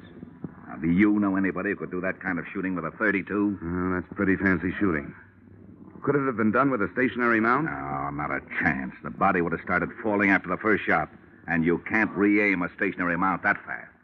Yeah, you're right. You know, I didn't have a chance to spend much time with Markwood before he got it, so I don't have much to work on. You got anything to spare? Just a lot of routine confusion so far. You know yourself, Dollar. You take 4 witnesses, you're bound to get at least 2 different stories. Now, 2 of the people that heard the shooting when Martin got killed last night said they heard 2 shots.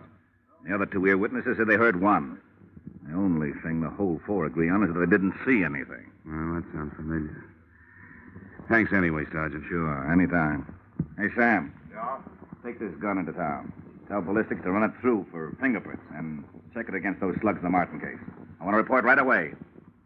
I hitched a ride with that gun into the ballistics department. While waiting for the test to be made, I asked some questions, and I came up with a real brain buster. Despite the fact that the penetration report said that Martin had been shot from a distance of 300 yards, his skin and clothing had been tattooed with powder, indicating the shots had been fired at close range.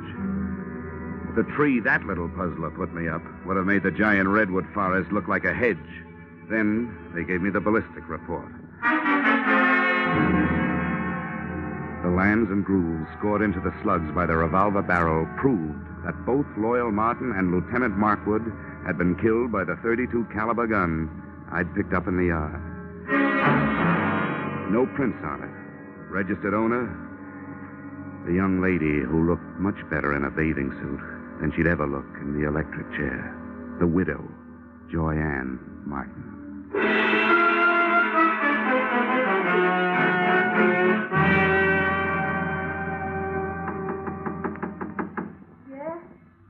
The Hartford Horse Show. Dollar, I want to talk to you. Oh, I'll be with you in a second. I'm just out of the shower. Okay. First she was in the pool, now it's the shower. She's also in plenty of hot water. Hi. Don't pay any attention to my hair. Don't worry, I won't. I suppose you think it's a silly time of night. For me to be taking a shower. But I thought it might help me to get to sleep. Well, I'm afraid I won't. Why, Johnny. You were pretty careless with that gun, weren't you? What gun? Oh, that handy little .32 caliber gun with a handy little registration number engraved on it that told the nasty old police that you bought it 6 weeks ago. Well, my gun's right here in the drawer. I bought it to protect myself from my husband. Here it is. Oh, Johnny. Johnny, it's gone. It's real gone. It's done gone and killed 2 men so far. And if you can't do some fast talking and some fast proving, it stands a good chance of shortening your pretty little life expectancy. Somebody must have stolen it. Oh, no. That's not even a down payment on a story. Oh, but Johnny, there's a whole house full of people who could have done it. Not only that, they'd be glad to get me out of the way if they could. Why? Well, Mrs. Thompson, because she hates me. Loyal's brother, Marty, because I stand to inherit everything. What about Nick Bellotti? Doesn't he have an axe to grind? I don't know what it could be. Okay, skip it. Tell me, do you remember hearing 2 shots being fired around here any time before your husband was killed? Probably away from the house? Why do you ask that? Because I want to know, did you? You amaze me. Yes, I did hear 2 shots. The day before Loyal was killed. I was horseback riding down by the walnut grove. I remember because my horse shied. Well, this is coming a bit too readily to be readily believed. But how big is that walnut grove? Not very big. Yeah? Can you spot those shots a little closer? They sounded as if they came from about the middle. I didn't stay to find out. I guess I frighten easily. Yeah. Yeah, you frighten me easily. Why, Johnny? Why? I'll tell you why. Because Because whether you shot anybody or not, you're murder, baby. Oh, Johnny, I didn't kill them. Got to believe me, Johnny. I don't have to. But just for a minute, I will. What is there about police drivers? Even out in the country, they got to lay on those sirens. Johnny, please. Come on, you better get dressed, sweetheart. I told them I'd keep you occupied till they got here. Why, you... The police took Joyanne and her hurt feelings off to the pokey. I took myself and my hurt cheek off to bed. The next thing I had to do had to be done by daylight. So I took over Joyanne's painfully empty and prettily perfumed sack, set the alarm for dawn, and snort up a storm.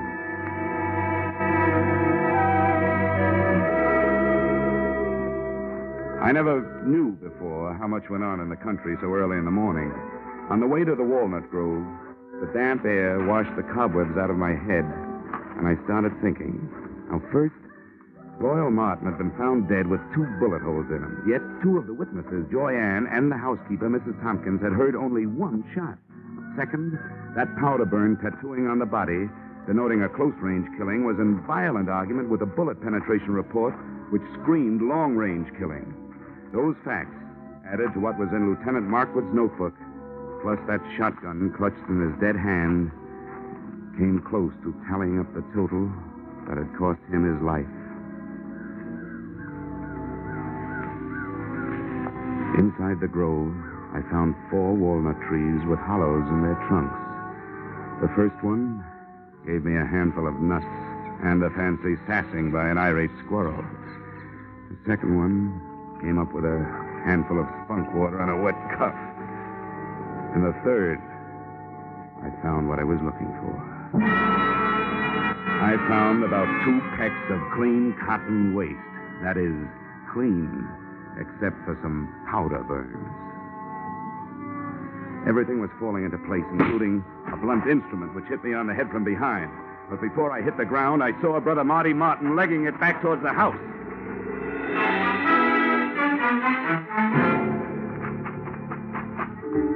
I made it up the house and up the hill and onto the trail, and was just starting up the stairs when I heard another out-of-season 4th of July.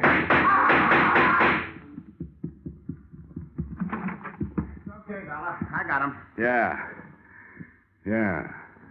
So I see. It was self-defense. I had to do it. I hated to butt in on your case, but all of a sudden everything stacked up, and I knew he was your man.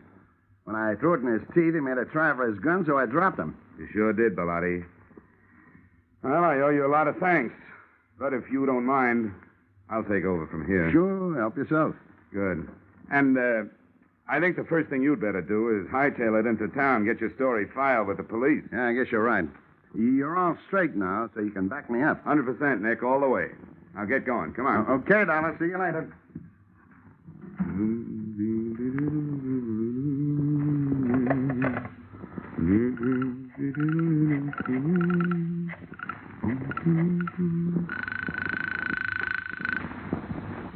Sergeant Norman McDougal.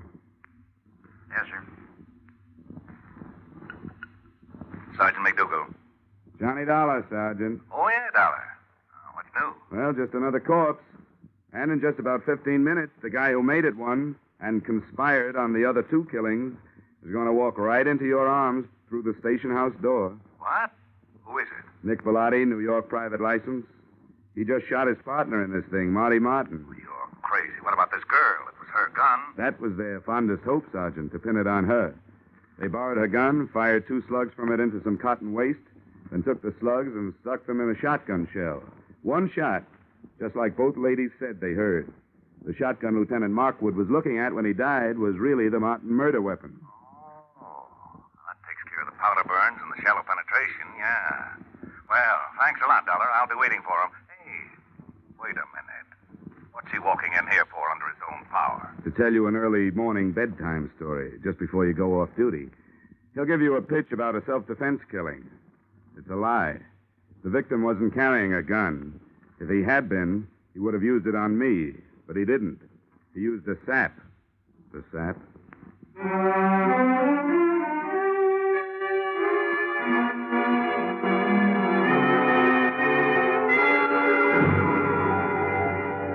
Expense account, items 2, 3, 4, 5, 6, 7, 8, and 9. $624 entertainment, appeasing a rich widow with rich taste. Expense account, items 1 through 13 inclusive, $160 entertainment of poor insurance investigator with extravagant taste. Expense account, item 14, $7.80 mileage New York to Hartford. You may disagree with that item, claiming that I finished the case in Fairfield County, but I didn't finish the case until I left her. And New York City is where I left her. Expense account total, $823. Signed, yours, truly, Johnny Dollar.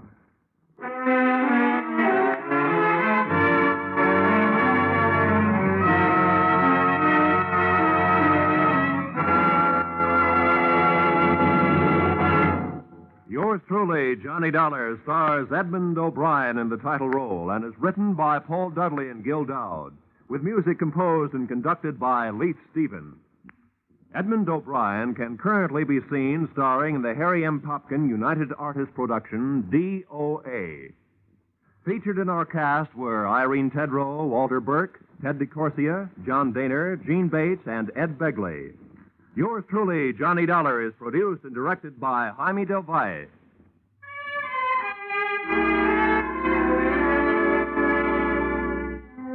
Join us again next week when Edmund O'Brien returns in another adventure of... Yours truly, Johnny Dollar.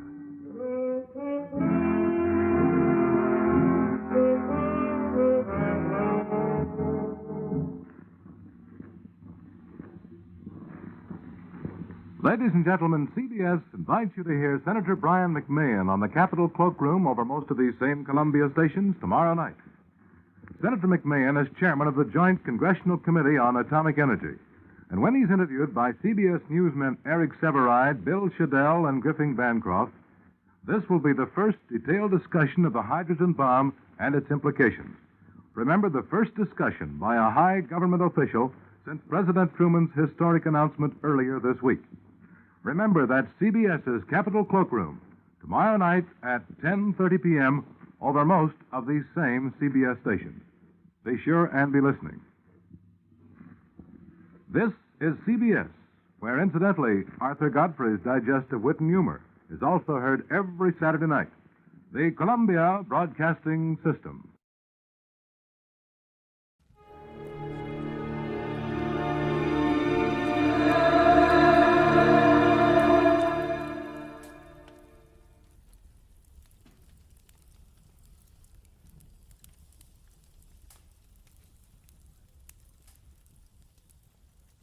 Get this and get it straight. Crime is a sucker's road, and those who travel it wind up in the gut of the prison of the grave. This time each carried a torch and each was burned by it. The heel, the hero worshiper, and the hard-bitten blonde. And all because of a woman already 2 days dead. From the pen of Raymond Chandler, outstanding author of crime fiction, comes his most famous character in The Adventures of Philip Marlowe.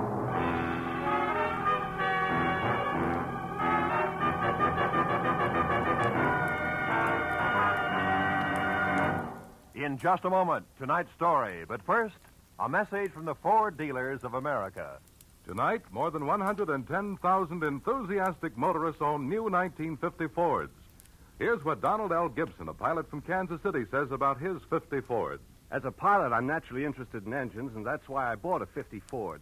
That V8 really ticks along. And ticks is just the right word, because it's as smooth and quiet as the Swiss movement in a good watch. And it's not just the Ford engine that's fine. The ride is just like flying in smooth air, and the car handles like a dream. Anyone who's thinking of buying a new car should certainly take a check ride in the 50 Ford. We Ford dealers are swamped with comments like that. But don't take anyone's word for this new 50 Ford. Prove it for yourself. Look up your nearest Ford dealer in the classified phone directory. Or perhaps you know him personally. He'll arrange a test drive in the 50 Ford. Test drive it for comfort, for power, for safety, and for the quietness, which is its mark of quality.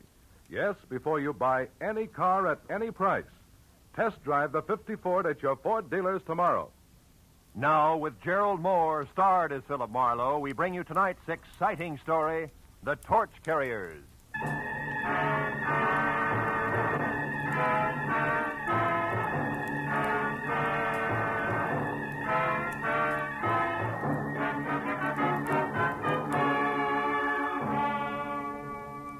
The 8 hours that had just slipped away had been a noisy assortment of big people with little troubles I hadn't wanted to help, and little people with big troubles I hadn't been able to help. So by the time it was all over and I was heading for home, a cozy, quiet cocktail lounge at the Wilshire Gardens Hotel seemed like a good idea. When I was there, up at the bar with one down and one to go, the strain that had been with me all day began to ease up. But even as I relaxed, the tension between the couple sitting at my left became more and more apparent. I looked down the bar. The girl was young, pretty, and obviously afraid of the little man with her, who had only asthma where a voice should have been. Now, have I made myself clear? I don't know what you're talking about. Now, look, sister, Larry Solid doesn't go for people snooping after him, none. And neither do I. It gives me work to do that's sometimes rough on a party. Brave boy. All right, little man, you've had your busy day. Hey, take your hands off. As soon as you relax. Okay, get your mitts on. Now, gentlemen, please, no fighting. I can lose my license for it. Now, you leave at once. Wait a minute, Baldy. You heard him, Buster. Okay. I said what I come to say anyhow. Walter, stop playing. You all right, miss? Yes, thank you. Are you sure? Would you like another drink? No, thanks. I think I'll go back to my villa. Oh, you're staying here at the Wilshire Garden?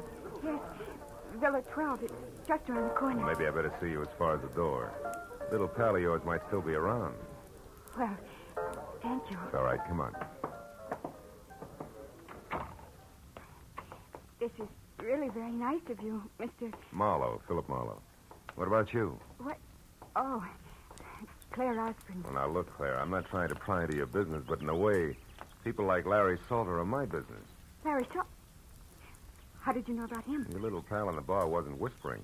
Oh. I'm a private detective, Claire, and I see a lot of people get in over their heads. Hate to see it happen to you. You know, these people play rough, usually for keeps. Maybe you better tell me about it, huh? Well, this is my place. Oh. Mr. Marlowe, I'll be frank with you. A month ago, I got into a jam. It was an investment I'd made, some stock, a sure thing, I was told. And they usually are. Anyhow, the certificates weren't quite gilt-edged, and they took a dive, a deep one. And to protect myself, I needed more money, so I took a bracelet. I had a diamond one and got a loan on it. From Larry Salter? Yes, from Salter. A friend, a person I thought was a friend, recommended him to me. So you cashed your bracelet, covered your investment, got your money back, and now you want the bracelet again, correct? Yes, but Salter isn't around. He's hiding. How do you know? Well, I went to the club he runs up on the strip. I overheard it there. Oh. 2 men spoke of him as being on an extended vacation for his health. But, of course, I didn't believe that, so I went around the back, found the door open, and got into Salter's private office. Baby, that in itself is a wonderful way to get into trouble deep. Yes, I know, but I just had to find out where Salter could be located so I could pay him and get my bracelet back. Huh. Here, look, this paper. Mm-hmm. It was folded under Salter's memo pad. On one side it says, Madge, Gladstone 274. The last number's missing, torn off. And on the back, meet at 1010. Can this help us any? Well, it might. But first, Claire, a couple of questions that might help even more. Who was that ersatz little Caesar who slapped you in there? One of the men I overheard talking at Salter's club.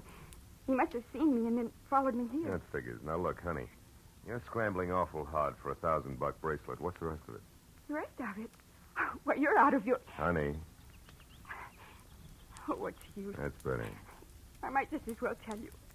The bracelet isn't mine, Mr. Marlowe. It belongs to my aunt. I live with her in San Diego. Oh, you borrowed it while she was away, maybe, huh? Yes. Oh, please, I've learned my lesson. I only want to get that bracelet back now, Mr. Marlowe. Please, will you help me? I'll pay you anything. Never mind that now. Oh, please, I must know where Larry Salter is. Okay, Claire, we'll try to find out, but on one condition, huh? Which is what? That you go inside, lock all doors and windows, sit next to the phone, and until you hear from me again, do absolutely nothing on your own. Agreed? Oh, yes, agreed, Mr. Marlowe. Thank you very much.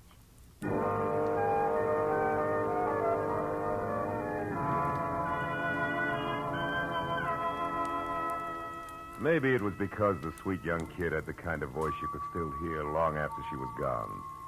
You know, one of those lingering sounds like... like the echo of a train whistle hanging on crisp early morning air. But when I was at a payphone, I stopped wondering and started dialing numbers prefixed Gladstone and followed by 274 and then in order 1, 2, 3 and so on until after no answer once, wisecrackers twice, and a babysitter who thought I was a masher from a high school, I finally scored at number 5. The answer took me to a dame named Madge Gilbert at a place called the Beekman Plaza. It wasn't the kind of place you'd go for Mother, and Madge Gilbert wasn't the kind of girl Mother would put up with. However, she must have been nice to look at once. And from the smile, pleasant to know. Okay, Mr. Busy Guy, now that we're together, what is it? Well, for one thing, the name's Kirby, and you can drop the fancy handle. Uh-huh. And for another thing, Kirby? I want to find Larry Salter, quick. Why? Got a proposition for him. He won't be interested. Sit down. Oh, how can you tell? You don't know what it is. No, but I do know what at the moment Larry is. Yeah? And in 3 letters, my friend, the word is sad. He lost his lady love. Drink? No, thanks. What do you mean his lady love? I heard that you and Larry... Never mind what you heard. All that used to be. The pre-Janice trial period. The sad comes from Janice finding a better deal, maybe, huh? No. She was killed. Automobile accident. Night before last. Salter with her? No, again. She was alone and drunk. And that's probably the way Larry is right now. A blind fool. Fella that way. Sure. Look, baby, believe me, it won't put out the torch you're carrying. Shut up. Sorry I broke the whole thing up. Now, what was that proposition you mentioned? For Larry exclusively, where is he? The foundry on Cushing? Where? The foundry in East Los Angeles. Hey, wait a minute, Kirby. You seem kind of lost for a friend of Larry's. I'm just fuzzy on locations, that's all. How about numbers? The address down there, what is it? Come on, fast. 1010. Unless it's been changed recently. It hasn't. Okay, busy guy, you're still all right. Thanks. And if you play it real close, I think you'll be too. See you, Madge.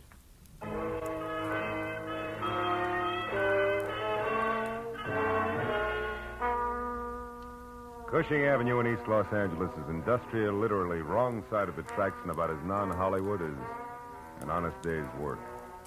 And all the way there, I kept blessing the dumb luck that had made me answer 1010 for the address before I'd even had time to think. When I pulled up and parked away from the place, I hoped that luck would continue. Because ahead was the foundry, or what remained of it, and in no sense did it look like friendly territory. I found a metal staircase climbing from what had once been a loading ramp up to the yard foreman's office, where a single staring, unshielded light inside said that somebody was home. And when I'd quietly gone up those stairs, I saw through a glass door who that somebody was. Larry Salter, alone next to a telephone and pitching darts at a smiling face on a calendar across the wall that read, January 1928. And I knocked with the barrel of my .38 on the dirty glass door. Told me to come in without looking up. Make yourself at home, neighbor. Be with you in a minute. Aha! I did it. Her front tooth have been trying for that all night. So glad you made it. I won't be on your mind while we talk. About what? Bracelets. Bracelets. Neighbor, this is an iron foundry. What you want is a jewelry shop. Let's save each other a lot of time and level, huh? I'm a private detective named Marlowe, Salter, and at the moment working for Claire Osborne, who now has the price of a bracelet. Wants it back in a hurry. Do we do business? No, we don't. And it's not because I don't like you, neighbor. But because, 1, I never heard of any Claire Osborne. And 2, bracelets are stuff for second-story men, which I am not. And 3, you ought to get yourself a pair of sneakers, stupid. You've been followed all the way through the yard, up the stairs, and into this room. An old gag, Salter. No gag. So while you still can, you better put that gun away, because my boy Cover takes a strange delight in messing people up. Real bad. You're bracketed, chum. You better drop it fast. Yep. That's better. Now, Marlowe, without any double talk about babes and bracelets, let's have it. You're one of Freeman's best boys, aren't you? You think I had something to do with him getting knocked off in that ditch? You're here to square things away. That's it, isn't it? No, it isn't. Get your hands off me. Okay. I won't touch you again. But that's more than I can say for Coburn. Yeah, lots more.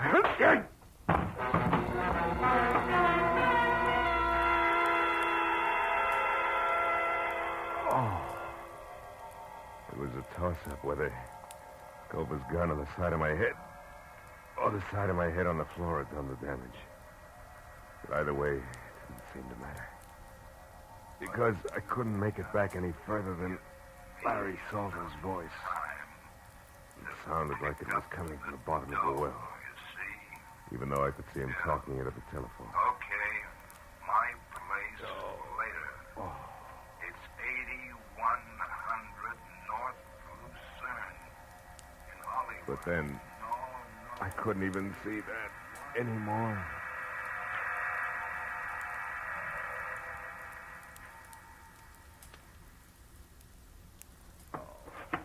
Oh. Oh.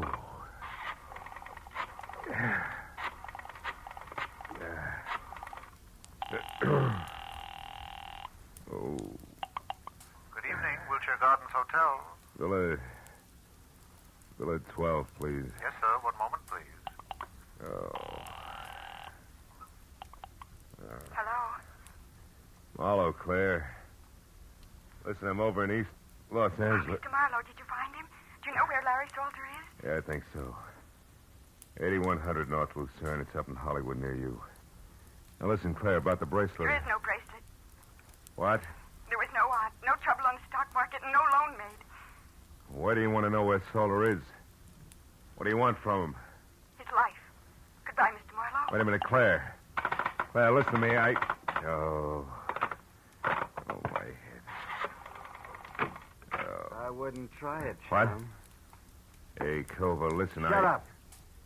You don't have to go no place until Larry Salter comes back and says so. Now relax, chum.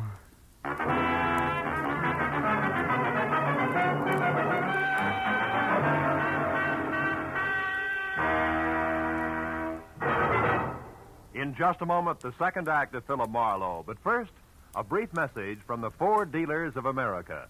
Over 100,000 motorists are experiencing the engineering leadership built into the 50 Ford. As owners, they already know that it's the one fine car in the low-priced field, and it's personal experience that counts in buying a car. That's why the Ford Dealers of America are issuing this special invitation to test drive this new 50 Ford for yourself. In the classified phone directory, you'll find the name of your nearest Ford dealer. Perhaps you know him personally. He'll be delighted to arrange a test drive tomorrow. So get behind the wheel and test drive it for the comfort of its midship ride and its unmatched roominess. Test drive it for the power and quietness of the only V8 in the low-priced field, the kind of engine found in America's costliest cars, yet priced lower than 10 different six-cylinder cars. Test drive it for the safety of its own king-size brakes, largest in the low-priced field. Before you buy any car at any price, you'll find it to your advantage to test drive the 50 Ford at your Ford dealers tomorrow. Now, with our star, Gerald Moore, we return to the second act of Philip Marlowe and tonight's story, The Torch Carriers.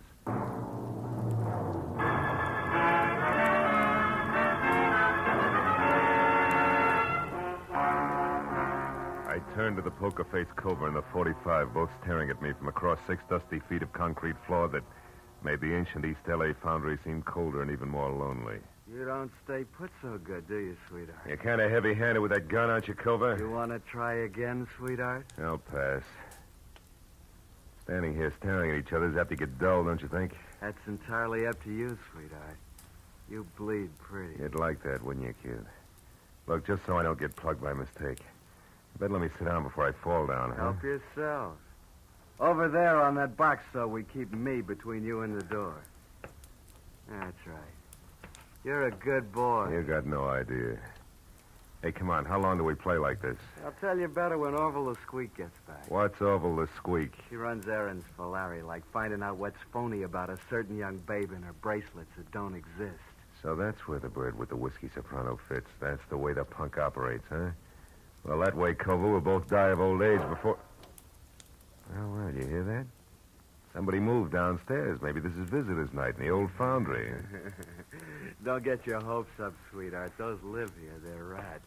They eat small dogs. And one thing more, Marlowe. What's that for, punk? Dropping your hands out of your lap where I couldn't see them. Don't try it again. I'll put it on your bill. You know, Culver, you're holding me here on Larry Salter's orders, and yet I'm the only one who knows what schedule I happen to him tonight. Maybe you better tell me. Sure. Only first I want to know something. What about the late Mr. Freeman Best? Freeman was scum. Low, stinking scum. Nobody misses him. I mean nobody. And Larry didn't kill him, that's out. But he was connected, wasn't he? And there was a girl named Janice Trow. How does she figure? You better let that one set, sweetheart, for your own sake. Now let's have your end and fast. What's supposed to happen? Did you hear it? Yeah, what? Don't tell me a tough boy like you gets jumpy. Skip it. All right, Give. Come on, wise boy. Jabber. Look, Culver, won't do you any good. Anyway, I'm the only one who Shut up. There was something. Maybe your rats are big enough to wear shoes. Huh? Shut up, I said. And sit right there or I'll blow you in two, and I mean it. Orville? Orville? Hey, Squeak. Is that you? Who's out there? Answer me! As Culver edged out of the room, I felt along the side of the box I'd been sitting on for a jagged chunk of metal slag I'd spotted earlier. It was about the size of a baseball and heavy. I picked it up, then moved across to the opposite wall near the door. You, get out of here. The boss is through with you. Now beat it. I stepped out and saw Culver standing at the head of the stairs, his back to me. I threw the lump of iron slag with everything I had. Caught him like a hammer between the shoulder blades. His head flew back, his fingers clawed at the air, and he pitched face first down the stairs. I caught a glimpse of a woman ducking out of sight behind the foundry furnace. It was Madge Gilbert. You killed him, didn't you? Culver's dead? I don't know, and I don't care. What are you doing in this boarded-up rat trap? There's nobody else here? Just us and Culver? Creepy number they call Oval the Squeakers due any minute. That nasty little louse gives me the willies. You made your bed, baby, but let's not get lost. What are you after in here? Well, I've been thinking plenty about that torch you're talking about. I decided if you carry the same old one long enough, you're bound to get burned. Finally felt the heat, huh? Yeah, plenty. So I came here looking for you. Or Larry. Couldn't make up your mind. Certainly. I wanted to tell Larry I was through with him. He'd have beat you to it, but you found me, so? Okay. But if Larry or the Squeak come back after what I'm going to tell you, you got to help me get out of here. You got to help me get out of here. Larry'd kill me. Okay, kid, let's have it. You wanted to know about Janice Trow. Yeah. Okay, I'll tell you. She was beautiful. I'd be the first to admit it. A brunette like every woman wishes she was. And Larry fell for her. She took him away from me just like I'd been dead 10 years. Only she was rotten. Never once a clean thought in her twisted, dirty little brain. So says the jealous lover. Jealous? Sure, I was jealous at first. And just hurt and disgusted. She was double-crossing Larry every time he turned around, but there was nothing I could do. I tried to tell him... So far, it's strictly stock, Madge. Yeah. All but this. One time I made it stick. She borrowed Larry's car to take that slimy Freeman Best out for a ride in it, with extra laughs because it was Larry's car, mind you. And Freeman Best, in case you haven't heard... I've heard. Well, I got a lead that they were going to wind up at the Bridge Cafe. I made Larry take me out there to prove what I'd been telling him about Janice was true. You proved it? Sure. We waited for him at the bridge. They showed up all right, doing 90. She couldn't make the curve, and they hit the bridge railing. He killed them both. Wait a minute. You're stretching, baby. Freeman Best's body was found 30 miles south. Sure it was, because Larry couldn't bear the idea of Janice Trow being found with Freeman Best. He tried to protect her and keep everybody from finding out what a tramp she really was. He pulled Freeman's body out of the wreck and hauled it clear down to Long Beach and dumped it. I watched him do it. And all this business is just to keep that secret about Janice Trow, huh? Sure. Gee, can you imagine a love like that going to waste, huh? Why, even with her dead, even now, he won't as much as speak to me. I'm not so bad. I've tried and I've waited. But he won't drop it. So it's all yours, Kirby, and take it. I hope you put it right where it hurts him the most. No dice, baby. Kirby was a stall. I'm Marlowe, private detective. What? Gee, how cheap did I sell out anyway? That depends. The only axe I'm grinding is for a girl named Claire Osborne. Ever hear of her? No. That's funny. For some reason, she hates Solder even more than you. It's horrible. It's horrible. You stay where you are. I'm scared of him, Mama. I'll pull his fangs. Just don't get absent-minded about which side you're on.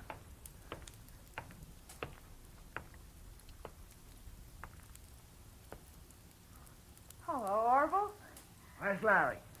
I don't know. I've been waiting for him. Where's Cover, then? I got something important. Cover? Oh, why, he went out for a few minutes. Yeah? I don't like this, sister. You in here all by yourself. Something's wrong. What is it?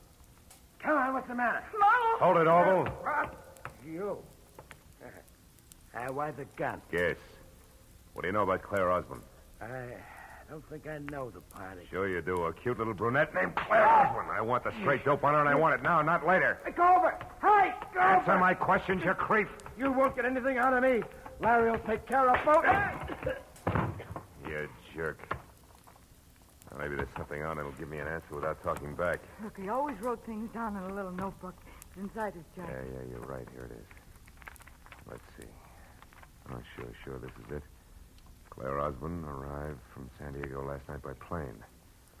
Registered at Wilshire Gardens as Claire Osborne, but according to driver's license, her real name is... For Pete's sake, no wonder. I'll see you, kid.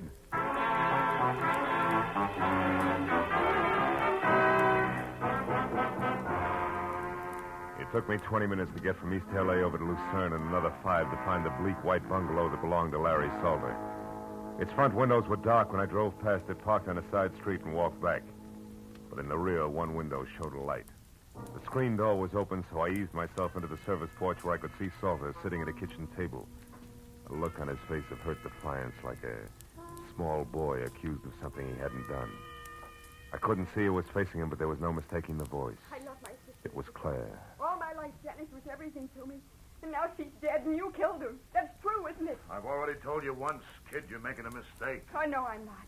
You're going to pay for my sister's death. No court will ever call it murder, but that's what it was. You did it just as surely as if you'd strangled her with your own hands.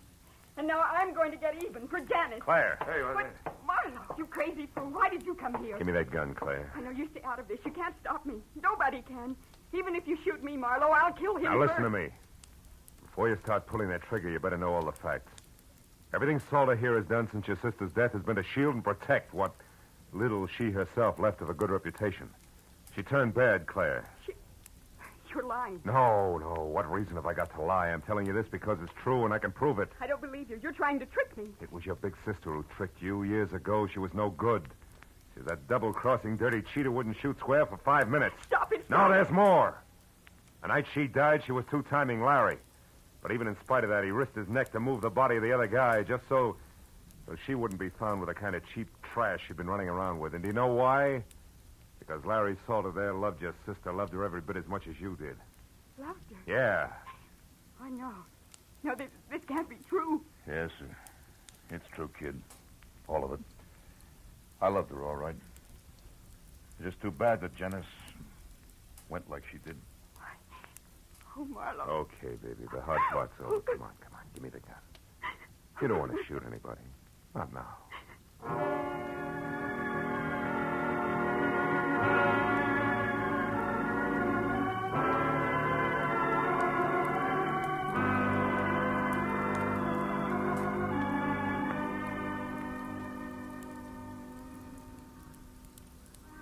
Feel better now, Claire?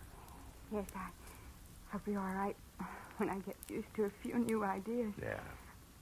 What's going to happen to me now? Well, that's pretty much up to you. How do you mean? The world spins like mad, honey. You have to keep up or get lost. Like I was tonight. Mm-hmm. I was lost, Marlowe, terribly. Everything I had any faith in was gone. Yeah, I know. That's because you had blind faith, Claire. You know, that's okay for kids, but you're a big girl now. Oh, Yes, I get it. From now on, it's me. On my own 2 feet. And my eyes wide open. Well, take it easy, baby. It's fun to close them once in a while.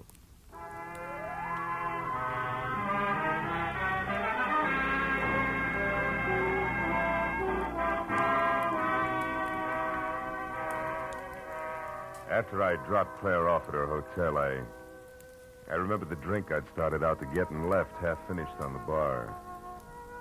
But it was too late now to stop anywhere, so I drove home and poured myself a nightcap in my own apartment. I carried it over to the window and looked out across the city at the endless miles of winking lights, each one a torch. Everybody carries a torch for something. Some for love they can never have, an ideal that's out of reach, and some just for memory. Funny thing, so many dark corners get their only light from a torch that somebody carries.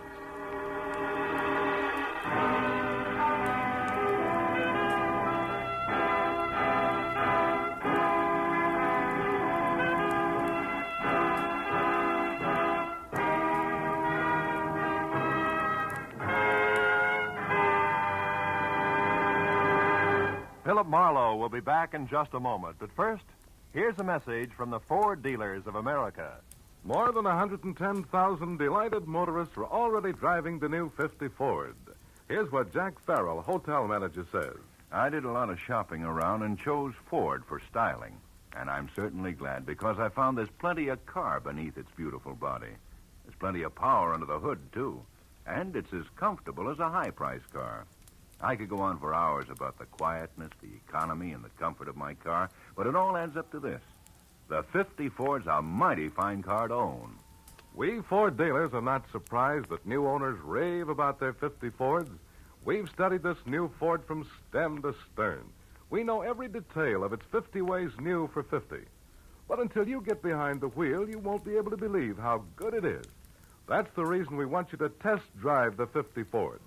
The classified phone directory will give you the name of the nearest Ford dealer. Or perhaps you know him personally.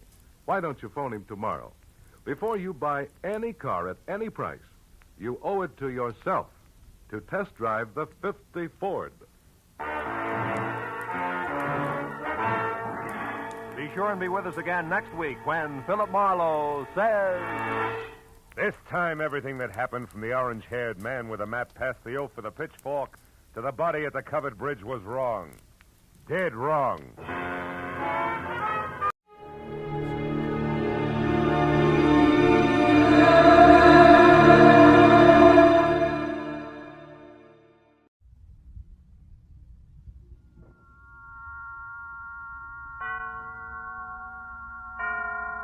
And now, tonight's presentation of radio's outstanding theater of thrills, Suspense.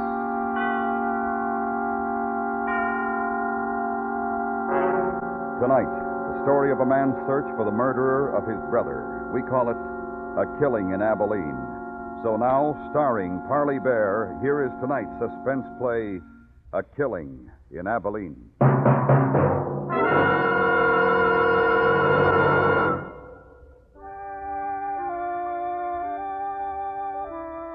I'd come down out of the Snake Range that morning, had followed the river trail through the canyon, and that afternoon had found Pleasant Valley. A handful of buildings, desolate, huddled in the cold shadows of the mountains around, tall and dark. Quarter of a mile this side of town, on an easy rise, I saw a handful of people standing in a circle. As I got closer, I saw they were gathered around two men who were digging.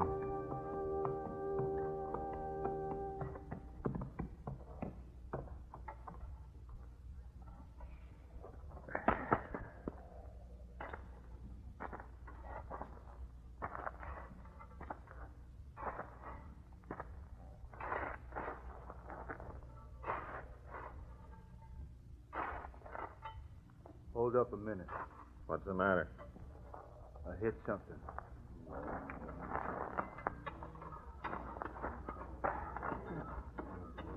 Wait. better go slow. Dig around this side.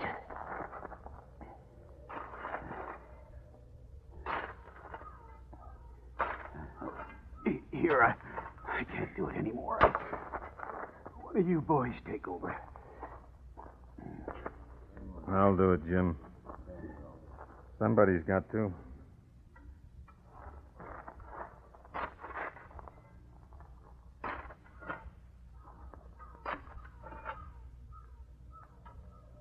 It's him, all right. I seen his shirt. You was right then, Ben. Let the sheriff take a look. Jake? Jake Garvey. Yeah?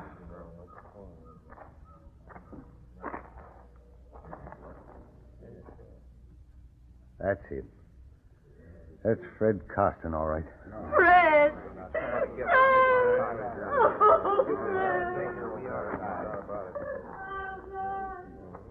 What are you doing here, stranger?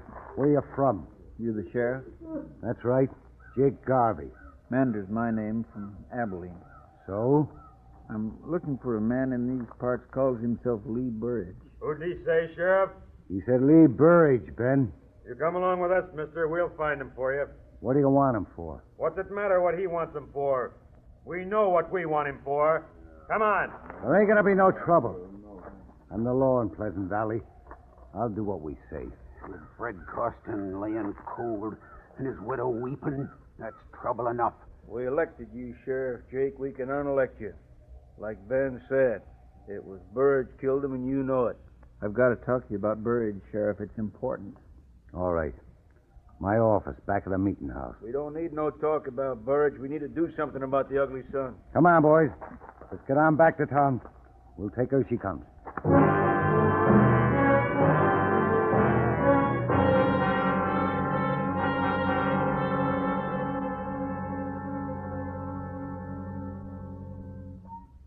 Smoke?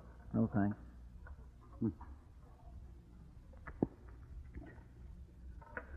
The boys want to know why you're here. So do I. I'll tell you, we don't like strangers. What do you want with Lee Burridge? I had a brother. Was killed out in Abilene. Burridge did it. Oh? Him and another one drove a herd into the railroad. Burridge got drunk and killed my brother. Buried him. Same as here. We found this pouch near the grave. His name burned into it. It's taken me 2 years to find him. Now I want to talk to him about it. The boys are pretty sure he killed Fred Costin, too. So am I now. Maybe so. Fred Costin isn't my business. My brother is. And I want to see his killer back in Abilene standing trial. I made a promise I'd bring him back. How? You don't look like the kind of a man who could use a gun. Now, look. We didn't know your brother. But we knew Fred and we liked him. You can help take care of Burridge here if you've got a mind to. Try him here, you mean, on both charges? No need for that. Then what do you mean, take care of him? How'd he kill your brother? His head was beat in. He was beat to death. Yeah. Same as he did to Fred.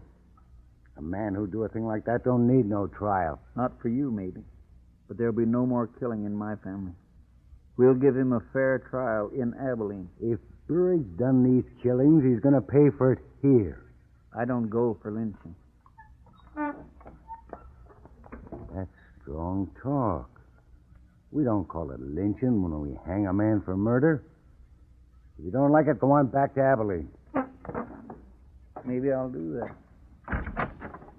When I take Lee Burridge out for trial. I don't know what you're trying to do. I suspect it's to get Burridge out of town. If I'm right, you're heading into a lot of trouble.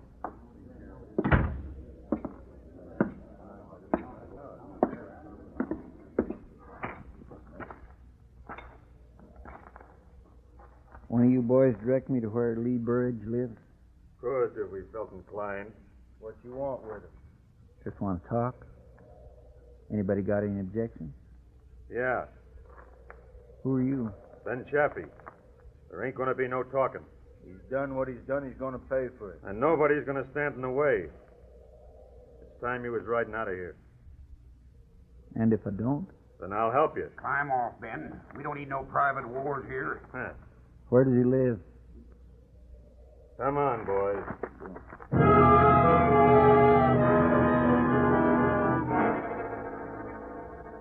They turned away from me and moved into the sheriff's office, leaving me alone to walk down the dusty street. I asked the blacksmith where Lee Burridge lived. He just looked at me and shook his head. Towards the hills, a thunderhead was beginning to gather, moving in slowly. Near the end of the street, two men were building a coffin in front of a small house.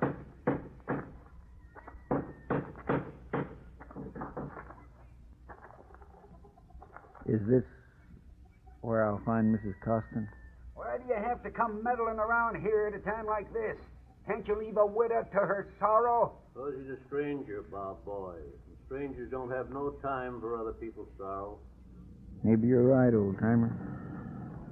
Maybe they got too many themselves.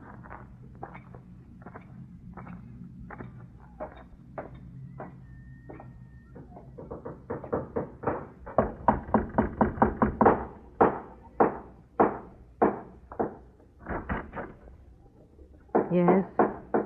I'd like to talk to you, ma'am. Could I come in? No. Can't you see this house is in mourning? My friends are making a coffin for Fred's decent burial. I got nothing to say to you. Ma'am, I know how you feel. How can you know how I feel? I had a brother once, killed by this man Burridge. Oh. I'd like you to help me. It was 2 years ago my brother was killed. His wife would like the killer brought back to Abilene for trial. I'd like you to speak to your friend. Let me take him away. He didn't give my Fred a chance before he killed him. He's a cruel and ugly man. I want him killed. Here, where I can watch. Will you tell me where he lives? Don't tell him nothing, Mrs. Costin. He'll go warn him off. Let him go if he wants. I say a man's got one life to live, and he's got a right to lose it any dang way he pleases.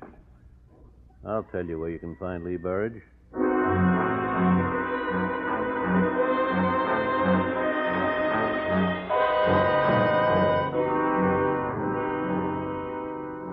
On the way, I passed the open pit that had been a grave and turned up a side canyon.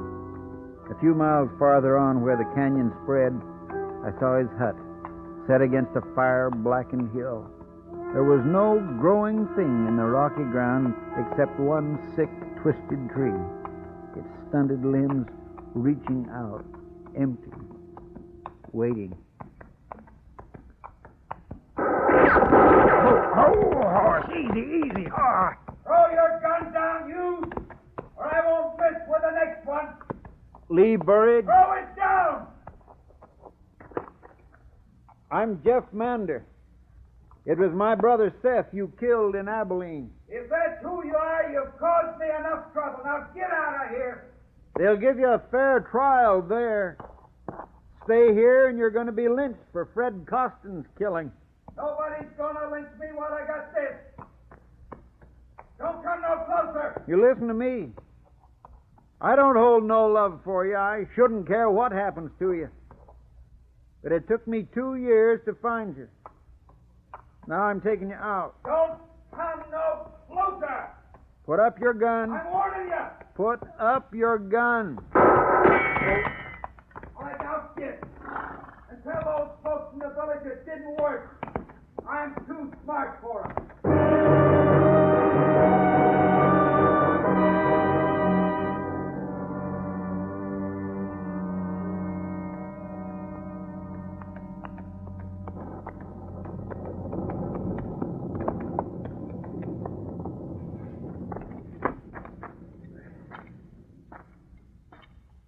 Old-timer? I see you had your talk with Burridge. You see? You ain't wearing your gun. You get the drop on you? Yeah. Surprised he didn't kill you. So was I. Did you tell them I'd gone there? Yep. What'd they say? They said if you get Burridge first, they'd get you. They said you should go back where you come from while you still can. I will. After I settle with Burridge. Where's the sheriff? Went off with the boys. After Burridge? Yeah. They're going to wait till dark. Then they're going to bring him up. Where are they going to wait till dark? I want to be with them. The thought you didn't like lynchings. I don't, but I want to be there. I was told if you came back to town, you have to be with them. Now, don't make me use this gun, son. Now, just turn around and we'll join the rest of them. All right. And I'd suggest you stop your talking about Lee Burridge. From what I overheard, you're close to sharing a rope with him.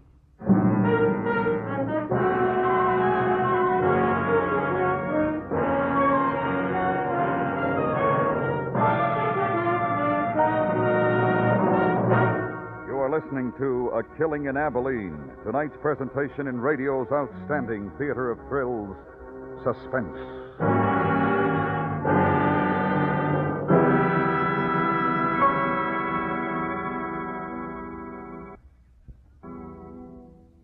Fires are easier to prevent than to extinguish. If you want to make sure you don't have a fire in your own home, now's the time to get fire-sighted. If you can't make your own electrical repairs, get an electrician in to check the house, especially if it's been a while since your wiring's had any attention. And throw out piled-up rubbish. Be fire-sighted. And now we bring back to our Hollywood soundstage Parley Bear, starring in tonight's production of A Killing in Abilene, a tale well calculated to keep you in suspense.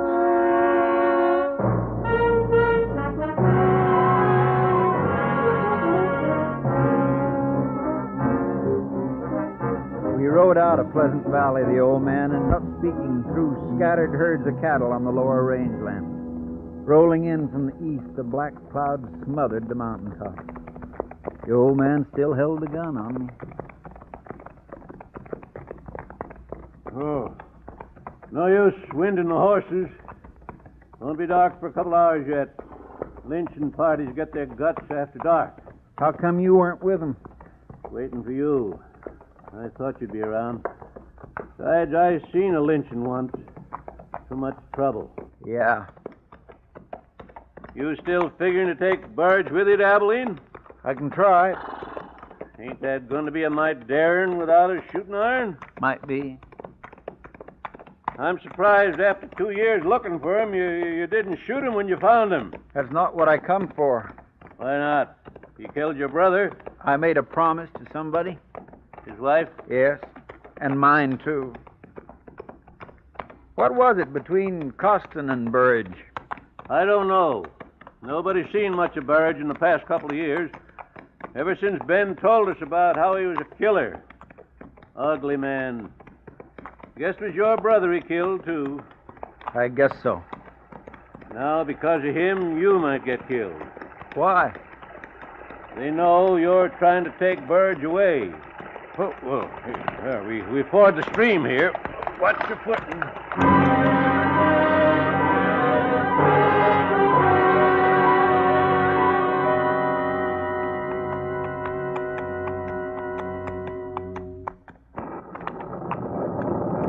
Johnny. Yeah? They haven't seen you yet. You still got time to get out. You'd let me go? Seen a lynching once. Started a lot of trouble. I've come this far. I'll finish it.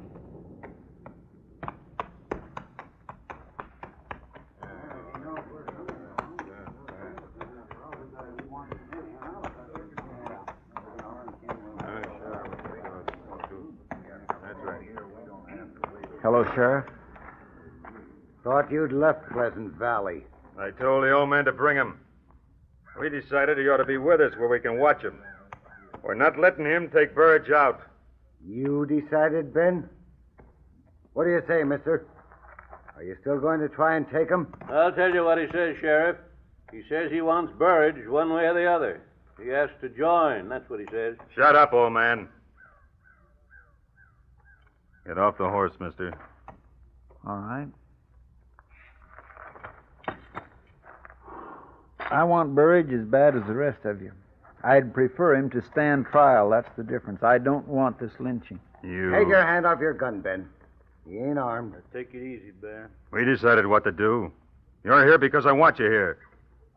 Burridge killed Fred Custon in a fight. Now we're going to settle it. Burridge kills easy. I've seen him do it once before. He's not going to do it again. You saw him kill my brother? I saw it. You need more of a trial than that?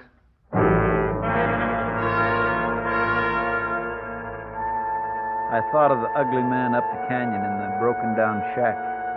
I wondered if he knew what was waiting for him a mile or so away. It was quiet then. The storm clouds were quickening the end of day, and the party became shadows, sitting nervously or smoking. Two of the men had some whiskey and were building up their courage for the night's work.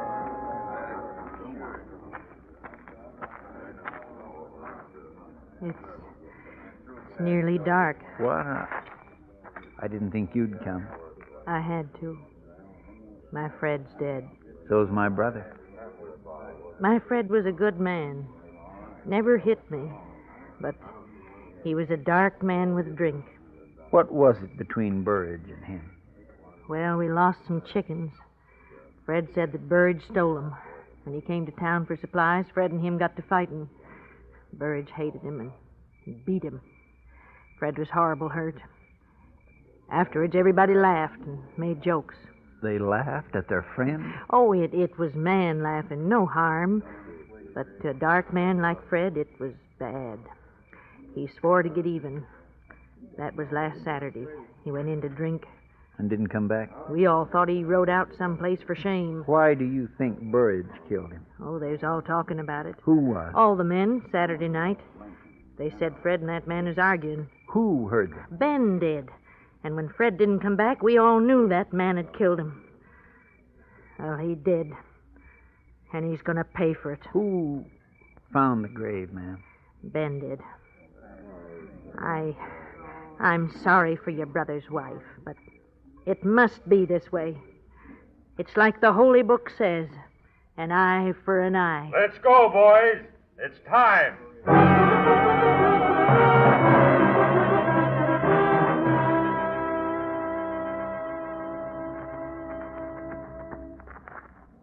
He's there, right enough. There's a light inside. Hold up, boys.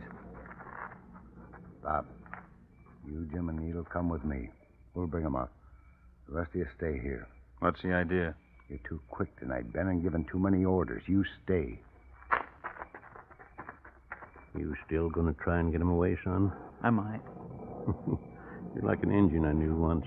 Had to shoot him 5 times before he knew he was dead. What do you want here? You know what we want, Burridge. Get out of here. Get off my land. You come outside quiet like. We don't want no trouble. I ain't asking for trouble. You asked for it when you killed Fred Costin. Killed him. I didn't kill Costin. Save your breath while you got it. Come on. While you got it. Come on. Let go. Let go of me. I'll kill you. I'll kill you all, Freddy. You've done your last killing. Get the rope over that limb. Right. Is this your doing, Ben? Shut up. Tie his hands, Bob. I'll hold him. You gonna blame this one on me too, Ben? Shut up, I said. Burridge didn't do it. He didn't do it. Let it go, son. You can't stop him now. I gotta talk to him before they do it. He didn't kill. I know it. Wait a minute. Take my gun. Thanks.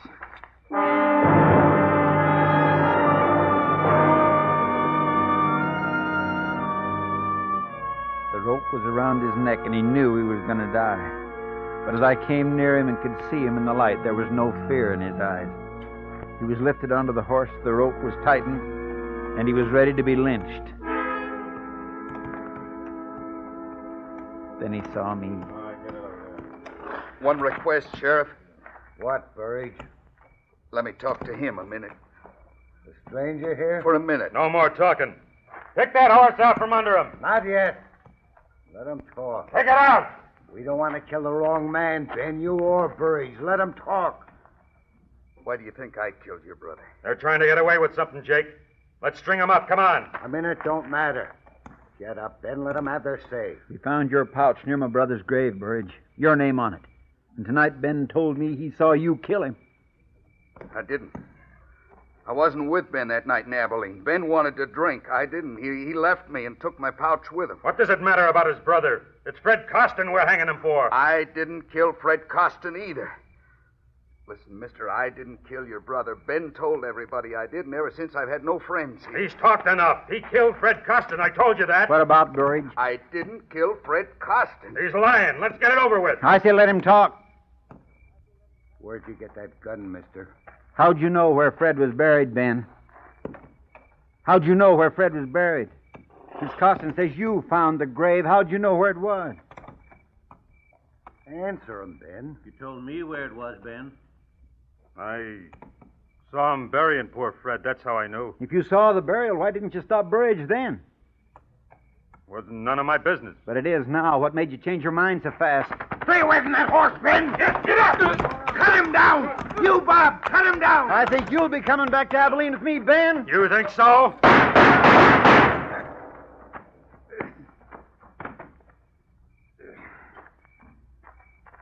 You all right, son?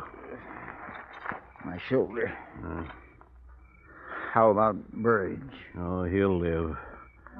Rest easy, son. You done a good job. But you ain't gonna keep your promise about your brother's killer. There's no sense taking Ben Chaffee back to Abilene. We'll bury him here.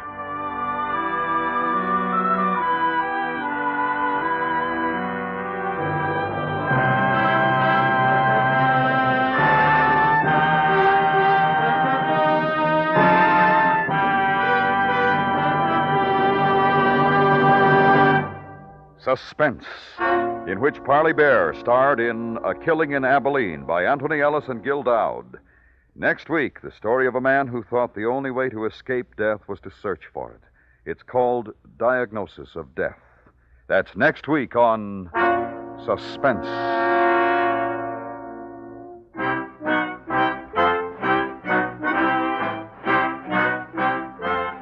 Suspense is produced and directed by Anthony Ellis.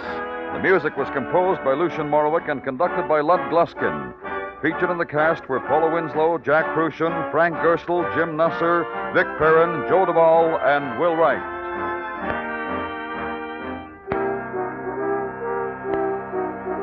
Listen for the Radio Hall of Fame every Sunday night on the CBS Radio Network.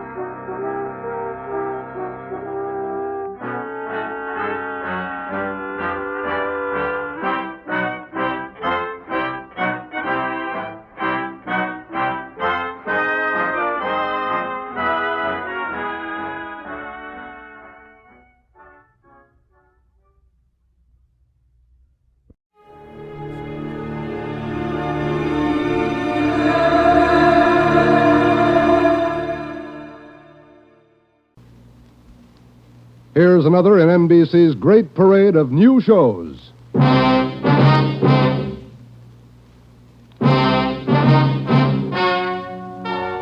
Ladies and gentlemen, the story you're about to hear is true. Only the names have been changed to protect the innocent. NBC brings you Dragnet.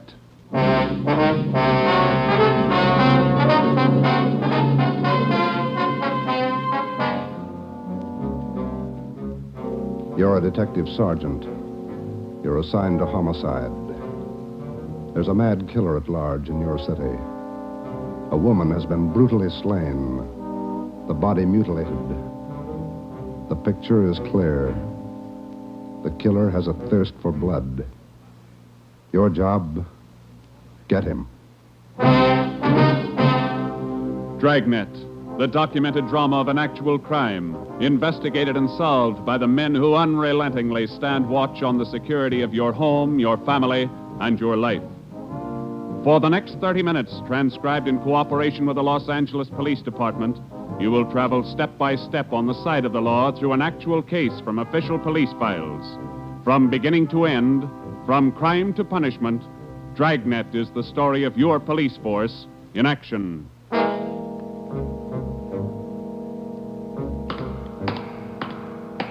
It was Wednesday, January 12th. It was raining in Los Angeles. We were working the night watch out of homicide. My partner's Ben Romero. The boss is Ed Backstrand, chief of detectives. My name's Friday. I was on the way back from the morgue, and it was 11:23 p.m. when I got to room 42. Homicide. Hi, Joe. Chief wants to see you. He's in there with Romero. Thanks, Chandler. How's the wife? Fine. How about your mother? Better, thanks. Hi, Joe. Hi. Friday, sit down. Did they post the body yet? In the morning. Pretty messy. Strangled and mutilated. The guy's a maniac, Skipper. The body shows it. A murder like this, anybody's a suspect. The coroner looked at the body. He says the weapon was a long, sharp instrument. Found her in a hotel down on East 3rd Street. Manager's son discovered her about 7:30. You talked to him? It was too much for him. He passed out. Manager wasn't home. We'll check with him before midnight. Close to it now, Joe. We better get going. All right. The boys from the crime lab check the room? They're still down there, Ed. The place is a mess. And get back as soon as you can. We're working straight through on this thing. That's a hot shot. I'll get it. At the Lux Hotel, room 219, corner of South Grand and Cordova. Dead body. Possible homicide. The Lux Hotel, room 219, corner of South Grand and Cordova. A dead... What is it, Friday? Lux Hotel, possible homicide. Busy night. Yeah. You coming, Ed? Right. Let's go.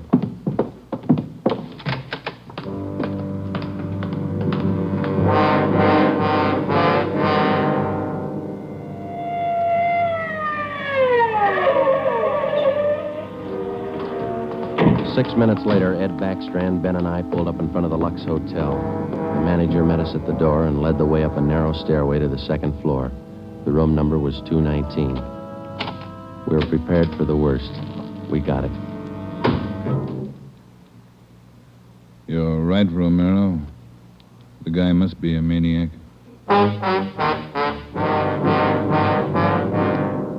Two hotels, two murders. The same M.O. Three of us made a brief inspection of the room at the Lux Hotel. We took a few notes on the appearance of the girl's body and a brief description. Apparently, she'd been strangled to death first, and then her body brutally mangled.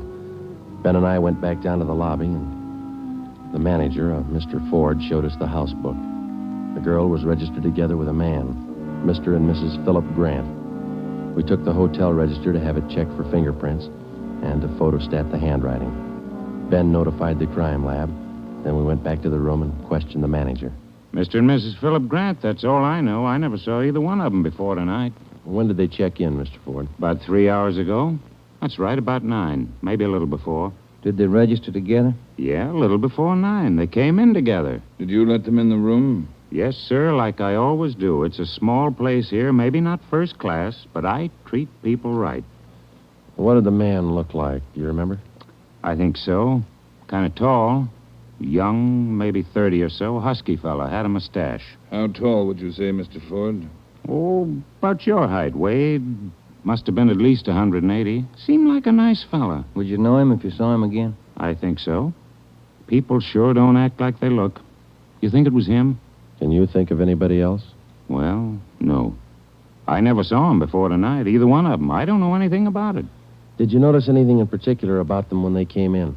Well, he didn't show it, but it looked like she'd been drinking a little. Giggling, you know. And you didn't see this man Grant leave the hotel? No, I didn't. I must have been checking the account books back of the desk. Guess he got by me. Is there a back entrance to the hotel, Mr. Ford? No, he had to come out this way, all right. How about the fire escape? I never thought of that. Say, I bet you cops think I'm trying to hide something. How did you happen to find the body? I don't know anything about it, honest. I've been running the hotel for 10 years now. Everybody knows me around here. You can ask at the bank. All right, Mr. Ford.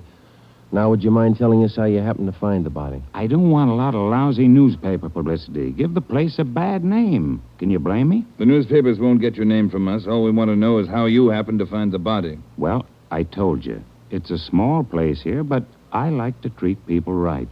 A couple hours after they checked in, I remembered I forgot to fill the ice water pitcher in the room. So I got some and took it up. The door was opened a little ways. It's got a bad catch on it, and the lights were on. I peeked in, and there she was. She was... Well, the guy must have been crazy. Do you remember what time it was when you found her? Well, just before I called the cops, about 11:30, I guess. All right, Ford, that's all for now. When the other officers get here, show them up, will you? Yes, sir, I sure will. Romero? Yes, Skipper? Get on the phone downstairs and call the Metropolitan Division. Have them send us every available man from the reserve unit. We're going to patrol the area for the rest of the night. Right, Chief. Least we can do is make it hard for him. 2 murders in 7 hours. Yeah, both of them in a 3-block radius. Same pattern. It's got to be the same guy. All right, we got a description. What do you think? Well, when the reserve unit shows up, have them cover this whole section of town. Pick up everybody who even comes close to that guy's description. All right, Ed. It's got to go fast. We can't lose a minute. 1 hour either way, it might mean another body. Like this one. 9 minutes later, at 4 minutes past midnight, the men from the crime lab showed up. It started to drizzle. They went over the room in detail. They dusted everything in the room for fingerprints, the walls, the doors, the fixtures in the bathroom, the lamps, chairs, everything. They took samples of the girl's blood and her lipstick. Small pieces of flesh and human hair were found under the girl's fingernails. The nails were scraped carefully and the contents put in an envelope, marked and sealed. Ed Backstrand ordered pictures taken of the room and the girl's body from different angles. Every object in the room that could have any possible tie-in with the murder was photographed. It was raining. The rear of the hotel where the fire escape was overlooked a vacant lot. Ben had a hunch.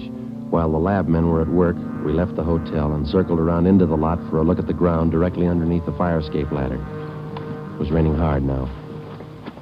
Must be an easier way to make a living. Mud's almost up to my knee. Mine, too. Watch your step. See any prints? No. Wait till my wife sees these new shoes. Put it on your expense account. Oh, real funny. Ben, get that light over here. Look. Yeah. Good set of prints. Lucky that rain didn't start turning to wash them out by now. Yeah. Hand me that cover from the trash can over there. I'll cover them. Wait a minute. What? Here, on the edge of the fire escape ladder. Small hunk of cloth. Man suit? Well, looks like it. Might have caught himself in that sharp corner. I got it. All right, come on, let's get back. Yeah, out of this mud bath. Joe, Huh? let me have a light. You catch anything? Hunk of wrapping paper in that trash can. Stains on it. Open it up. Look. Yeah, a butcher knife. We went back to the Lux Hotel, room 219. The lab men were tearing the room apart. It was 10 minutes to 1. We gave the blood-stained knife and the piece of cloth we found on the fire escape to Lieutenant Lee Jones, head of the crime lab. We told him about the footprints just below the fire escape ladder. The knife will help us, so will the cloth. I don't know about the footprints. You say you covered them? That's right, Lee. They still look in pretty good shape. Maybe we can do something if the rain hasn't broken them down too bad. Bracken. Yeah, Lieutenant? You and Sloan get downstairs and take a look at those prints. They're good enough. Get a torch, dry them out, and make a cast, right? Okay, Lieutenant. Come on, Sloan. That's about all I can do for you now, Ed. I think we got everything there is to get. All right, Jones. I'll follow you back to the lab in a couple of minutes. Okay, Ed. Good luck, fellas. Thanks, Lee. We're going to need it. All right, Friday. Romero, it's your baby for the rest of the night. Lee, get anything? Few prints, a woman's purse under the bed. Don't know if it's hers or not. No identification. You going to be at the crime lab, Ed? All night. As soon as we find anything, I'll let you know. Yeah? A gang of cops just came in the lobby. They asked for you. Must be the reserve men from Metropolitan. Tell them we'll be right down, Ford. Okay. You want us to handle it, Ed? That's right. Do just as I told you. Spread them out over the whole area. Cover the streets, the alleys, the flop houses, restaurants, bars, everything. You got a description to go on. Find the man that fits it. Right, Skipper. Don't forget, the guy's a killer twice over. I don't think he'd hesitate on you. Be careful.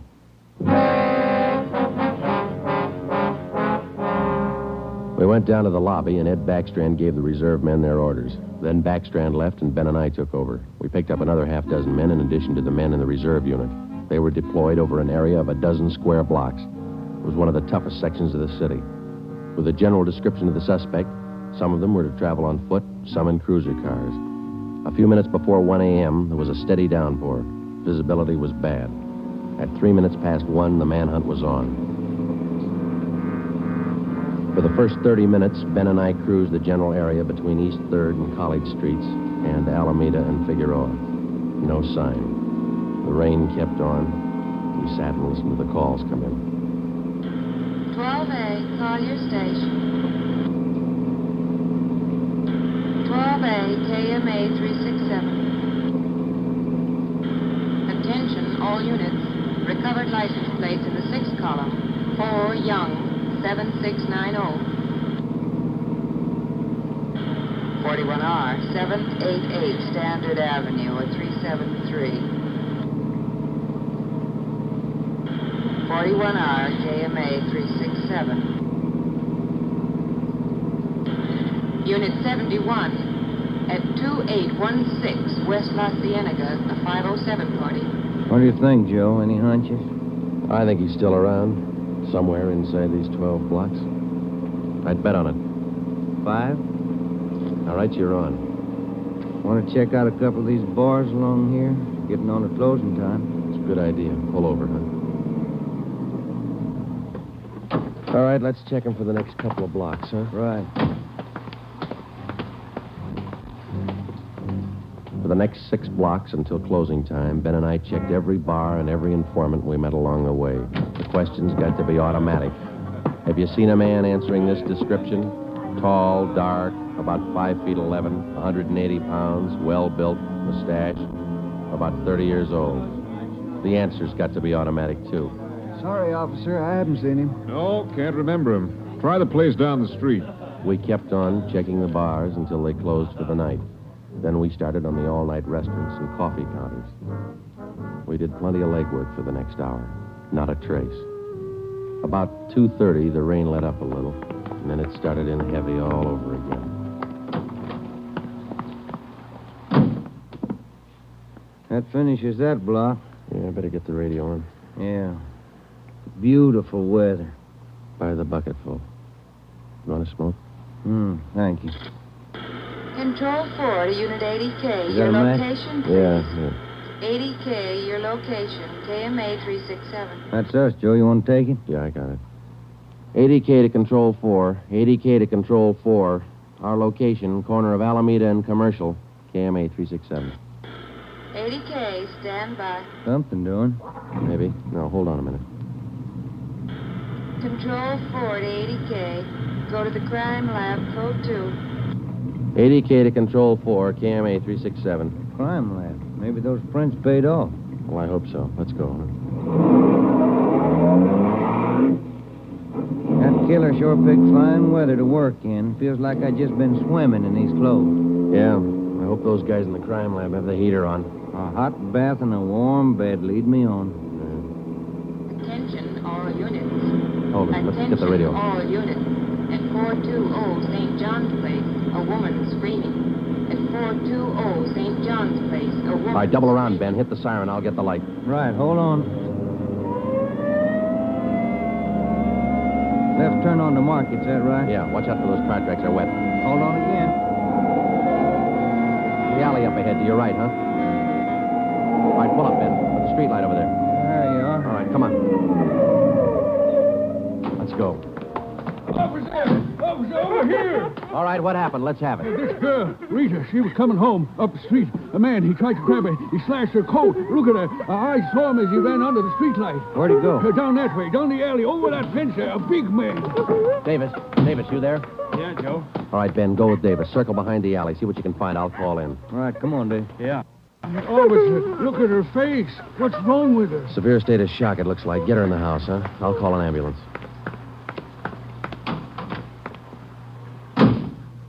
80K to Control 4. 80K to Control 4. Control 4, go ahead. Direct all units in the vicinity to converge on area around St. John's Place from Jackson to Banning Street. A woman attacked by large man with knife. Suspect left seen on foot. Possibly still in area. Request ambulance. KMA 367. 80K, roger, stand by. Attention, all units. Attention, all units. Converge on area around St. John's Place, Jackson to Banning Street. 80K reports woman attacked by large man with knife. Suspect left seen on foot. In 3 minutes, the area around St. John's Place was surrounded. For the next hour, the men combed the neighborhood back and forth. Every building, every storehouse in the 2 square blocks was searched from basement to attic. No trace. The girl, Rita, was hysterical. She could give us only a bare description of her attacker. At 3:45 a.m., a detail was assigned to patrol the area, and the rest of the cars and men were deployed again in the general area from Figueroa to Alameda Street and East 3rd to College Street. The manhunt went on. So did the rain. At 3:54, Ben and I checked in at the Old City Jail building, 2nd floor, the crime lab. Chief Ed Backstrand and Lee Jones were waiting for us. Heard about the call. How'd he get away? Not sure it was him, Skipper. How do you mean? Well, the girl wasn't hurt bad for one thing. No attempted strangling. For another thing, the guy stole her purse. That doesn't sound like the man we're after.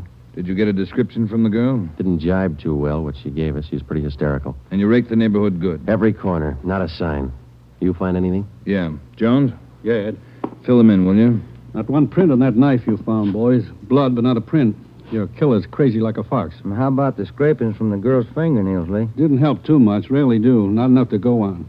Gotta have a fair-sized bit of flesh to run it for papal ridges.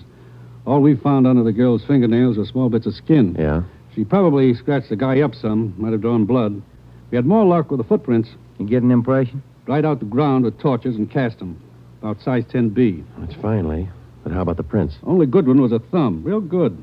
Got it off the wall near the light switch in the bathroom. Did you classify it yet? Yep. Found it in our single fingerprint file. The print belongs to a man by the name of Long. Robert Long.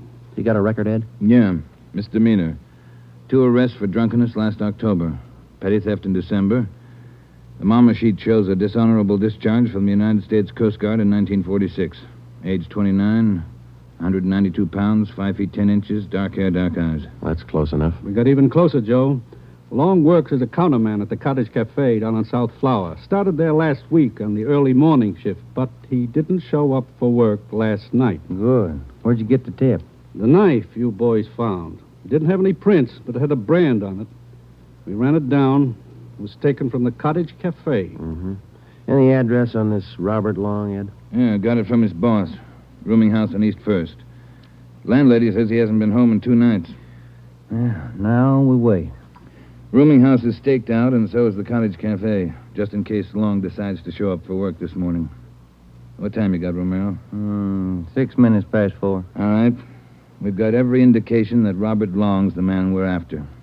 His description, fingerprints, the knife, the footprint, his size. Maybe we're wrong. I don't think so. How about a motive, Ed? I think Robert Long likes to kill. He's thirsty for it. None of the victims were criminally attacked. They were strangled. Bodies mutilated. How about robbery? No. 2 of the women he killed had money in their purses. He didn't touch it.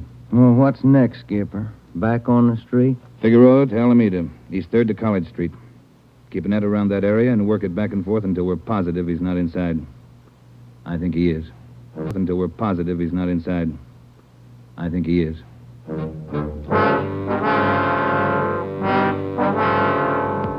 At 10 minutes past 4 a.m., Ed Backstrand, Ben, and I left the crime lab and drove to the surrounded area.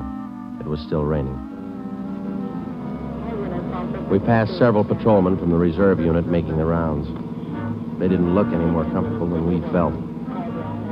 At Broadway and Alpine Street, Ben and I got out and started patrolling on foot again. Backstrand followed in the car to maintain a radio check. We must have covered 24 blocks and a half a dozen coffee counters before we got to the Criterion Restaurant and Donut Shop, a few blocks up the street from the Cottage Cafe. Hey, Skipper, you want to take a minute for some hot coffee? I'll keep an ear on the radio. You 2 go ahead. You look drenched. We are. Can we bring you some back in a paper carton? Fine, thanks. Cream. No sugar. All right, Ed. Come on, Ben.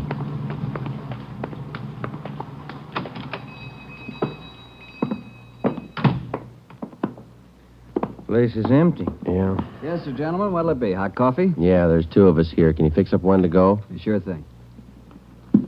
Say, on that one to go, cream, no sugar. Right. Say, you fellas cops? Yeah, why? No offense, just wondering. Here you are. Thank you. Cop in uniform was around a couple hours ago. Wanted to know if I'd seen some guy he was looking for. Tall, about 190 pounds, mustache, about 30 years old. Yeah, that's the description he gave me. He was looking for the guy. So are we. Say, that's good. That other cop came in right at my busiest time, a little after 2 when the bars closed. You know, it gets pretty rushed, and I didn't have much time to think, so I just said no. Then after the cop left, I remembered.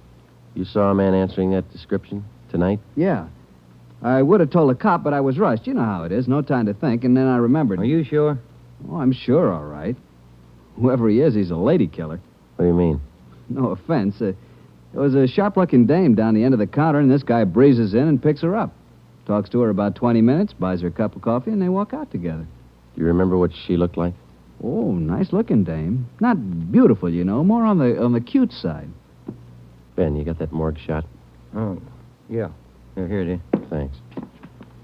Here's a picture. This the girl? Let's see. Yeah, that's her. Who is she? I don't know, mister. Down at the morgue, they call her Jane Doe, number 7.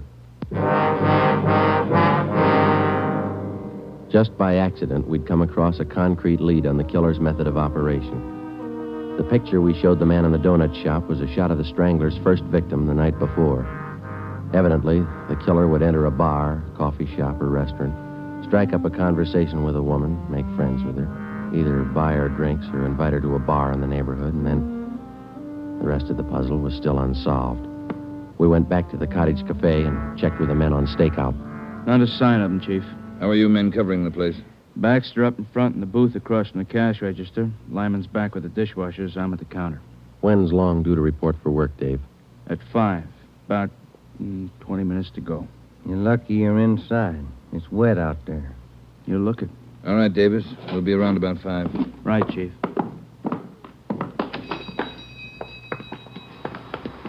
Let's get back in the car.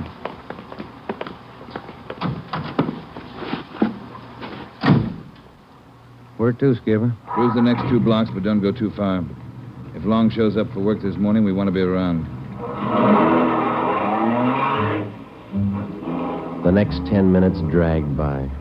The rain kept on. Backstrand chewed nervously on a cigar.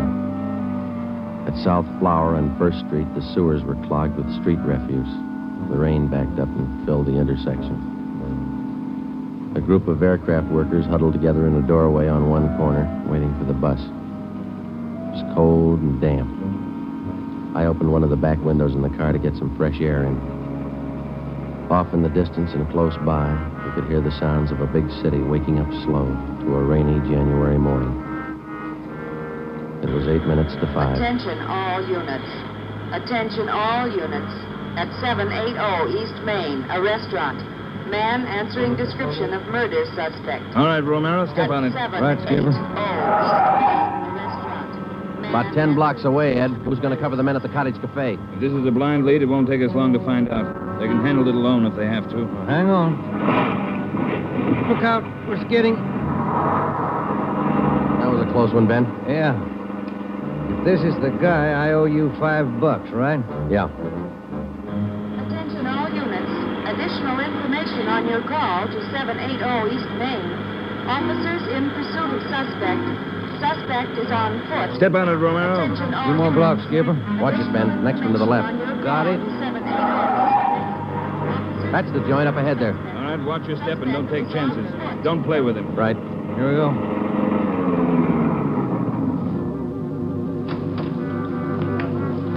He went out the back, ran down that alley. Come on, Ben. Behind you. You men, hustle it. Circle around the block and choke off the alley. Fast. Emerson, Holmes, go with him. Right. All right, over the fence, Ben. Ben, look out, look out. You all right? It's not that good. Come on, Joe. All right. There he goes.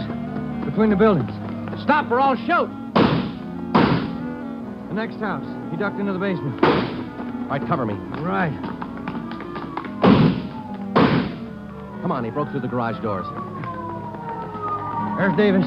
Dave, he slipped through. Get down to the next corner and ring the block. Yeah. Ben, did you follow him? Yeah, right on his tail. That warehouse, a couple of lots over. He went through the back. There it is, Joe. All right, don't go in blind. Watch out. All right, you haven't got a chance. Come out with your hands up. He's not stopping, Joe. All right, let's fan out. All right, Ben, cover me. I'm going for the door.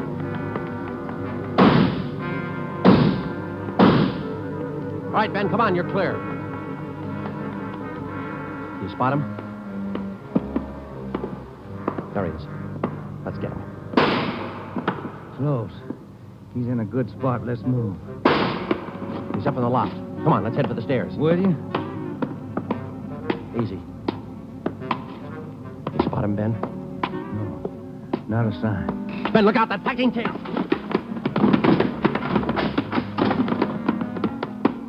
Kind of close, huh, Joe? Yeah. Let's get that punk now. Look out, Joe. There's another one. All right, you. We got the warehouse surrounded. Come on down. All right, then we'll blast you out. Joe, dropping down the ladder. He's going for the front door. They're waiting for you with Tommy guns out there. They'll cut you down. Stop! Joe, he's got the door open. He's making a break for it. He's crazy. He's trying to shoot his way out.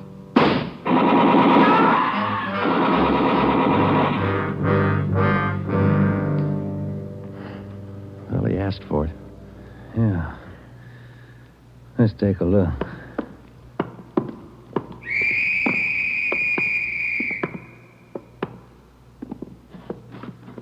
Messed up. Well, like his girlfriends. Yeah. Maybe he just didn't like women. Maybe.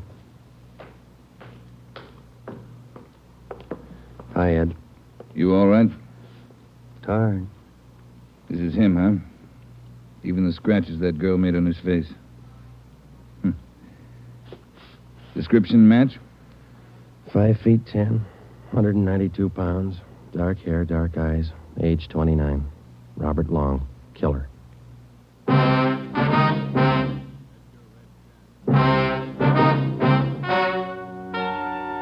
The story you have just heard is true.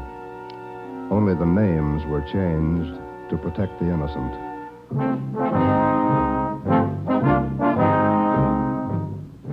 You have just heard the 10th in a new series of authentic cases transcribed from official files. Technical advice for Dragnet is furnished by the Los Angeles Police Department. Tonight's program is dedicated to Detective Louis A. Abbott of the Chicago Police Department, who on the afternoon of March 3rd, 1947, gave his life so that yours might be more secure.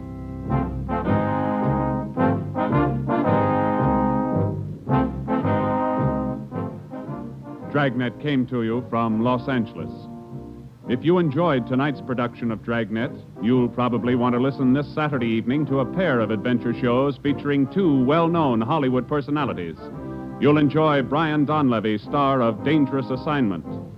Also on Saturday's schedule is Richard Diamond, private detective, as played by the screen's romantic tough guy, Dick Powell. Listen to both of these exciting programs this Saturday over most of these NBC stations. This is NBC, the national broadcasting company.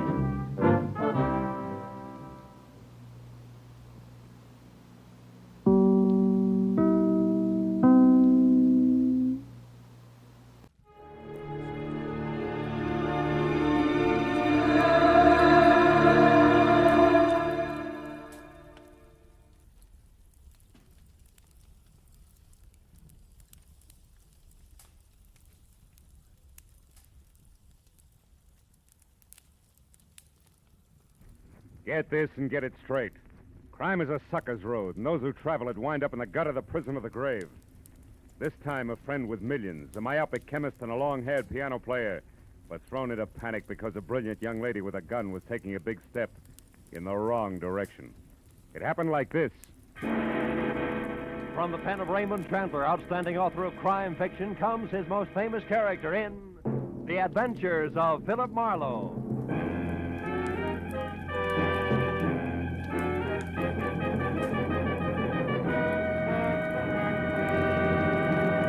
Now, with Gerald Moore starred as Philip Marlowe, we bring you tonight's exciting story, The Big Step.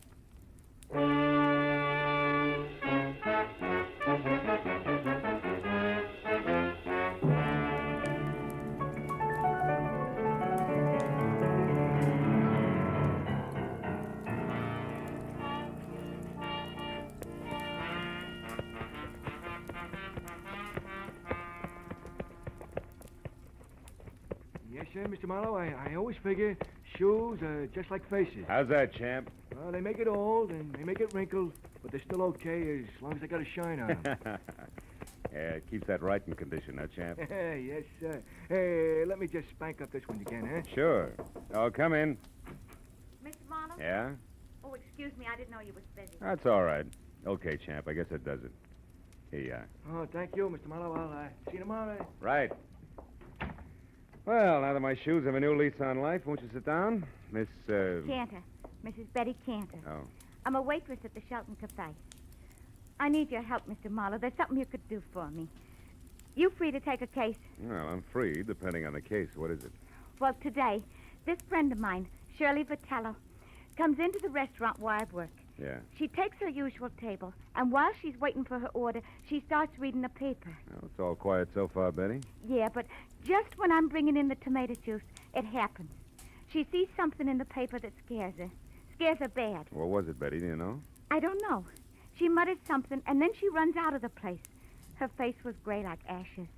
Later, I got to worrying. I called her at home, then at the lab where she works, even her husband's studio. No luck. Now, wait a minute, Betty. I don't quite get the connection. You and Shirley Vitello, I mean. Oh, I don't know we're social. We're only chummy at the restaurant. She's been eating there for years. Well, that's a basis for friendship. Well, about 6 months ago, I was in bad trouble. And Shirley came through with $200 when it seemed like more money than I'd ever seen. Yeah. It kept me and my husband together.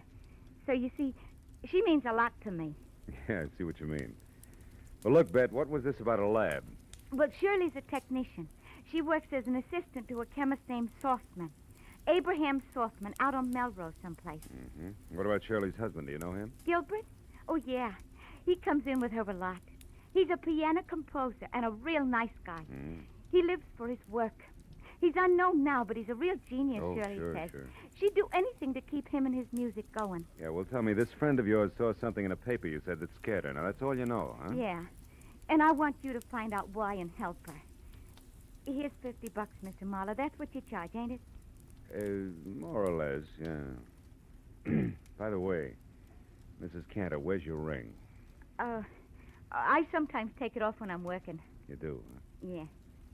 Or perhaps when you hock it to raise $50? Look, Betty, I'm a careless guy. You better hold the money, huh? Oh, but Mr. Where do Marlowe... the Vitellos live? But Mr. We're in Marlowe... a hurry, Betty, remember? Where's the address? Well, it's 3140 Veteran Avenue. Mm-hmm. And in case you want it, Gilbert's studio is Benedict Canyon, 510. Thanks, Mr. Marlowe. And you call me at Empire 17087, huh?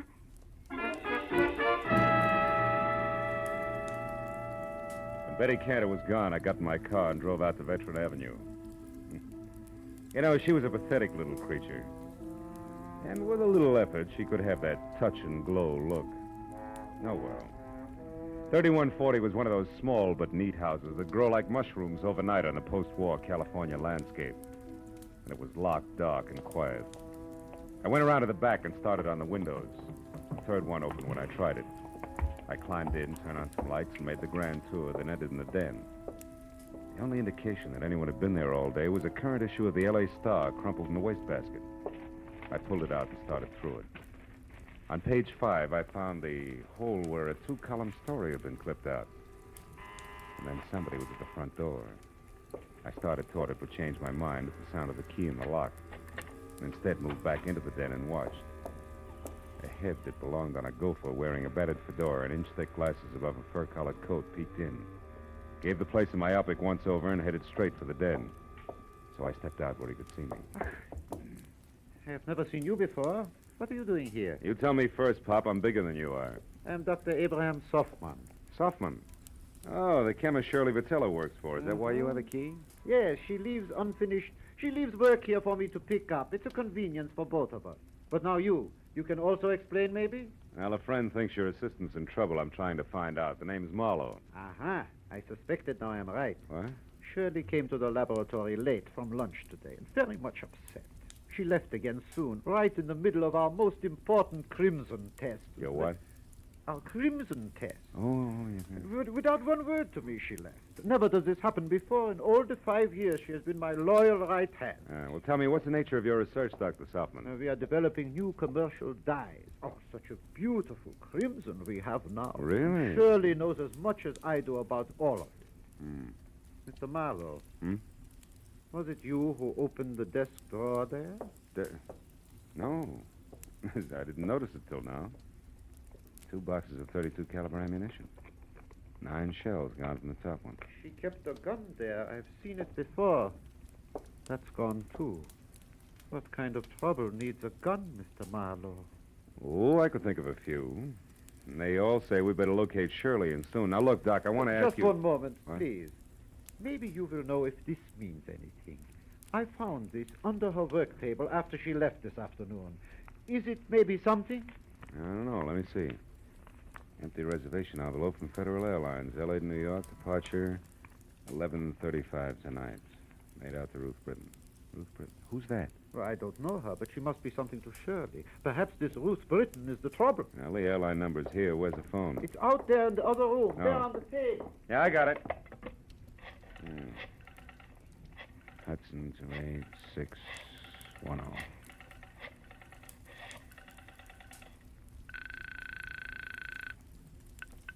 Good evening, Federal Airlines. Agent Frederick Stowe speaking. Frederick, do you have a Ruth Britton listed on your 11:35 flight to New York? Oh, just one moment now, sir. I'll check. Oh, no. Yes, we do. Yeah, well, I've got to locate her. Do you have an address or a phone number there? Oh, no, sir, I do not. And even if I did, I'm Look, afraid Freddie I couldn't. boy, Freddie boy, this is important. I need that information. Now, describe it to me. What does she look like? Oh, dear, I'm afraid I can't. I must have stole the ticket. I'm the only agent on duty, but I just can't seem to think where Try, will you think? I am. How do you expect Oh, me to isn't that remember awful? 75 or 80 faces every day? Now, listen, Good heavens, don't you think I get confused? Yes, I every do. Every time Now 9 I or do. 10 jerks come in here at once, all wanting tickets at the Never same time. mind. Don't you think I have the Skip right it. to do it? Frederickson. Now, look, Doc. Now, look, do me a favor, will you? What is it? Stay right here and wait for Shirley. If she comes back, hold her. I'm going to look up her husband, Gilbert.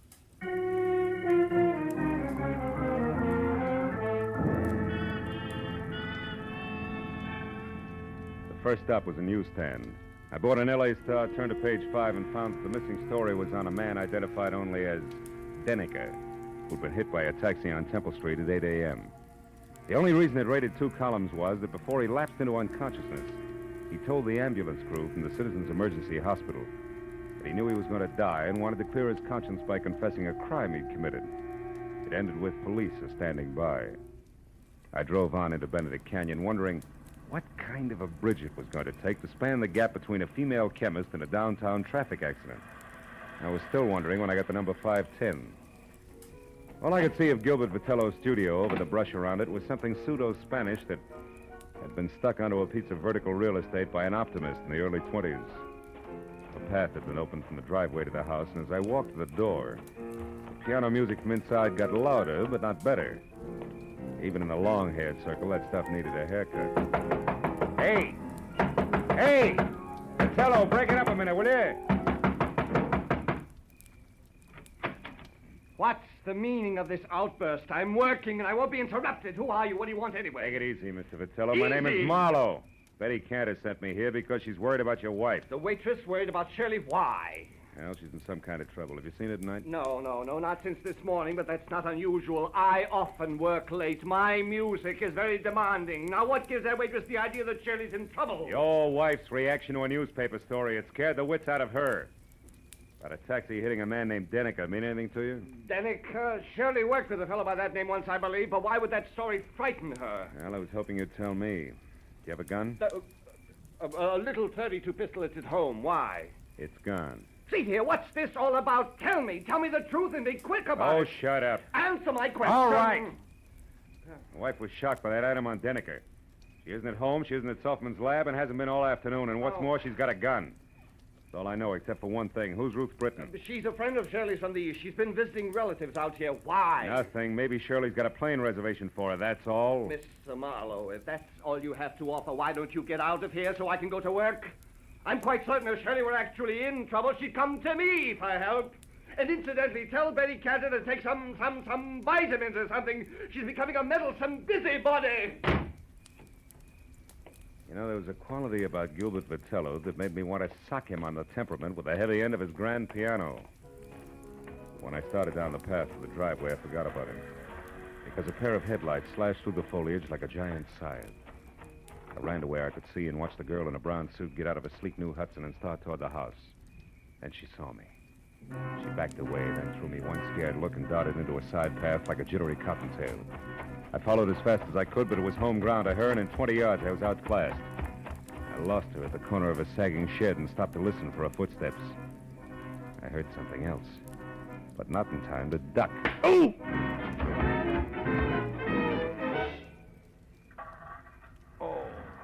Oh. Oh. You there, you. Marlowe, is that you, Marlowe? Marlowe, what happened, Marlowe? I heard a car come in with a Shut crowd. up, Who was shut it? up. It was Shirley. She slugged me. I don't believe it. You're lying. Okay, I'm lying. For what it's worth to you, Die Hard, your wife isn't kidding. She told me personally with a blunt instrument. Play that knee flat, Jack.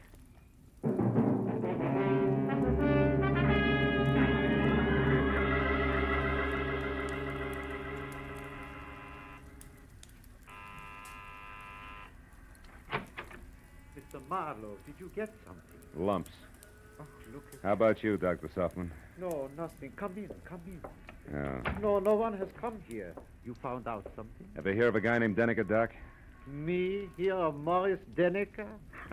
5 times in the past 3 years, Morris Denneker in Chicago has beaten me by introducing a new dye substance or a new process just days ahead of me. Huh. 5 times this happened. He's a dye chemist, too, huh? A brilliant one. I admire him. But why do you ask Listen, this me? is beginning to fit like a rubber glove.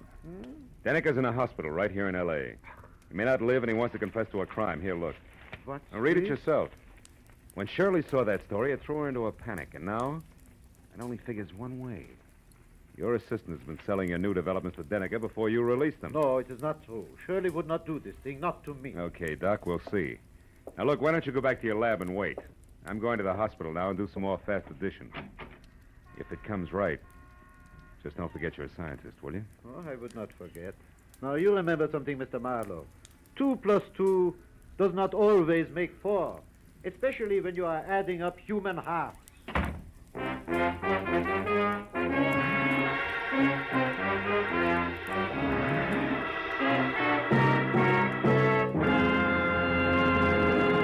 In just a moment, the second act of Philip Marlowe. But first, Wednesday's Wonderful on CBS, with Dr. Christian, Groucho Marx, Bing Crosby, and Burns and Allen all coming your way over most of these same CBS stations.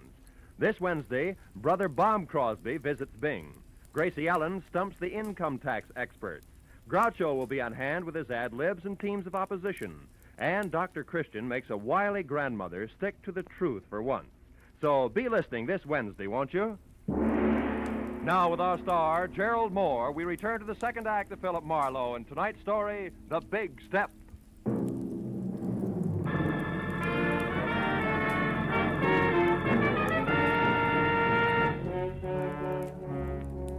It was 20 stop-and-go minutes through the snarled early evening traffic over to the Citizens Emergency Hospital.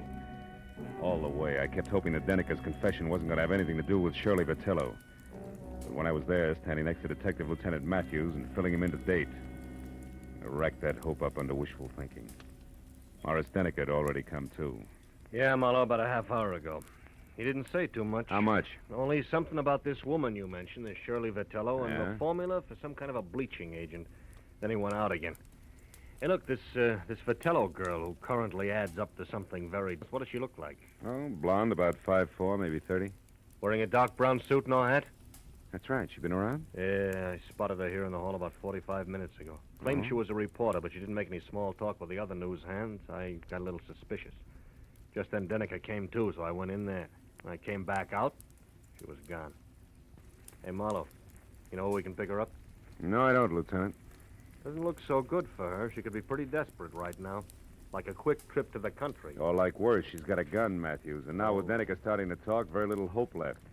I better be going. Where? Just going, Matthews. Hey, wait I'll a keep minute. in touch. Wait a minute. Look, we have a big organization, Mr. Marlowe. We're equipped to handle all kinds. We could do almost as good a job as you. Just keep that in mind, will you? Yeah, and I'm glad you said almost. So long.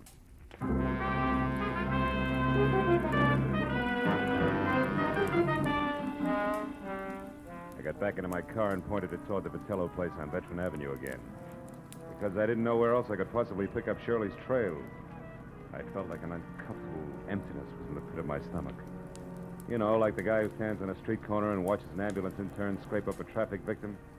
He knows he didn't have anything to do with it, but that knowledge doesn't make him feel any better. Shirley Vitello was headed for trouble, bad trouble. And the pathetic little kid, Betty Cantor, who came into my office and started the whole thing, could get hurt in the process.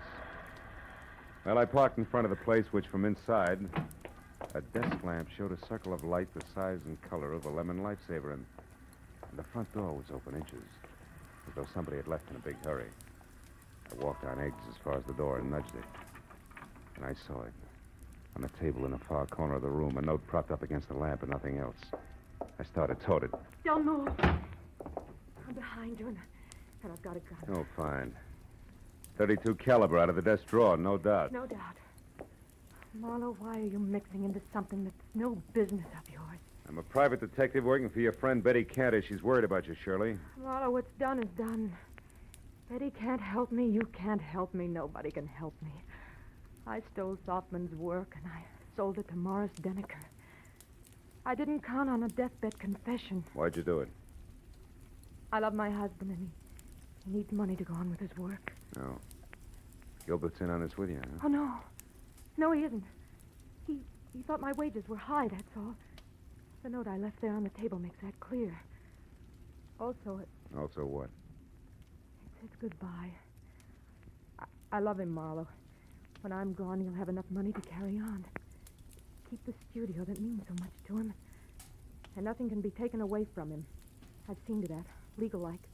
Just what do you mean, gone, Shirley? How far is gone? A long way, Marlowe. All the way. Suicide? Oh, no, Shirley, you Marlowe, can't mean let's that. not talk anymore. And don't bother about that phone. It's only Gilbert. How do you know? Well, when I pulled up outside here after I came from the hospital, he was home. I didn't want to speak to him, so I drove on until I came to a phone booth. And then I called here and told him to meet me at the Saffron Bar. It's an old hangout of ours. You wanted to leave a note for him, but didn't want to face him, is that it? Yeah. He'll keep calling on and off for quite a while before he comes back here. I figured it would be better that way. I didn't want him chasing me. The sea air might give the big lug a cold. It always did. Well, Marlowe, it looks like it's about time to put you away for safekeeping. I don't think so, Shirley. I think the phone is about... No! Next time, Marlowe, it'll be more than a vase, but just as fragile. No. The closet cedar lined and strong. It should hold you long enough. Get in, Marlowe. Go on. Okay. And it is, baby. But first... What? The step you're about to take, Shirley, yeah, I listen... know all about it. It's a big step, isn't it, Marlowe? We'll save your breath. I wouldn't be any happier in prison or running away, believe me. Not a bit happier. So long, Marlowe.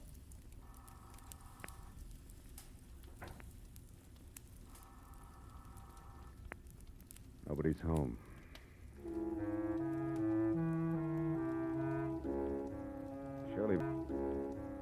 Shirley Vitello was mixed up about a lot of things in life, but that doesn't include closets, because the one she put me in was strong. The lining she called cedar must have been hand-me-down armor plate from a retired battle wagon. So all in all, I was 45 minutes alternately kicking and resting while the insistent telephone marked the 5-minute intervals for me. But finally, it was the wood around the lock that gave way. I was out. Hello? Hello, who's this? Marlowe Vitello, and save your questions till you hear what I have to say. Marlowe, where's my wife? She was supposed to meet me here at the Saffron Bar, I and said she's not... save it. Now listen. Your wife's out to kill herself. No, Marlowe, no! Yes, tell me, did you two have a favorite spot out near the ocean? I don't see what I that don't has... care whether you see or not. Did you or didn't you? Yes, the Redondo fishing pier below Santa Monica. Good. Now keep listening, Vitello, and do as I say. Come straight home. But, Marlowe, it surely... Do as I say, Vitello. Come back here and sit tight with fingers crossed. I worry about the pier. Goodbye. Broken. I picked up the phone again, dialed 116, got through to police emergency operator, and from there to Matthews, who was still at the Citizens Hospital. I told him to pick me up in a squad car and get ready for a fast 10-mile drive to the Redondo fishing pier, where Shirley Vitello was going to kill herself. Then I got outside and waited the 4 longest minutes of my life, until finally Matthews screeched up to a halt. When I piled in, we took off, siren wide open.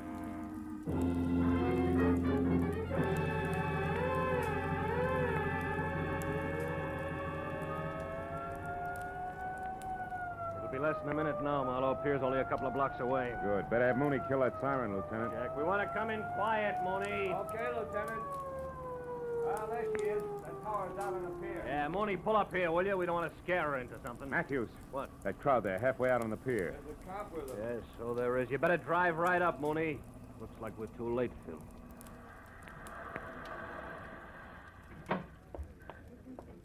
We were too late. At the center of a circle of the morbidly curious who always stand and gape. We found her lying face down on the greasy planks of the pier, dead. She'd shot herself through the heart, and the gun, the same .32 she'd used on me, was lying next to her. 2 bullets gone. I explained the extra shot to Matthews. Uh-huh. Okay, 1 bullet fired up at her place and the other one here. Well, I hope you're satisfied, Marlowe. What do you mean, satisfied? I mean single-handed. You had to leave the cops out of it, didn't you? You had to go up to Veteran Avenue all by your lonesome, didn't you? Now, you wait a minute, Matthews. I was only trying to... nuts. Hey, Mooney, where's the nearest phone? Over there, Lieutenant, across the street, the Triple Eagle Cafe. The patrolman here's already called an ambulance. All right, tell him she can be moved. Come on, Marlowe. I want to turn in a first report on this. Mooney, pick us up at the cafe. Right, Lieutenant. Okay, boss. Okay, let's see. So Shirley Vitello was stealing formulas for those dyes from her boss and selling them to this Morris Denneker. Yeah. All was rosy until Denneker walked out in front of a taxi early this morning. That put him close to death and in a mood to talk. Also put Shirley Vitello on the spot. Hey, is that the place you want a phone from? Yeah. Look, one thing more, Marlowe. The girl's motive all the way through. She loved her husband. He loved his work. Yeah? Her, too? Yeah, after his work. So since he didn't make any dough, she's told to keep him going and close to her. There's the phone, Phil. Come on, will you? I may need you to fill in the blanks for me. Marlowe, I said I heard you. The phone can wait, Lieutenant. Come on over here. What? I want to talk to that piano player. Piano player? What about? The tricky way he has of playing Blue Skies. What? Yeah. Hey, Bud, that's all right. You got a mean left hand there. Yeah, I open in Carnegie Hall next week. Don't miss me. I'll try not to.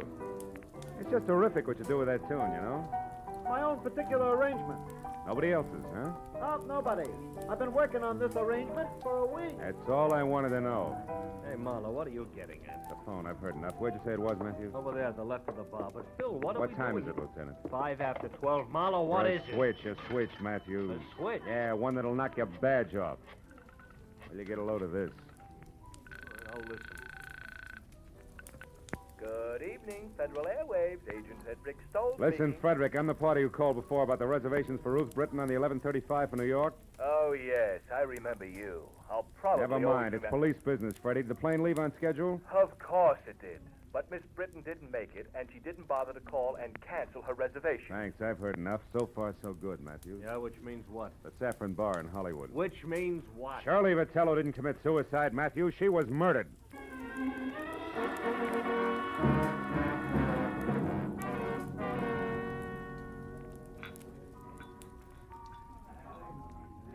Okay, Phil.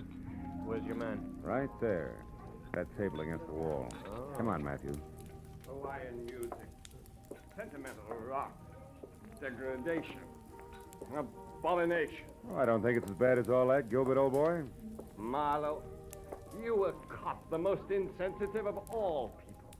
What would you know about music? Just for the record, he's not a cop. My question still stands.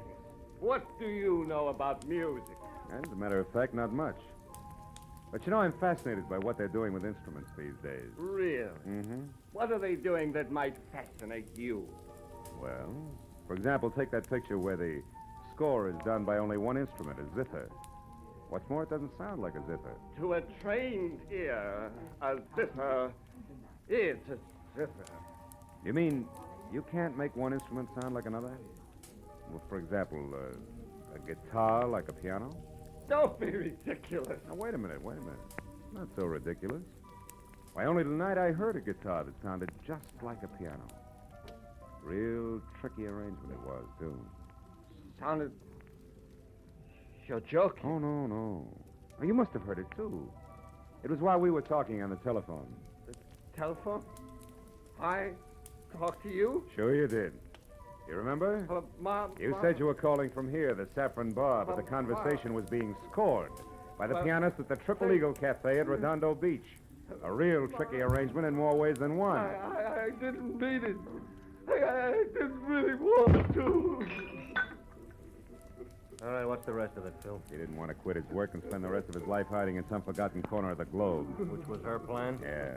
As I figure it, once Shirley knew she was finished, she decided they should both run for it. He was in on what she was doing all along. And the suicide note? That was part of her plan. Oh. Leave Puppy here and innocent with the money she got for her shenanigans. Then frame her own suicide, a trail that would lead us to the Redondo Pier, her hat and coat floating in the drink. Uh-huh. And after a couple of days of searching, we say the tide probably carried the body out to sea. Closed case. That's right. In the meantime, she's flown to New York as Ruth Britton and is heading on from there. Hubby here to join her at a later date. Yeah, fine. Only hubby double-crossed her and shot her, so he can sit tight with the money right here. That's it, Matthews. Please, give me another chance. Oh, shut up. Wipe them dry, Matthews, and take them away.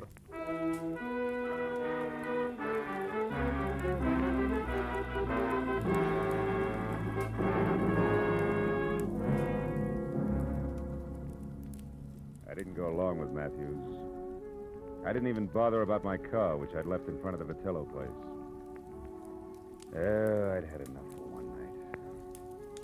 Enough of the kind of person who'd hitch his wagon to a star only if the twinkle he saw on the horizon was the reflection of a dollar sign. Oh, yeah, they were a pair, all right, the Vitellos. A pair who finally canceled each other out. You know what? I'm glad of it.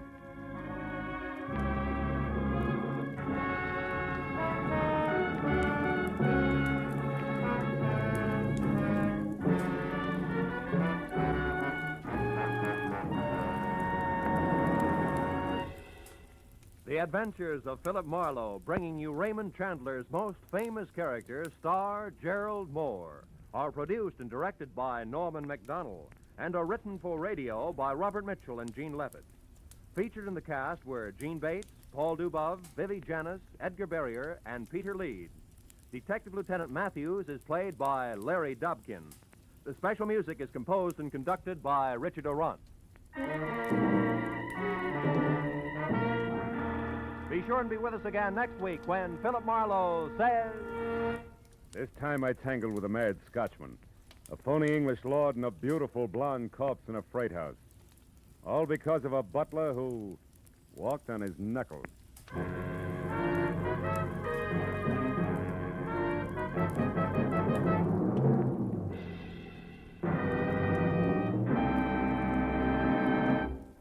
How about tying a mental string around your finger today to remind yourself to file your 1949 income tax return as soon as possible?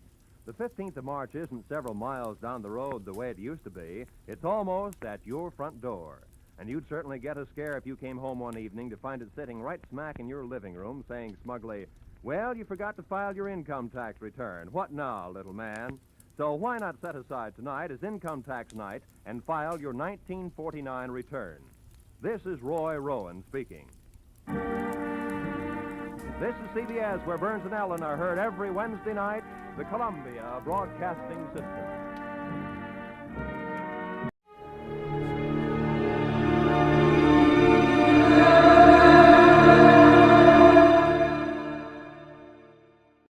This case looked refreshing at first. It took me to Milwaukee, the brewing capital of the USA. But it occurred to me later, for a guy who appreciates a good head on a glass of beer, I take lousy care of my own.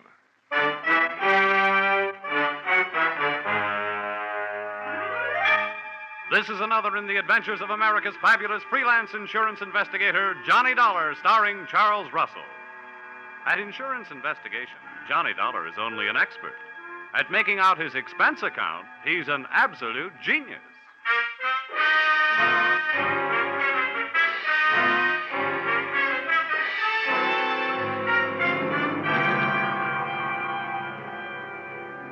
Expense account submitted by Special Investigator Johnny Dollar.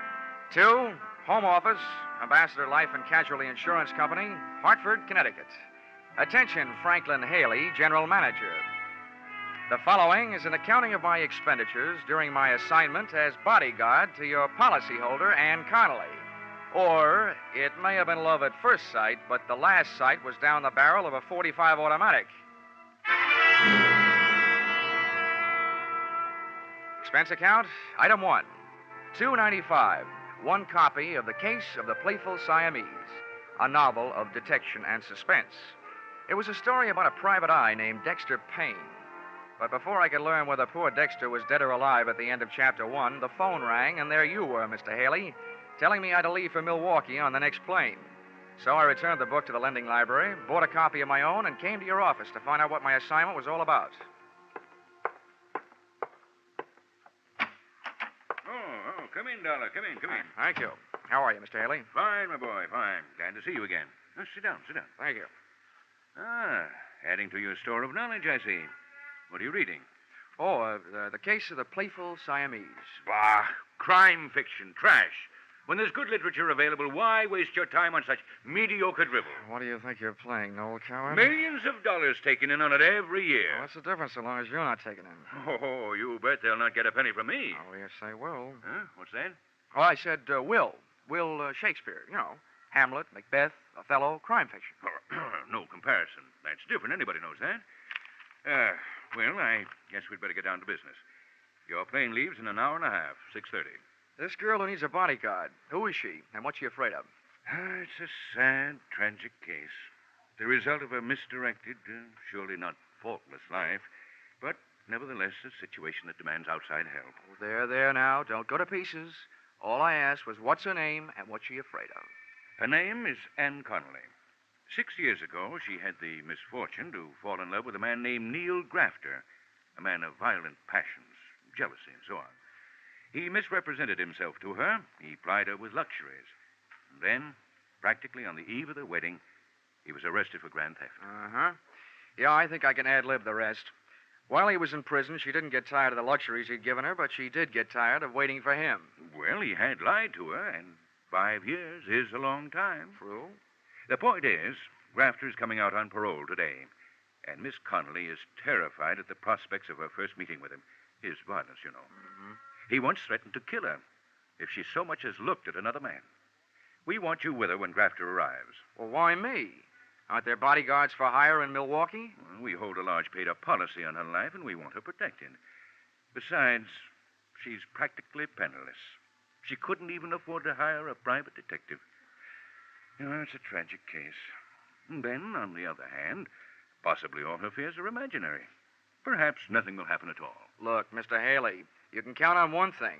If I'm mixed up in it, something will happen. Expense account, item 2, $55.10. Airfare, Hartford to Milwaukee.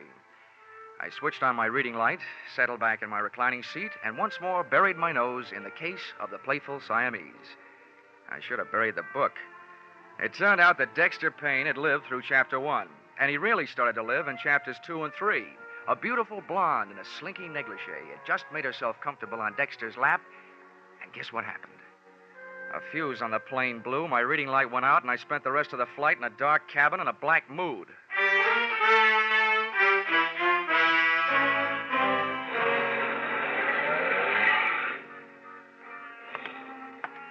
Expense account, item 3, $2.50. Cab fare, airport to the address of Anne Connolly, which, for a girl who couldn't afford a detective, was quite a hunk of a dress. Unless she was living on Friends.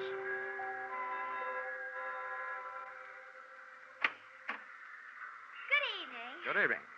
In case you are looking for Miss Connolly, she is not here. In fact, she has went out for the entire evening. Oh? Well, I think she's expecting me. At least she sent for me. She sent for you? Yeah, I'm Johnny Dollar from the insurance company. Oh, how dense of me. She did mention in passing that a detective would show up. Step inside, please. Thanks. Just hang up your coat and things. All right. She wishes you to remain until she comes home, which could be any time after the joints close up. Yeah, sure. And, in the meantime, I have been instructed to see that you are comfortable. So, what would you care for, a straight slug or a highball? Well, a highball would be fine. Step this way, please. Yeah. Oh, the floor's waxed, so watch that throw rug if you don't wish to land on your ear. Okay, thanks. Hey, it's a nice place. Do you own it? Most decidedly not. To me, it is a sweatshop. I am Cora. I am Miss Connolly's personal maid. Personal maid? I agree that I do not look the type. I only accepted the position because I was on my uppers. My regular racket is specialty dancing. Please be seated. Thanks. Cora, if I may call you Cora? Oh, please do. Cora, as I understand it, Miss Connolly needed a bodyguard, but she couldn't afford to hire one. So she asked the insurance company that holds a policy on her life to supply one. Well, that's me. And now I find out she lives in a house on the right side of the tracks and has a personal maid. I'm confused. Listen, Mr. Dollar. It is my opinion that preventive measures should start at home, if you know what I mean. No, I don't. In other words, she needs a bodyguard like I need a foster mother. What do you mean by that? From what I have saw, she has more men hanging around to protect her than Princess Margaret. You know, if they were divided into a line in a backfield, they could walk over Notre Dame. Especially a handsome specimen named Ray Merrick, whom she is dating tonight. Well, what about this guy who's coming out on parole? Pardon me? Neil Grafter. While he was cooling his heels in prison, she was cooling her love for him. And she's afraid of what will happen when she tells him. This is news to me. Of course, I have been in Miss Connolly's employ only a few days, but I have not heard mentioned any kind of a grifter or a stir bum in her past. Now, as regards to your highball, would you care for scotch, bourbon, brandy, soda, or plain water? Make it scotch, soda, and no ice. Hey, Cora, if you don't mind a compliment, that outfit you're wearing, naked sandals, quilted skirt, and that sweater, make you look less like a personal maid and more like a personal friend of Errol Flynn's. I should live so long, but I thank you for your appreciation. It's part of my condition here that I am allowed access to Miss Connolly's wardrobe. Except for, here, we're the same size. Here's your scotch end. Thanks. And, if there's anything else that would add to your comfort while you wait, name it. All I need now is an easy chair and a lamp. I'll get back to the case of the playful Siamese. Pardon me?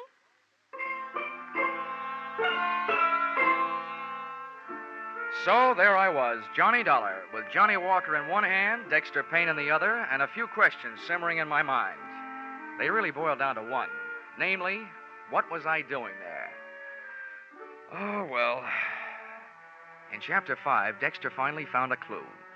Yeah, I wish things would work out as easily for me sometime. I was just turning to Chapter 6, when guess what happened? Ann Connolly came home. Come on in, darling. Have a nightcap before you go home. I'm in. The first thing I noticed about Miss Connolly, after the size of her escort, was that there was more similarity between her and Cora than just body measurements. Their hair was the same shade of brown, and at first glance, at least, even their features were the same. Then she saw me. Oh, you startled me. But you must be Mr. Dollar from the insurance company. Check. This is Mr. Merrick, my lawyer, and my friend, Mr. Dollar. How are you? How do you do? I hope you've been comfortable. Thanks, I have. Too comfortable. Usually when I'm sent to guard a body, the body is there to guard, not out on the town until 2:30 in the morning. Well, of all the... Now, wait a minute, honey. We thought it was a smart move, Dollar, to get Ann out of the house and keep her out of it until you got here. All right, Mr. Merrick, while you're in the mood to answer questions, maybe you'll tell me why, with a layout like this and a personal maid, did Miss Connolly turn herself into a charity case? Why didn't she hire a local muscle man? That is none of your business, and if you don't like your work, go back to Hartford now. Go back tonight. Go. Ann, darling, hold your temper. Now, you'll have to inconsequential forgive Miss tin Connolly, star. Dollar. Her nerves are on edge. You can understand that. Dollar, the fact is that she couldn't afford to hire protection. A, because her funds are low at the moment. B, because there's no telling how long she'll need protection. There's no way of knowing when Grafter will show up. Does that answer your question? I had planned a winter in Bermuda. I hope Grafter makes up his mind before the thaw sets in. I only hope you're as sure of yourself as you sound, Mr. Dollar. I try to be. Well, I think I'll skip that drink, Ann, now that you're in safe hands. I think I'll go home, get some sleep. Of course, Ray, if you think it's all right. I'll see you tomorrow. Yes, I'll call you in the morning. Dollar. Yeah? If there's trouble tonight, Ann has my phone number. Oh, thanks very much. But I'd rather have a baseball bat.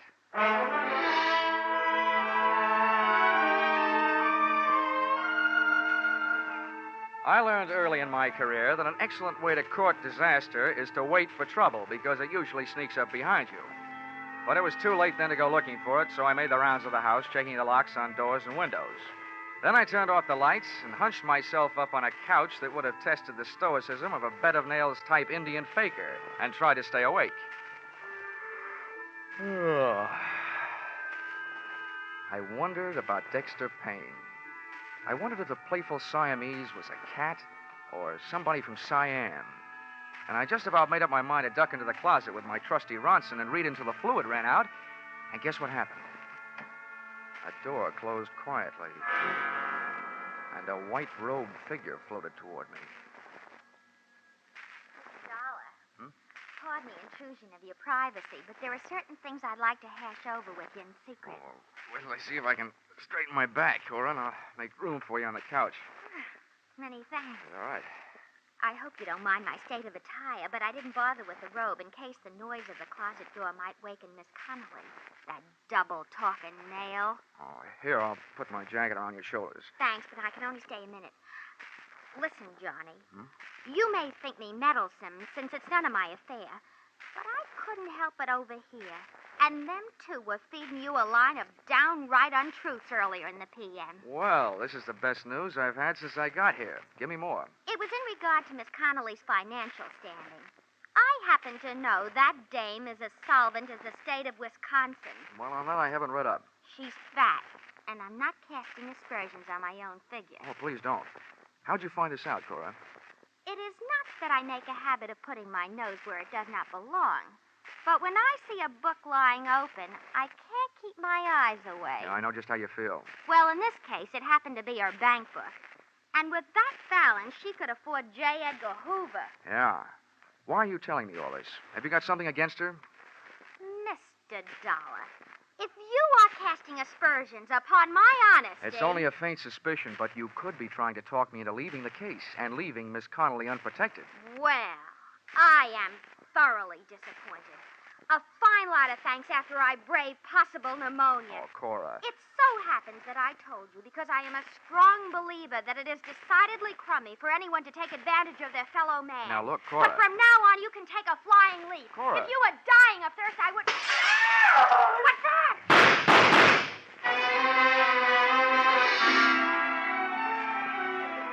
As I stumbled across the room and into the pitch-black hallway leading to the bedrooms in the rear of the house, I wondered what Dexter Payne would do in a similar situation. To both Dexter and me, life was just a bowl of uncracked nuts, unopened Chinese fortune cakes, and unanswered questions headed up by Who Shot Whom?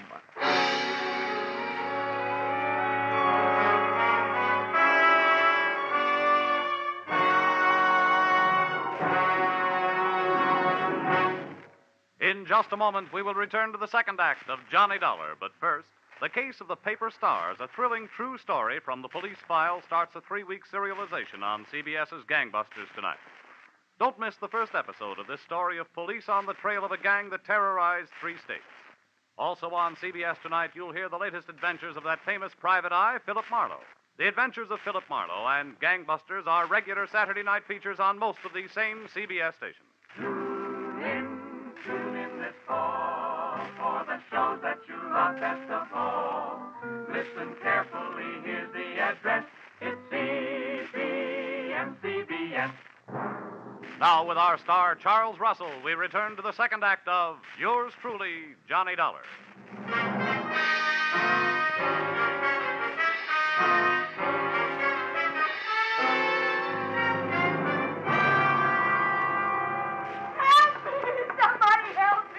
Ann Connolly's hysterical screams told me the way to her room, but before I got there, a stream of cold night air blowing into the hall through an open door to another bedroom stopped me. The draft was coming from a smashed-out window, and the smell of cordite that came with it meant that this room had been the shooting gallery. The corner of my eye picked up the corner of a white garage just as a king-size shadow of a man crossed it, and I went out after him. I made the garage in a dozen heartbeats. Believe me, the way my heart was going, that was record time. And as I skidded around the corner, an arm about the size of a fire hose came out of the darkness, crooked around my neck, and pulled. Face that loomed up above, and in front of mine was ugly, bearded, and wild-eyed. So, you're working against me, too. Let go. What's the matter with you? Yeah, sure. I'll let go. Oh, you must be Neil Grafter. I didn't kill her, did I? Because she wasn't in her bed. Oh, where was she? With you? No, she wasn't with me. What's the matter with you, anyway? So she went sour on you. Happens every day. They even write songs like Don't Cry Joe about it. Look, you spent enough time in prison to learn not to like it. Why set yourself up to go back for the rest of your life? You were smart enough to get out on parole. Why don't you get smart enough to pull yourself together? Prison? I don't remember any prison. I forget things sometimes. Oh, but I could ask the doctor. No, not anymore. Who are you? Another one of her men? Look, Neil, why don't we go someplace where it's more comfortable than this, huh? What? Someplace nice and warm, and we'll talk. Oh, no. No. Everybody tries to play tricks on me. Nice and warm, with bars on the windows, and people making noise all over the place. Well, you're not going to stop me. Nobody is. Why don't you let me help you then? Come on. That's what the doctor kept saying. You're a doctor. Well, I don't need any help. I can do it myself. Now, calm down, Grafter. With my own hand. Here, I'll show you, doctor.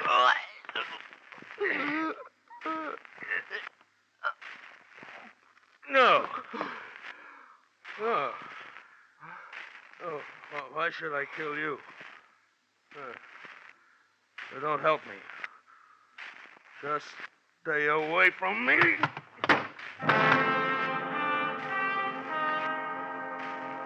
He went. And what's more, I watched him go.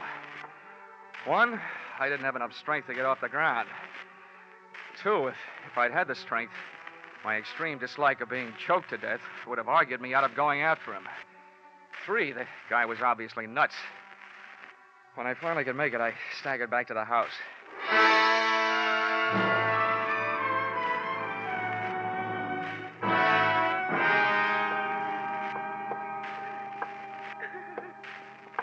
You can turn on the lights, Miss Connolly. He's gone. No, wait a minute. On second thought, maybe we'd better make sure all the shades are down. He might come back.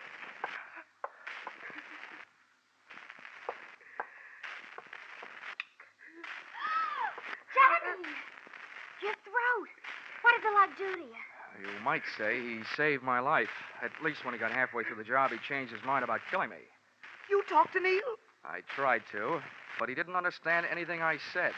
And Miss Connolly, he didn't talk about wardens and paroles, as in prisons. He talked about doctors and barred windows and noisy people, as in mental hospitals. Do I translate that to mean that he's off his rocker? Cora, please, go over there and sit down. Will you? I'll get to you later. Well, palm me. Just pretend I'm elsewhere someplace. After all, it was only my bed that he blasted. Did you hear that, Miss Connolly? Yes. Yes, I know it was a horrible thing to do, having Cora sleep in my room. I was half crazy with fear. Why doesn't Ray get here? He promised to hurry. Maybe we can air some of the linen before he arrives. Instead of being in prison, which was a story I got, Grafter was in a hospital for the criminally insane, nursing a big yen to ventilate your head. Is that right? Please. Yen to ventilate your head. Is that right? Please, Yes. Yes, that's the truth.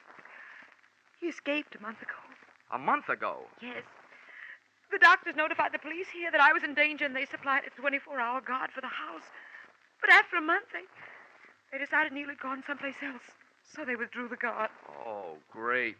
So the only people left who cared more about your fate than they did about mine was your insurance company. Well, we had to do something, but I didn't have any insurance. What? So Ray bought a policy for me, and then we contacted the company. Aha. Legal blackmail, huh? Which brings to mind a meaty little question. Did you lie to the general manager, Franklin Haley, about where and what Grafter really was? Or did that misplaced con man hoodwink me into this mess? We told him the truth. I swear we did. Okay. I hope he lives through my expense account, because that little trick is going to cost him.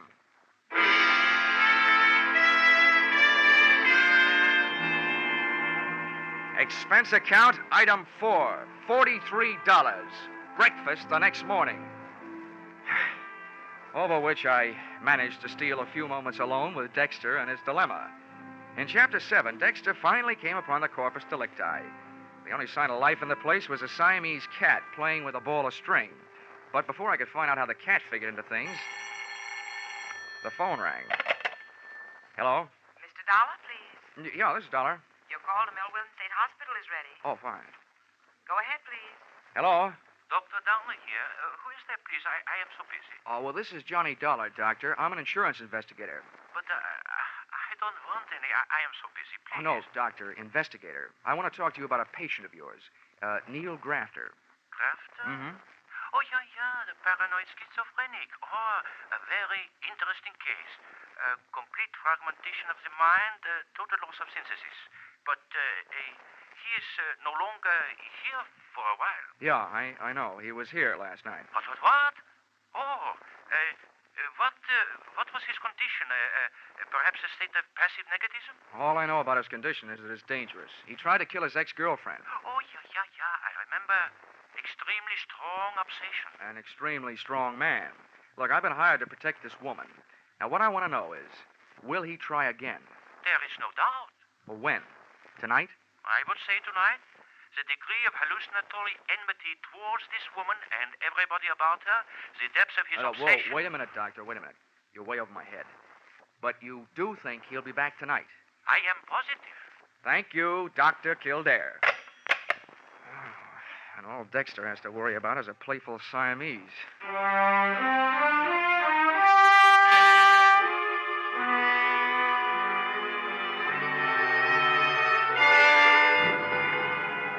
Waiting for a paranoid killer can be depressing all by itself. But to make it more so, in Milwaukee, the sun went into hiding behind a layer of dark gray clouds about 4 p.m., and it started to snow. It had the mood of Wuthering Heights, with icicles. At 5:30, daylight shut down, the night shift took over. And at 8, after a dinner that nobody dined on, I didn't brush my teeth, I lied in them. And what kind of protective measures do you propose to make tonight, Dollar? Oh, none. As far as I'm concerned, this is a night off. Dr. Downer out at the hospital, who knows Grafter better than anyone else, says he won't be back tonight. Oh, I wish we could be sure of that. Yeah, so do I. How can he make such a positive statement? Probably because he spent his life with people like Grafter. No, I tell you, there's nothing to worry about. Miss Connolly, I want you and Ray to go out, just like you did last night. Cora and I will stay here. All right, if you think it's the thing to do. But I'm worried about Cora after what happened to her bed last night. How can we protect her? It's a little late to worry about that after you set her up. But forget it. Just to make it safe, she won't be in that room. I will.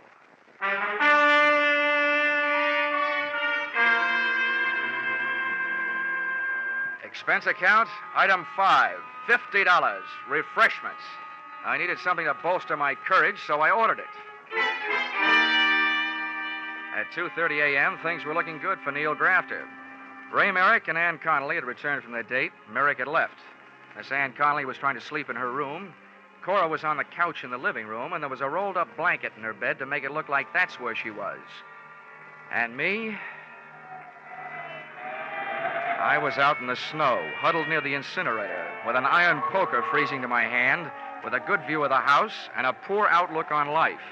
Nothing happened until about 4 o'clock. That's when I spotted a familiar-looking big shadow of a man moving across the garage toward the house. I got up, but a flurry of wind-driven snow swept in front of me, and when it had passed, I could still see the window to Cora's room, but I couldn't see the man. Then I heard him at Ann Connolly's window. He started away from the house, and I started toward him. I met him under the clothesline on a flying tackle. No. Oh, let go of me. Merrick. Let me go. Get away from me. Merrick, but I'll put you away. Well, how do you like that? When an insurance policy enters the picture, you can't even depend on a maniac. Well,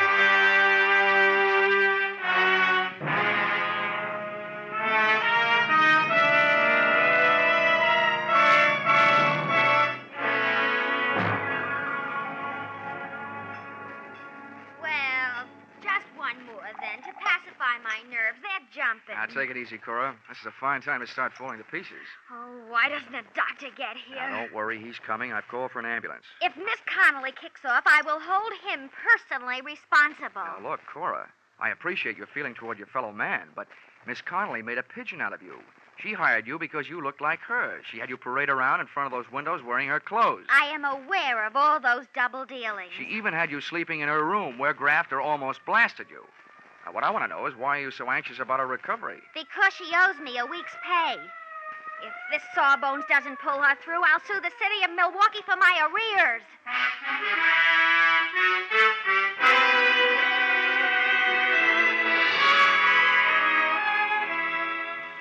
Expense account, item 6, $150 for services rendered while I was on the giving end of a blood transfusion, which Ann Connolly needed before she could be moved. One item, at least, that you shouldn't balk at since she is your policyholder. The doctors give her a 50-50 chance to live, but even if the scales tip the other way, I think your money is safe. Because her beneficiary, Ray Merrick, is guilty, among other things, of attempted fraud, since he planned on having Neil Grafter blamed for the shooting he did. Expense account, item 7, 5 cents, newspaper, which reported that the police had returned Grafter to the hospital from which he had escaped. He did come back, as Dr. Kildare said he would, but he was a little late and missed the party. Item 8, $55.10, airfare, Milwaukee to Hartford. Expense account total, oh yeah, Dexter Payne. You know, I never did finish that book. After those cats I'd been jiving with, I couldn't care less about a playful Siamese. Expense account total, $845.30. Signed, yours, truly, Johnny Dollar.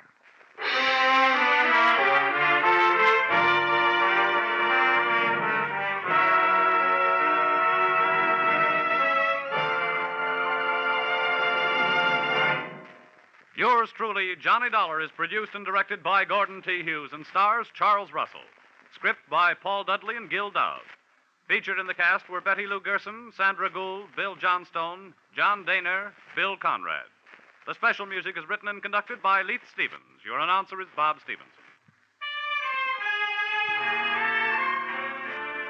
Be sure to be with us at the same time next week when another unusual expense account is handed in by... Yours truly, Johnny Dollar. A whale of a Christmas present for a few moments brain scratching. Could be there's $54,000 in the Sing It Again jackpot now, 25,000 of it in cold, hard cash, and the rest in wonderful prizes. By just listening in to Sing It Again tonight, you get a fine pre-Christmas present. Lots of amusing riddles, plenty of good music. And maybe you'll get that $54,000 call from Danny Seymour. Sing It Again is heard for a full hour every Saturday night on most of these same CBS stations. Stay tuned now for the Vaughn Monroe Caravan, which follows immediately over most of these same stations.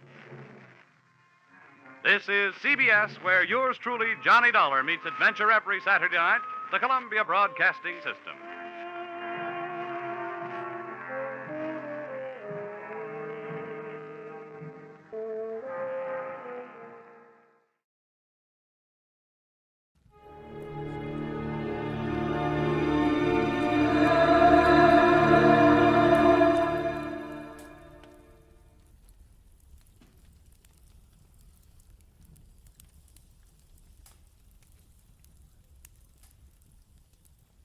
Most Saturdays at this time, we spend an exciting half hour of adventure and action with America's public hero #1, Hopalong Cassidy.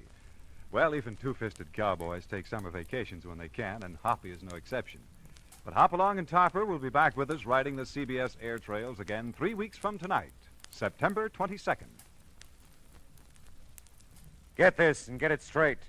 Crime is a sucker's road, and those who travel it wind up in the gut of the prison of the grave. There's no other end. But they never learn. From the pen of Raymond Chandler, outstanding author of crime fiction, comes his most famous character in The Adventures of Philip Marlowe.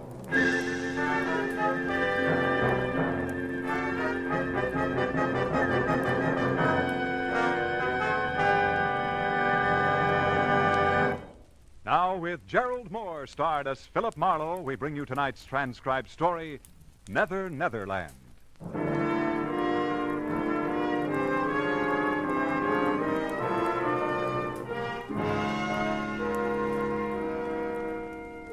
There are times when life makes no sense at all.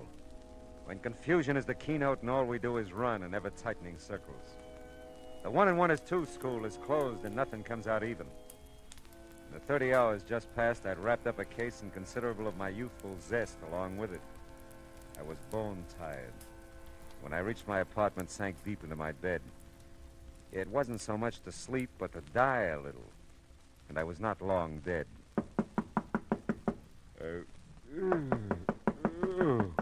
Oh, okay. Where are those slippers? Okay. Who needs more than 15 minutes sleep? Yeah. Yeah. Mr. Marlowe, I've got to see you. It's very important. Yeah, it better be. It's awfully late, I know. You're nice to let me in. Did I let you in? Yes. Just now.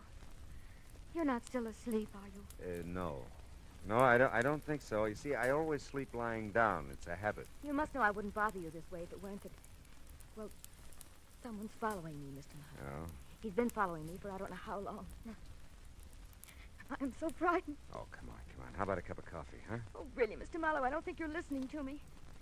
I can make it worth your while. I wish you'd wake up. Yeah, well, that's what coffee's for. Come on. You can talk to me while I make it, hmm? Now, you were saying someone's following you. A man. Naturally. Who is it? I don't know. Uh-huh. Well, sit down over there at the kitchen table. This won't take long. Thank you. Now, why would anybody be following you? That's the silliest question I've asked in days. But it isn't silly. I've tried to figure it out myself. I haven't done anything. I don't have anything. Yes. Well, we'll let that go. Look, maybe I ought to know your name, huh? Oh, I'm sorry. I'm Carolyn Shepherd. Don't be sorry. I'm glad you're Carolyn Shepherd. Why? Well, because it beats the heck out of being George Shepherd. Dee Dee said she thought you'd help me. That's why I came. Dee Dee? My roommate, Dee Dee Reynolds. Oh. She doesn't know you or anything. She just said if she were troubled, like I am, she'd get in touch with you. Yeah, well, that's nice of Dee Dee. Does she know somebody's been following you? No, I haven't told anyone. I don't know her very well. We haven't lived together long. I don't know. I didn't want to frighten her, too. Mm-hmm. So I just told her something that sounded all right. And she said she'd heard about you. Oh, your water's boiling. Hmm? Oh, thanks. Does he ever call you? No, we don't have a phone. Oh. The landlady lives right next to us, the next apartment. We use hers. But he never tries to call me, as far as I know. Well, does he ever come to your door or approach you in any way? Sometimes he gets very close. That is, almost before I know it, there he is. But then I run, and he's never caught up with me yet. Well, he could just be watching you then, huh? Yes, I guess so. But why? I don't know. Maybe we can find out. Did you see him tonight? Yes. He was out in front of the apartment house for a while. I don't think he followed me over here, but he may have. Can you see the street from those windows? Mm-hmm. See anything? No, nothing. Oh, Mr. Marlowe, what will I do? Well, right now, honey, you'll have a cup of coffee. I'll take a quick shower and a shave, and then we'll... He might come. Oh, the doors are locked. If you hear anything, just bang on the bathroom door. You won't be long. No. Sure not. Be back before you know it. It was now 2:30 in the morning. Although I was still gray and half dead inside, my eyes found a new reason for being wide open. Carolyn Shepherd was not just an attractive girl. She was slightly sensational. Statuesque would be the term. She was almost shoulder height with ash blonde, long hair. Her smoky blue eyes were half wild with fear and searching. But there were promises in them. And her figure was the kind that you didn't mention in polite society. How's the coffee coming, Carolyn? Carolyn? Hey, where'd you go? Oh, come on, the coffee couldn't be that bad. Carolyn! The craziest thing I ever heard of. The door was locked, all right. It's funny, she's gone. Carolyn!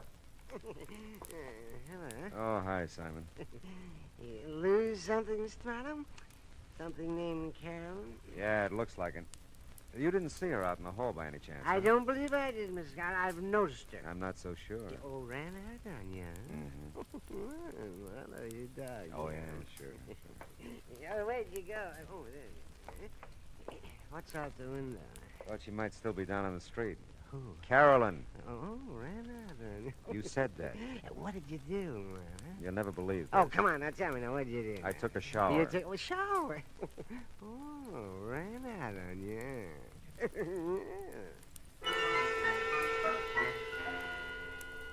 Simon was listening badly, but enjoying a good laugh when I left him. Back inside the apartment, I reached for a cigarette and a few conclusions. Her name was Carolyn Shepard. Someone was following her. She'd been here, and she was gone. That's all I knew. I looked at the clock, 2:45. I remember the coffee I'd made, started to the kitchen to get a cup when my foot and eye caught something at the same time. It was a billfold. The driver's license said Carolyn Shepard, and it gave a Yucca address, apartment 3. Physical description didn't do her justice. But it heightened my memory, and I was there in no time.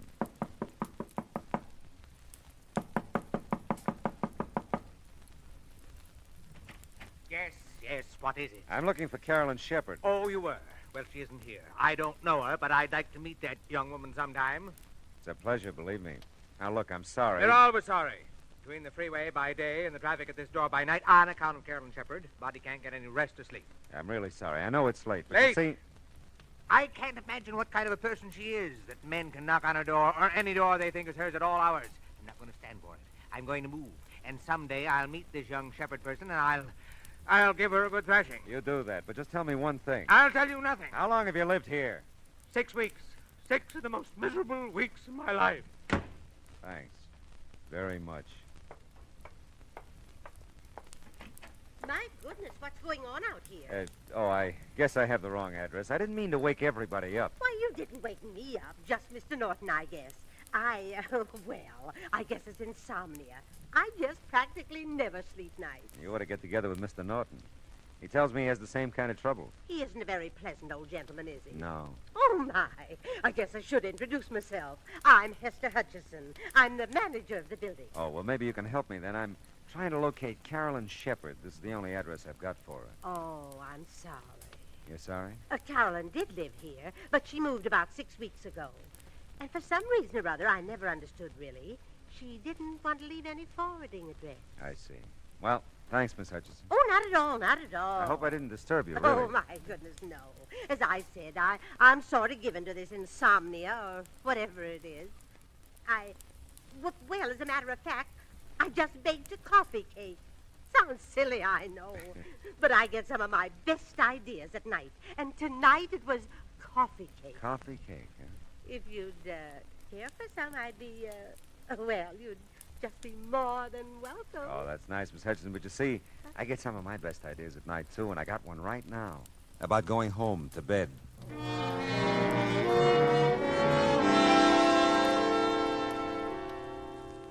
I could sleep. I knew I could. I could have been sleeping at least an hour if Carolyn Shepard hadn't decided to come into my life and go out again. Well, I didn't know where else to look for her, so I decided to give my little trundle bed another whirl. I'd gotten about 10 out of the usual 40 winks.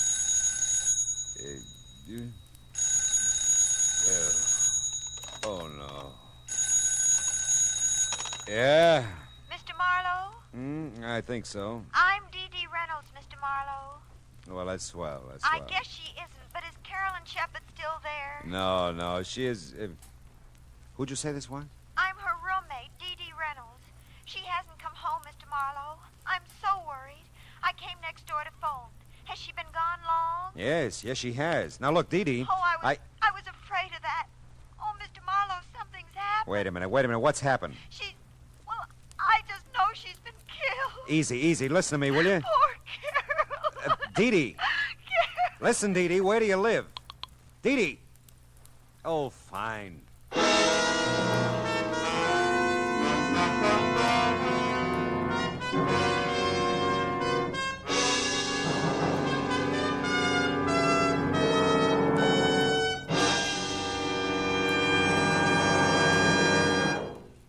In just a moment, we'll return to the second act of Philip Marlowe.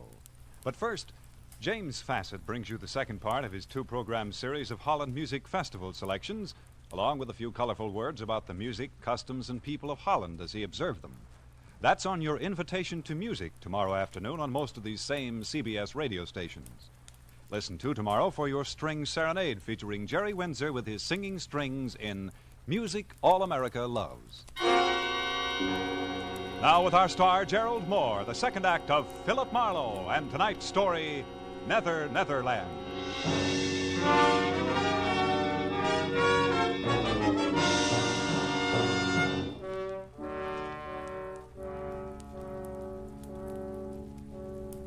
I was wide awake again and furious.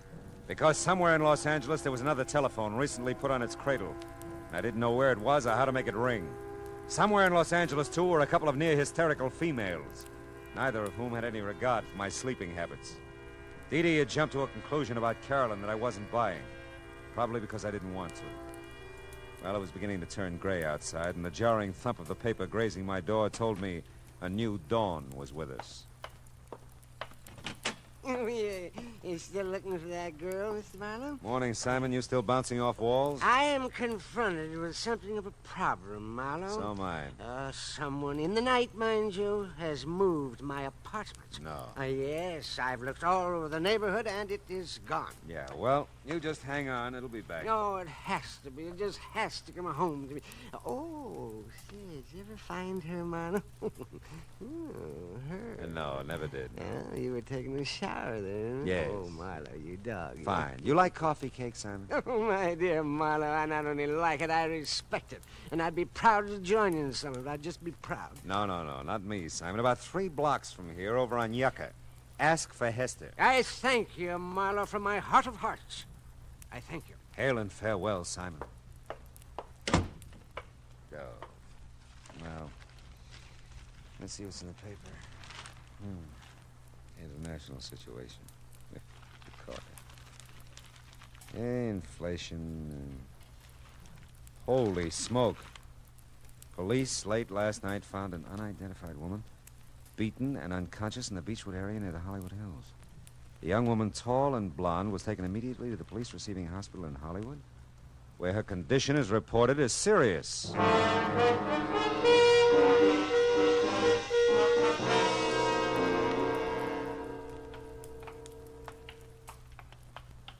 She fits the description of that Shepherd girl's driver's license all right, Mr. Marlowe. She's pretty banged up, though.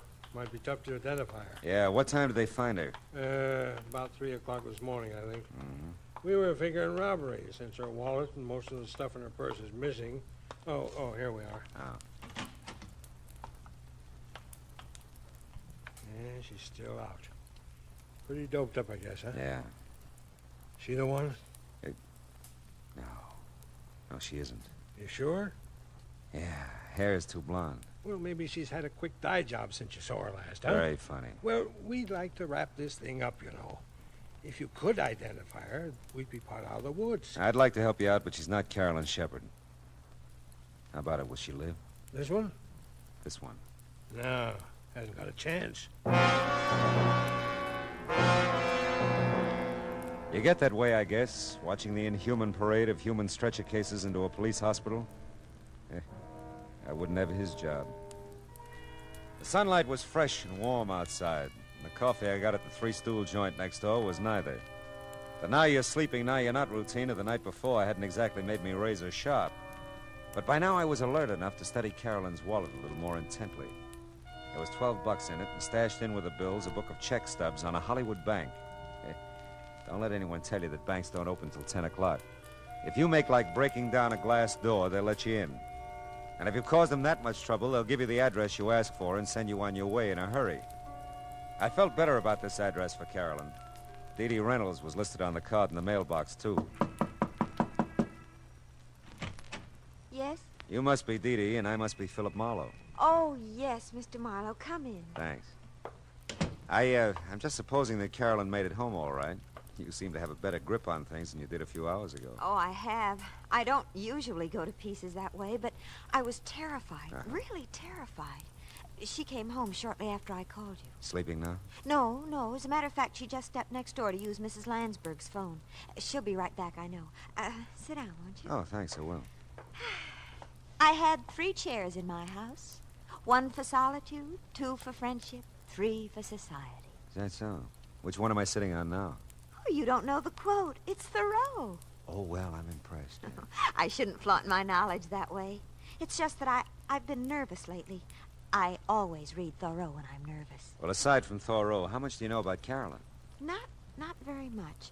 She doesn't let anyone know very much. Oh? I know she's worried.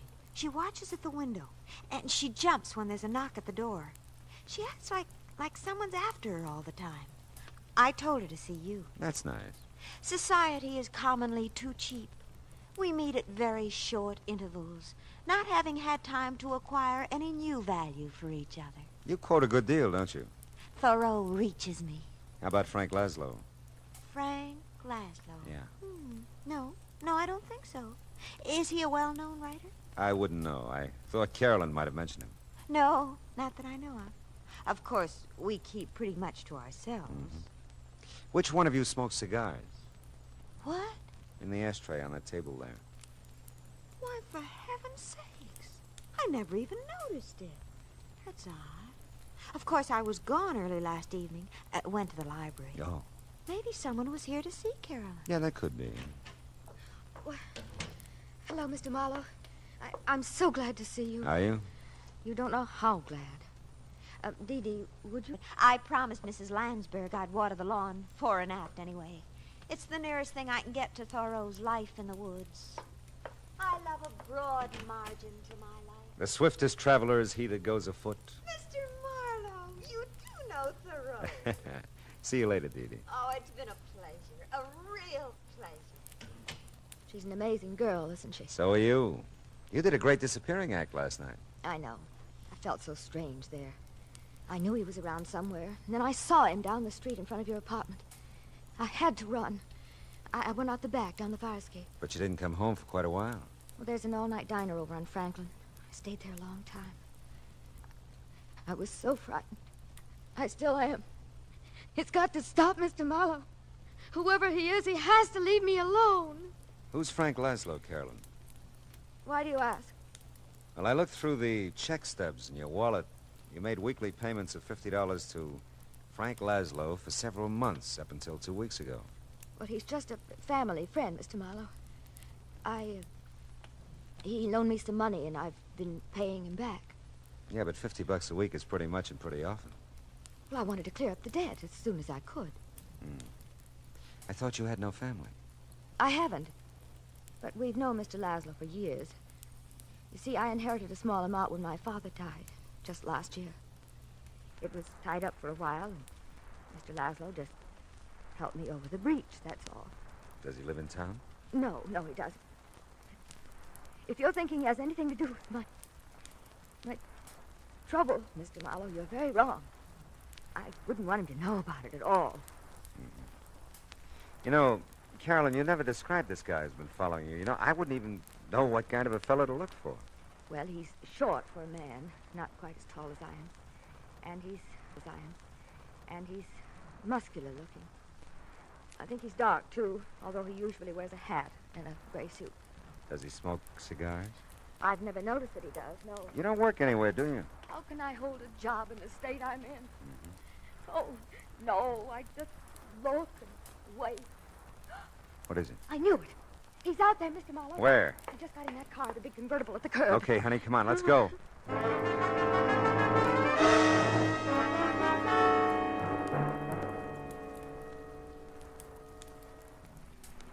He must know we're following him, the way he's driving. Yeah, you can lose us with that job, too. Those babies can really take off. Look, he's moving over into the right lane. Probably going to turn. Well, we're going with him. Hang on, honey. We can't lose him. We can't. We won't. He's pulling into that parking lot.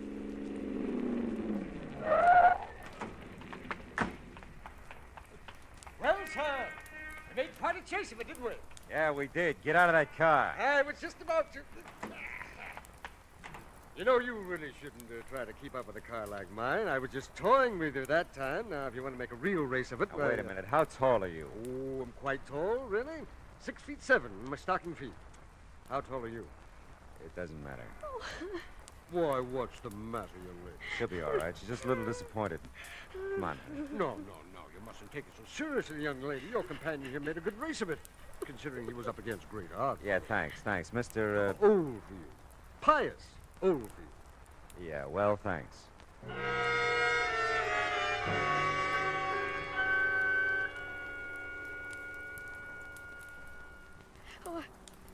I don't know how I could have made such a mistake.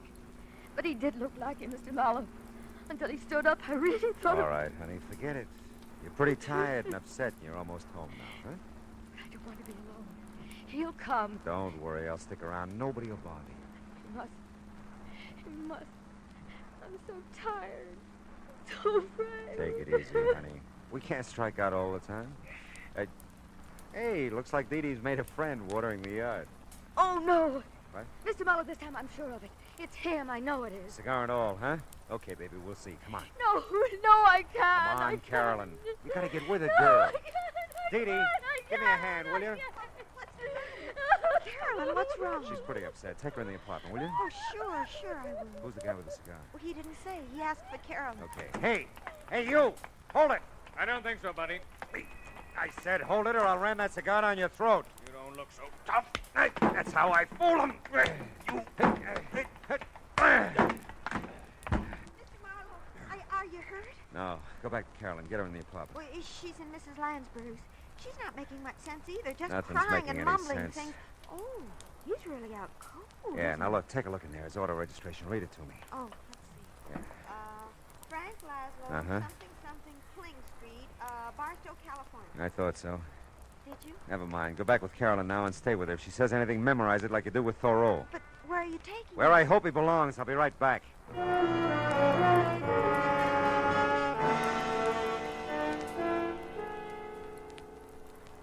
Hey, you keep dropping in like this, and we'll be old friends, Mr. Marlowe. Never mind that. What shape's he in? Looks like a minor concussion. He'll be around in a little while. Who hit him? A very dear friend of mine.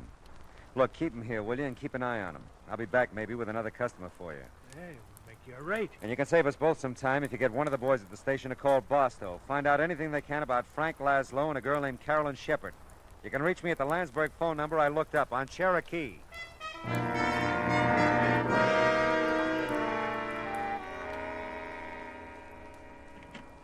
Oh, Mr. Marlowe, gee, I'm glad you're back. How's Carolyn? Come in and listen to her. I'm scared to death. Yeah. I remember. Mail a check to Barstow. I must remember. Mail a check. Got so much to forget, too. Forget and remember. It's been going on like that ever since you left. Yeah. What does it mean? I don't know for sure yet. Steve, you can't be everywhere.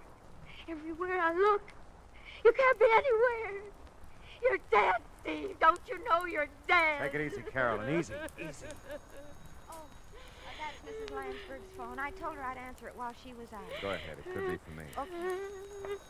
Carolyn, you're okay. Who are you? No. Steve. It can't be you, Steve. You're dead. I'm not Steve, Carolyn. Steve, you're dead. Don't you remember, Steve? I killed you. But you won't go away. You won't go away. It's for you, Mr. Marlowe. It's the police. Yeah, I know. I'll get it. She's... What's wrong with her, Mr. Marlowe? She fainted. She'll be okay. Yeah. Did you leave Mrs. Lansberg's door open? Oh, sure. Phone's right there in her living room. Thanks.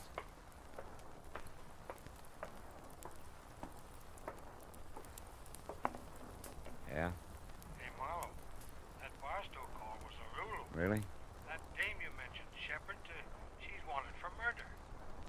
Who'd she kill? Her husband, Stephen Shepard, last March. What about Laszlo? Well, they're not sure out there. He was questioned at the time, but they couldn't get anything on him. The dame apparently just vanished until now. Last time they had Laszlo in for questioning a couple of weeks back, he said he didn't know where she was. Must have a real bad memory, huh? You bringing the dame in? Yeah. I'll bring her in. She all beat up too? I can send the wagon. No. I'll bring her. Just keep a straitjacket handy.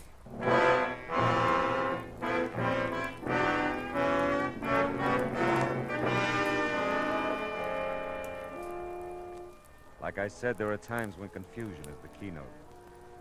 Carolyn Shepard, poor sick kid, kept seeing the man she murdered. Saw him so often she believed it.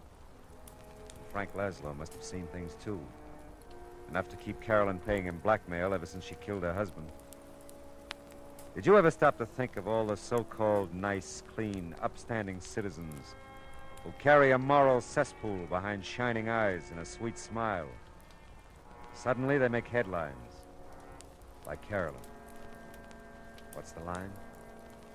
For murder, though it hath no tongue, will speak with most miraculous organ.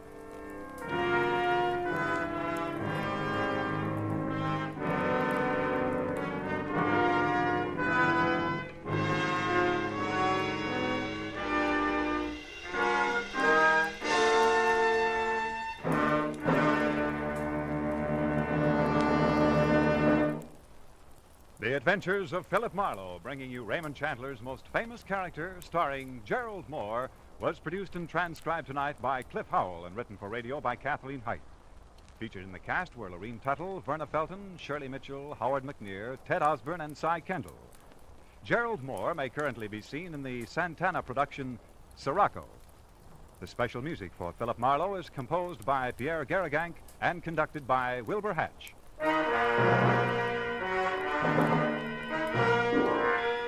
Be sure to listen next week at the same time when Philip Marlowe says...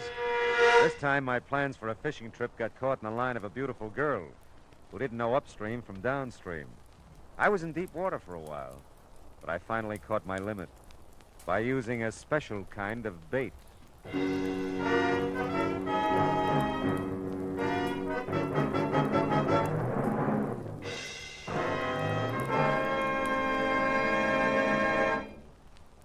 There's a song that goes with this story, friends. The story is, starting tomorrow evening, you'll be able to laugh again at the adorable antics of America's favorite teenager, Corliss Archer. Her boyfriend Dexter returns from vacation, too. So does her whole family. All of which means more Sunday night fun for your whole family when you meet Corliss Archer Sunday nights on most of these same CBS radio stations. We said a song went with this story, didn't we? Well, here it is. CBS. B. For the best. F. Yes, yes, yes. The star's address is CBS.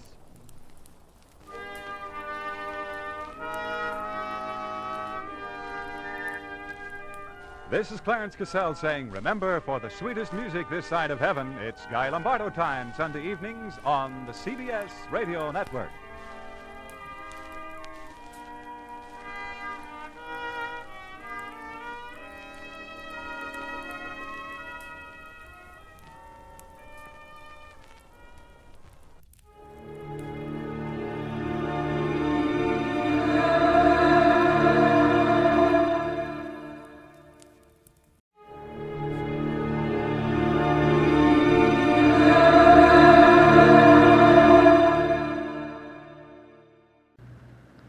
Here's another in NBC's great parade of new shows.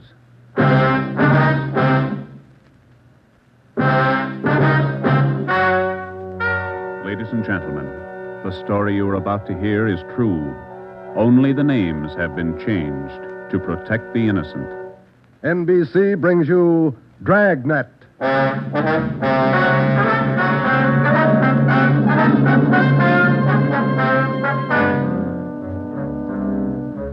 You're a detective sergeant. You're assigned to narcotics detail. For more than 2 months, doctors' offices have been burglarized, hospital pharmacies pillaged, drugstores robbed, medical supply firms ransacked, with one purpose in mind: the theft of narcotics. The criminals are expert, cunning, vicious. Your job, get them. Dragnet, the documented drama of an actual crime, investigated and solved by the men who unrelentingly stand watch on the security of your home, your family, and your life. For the next 30 minutes, transcribed in cooperation with the Los Angeles Police Department, you will travel step by step on the side of the law through an actual case from official police files. From beginning to end, from crime to punishment, Dragnet is the story of your police force in action.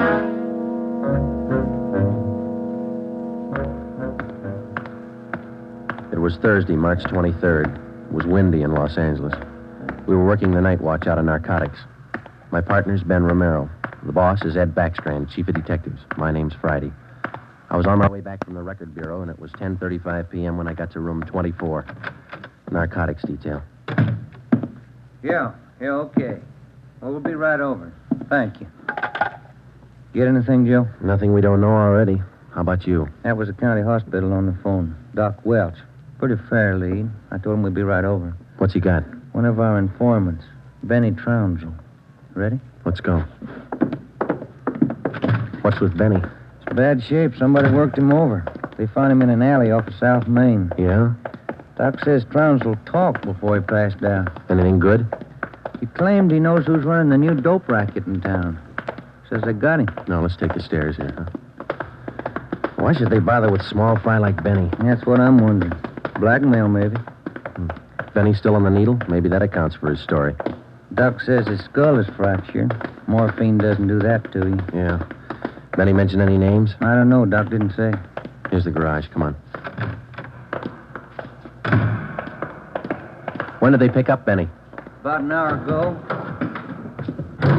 He had a pocket full of bundles on him. Heroin. Trounsel's small fry. He never had that much dope on him in his life. That's what makes it interesting.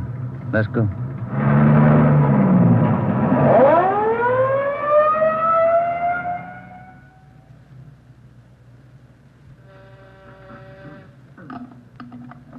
County Hospital?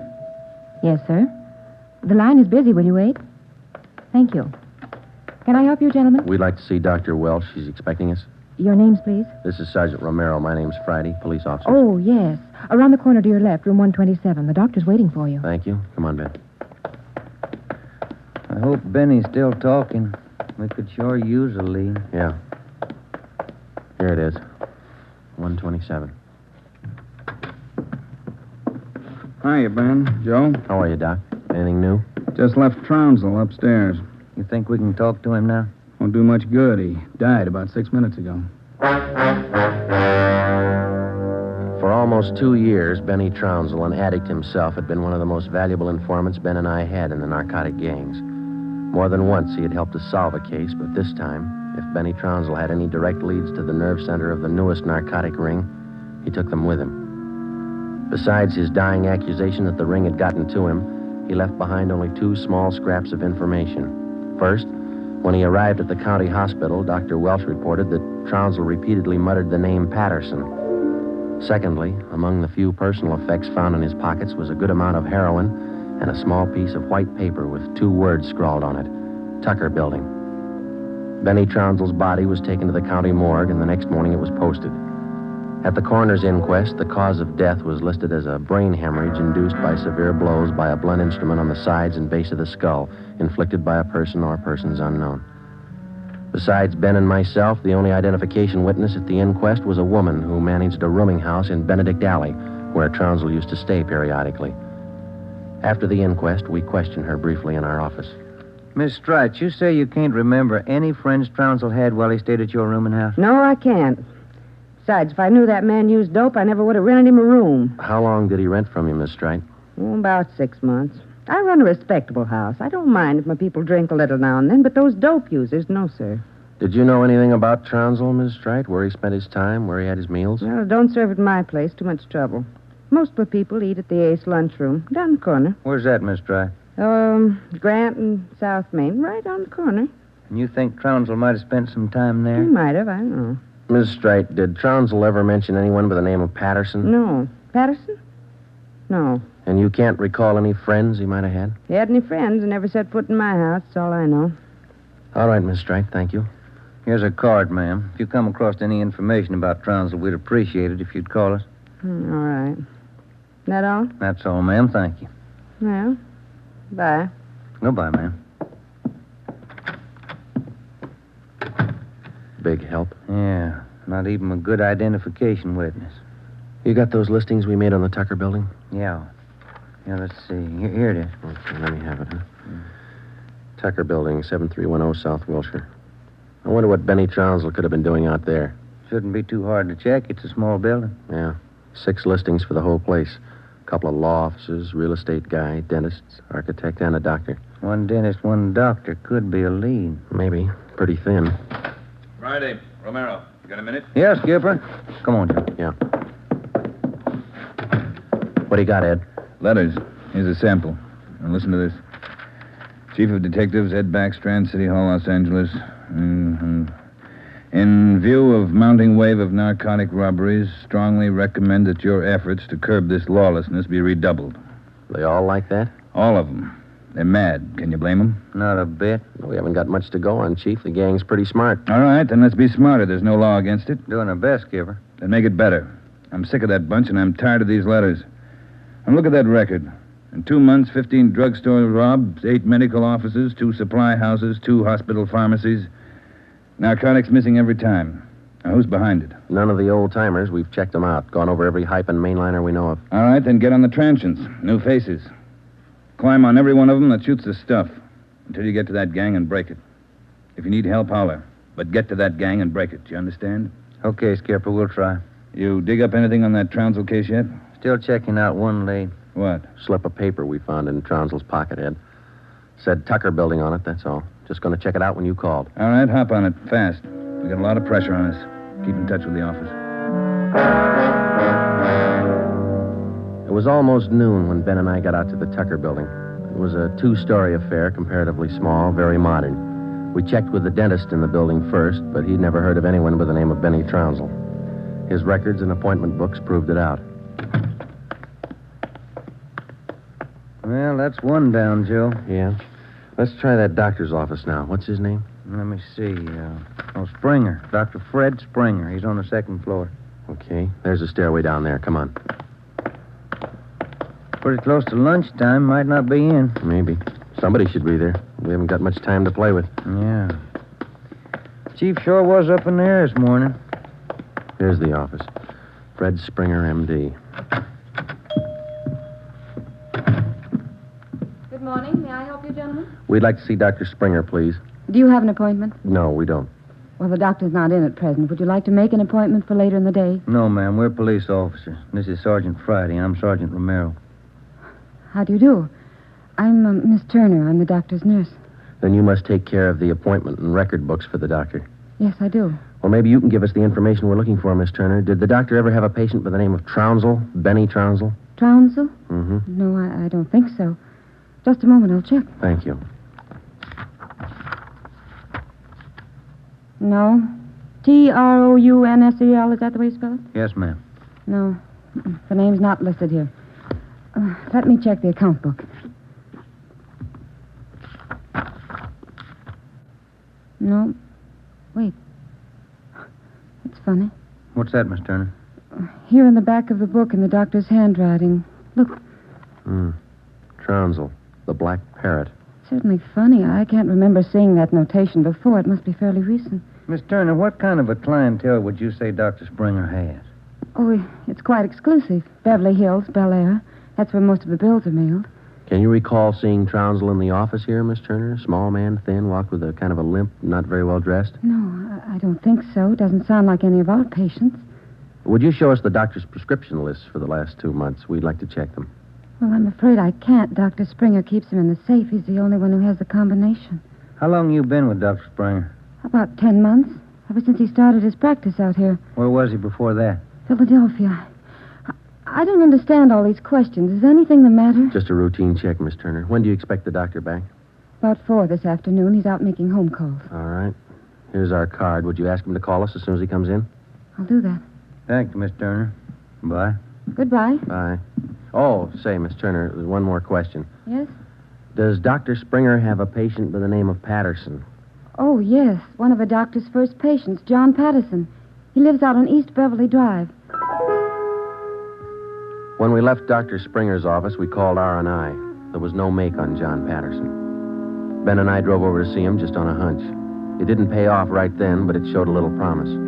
When the maid came to the door of the Swank apartment, she told us Patterson was out for the day. We asked her about Patterson's occupation. She didn't know. We asked her about his friends, his business acquaintances. She could remember only 2 people visiting the apartment. One of them was Dr. Springer, apparently a constant visitor. The other, a tall, dark man who spoke bad English. We asked the maid how long she had worked for Patterson. She said ever since he moved to Los Angeles, about 6 months before. A few things started to fall into place, but it was strictly a guesswork operation. Ben and I got in the car and headed for the south end of the city to check out some of the places Benny Trounsel was supposed to have frequented. We met a stone wall. From the Ace lunchroom near Benny's former rooming house to the Black Parrot. No one was willing to talk. Threats didn't work, and neither did promises. Ben and I gave up for the moment and headed back to the office. Pacific Ambulance 1, call to Alhambra is now code 3. Seems like Skid Row doesn't want any part of this one. Yeah, there's a bad feeling. Something's got him scared. Sure would like to know what it is, or who it is. Yeah, I'd like to know Control the 1 answer to Unit that, too. 80K. Control 1 to Unit 80K. Us, Joe. Get it, will you? I got it. 80K to Control 1. 80K to Control 1. Go ahead. 80K. Call station 2511, code 3. 80K to Control 1. Roger. KMA 367. Wonder what that's all about. Well, let's find out. There's a drugstore. They ought to have a phone. Pull over, huh? You got a nickel? Oh, yeah, sure. Thanks. I'll be back in a minute.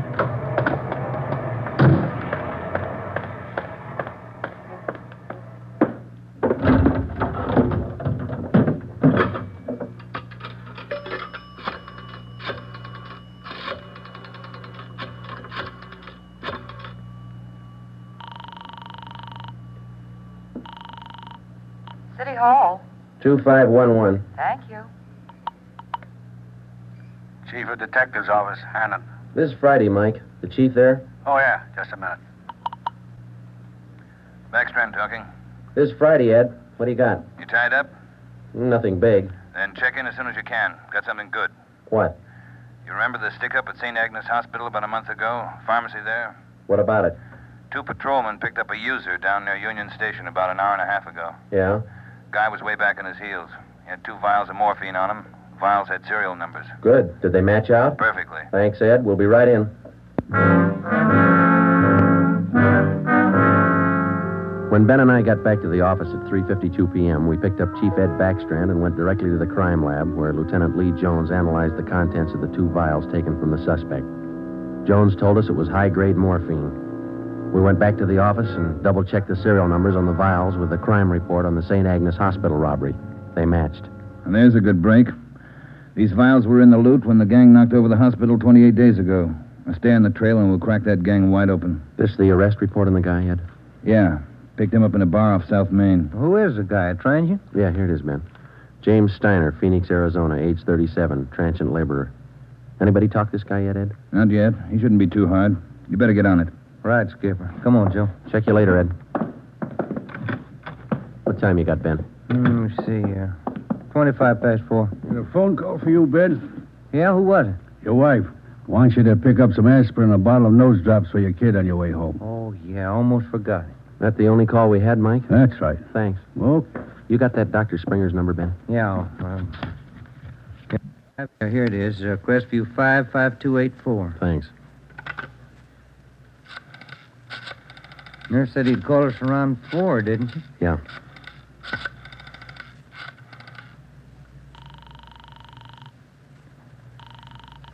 Dr. Springer's office? This is Sergeant Friday down at the police department. Dr. Springer there? Well, no, he isn't, Sergeant. He called in about 20 minutes ago, and I gave him your message.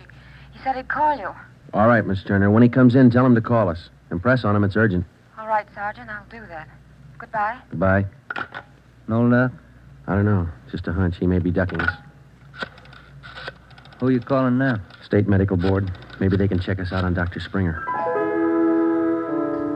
I put the call through to the State Medical Board and asked for a check on Dr. Fred Springer. They said they'd call back within the hour. In the meantime, we had James Steiner brought to one of the interrogation rooms for questioning. It was all talk. Oh, look, it's like I told the sergeant when they booked me. I don't know anything about this hospital job. Sit down, Steiner. Oh, all right, thanks. How long you been in the city, Steiner? L.A.? Oh, about a month. I came from Phoenix, looking for work. Things are pretty slow in Phoenix. Where'd you get the morphine? Huh? I said, where'd you get the morphine? The stuff? Oh, I bought it. Just for a pop now and then. I just play around with it. Just for kicks. Who'd you buy the vials from? Who? I don't know. A guy in a bar gave me a price. Which bar was that? Which bar? The Black Parrot. I'm not hooked. I just play around with it just for kicks. What did the guy look like, Steiner? What did he look like? I don't know. Tall, I guess. Would you remember him if you saw him again? Remember? Sure. I talked to him a couple of nights at the bar.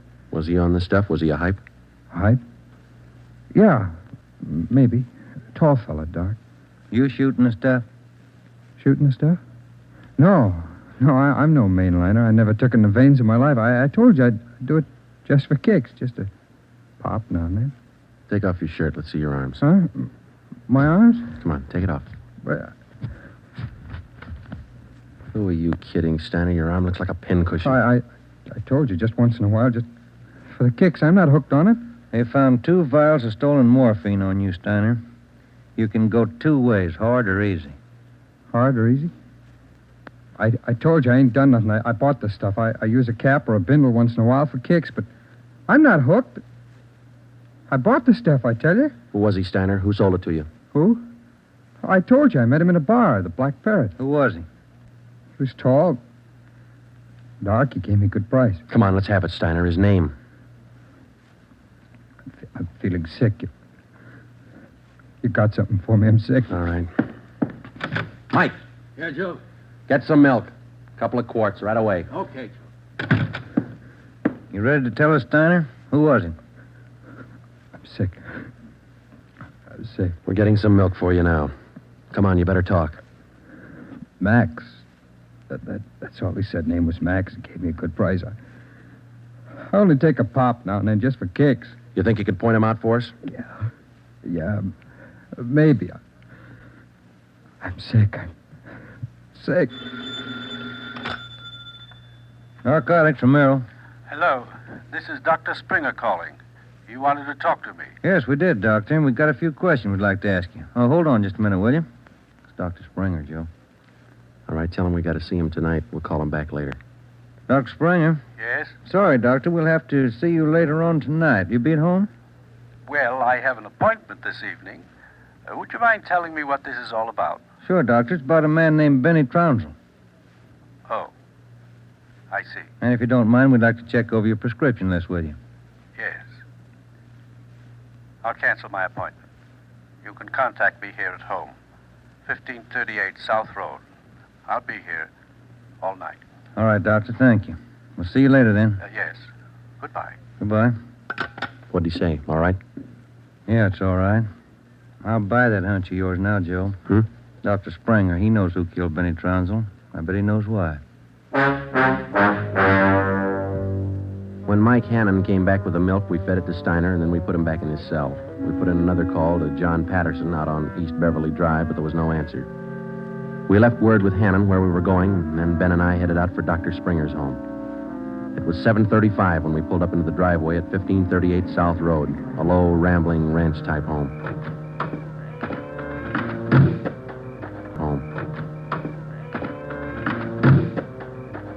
We got out of the car and made our way down the path to the front door.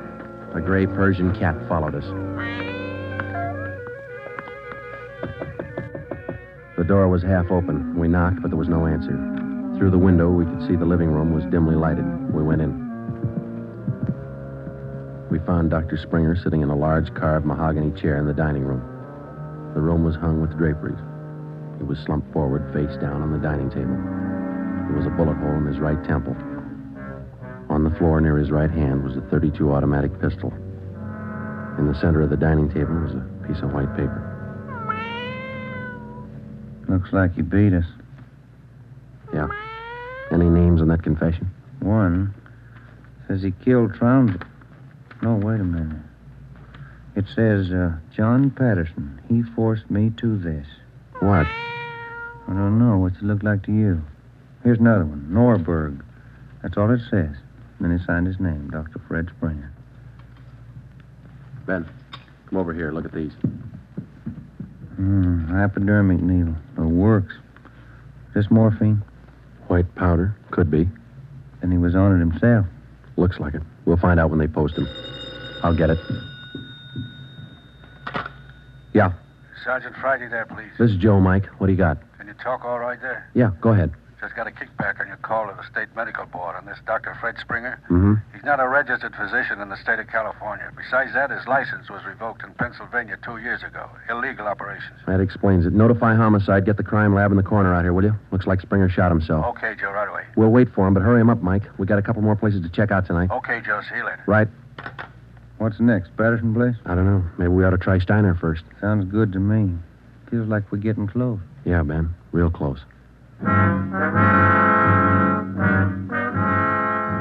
12 minutes later, Homicide and the crime lab men checked in at the Springer house, and Ben and I checked out. We went back to the office and found Ed Backstrand waiting for us. We told him our story, and he sent 2 men out to keep an eye on the Patterson place. 2 other men went to work to try and track down the other name in Springer's confession note, Norberg. Ben and I went up to the county jail and picked up Steiner. The 3 of us started out to look for the man who sold Steiner the 2 vials of morphine stolen from the hospital pharmacy a month before. The man's name was Max. He was tall and dark. That was all we knew. The rest of it was up to Steiner. 2 other men from the detail, Davis and Emerson, came along with us to take care of Steiner if anything went wrong. Our first stop was the Black Parrot Tavern. Davis parked the car in an alley down the street. Steiner, Ben, and I got out and walked the rest of the way. You understand what you're supposed to do, Steiner? Me? Yeah. I go in first and sit at the bar. You 2 will follow me. I sit at the bar, and if I see Max, I give you the sign. That's okay, huh? That's right. And you don't try to break for it. Break for it? Me? I told you, I'm squaring with you guys. All right, Steiner. Go ahead. Let's hope it works, Joe. Yeah. There he goes inside. Come on. Now, look, try to grab one of the booths along the wall if you can, huh? Right. Here we are.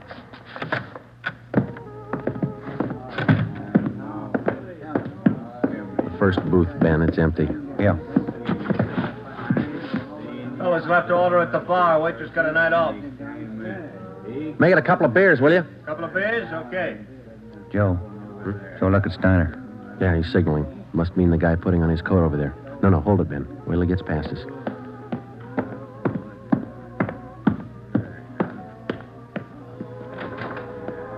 All right, get Steiner back to the car. I'll tail the guy. You come after me.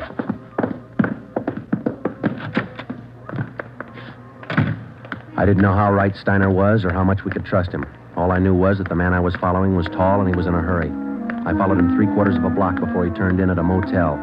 He went to a cottage at the rear of the lot, let himself in, and closed the door quickly behind him. A minute later, Ben and the others pulled up in the car. Got him staked out, Joe. Steiner says that was Max. Let's make sure. Come on. Which one's he in? The one down at the end here. Now be careful. You too. All right, here we are. Wait a minute right there.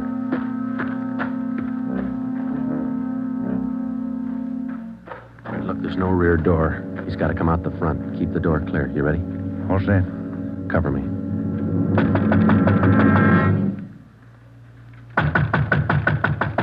Open up in there. Who is it? Police officers, open up. Just a minute. All right, Ben, give it back to him. Don't shoot, we'll come out. All right, throw your guns out first, then come out with your hands behind your head and make it fast. Watch it, Ben, he's making a break. All right, mister, that's far enough. Get out of my way. Get out of Get him, Ben. That's good, Ben. You all right? Yeah. He didn't mean it, Copper. He didn't mean it. He didn't know what he was doing. Well, that must be a good excuse, lady. A lot of people use it. Come on, Ben. Let's take him in.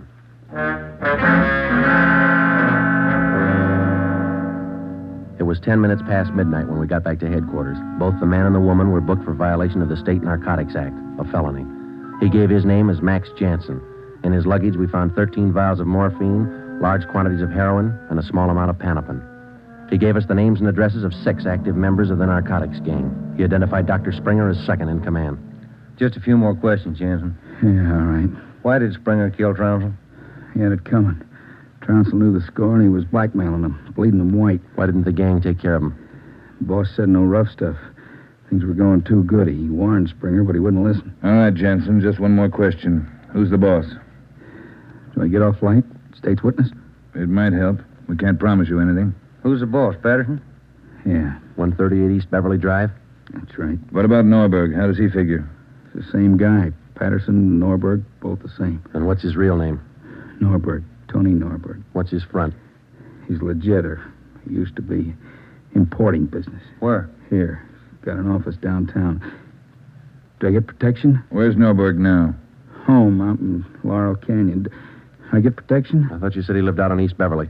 His apartment, his home's out in the canyon. Where? What's the address? Do I get protection? You'll get protection. Wind and Way. 860 Wind and Way. All right, Friday. Romero. Take some men with you.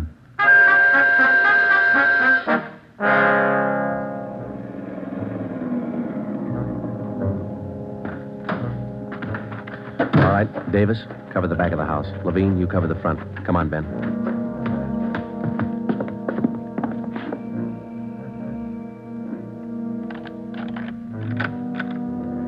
Yes? Mr. Norberg in? Who's calling? Police officers. Oh, come in, won't you? Thank you.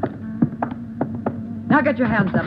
Face the wall. You'll never make it, lady. The house is surrounded. Tony, get the stuff. It's our only chance. They'll cut you down, Norberg.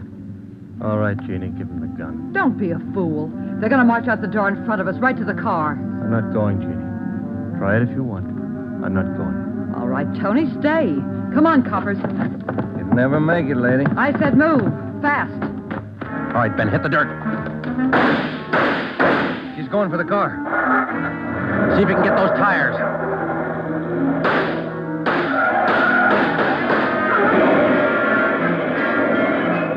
Come on.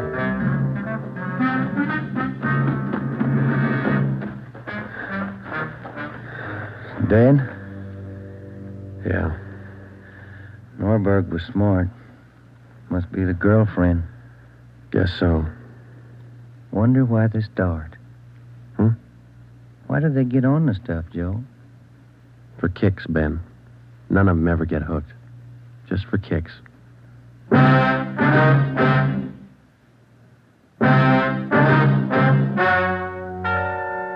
story you have just heard is true. Only the names were changed to protect the innocent. Tony Norberg, alias John Patterson, was tried and convicted for possession of narcotics, robbery, and conspiracy, and was sentenced to the maximum term prescribed by law, each count to run consecutively. He died 3 years and 11 days after his arrival at the state penitentiary.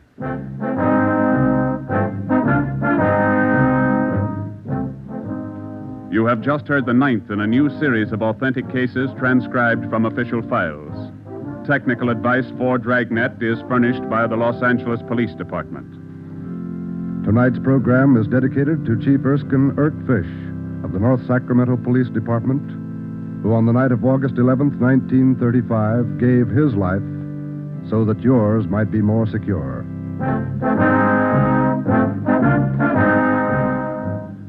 Dragnet came to you from Los Angeles.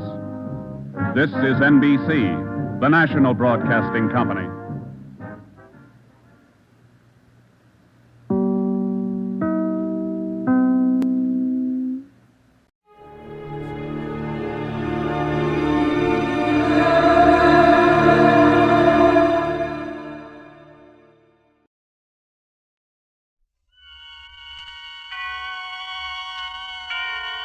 Autolite and its 96,000 dealers present Suspense. Tonight, Autolite brings you A Killing in Abilene, a suspense play starring Mr. Alan Ladd.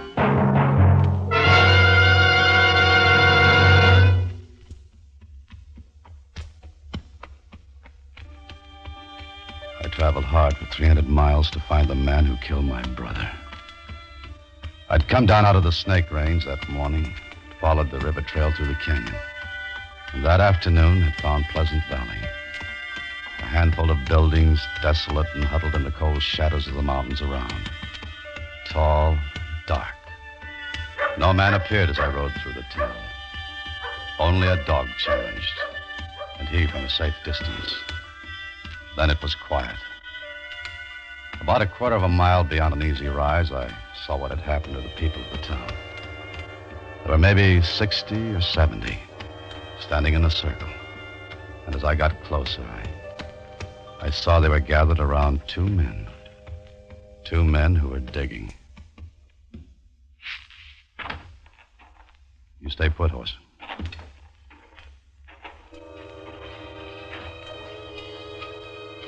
There was a look on the faces of the people standing there. Even the kids peeking from behind skirts and trouser legs. And it was something I'd seen before. It wasn't a good look. It was the look some people had had 2 years before in Abilene, when we discovered my brother's body. In just a moment, Mr. Alan Ladd in the first act of A Killing in Abilene. Hi, Harlow. Oh, what do you got there? Christmas present, Hap. You got one already? Yes, sirree, and it's an Autolite Stay Full battery that needs water only 3 times a year in normal car use. Why, my car will really cut a caper over this capable Christmas cheer. You believe in giving your car some holiday spirit, too, eh, Harlow? I sure do, Hap. And because the Autolite Stay Full battery has over 3 times the liquid protection of batteries without Stay Full features, it helps eliminate one of the greatest causes of battery failure. And that's mighty important to the spirit of every car owner. And your gift will last a long, long time, too, Harlow. Right you are, because the Autolite Stay Full battery gives longer life. 70% longer life, in fact, as proved by tests conducted according to SAE minimum life cycle standards. A wise selection, Harlow. Yes, friends, for quick, dependable starting, treat your car to an Autolite Stay Full battery. The battery that needs water only 3 times a year in normal car use. See your neighborhood Autolite battery dealer. And remember, you're always right with Autolite. And now, with A Killing in Abilene and the performance of Mr. Alan Ladd, Autolite answers many requests in bringing you a story of the Old West, hoping once again to keep you in suspense.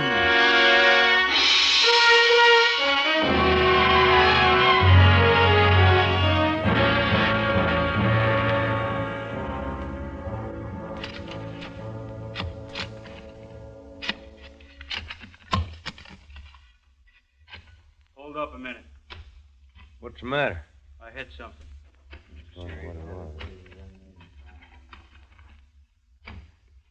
Wait. Better go slow.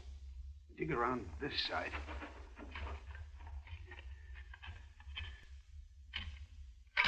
Here, I can't do it anymore. One of you boys take over. I'll do it, Jim. Somebody's got to.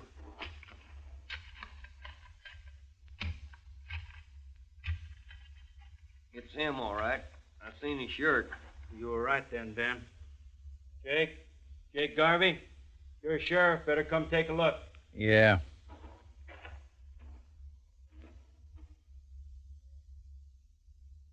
That's him. That's Fred Costin, all right. Fred! Fred! Oh,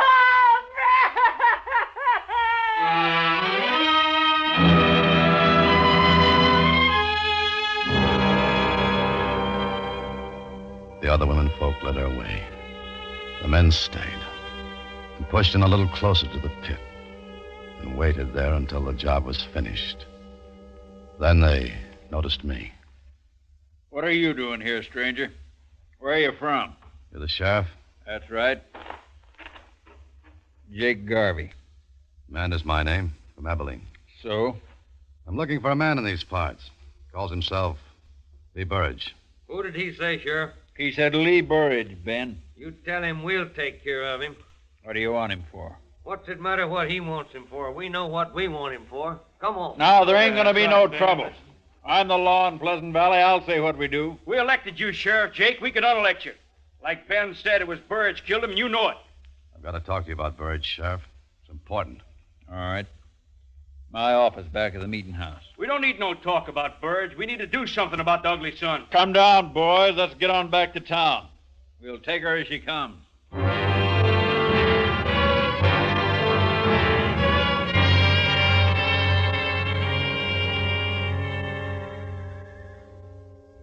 Smoke? No, thanks. The boys want to know why you're here. So do I.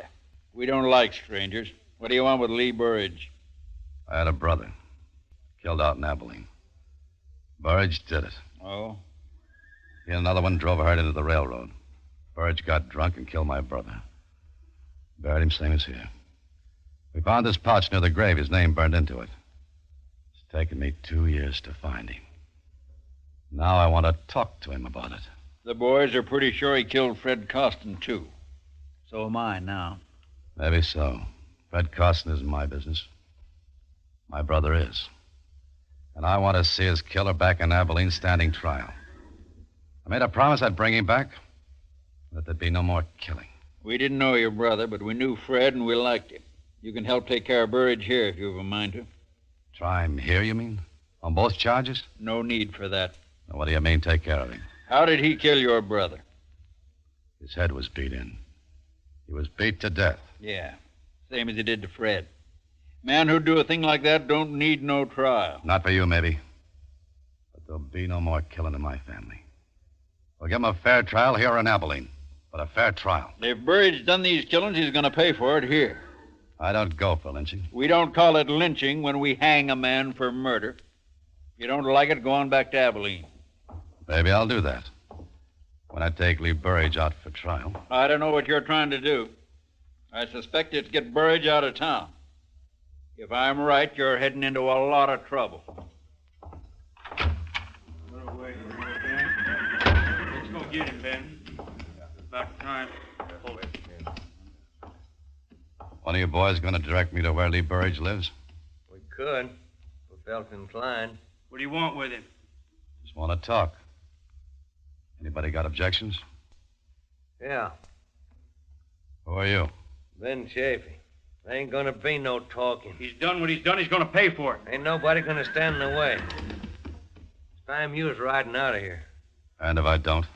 Then I'll help you. Climb off, Ben. We don't need no private wars here. Where does he live?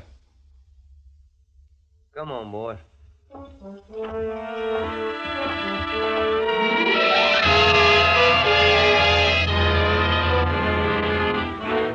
He turned away from me and moved into the sheriff's office, leaving me alone to walk down the strangely quiet street.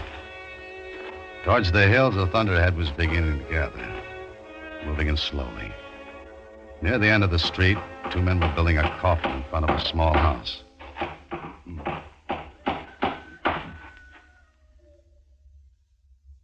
This is where I'll find Mrs. Costin? Why do you have to come meddling around here at a time like this?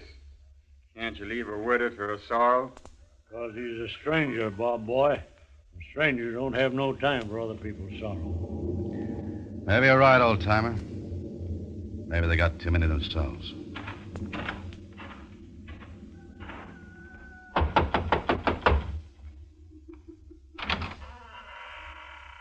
Yes? I'd like to talk to you, ma'am. Could I come in?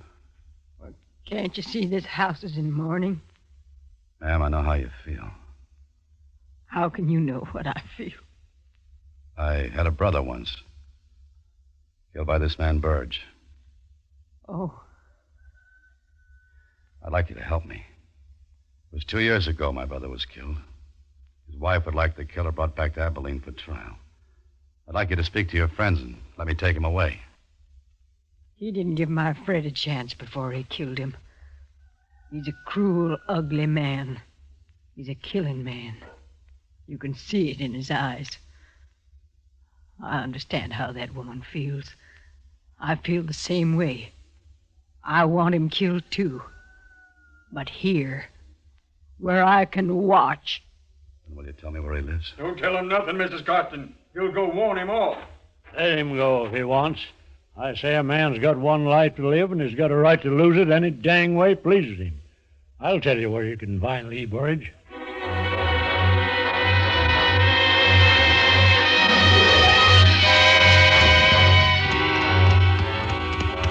A few miles outside of town where the canyon spread, I saw his hut. Set against a fire-blackened hill. There was no growing thing in the rocky ground except one sick, twisted tree. Stunted limbs reaching out empty, waiting. Hold it. Easy, horse. Easy. Throw your gun down, you. Or I won't miss with the next one. Lee Burge? Throw it down. I'm Jeff Mander. It was my brother Seth you killed in Abilene. That's who you are. You've caused me enough trouble. Get out of here. They'll give you a fair trial there. Stay here and you're going to be lynched for Fred Costin's killing.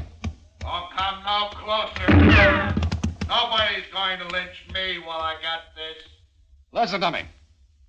I don't hold no love for you. I shouldn't care what happens to you. But it took me 2 years to find you. Now I'm taking you out. Don't come no closer. Put up your gun. I'm warning you. Put up your gun! I knew he was shooting to miss. But I didn't know what would happen if I moved closer. So I got out of his canyon. It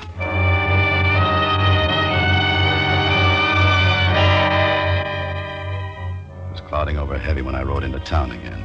Maybe an hour and a half after I'd left the sheriff's office. The streets were still empty.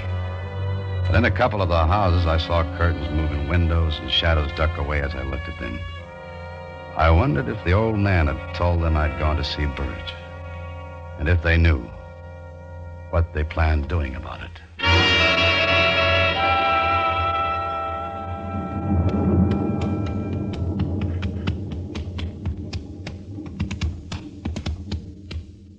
Old-timer? Yeah. I see you had to talk with Burridge. You see. You ain't wearing a gun. He get the drop on you? Yeah. Surprised he didn't kill you. So was I. Did you tell them I'd gone there? Yep. What'd they say? They said if you get Burridge first, they'd get you. They said you should go back where you came from while you still can. I will after I settle with Burge. Where's the sheriff? I went off with the boys. After Burge? Yep. They're going to wait till dark. Then they're going to string him up. Why are they going to wait till dark? I want to be with them. I thought you didn't like lynchings. I don't, but I want to be there. Well, I was told if you come back to town, you'd have to be with them. Don't make me use this, son. Just turn around and we'll join the rest of them. All right. And I'd suggest you stop your talking about Lee Burridge. From what I overheard, you're close to sharing a rope with him.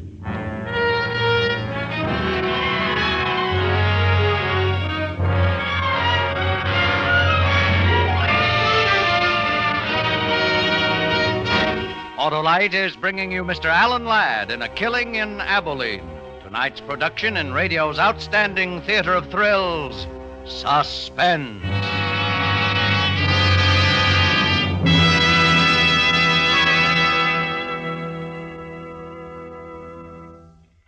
Well, Harlow, only 8 shopping days till Christmas. Well, that doesn't bother me, Hap. I'm giving everybody an Autolite Stay Full battery, the battery that needs water only 3 times a year in normal car use. Even folks without cars? Well, sure.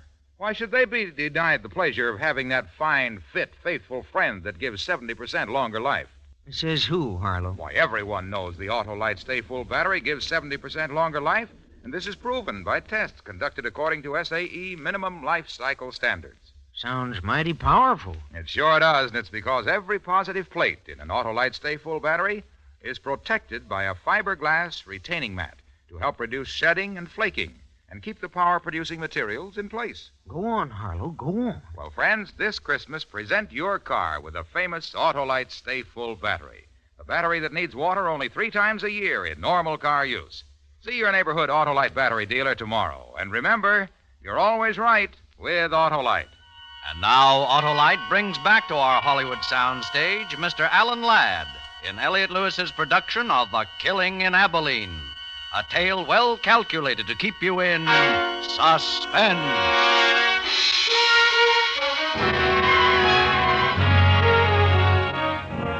We rode out of Pleasant Valley, the old man and me. We rode fast without speaking through scattered herds of cattle on the lower rangeland. Rolling in from the east, the black clouds smothered the mountaintops. The old man still held the gun on me. No use winding the horses. Won't be dark for a couple hours yet. Lynching parties get their guts after dark. How come you went with them? Waiting for you. I thought you'd be around. Besides, I seen the lynching once. Too much trouble. Yeah.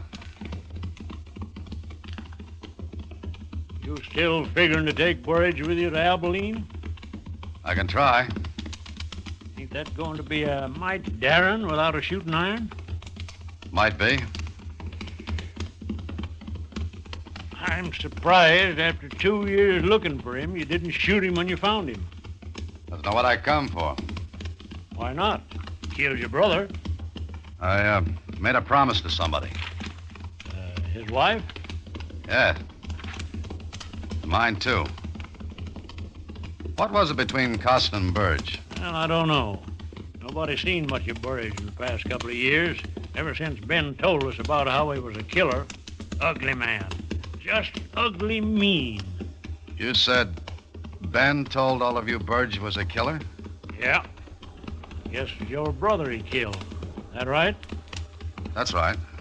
And now because of him, you might get killed. But why? They think you made it up about your brother. They think you're trying to take Burge away. Do you? Well, I haven't decided yet. We ford the stream here. I'll watch your footing.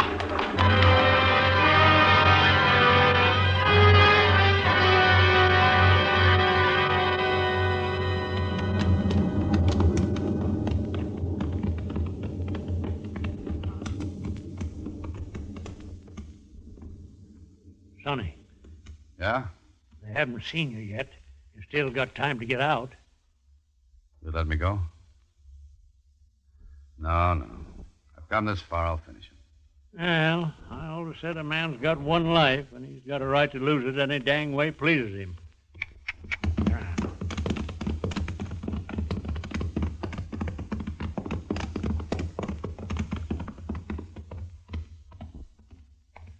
Hello, Sheriff. Thought you'd left Pleasant Valley. We decided he ought to come with us where we can watch him. You decided, Ben. What do you say, mister? I'll tell you what he says, Sheriff. He says he wants Burge one way or the other. He asked to join. That's what he says. Get off of the horse, mister. All right. Now say that lie to me, and I'll make you choke on it. I want Burge as bad as the rest of you. I'd prefer him to stand trial, that's the difference. I don't want this lynching if we can avoid it. Why, you... Take your hand off your gun, Ben. He ain't armed. Take it easy, Ben. We decided what to do. You're here because I want you here. Burge killed Fred Costin in a fight, now we're going to settle it. Burge kills easy. I've seen him do it once before. He's not going to do it again. You saw him kill my brother? I thought you didn't believe me. I saw it. You need more of a trial than that.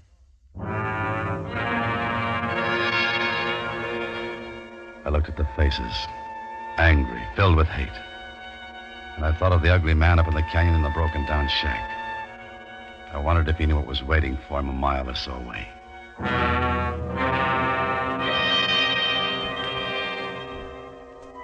It was quiet then. Storm clouds are quickening the end of the day. The party became shadows sitting nervously or smoking. Two of the men had some whiskey and were building their courage for the night's work.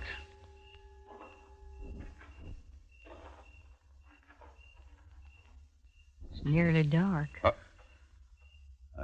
didn't think you'd come. I had to. All the way? My Fred's dead. So's my brother.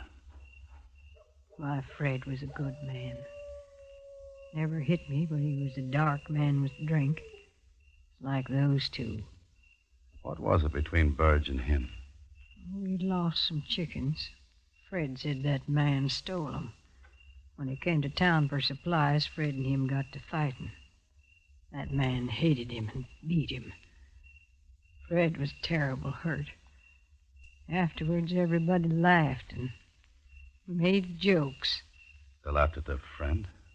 Oh, it was man laughing, no harm, but to a dark man like Fred, it was bad. He swore to get even. That was last Saturday. He went in to drink. And didn't come back? We all thought he rode out someplace for shame. Why do you think Burge killed him? They were all talking about it. Who was? All the men, Saturday night. They said Fred and that man were arguing. Who heard them? Ben did. When Fred didn't come back, we all knew that man had killed him. He did, and he's going to pay for it.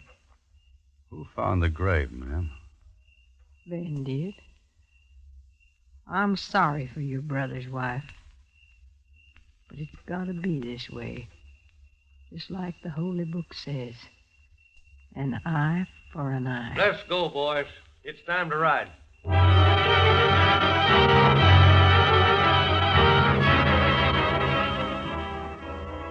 We rode to the widening of the canyon, dismounted, and went the rest of the way to the hut on foot. We took one horse with us.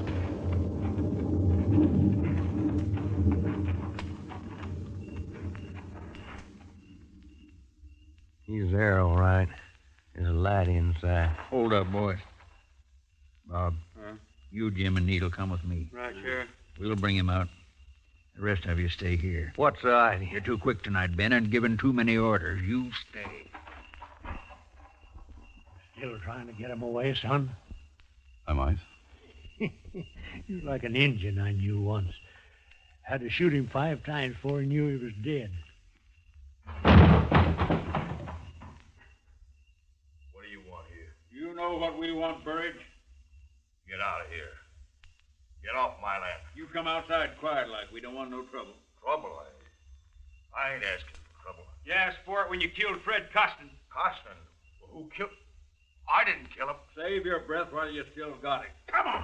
Oh, let go. Let go of it. Look out, the lamp. Let her go up in smoke. He won't be using it anymore. I'll kill you. I'll kill you all for this. You done your last killing. Get that rope over that limb. Is this your doing, Ben? Shut up. Tie his hands, Bob. I'll hold him. You're gonna blame this one on me, too, Ben? Shut up, I said. He didn't do it. He didn't do it. Let it go, son. You can't stop him now. I gotta talk to him before they do. He didn't do it. Now I know it. Wait a minute. Take my gun. Thanks.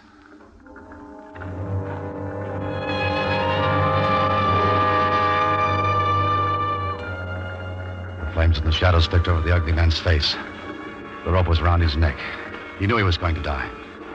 As I came near him, I could see in the light there was no fear in his eyes, only hate. He lifted onto a horse. The rope was tightened. He was ready to be lynched. Then he saw me. One request, Sheriff. What, Burridge? Let me talk to him a minute. The stranger here? For a minute. No more talking. Kick that horse out from under him. No, don't, Bob, not yet. Let him talk. Why do you think I killed your brother? They're trying to get away with something, Jake. Shut up, Ben. Let them have their say. Why? We found your pouch near my brother's grave. Your name on it. And tonight Ben told me he saw you do it. I didn't. I wasn't with Ben that night. Ben wanted to drink, and I didn't. He left me. Took my pouch with him. What does it matter about his brother? It's Fred Costin we're hanging him for. I didn't kill Fred Costin either. Listen, mister, I didn't kill your brother. He's talked enough. He killed Fred Costin. I told you that. What about it, Burge? I didn't kill Fred Costin. He's a lying skunk. Let's get it over with. I say let him talk. Where'd you get that gun, mister? How did you know where Fred was buried, Ben? How did you know where Fred was buried? Mrs. Costin says you found the grave. How'd you know where it was? Answer him, Ben. You told me where it was, Ben. I saw him burying poor Fred. That's how I knew. If you saw the burial, why didn't you stop Burge then? Wasn't none of my business. But it is now. What made you change your mind so fast? Stay away from that horse, Ben. Get up, down. Cut him down. You, Bob, cut him down. I think you'll be coming back to Abilene with me, Ben. You think so?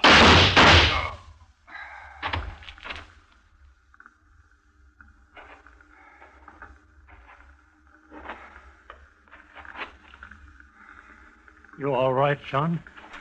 Yeah. Burge? He'll live. Rest easy, son. You done a good job. But you ain't going to keep your promise about your brother's killer. There's no sense taking Ben Chaffee back to Abilene. We'll bury him here.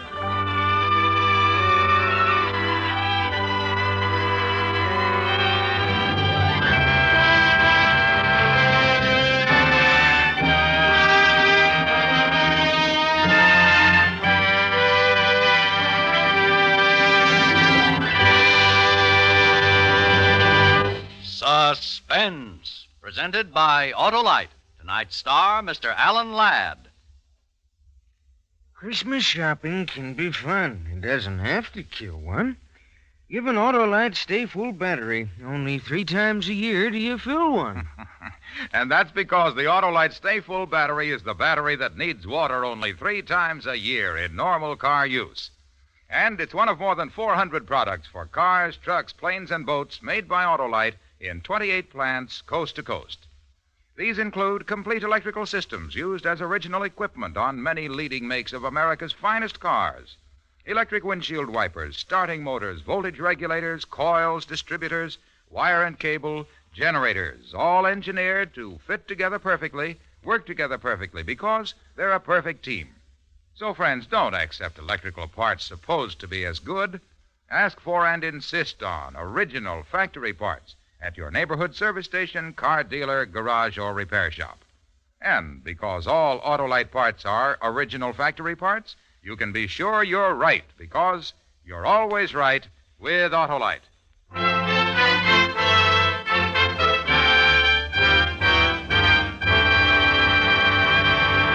Alan Ladd will soon be seen in Paramount's Technicolor production, Branded. Next week on Suspense, Mr. Dennis Day is star of Christmas for Carol. And in weeks to come, you will hear such famous stars as Cornel Wilde, Ezio Pinza, and Ginger Rogers, all appearing in tales well calculated to keep you in suspense.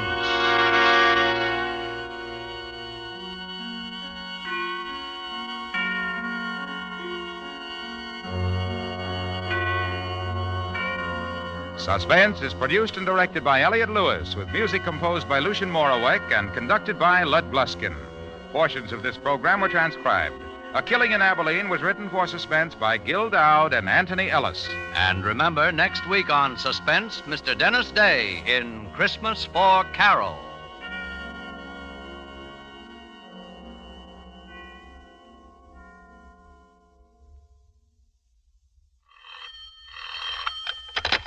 You can buy Autolite Stay Full batteries, Autolite Standard Type, or Resistor Type spark plugs, Autolite electrical parts at your neighborhood Autolite dealers. Switch to Autolite. Good night. Better production means better living. That ideal has given America the world's highest standards of living. Learn how you can help to improve our economic life.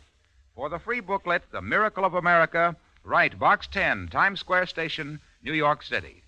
This is CBS, the Columbia Broadcasting System.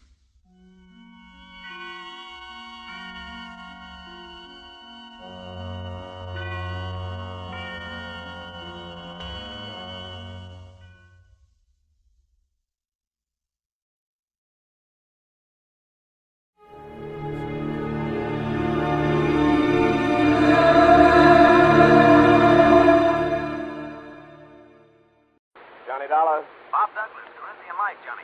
How soon can you leave for California? Right away. My right big toe needs defrosting. What's the matter? A policyholder, young fellow named Jefferson, went west on an oil deal and he's disappeared. It might be murder. Well, I guess I'd better pack 2 shirts. Looking for one man in a big state like California can be murder.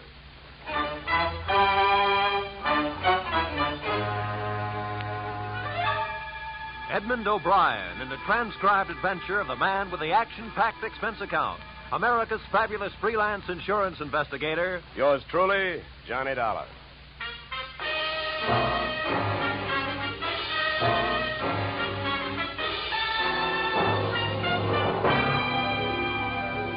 Expense account submitted by Special Investigator Johnny Dollar to Great Corinthian Life Insurance Company, Hartford, Connecticut.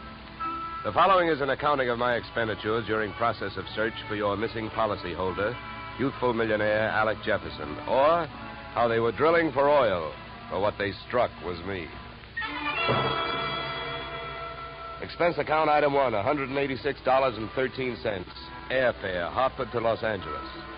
Item 2, $15. Hire car, airport to office of Rebel Wildcatters Incorporated on potential oil land in the Newhall Saugus district. I arrived at 9:30 a.m. A handful of dirt dentists were hard at it, drilling at a rig not 30 feet from the shack-type office. Pull it over, will you? Better stand by, driver. My man may not be here.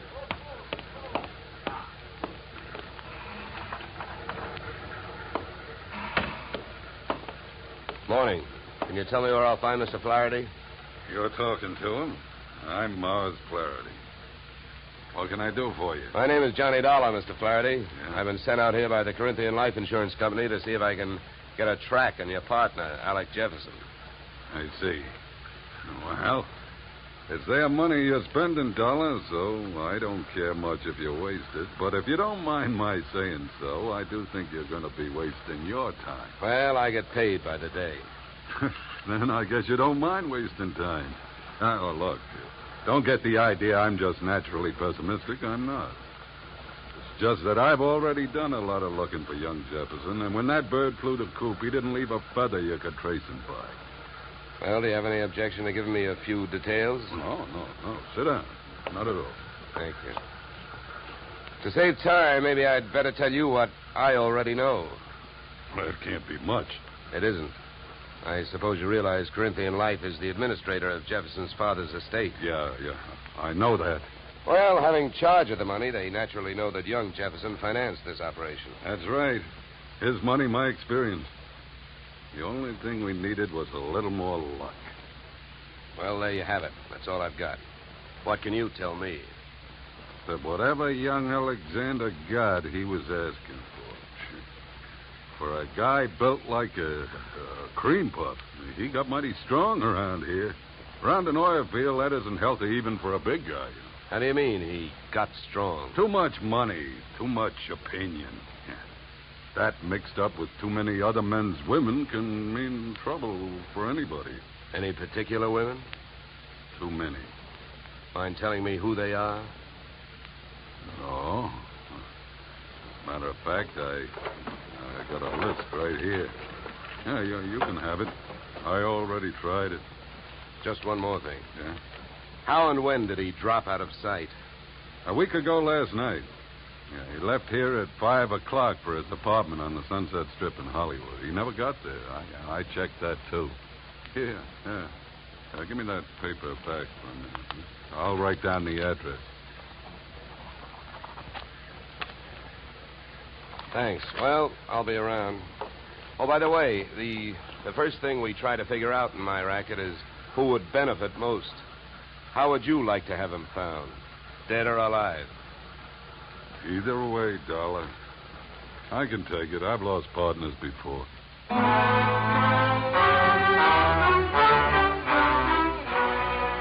spent the next 20 minutes on a long shot, thinking I could pick up some information from the drillers. But it was a long shot that missed. Those guys wouldn't have told me it was a nice day. The outdoor life having got me nowhere, I decided to give the indoor type a try. First stop, Jefferson's apartment on the Sunset Strip. The lock was foolproof, but I wasn't fooling.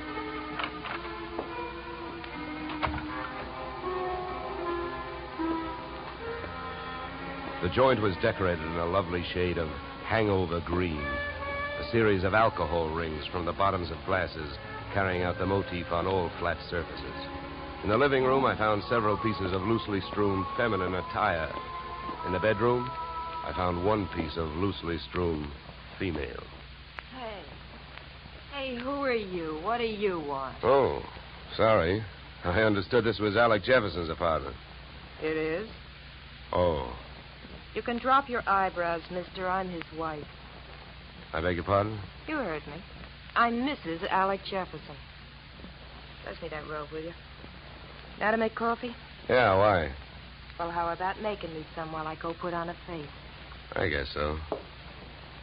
You'll probably have to wash the percolator. To me, the best grounds for divorce would be coffee grounds and an unwashed percolator. So I washed it. I also made the coffee, wondering the while how she had made the matrimonial grade. Right then and there, I'd have given her the Bad Housekeeping Award. She looked like the kind of a girl who could get into a beauty contest, but like she'd never win it. Any way you looked at her, she was a new complication. Your coffee's ready. Yeah, thanks. Good. Find any clean cups? No, but I washed, too. Here. Thanks. Now, would you mind telling me who you are? I'm an insurance investigator. I'm looking for your husband. Well, we should find him. I could use some money. How long have you two been married? Few weeks. Why? Routine question. Tell me, when was the last time you saw him? I was waiting here for him the night he disappeared. Any witnesses? If I need him. Okay. Tell me this. Do you have any idea why he disappeared or where he is? Not the slightest. Do you know a man named Morris Flaherty? Yeah. Yeah, I sure do. How well? I was his girl. So? By the way, have the police come to you yet? No, I went to them. You see, I'm the one who reported Alec missing. Do you know whether they've come up with anything? Nothing much. Up until now, he's just a missing person. They put Alec's picture on a television every night. I don't know that they're doing much else. They keep calling him a Caucasian. Look, please don't get so hysterical about this. It makes you so hard to question. Huh? Oh, nothing. Oh, I get it. Excuse me if I seem dense this morning. Morning. It's 3 in the p.m. All right, so everything about me's wrong. That's right. Look, you can think that I married him for his money if you want to. Suppose you're used to suspecting everybody of everything. But have you heard? There are two sides to every marriage. Do I look strong enough to have carried him to the altar? I never weighed him. But answer me this. If he swept you off your feet, why did he pull a fade out in the middle of the honeymoon? What should I know? Maybe he'd never seen a dame without makeup on before and had to go someplace to think it out. I wonder if there's anything to eat. I'm hungry. Look, I think I'd better be going. I'm not much of a cook.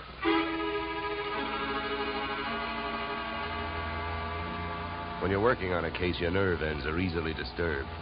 So when I left the house and saw a hard-top blue Plymouth parked opposite the apartment, mine clanged an alarm. In the car sat an equally hard-topped man reading holes in a newspaper. I gave him the slow walk-away and quick turn treatment, and I caught him with his newspaper down. Then I had to go into my act. Why, George, you old son of a gun. Huh? Oh, my gosh, it's good to see you. What are you talking about? My name ain't George. What? What? Well, I'll be. What you know is I came out of the house, I got half a look at you, and as I started to walk away, the face registered. Why, mister, you're a dead ringer for an old school pal of mine, George Pfeiffer. Now, how do you like that? Look, come here. Let me take a closer look. Come here. All right, look out. Sleep tight. Okay, Sleeping Beauty, over you go. I'll drive. I turned the car up into the Hollywood Hills, found an empty house with a for sale sign out front and a garage out back, and drove in. His wallet was bulging with everything but money and information. An ID card gave his name as Philip Wilkins, his occupation as private detective. The next fact I came up with was that Mr. Wilkins was a light sleeper. He came to find me still fishing through his wallet. Hey, give me that. Okay, hold it, mister. Take it easy. Here, you can have your wallet back. Now, keep calm, and everything's going to be all right. If you don't, I'll have to give your whiskers another dusting. All right, look, what's the big idea? What'd you slug me for? You know why, Mr. Wilkins. Because you had a plant on me, and I figured if you were that curious about me, I wanted to know more about you. You're nuts. I wasn't watching you. I was watching that house you come out of. There's a dame in there that I'm getting paid to tail. I can't afford to be convinced of that. Who hired you? I'm not telling. You or anybody else, Mr. Dollar. Oh, word travels fast. First you tell me you're not watching me, then you also tell me you know who I am. So what? Is that illegal? You went to see the dame that I'm watching. I was told you'd probably be around, and you was. You'll be in my report. If you're healthy enough to make it. What were you really doing with that stakeout? Were you watching the apartment, waiting for somebody to show up? Do you really have a tail on Mrs. Jefferson? Or did you follow me in from the oil fields? Why should I follow you? Maybe you and I got the same approach to this case. You found him yet? No, but it's still early. Who else is interested in finding Jefferson? Well, I hear he's quite a playboy. Maybe one of his playmates wants him served with breach of promise papers. Oh, come on, Donald, let's face it. I can't tell you who I'm working for. You know that. It ain't ethical. It's not ethical to let yourself get picked up as easily as I picked you up either. But let it go. I don't suppose by any chance you know a man named Morris Flaherty. Know him? I'd like to see one of his derricks fall on him. Why so? What did he do to you? A couple of days ago, I went out there to try and sell him some information. He had 3 of his men beat me up and throw me off the oil field. Yeah? What's with that look? Would you believe me? Who knows? You might be telling me you hate Mars Flaherty to keep me from thinking you're working for him. I think you better get out of this car and let me drive away, Dollar. You're in a lot of trouble. I don't think so. Oh, you don't think so? I can have you pulled in for kidnapping. If that's what you have in mind, then first you'd better get a few witnesses for yourself. Now, come on. Suppose you calm down for a minute. If you really hate that guy, well, maybe we can make a deal. If it's against him, I'll deal with it. How much do you know about Flaherty? My bookie's marked lousy from way back. He's promoted about 50 wells, and none of them ever happened. He's wild to hit oil. It's my guess that he's got a hunch that this is the big one. That's why I think his partner disappeared. Yeah, what difference would that make? Even if his partner turned up dead, Flaherty would still have to split any profits with young Jefferson's estate. Maybe not. I know they had a queer deal. Well, who'd know about that deal besides Flaherty and Jefferson? I don't know. But I do know one way of finding out what it is. How's that? Flaherty keeps all his papers in the safe in his office. I've even got the combination. I'll give it to you. You keep it. Wilkins, I still don't know who you're trying to get even with, Flaherty or me. So what I'm going to do is give you half a break. Then I'll only be taking half a chance. Yeah, then why don't you want the combination to the safe? I don't need it. You're going to open that safe. Because you're going out there with me. Tonight.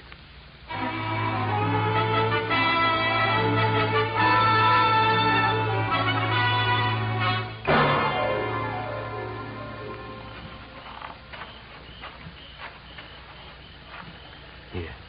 This window. Okay. Now, here. You handle the glass cutter. Right. Now, look. Here's what we do. I'll wet this suction cup. Get a grip on the glass, see?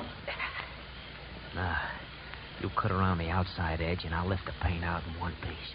Lesson number 1, straight from the burglar's handbook.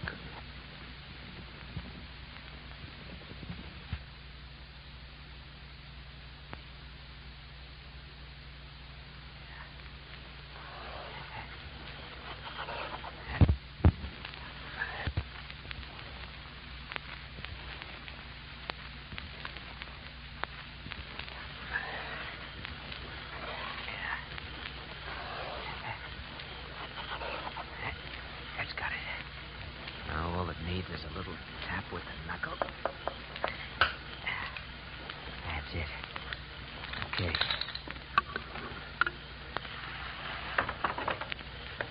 All right, in we go. You first. Okay.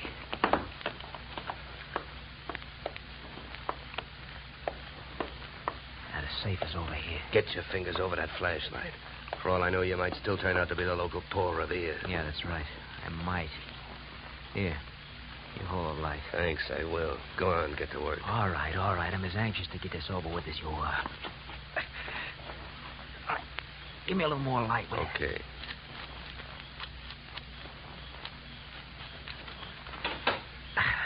There you are. All right, go to it. You go to it. You reach in.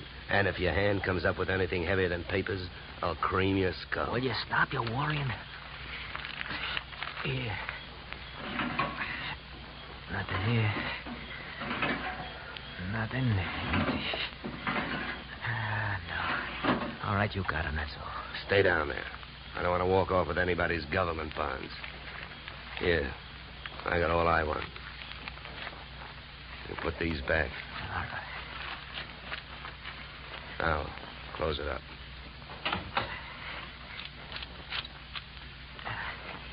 All right, now, come on. Let's get out of here. Just a minute, Wilkins. I gotta have a good look at these papers. You can look at them later. Come on, let's go. Look, this I'll give you for free.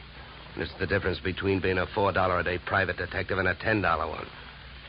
What you've got printed in your memory, nobody can take away from you. So hold your horses while I take a look at this partnership agreement. All right. But hurry up, will you? I got a couple of watchmen around here.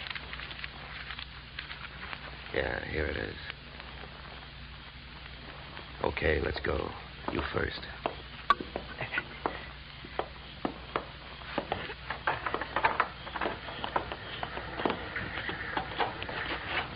Okay, back to the car. Make it fast and easy.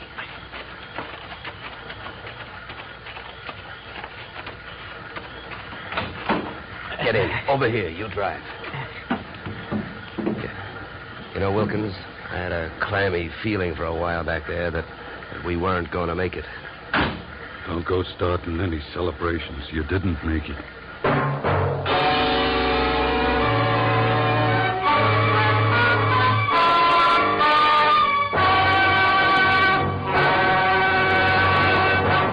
In just a moment, we will return to the second act of Yours Truly, Johnny Dollar. But first, and Young Truly, Johnny Dollar to Bing, Gary Cooper, and Young Gary this Wednesday. Now we return to Yours Truly, Johnny Dollar, starring Edmund O'Brien.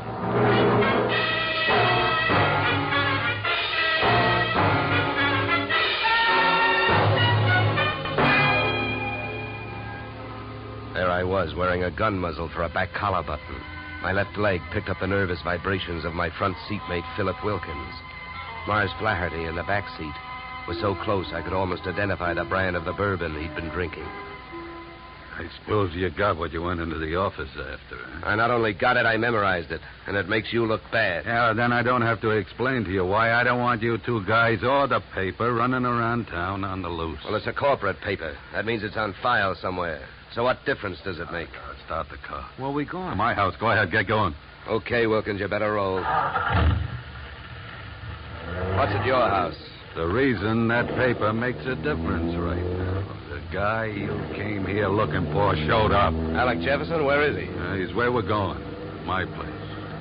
Well, then I guess maybe my employers have got nothing to worry about. Nothing but paying off on his life insurance. Alec Jefferson's dead.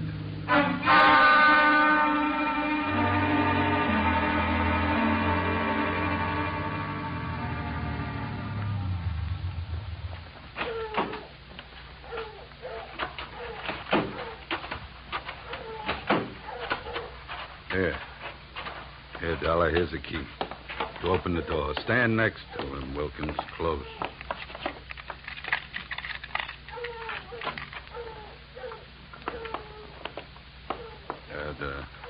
The light switch is on your right. There's your boy, Dollar. Died young, didn't he? Yeah, the thing is, it looks like he died in my house. Now, what do I do now? If you're putting on an innocent act, you're doing pretty good, Flaherty.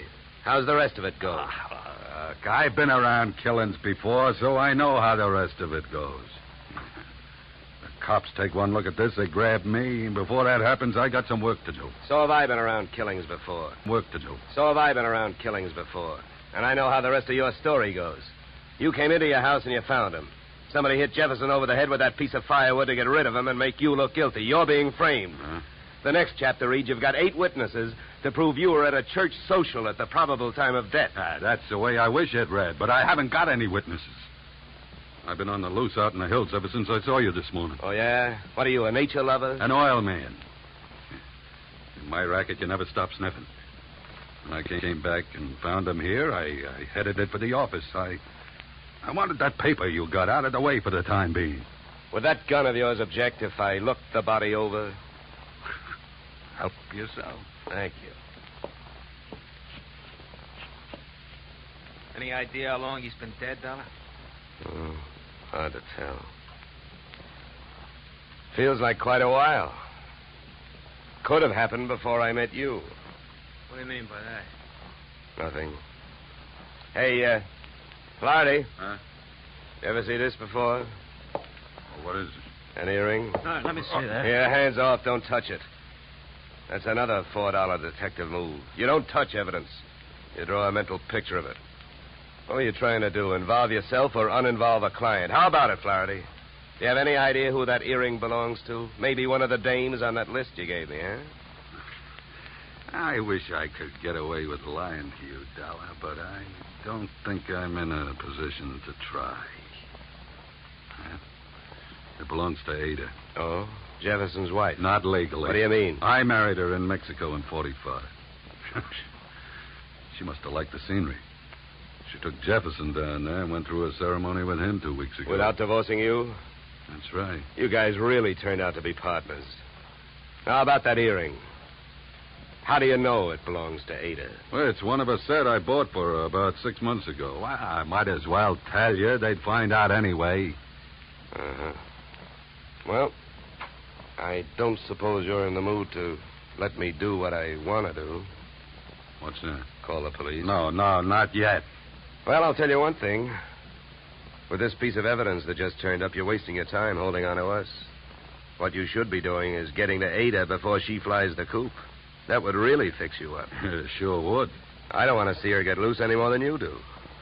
Then I guess we better go pay Ada a visit.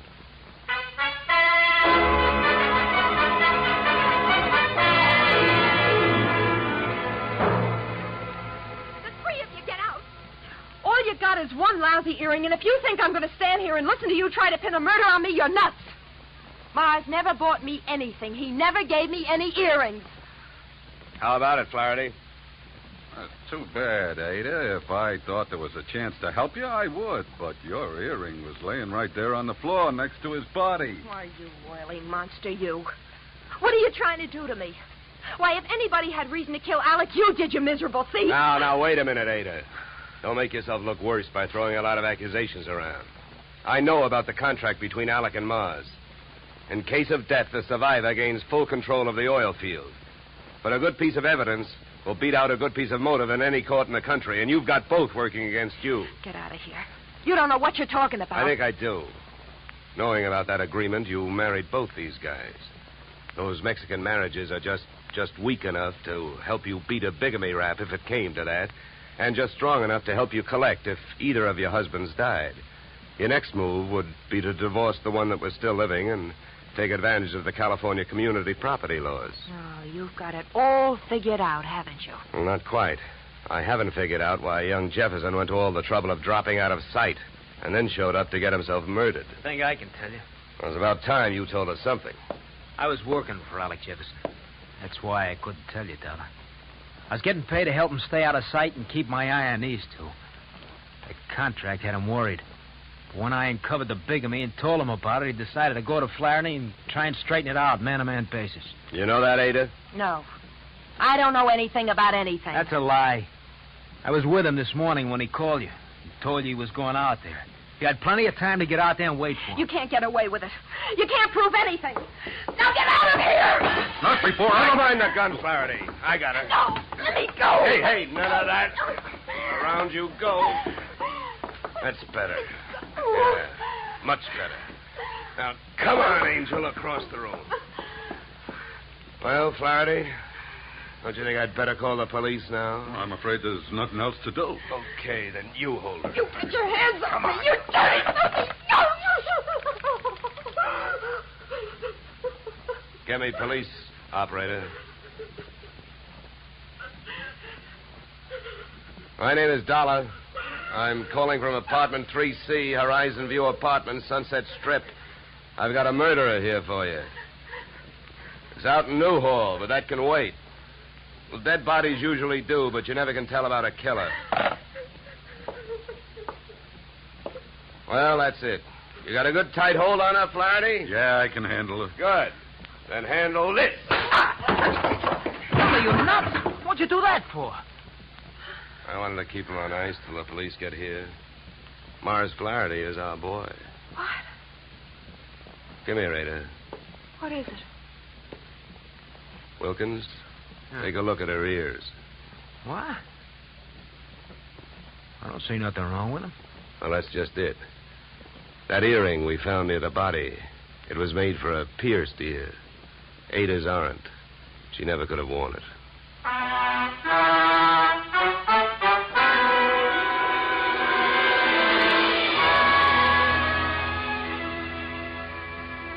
Moral? If Flaherty had been a nice enough guy to buy jewelry for his wife when he had her, he wouldn't have bought the wrong kind of earring when he wanted to set her up as a patsy. The police traced his purchase of same to a Main Street pawn shop. But what really nailed him was the biggest switch of all. Since the murder weapon was a shaft of rough bark firewood, there were no fingerprints on it. But by the same token, there were weapon prints on Flaherty's fingers. A batch of tiny splinters under the skin. Inasmuch as my own girl furnished the practice which made me perfect on this case, I assume you will not be annoyed at my listing expense account item 3, $65, 1 pair gold earrings inscribed to Olga with love. Item 4, $187.13, return transportation, Los Angeles to Hartford. Expense account total, $711, signed yours, truly, Johnny Dollar.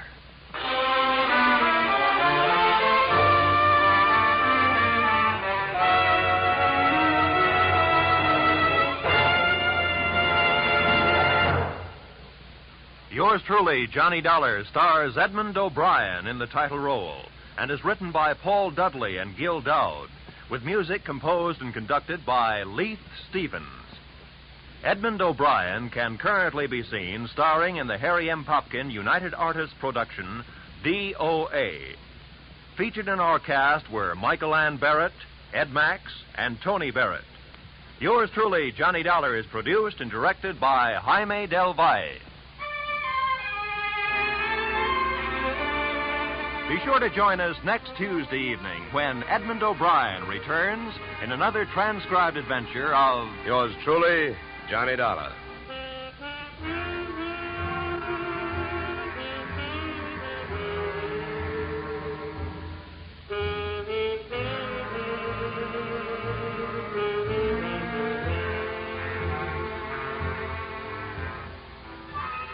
Blizzards in the western states, floods in Texas, hurricanes in Florida, tornadoes in Louisiana. Wherever disaster strikes, the American Red Cross stands ready to lend assistance. The Red Cross helps victims not only at the terrifying moment when disaster strikes, but also in rehabilitation. This is just one of the many nationwide activities of the Red Cross. Give generously to its latest drive. Now stay tuned for the adventures of Philip Marlowe, which follows immediately on most of these stations.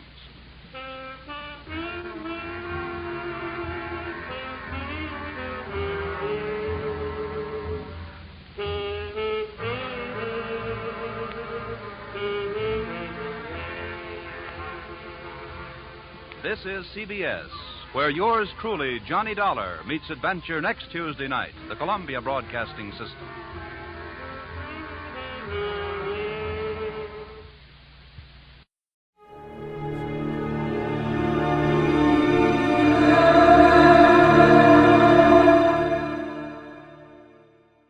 Time now for Edmund O'Brien as Johnny Dollar.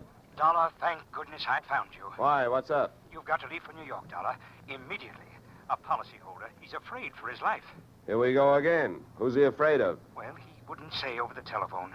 All I know is, to us, he's worth $100,000 alive. Well, that makes it simple.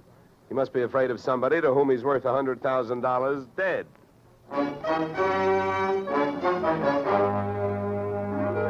Edmund O'Brien in a transcribed adventure of the man with the action-packed expense account. America's fabulous freelance insurance investigator. Yours truly, Johnny Dollar.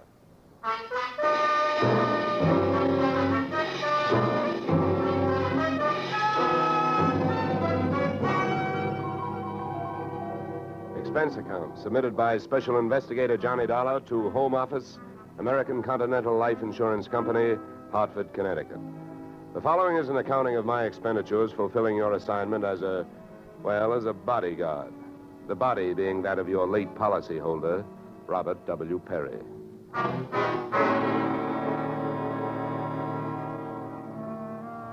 Expense account, item 1, fare on night train, Hartford to New York, $3.65. Expense account, item 2, $1.80, taxi to Lower Manhattan, following morning, to offices Perry and Van Bruten, importers, arriving as promised at exactly 9 a.m. Good morning.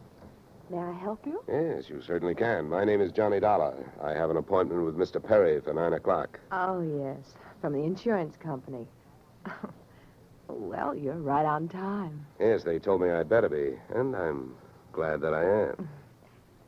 Mr. Perry just came in. He's alone and waiting for you. I'll buzz him that you're here. Thanks.